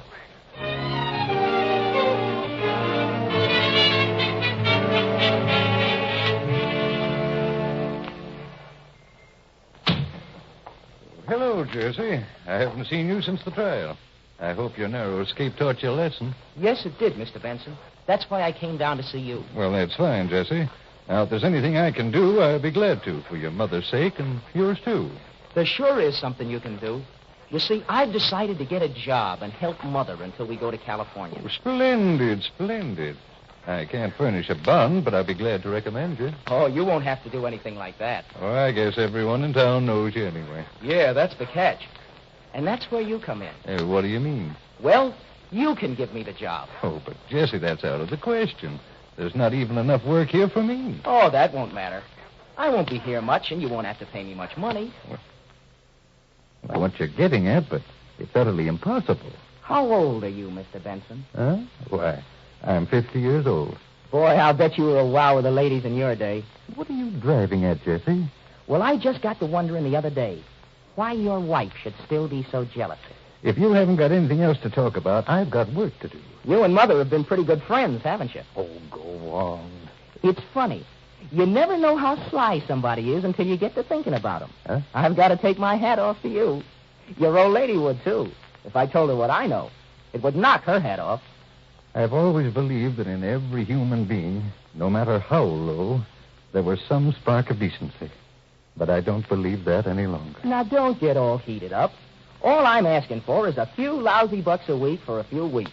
Why, with a perfect setup like that, I'm letting you off easy. I'm being noble. Did you honestly think for a minute I'd pay you because of the threat of a rotten lie like that? Sure you're going to pay me. Now, let's be reasonable. As man to man, you and I know it's not true. I wouldn't think of saying such a thing about my mother, unless I had to. No one would believe such a thing. Certainly not coming from her own... From her own son? That's just what would make it a cinch. You know how this town loves scandal. Even if they didn't believe it, think of the howl that would go around. And think of the spot you'd be in with your old lady. She'd believe it. She's had a lot less trouble to believe some other things about you. And I helped keep you out of the reform. Just in case you still don't know what you're going to do, there's a couple of witnesses outside that's seen plenty. They'll say they did anyhow, because they're going to help me spend my salary. Do you mean you confided in them? Sure. This is a business proposition, and I needed some helpers. I'll show you. Hey, Tom, Jack, didn't I tell you about my job here? Sure thing. Sure thing you've done yet. Now, look, Mr. Benson, it'll be a lot easier to pay off for a few weeks than to have a few years of grief. And I mean grief, because I've got a few other gags up my sleeve that I haven't told you about. Now, what is it? Play ball or else? You will bring shame and disgrace to your mother soon enough. If you're vicious enough to think of such a thing, you're capable of doing it. I'll pay you. Not because I'm afraid for myself, but out of the deepest sympathy for your mother. Now you're talking. We're going to get along swell, and I know you're going to hate to see me leave. I'll appreciate it if you'll stay out of my sight. How much am I going to be robbed of? Don't get me wrong. I'm not a bad guy. Just lucky. And right now, I'm just thirsty. So you can start with $5. Friends are great things to have. They sure come in handy. Well, I'll be seeing you. Well, boys, let's go drink to my new dishonest job. Gosh, do I feel goody-goody. Crime sure don't pay.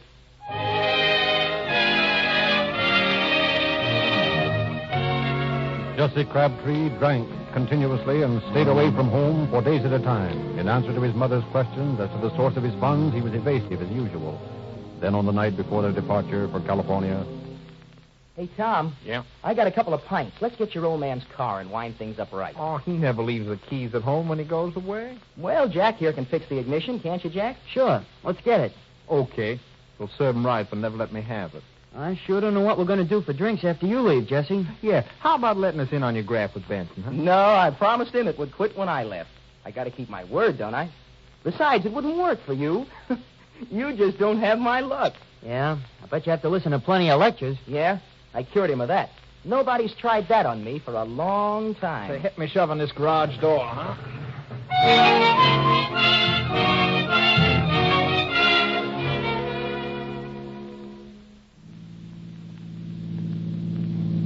Boy, this is something. 55 miles an hour and we still got the brake on. Why don't you take it off? Let's see if she'll do 90. Hey, you better slow down. I can't even see. Just can't take it. Too bad. Hey, what's that ahead of us? Where? I don't see nothing. Stop! It's somebody in the road. I can't stop. You hit somebody. You gotta stop. It's too late now. I've hit him. But suppose somebody saw you. There were some people around that car that was parked by the road. First, we gotta get out of here fast. Then we gotta think fast. Yeah. Suppose they catch us. Even your luck won't get you out of that. I know what we're gonna do. Tom's old man got money. He can get a good lawyer to get Tom out of a stretch. But what's Tom got to do with it? Well, it's his car, ain't it? We'll leave it parked with him at the wheel, passed out cold. They'll pick him up, and he won't know whether he was driving or not. I'll be in California, and you'll have to keep your nose clean by saying we both left Tom in the car after we left the filling station. If you don't, you'll do a stretch, because I'll swear you was driving.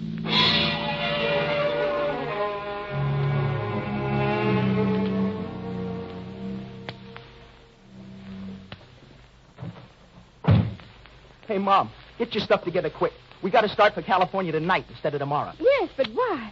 Oh, Jesse, you've been drinking again. Don't start yowling. If we don't get out tonight, I'll go to jail. Oh, Jesse, what have you done now? This is terrible. Listen, it wasn't my fault. Tom was driving and we hit somebody. But I'll get dragged into it if we don't get out of here. They'll blame it on me. I'm always the goat. You know that. Yes, I know. But I told you not to associate with such bad boys. Now, this is what comes of it. Oh, I do hope when we get to California you'll be more careful who you go around with. Yeah, sure I will. But this ain't any time to start preaching. Let's get going. Well, all right, son. But I do want you to promise me that you'll settle down and help me in the cafe. I know you'll be happier there because everyone won't have the wrong opinion of you. I know everything's going to be just wonderful. But Jesse Crabtree did not work in the cafe with his mother. He became a hanger-on around the various pool halls and drinking places of the town. Then, one day in May 1936, he was arrested for drunk driving by Constable Joe English. What's the idea of driving a car like that? All right. Just give me a ticket and cut out this speech. You've been drinking. This is serious, young fellow. Let's see your driver's license. Sure. Look at it all day if you want to, but just don't talk. Are you Mrs. Crabtree's son, the woman who runs the cafe? Yeah, what's it to you? Oh, I've heard her talk about you, but I never thought I'd see you in this condition. I know she'd feel awful if she saw you this way. She's a fine woman, and she's mighty proud of you. I'm telling you for the last time, don't give me no lectures. All right, Jesse. All right. Tell you what I'm going to do. I'm going to forget about your being drunk because I know it would hurt your mother. And I'll see that you get a suspended sentence. Now, go on home, and don't you ever let me catch you like this again. Don't you worry, copper. I won't let you catch me.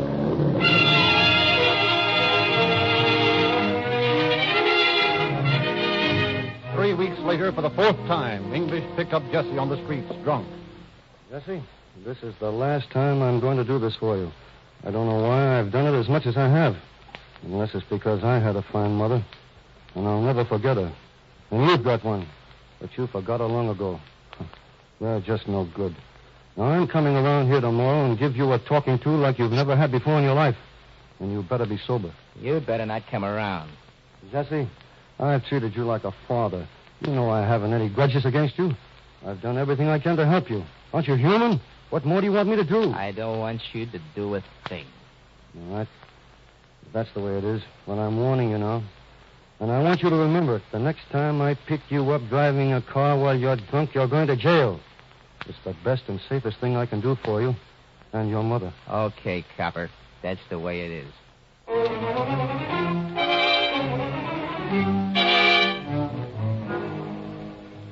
On the afternoon of August 15th, 1936, Jesse bought a pint of whiskey and consumed most of it. He then bought 2 quarts of wine and, loitering around town, consumed the wine at his leisure. Later that evening, he entered into a card game at the Wasco Pool Hall. Yeah, there's old Joe Law himself. Hi, boys. Howdy, Mr. English. You want to sit in? He's a cop that can sit in my game any night. Yeah. You like your coppers around here, don't you? Joe English ain't all cop. He's mostly pal. He's a right guy. He talks too much. All cops do that. You can't hold it against them if they talk right. None of them know how to talk right. But I'm going over and talk to him. I'll talk to him once and for all. Put that gun away. Hey, you nuts. All right, English.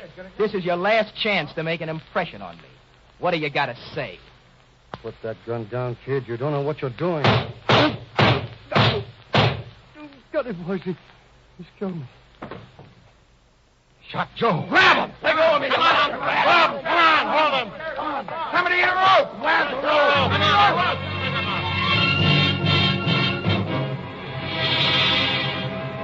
As the mob spirit flared, Jesse Crabtree, for the first time in his life, found himself facing a hostile mob. In the faces of these men, he saw no sympathy for him or his mother. This time, there was no one to say, give him another chance. His unbroken spirit had brought him at last face to face with certain death.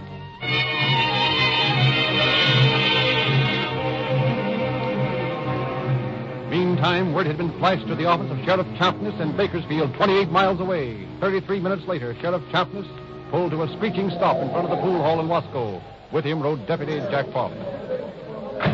You stay here and be ready to get underway as quick as you can. I'm going in and see if I can get that kid out of there. Come on, I got that paper rope. Come on, let me through.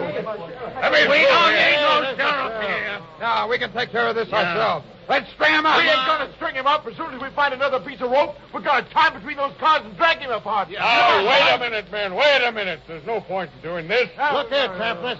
You're sheriff of this county, and we like you. But Joe English was our friend, and we like him. Come on, let's We ain't going to let this sniveling rat get away with shooting him down in cold blood. I didn't mean to attack. I was drunk. I didn't know what I was doing. Yeah, you're drunk most of the time, but you know what you were doing, all right. You're going to pay for it. Now, wait a minute, men. Come on. Listen to me. Wait a minute. Quiet. Listen a minute, fellas. Most of you men are my friends. I've known you for years. You helped elect me. Now, I told you when I ran for office that I stood for law enforcement, and I meant it. Are any of you dissatisfied with the job I've done? No, but what's that got to do with it? We ain't lynching you, Sheriff. No, and you're not lynching this boy either. There's a law against murder in this state. Doesn't make any difference whether it's 1 man or 50 that does the killing. It's still murder, and it's still against the law. I told you I was for law enforcement, and I'm going to enforce this one. You can keep me from taking this boy, but you can't keep me from doing my duty. It's my duty to protect him with my life, if I have to, until he's had a fair trial. What do we want to waste time trying a guy like him for? He's got his rights just the same as you have. He ain't got no rights around here. Now, listen to me. Quiet! We've never had a lynching around here yet. We're not going to start now. I know how you fellas feel. I knew Joe English as well as you did. I was a whole lot closer to him than most of you were. And I haven't any more sympathy for this boy than you have. But I'm not going to stand by and see you take the law in your own hands. Bring him up, come on. The first crime was bad enough. Yours will be worse. I came here to get Jesse Crabtree to take him to jail. And I'm going to do it. And I'm asking you fellas not to try to stop me. Because if you do, there's going to be some more shooting. And I don't want to have to do it. Come on, Jesse.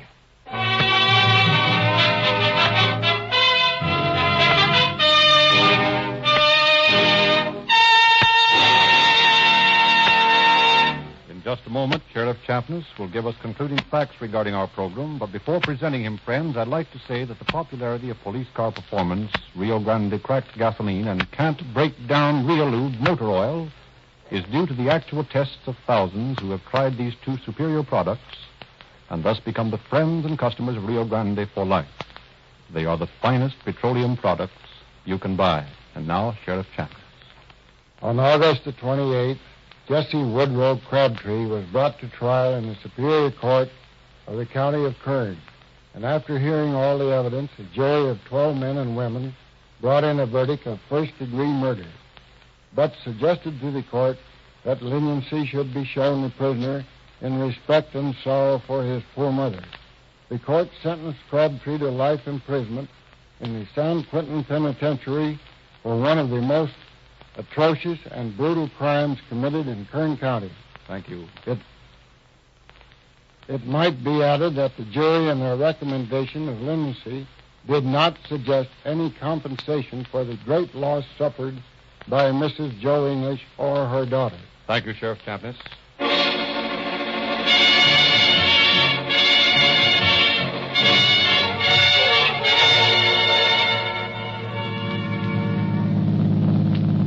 Kern County Sheriff's Office calling all cars, attention all cars, cancellation of broadcast 247 regarding a murder. Suspect in this case is now in custody. That's all. Go.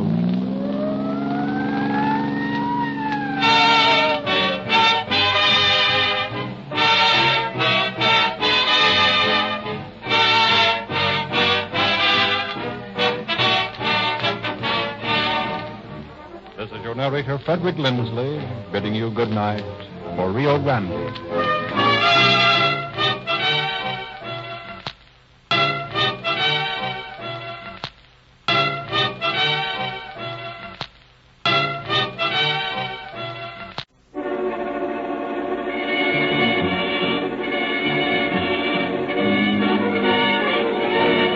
Calling All Cars, the copyrighted program created by Rio Grande. Fresno County Sheriff's Office calling all cars, attention all cars, broadcast 248 regarding a missing person. Described as a male American, 72 years, 5 feet 8 inches, was last seen on March 22nd. Notify the Fresno County Sheriff. That's all. Rosenquist.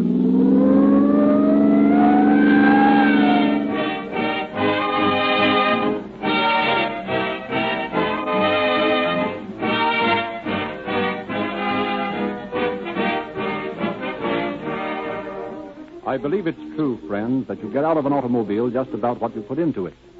Fill your gas tank with the not-so-good gasoline, and how will your car perform? Not so good. Put in Rio Grande Cracked, and you get Quicker starting, smoother acceleration, greater power, better mileage, and the top speed of which your car is capable. Because all of these qualities are instilled into this superior gasoline. And that explains why a certain group of knowing drivers selected Rio Grande Cracked. They wanted a gasoline that had all 5 of these qualities. They tested every available brand and found that Rio Grande Cracked had everything.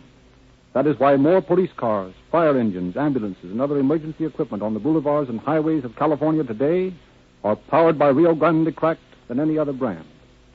We are also proud of the fact that Rio Grande Cracked is the gasoline preferred by the heads of the California state and federal government. And equally happy that tens of thousands of your motorists have also chosen Rio Grande Cracked. If you've not done so, drop around at the red and white Rio Grande station in your neighborhood tomorrow and join the rest of us in getting police car performance with Rio Grande Cracked, the gasoline of the people and for the people, the most highly recommended gasoline sold in the West. The story we hear tonight has been taken from the confidential records on file in the office of Sheriff George Overholt of Fresno County. We have therefore asked Sheriff Overholt to prepare a foreword for our program. Circumstantial evidence is something that the average person has classified as an undesirable thing. Many have been led to believe that circumstantial evidence should not be used to convict a man of a felony. However, consider for a moment the many and varied stories that have been told in court by eyewitnesses to a crime, and contrast those stories with the indisputable evidence of physical facts. It is significant that in the state of California, the death penalty has been assessed only twice on the basis of circumstantial evidence, and both those cases have come from Fresno County. Tonight's story is one of them, and although this case is still on appeal, there is little doubt but that the judgment of the trial court will be upheld. However, I shall reserve additional comment for the end of the program.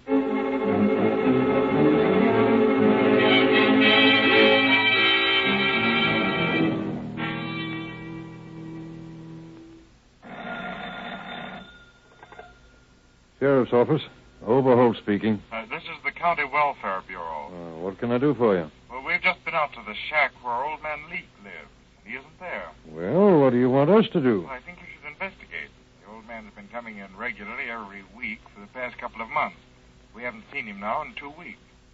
We sent one of our workers out today to see if anything had happened to him, and she reports that his shack seems pretty torn up. We're afraid something may have happened to the old man. All right, I'll put somebody on it. Is Jack Tower out there? Yeah, Sheriff, right here. Well, get John Ford and come in here.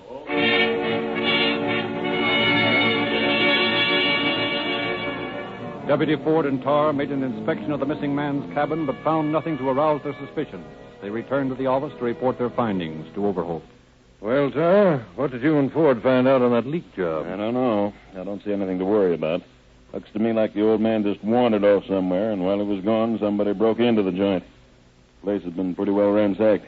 We talked to some of the Mexicans living out there close to the brickyard, and none of them have seen the old man since sometime late in March. Well, I guess he'll turn up. Oh, by the way, Ford, you know a colored boy named Ray Davis? Oh, I don't think so. Why? Well, he was in here a while ago looking for you. Said he'd come back. There's a colored boy out there in the hall, but his name's Green. Well, call him in. Maybe he's the one. Come in here, Willie. Yes, sir. You want to see me? Yes, sir, Mr. Ford. I want to talk to you. All right, come on in here. Is this the boy, Sheriff? Yes, that's the fellow. I thought you told me your name was Ray Davis. Yes, I did. Well, why don't you make up your mind what your name is? Oh, I can explain that. What's the trouble, Willie? You all know old man Leek lived out the brickyard. Leek? What about it? Well, there's something I think I ought to tell you about the old man. He done made me a proposition. What kind of a proposition? Well, he done made me a proposition to blow you fellas up. Huh? Blow who up? Blow up the sheriff's office and all you fellas. Well, Mr. Ford and Mr. Tar, all of you. Well, what did you say about this proposition? I told him he's crazy. Well, when did all this happen? About a week ago. And just how are you going to do it? Well, the old man was going to get some dynamite and put it in a suitcase, and he told me to come up here and sit down out there in the hall and wait till you fellas was all in here. Then he told me I was to stick my cigarette on the fuse and just walk out. And what else? Well, he got 5 gallons of gasoline and some coal oil, and he wanted me to pour it on the Mexican shacks down there and burn them up, and the Mexicans in them. But, well, what was the idea of that? Well, they say them Mexicans been stealing some stuff out in his place, and besides, he wanted one of the houses that one of them was living in. And he figured if he was to burn up some of them, the others would leave. He said they'd been stealing dynamite out of the brickyard, too. Well, and what were you supposed to get out of this, Willie? Well, he's going to give me $300 for the job. Give me $100. Oh, he gave you $100? Where'd he get $100? Oh, he had lots of money. Took it out of the bank. When? Oh, a long time ago. Last year sometime, just after you fellas had him in jail here. He said he was going to leave town. Well, why didn't he? He said he wasn't going to leave till he got even with you fellas for arresting him that time when he's carrying them guns. I see. Well, what happened to this dynamite idea? Well, I wasn't going to do it nohow, but I just told him I would. Mm-hmm. And where's the old man now? Don't know for sure, but, well, he said he'd write me a letter from San Francisco. They ain't come yet. Boy, I didn't know it was that late. I got to be getting over to the post office. I got a package coming in. Well, wait a minute, Willie. It's a nice watch you got there. Where'd you get it? Oh, I bought that Waltham when I was in Stockton 2 years ago. Sure is a fine watch, too. Well, this isn't a Waltham. This is a Hamilton watch, Willie. Yes, sir, that's what I said, Hamilton. You said Waltham. Never mind. What makes you think you're going to get a letter from old man Leak? Oh, he just said he'd write to me. Well, you run along, and as soon as you hear from him, you let us know. We'd like to talk to him about that dynamite idea. I sure do that, Mr. Ford, because I don't want to get mixed up with the law. I know crime don't pay. What made you decide that? In them 7 years I put in San Quentin. All right, run along, Willie. Be sure you come back here when you get that letter. Yes, sir, Mr. Ford. And close that door. Yes. Well, what do you think? I don't know. I can't figure out why that boy came around here. Well, maybe he's telling the truth. Well, he probably is, but why did he want to come tell us the story? Well, maybe he thinks it's a good idea to stay on the side of law and order. Yeah, San Quentin does that for some guys. Oh, John, you know what he went up for? Burglary from Merced. Seems to be going straight now, though, as far as I can find out. What does he do for a living? Oh, he paints a few signs. He's a pretty good sign painter. Washes and polishes cars, digs cisterns and cesspools and whatever else he can find. You think he'll come back when he gets the letter from the old man? If he doesn't, I'll slap him in the hoosgow.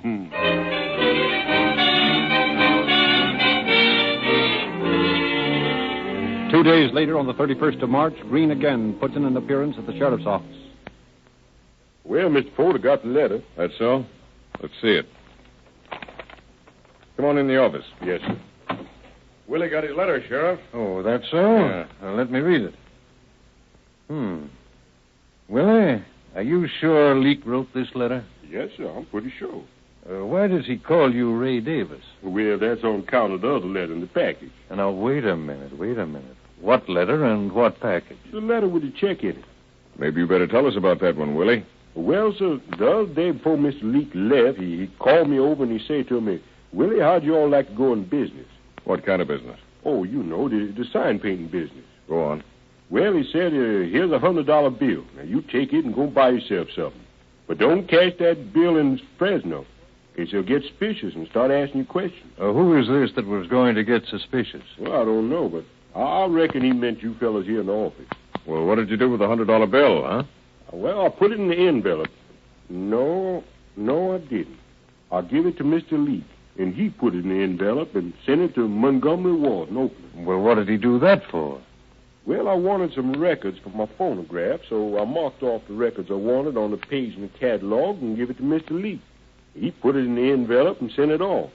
And he told him to send it to Ray Davis. That's why I got in trouble over the post office. What kind of trouble? Well, when I went over there to ask for my letter, the lady, she say, wait a minute. And then she called up some fella, and he come down, and he say, is your name Ray Davis? And I says, yes, sir. And he says, you know anybody around here? And I says, yes, sir. I know Mr. Ford and the boys over at the sheriff's office. And he say, well, how come you send me a $100 bill after $4 worth of records? I says, how come you all know that? And he said, well, they got suspicious in the audit department at Montgomery Ward, and they call in the Secret Service men. Well, what did you tell the man at the post office? Oh, I just told him that I didn't know no better and wanted to get the change. I thought you said Leak was going to give you $300 for this dynamite job you were going to do. Yes, sir. He say something about that in the letter there. Why, he say he'd give me the other $200 when he read in the papers that I'd done the job. He say he'd make a lot of trouble for me, though, if I tells anybody about this. Wait a minute. That letter was sealed when you gave it to me a while ago. How does it happen you know what is in it? Well, I just guessed that's what he's going to say. Well, you did some pretty close guessing, Willie. But that's exactly what this letter does say. John, would you bring me Leak's fingerprint card? Yeah, right away. Willie, when did you tell me that you saw Leak the last time? About a week ago. You mean last Saturday? Yes, sir, sometime around there. Well, was it before Saturday or after? Must have been after Saturday, because it was after that I was back from San Francisco. And I was in San Francisco on the Sunday. So it must have been after that. No, sir. I believe it was the Sunday before that. Here's the old man's card, Sheriff. Here, Willie. Write Ray Davis on this sheet of paper. Take a look at this card, John. See any similarity between this handwriting and this letter of Leake's that Willie has? No, not very much. Here's that piece of paper, Sheriff. Oh, thank you, Willie. Well, what do you think, John? I think you've got something worth looking into. You all through with me, Mr. Ford? Stick around a while, Willie. We might want some more information. Yes. Sheriff, I've just been out taking up a... Well, what's that guy doing in here? He brought us a letter that he got from Leake today. Oh, he did, huh? Look, Willie, how'd you like to run over and get me a package of cigarettes? Sure, I'll be glad to, Mr. Tar. Fine. Here's 4 bits. Get something for yourself, too. Yes, sir. I'll be right back. No hurry. How come you're getting so generous all of a sudden? I wanted to get him out of here. I didn't want him to be suspicious. Well, why should he be suspicious? Well, that Martin and I just got back from checking over old man Leake's place, talking to some of the neighbors out there. According to the dope we got, the last man seen with old man Leake was Willie Green. And that was on the night of March 19th. Well, now just wait a minute. John, didn't Willie tell us he was in San Francisco on the 20th? Yes, he did. Well, maybe he was. But here's something else. Well, what's that? A little item we found close to the railroad track out near the brickyard. Old pair of overalls, huh? Bloody torn overalls. But I'll bet my bottom dollar belonged to old man Leake. Well, where'd you find them? Exactly 351 feet from the edge of Potter's Field. You see, the pockets have been cut out and the buckles torn off. Found these buckles 92 feet farther toward the graveyard than the overalls were. Well, this is beginning to add up to something. What do you think? I don't know. Ed Martin's got a bunch of men going over the ground out there by the brickyard. I've got a hunch that out there somewhere we're going to find old man Leake's body. Well, how about this letter he wrote Willie Green? I don't know, but I'm sure going to find out. What kind of cigarette you all want, Mr. Tar? You didn't tell me. I never mind, Willie. Come on in. I want to have a talk with you. Yes, sir. Willie, when did you see old man Leake last? I think it must have been around the middle of the month. Mm-hmm. And what time did you go to San Francisco last week? Well, left here Saturday morning and stopped off in Merced, and then I got a freight train out of Merced. Got in San Francisco about midnight. Midnight, huh? Where'd you stay? A little hotel down close to SP Depot. You remember the name of the place? No, sir, but I can find it for you. Willie, are you sure you didn't see old man Leake last Saturday night? Yes, sir, I'm sure. Where was he the last time you saw him? He's down there by the creek. Close to the bridge. All right. Go on out and get those cigarettes. Yes, sir. Well, what do you think? I don't know.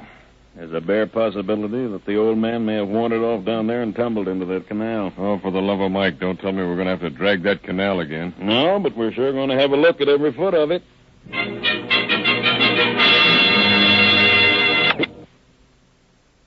Working on the theory that the missing man may have fallen into the stream or that he might have been killed and his body placed in the water, the officers began a systematic inspection of the canal. Fearful lest grappling hooks might miss or destroy some valuable clue, the officers determined to pump the water from the pit. Hour after hour, the steady throb of the pumps lowered the level of the water. At last, objects on the bottom became visible. In the clear water of the pit, the deputies found their first important lead. Well, boys, what did you find? Plenty. I think we've got pretty good evidence that old man Leake is dead. That's so? Come on in here, Sheriff. Bill Morton's got the stuff in his laboratory. Oh, John, bring that record card of old man Leake, will you? Here's the stuff we got out of the pit, George. There's a coat, a set of keys, and a pair of glasses. Here's the card, Jack. Oh, thanks. See this right temple on old man Leake's glasses? Yeah, it's got a rubber tube on it, hasn't it? Yeah. But the guys that repair radio sets call spaghetti. You see that crooked nose piece? Uh-huh. Now take a look at these glasses we found in the gravel pit.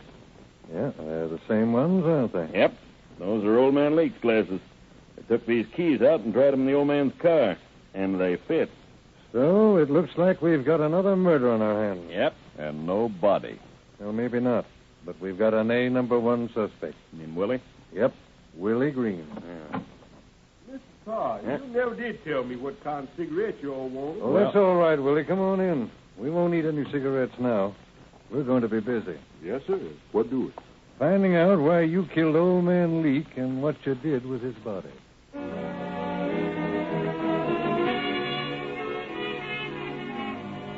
Convinced now that a murder had been committed, officers began questioning Willie Green. Suddenly, grown sullen and defiant, Green could not or would not account for his movements immediately preceding the disappearance of the murdered man. Time after time, he changed his story, each time becoming more involved than before. At last, he refused to answer any questions, but carefully worded conversations which the officers held between themselves would from time to time goad him into fresh admissions or denials. He stoutly maintained at all times that Leak was not dead, but was in hiding. Then, on the 4th of April, Sheriff Overholt and his deputies again determined to search the neighborhood of Leak's home. Now, just where have you boys been looking for Leak's body? Well, we figured that if anybody was going to kill a man and bury the body, he'd choose a place that wasn't visible from all points. Well, that's reasonable, all right. So we've been down in the hollow there, close to the Mexican houses, over here in this low place beyond the railroad, and down in that dump heap there. Well, that might work for an ordinary person. What do you mean? Did it ever occur to you that Willie did some pretty clever maneuvering when he came around to us before we knew anything had happened to Leak? Yeah, I thought it was funny at the time. All right. Now, let's assume that he isn't figuring like an ordinary man. Or else that he's just plain foolhardy. Let's go over this ground again. This time, let's look for the high places. Now, according to what we found out before, you boys found some bloodstains down by the railroad track there, didn't you? Yep, that's right. All right. Let's go a little further down the line and see what we can find. All right. Yeah, a guy'd have to be touched in the head to try to bury a body up here. No, I don't think our murderer is touched in the head, Jack. I think he's a very clever man. Well, there have been times when Willie Green showed signs of being clever. We haven't convicted Willie Green of this murder yet, John. Did you boys look under that pile of junk over there? No, we didn't. There's no time like the present. Well, here, let's move these old fenders. All right. Well, George, this looks like the place, all right. I'm afraid it is. Opposite the 13th Grave. Let's get a couple of fellows over here and do a little digging.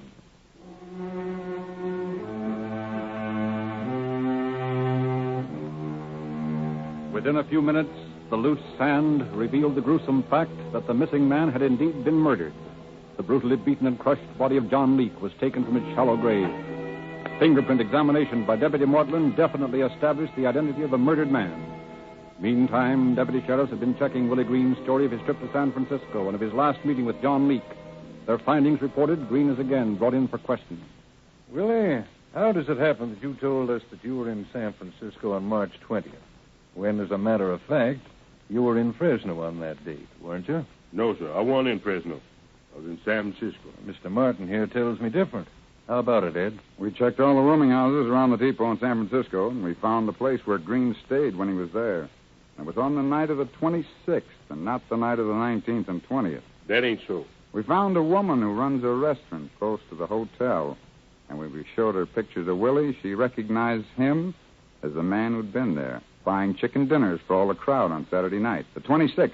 I didn't buy no chicken dinner. She told us that Willie showed her several $100 bills, and he told her he got them from his sister back in Chicago, and that his sister owned some oil wells. How about that, Willie?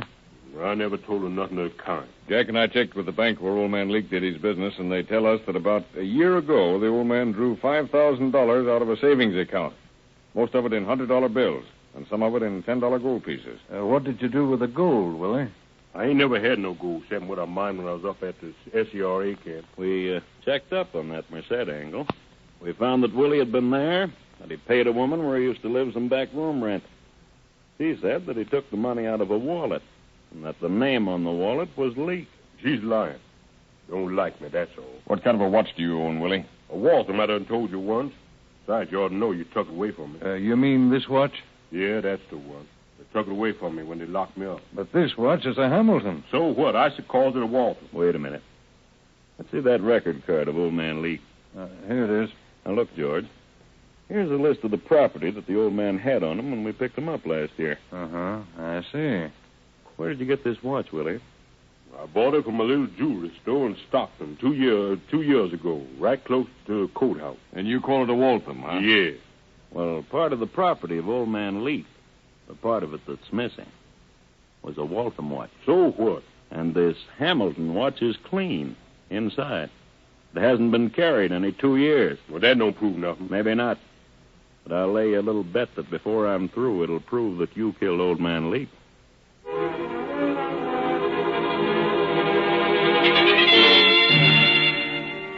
From the file of the previous case involving the murdered man, officers learned that the missing watch had been purchased from a jeweler in Coalinga.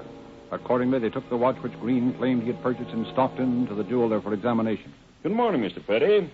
You know Deputy Martin, don't you? Yeah, why, sure. Hi, Ed. Fine. Mr. Petty, we've got a watch we want you to look over. See if you have any record of ever having cleaned it. Here it is. Yeah, it's a good-looking watch. Just a minute, let me look inside the case. All right. No, I never had this watch in here, but here's a number that indicates that the watch was repaired in 1936 by a jeweler at the Army post in the Presidio in San Francisco. 1936, huh? He might be able to tell you something about it. Well, okay, thanks. We'll check with him.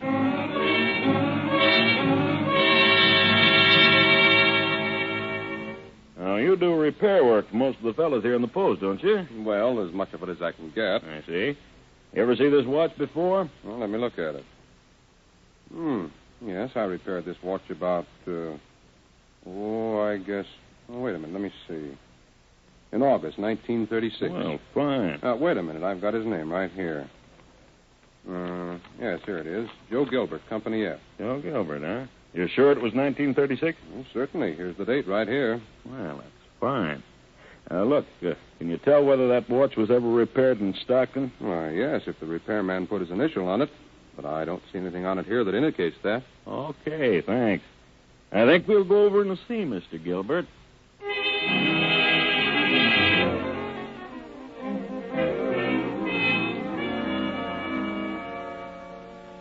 Mr. Gilbert, I'm trying to find out something about the history of this watch. You ever seen it before? Why, sure. That used to be my watch. I gave it to Louis Edwards. I owed him $6. He was discharged, and I didn't have any cash, so I gave him the watch. Well, do you know where Louis Edwards is now? No, but he used to live up in Oroville.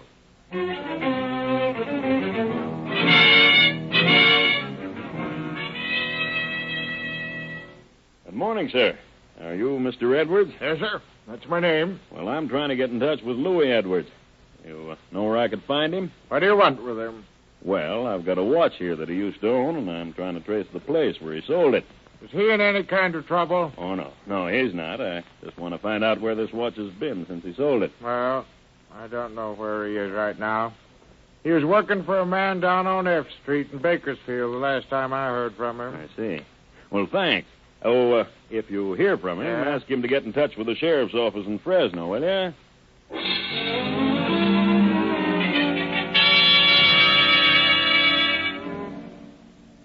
I know. Edwards ain't been here for 3 or 4 months, I guess. He said he was going down to visit a brother of his in Compton.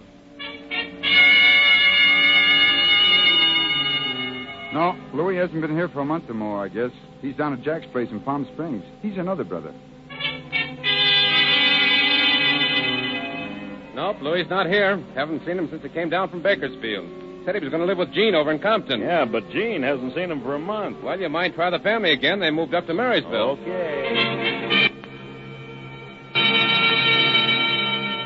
No, Louis hasn't been home, but he might come in any day now. Just as soon as he does, I'll get in touch with you.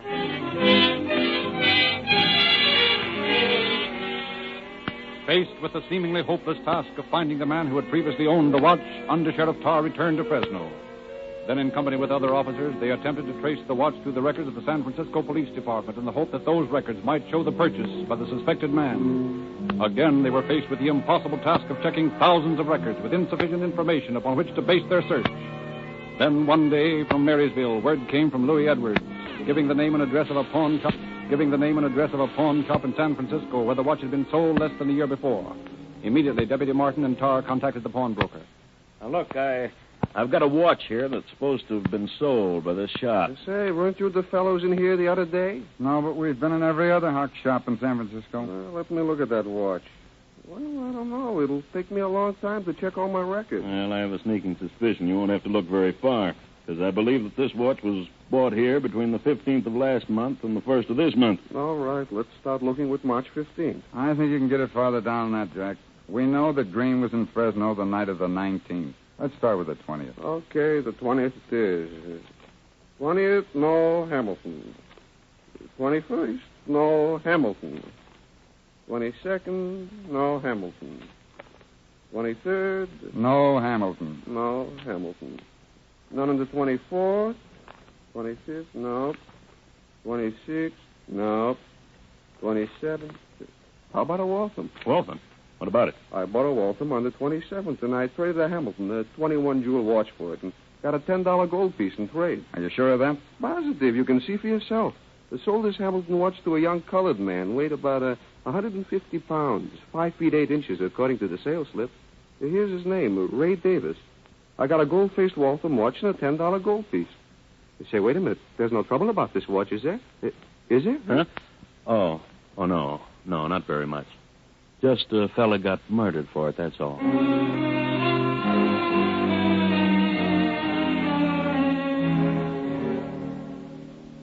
All right, Willie. Now I want the truth about old man Leake. I done told you all the truth. Oh, no, you haven't. You told us that Leake wrote you a letter on the 27th day of March. That's right. Well, Leake was dead on the 23rd of March, Willie, and buried. How you all know that? Because, Willie, it rained on the 23rd day of March, and the grave where we found old man Leake had been rained on. Besides, the handwriting on that letter and the handwriting on the jeweler's sales slip where you bought that watch, and on the envelope when you ordered the records, the handwriting is all the same. Well, it ain't mine. And all those specimens of handwriting are the same as that on the letters you wrote when you were in San Quentin. Now, what about it, Willie? I ain't talking. I said no. Yes, Willie, I'm afraid you have. You've said too much. As a matter of fact, it's going to hang you.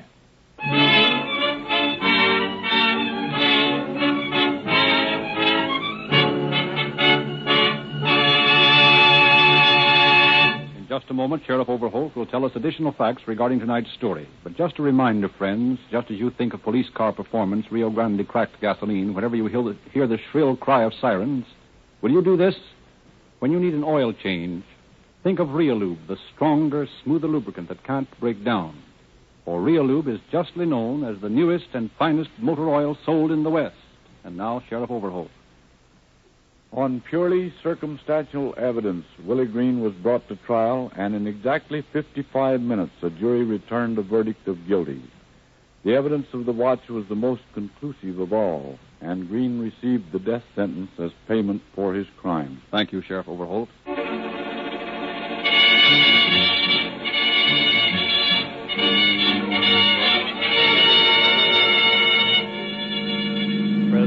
Sheriff's Office calling all cars, attention all cars, cancellation broadcast 248 regarding a missing person. Suspect in this case is now in custody. That's all. Rose and Willie.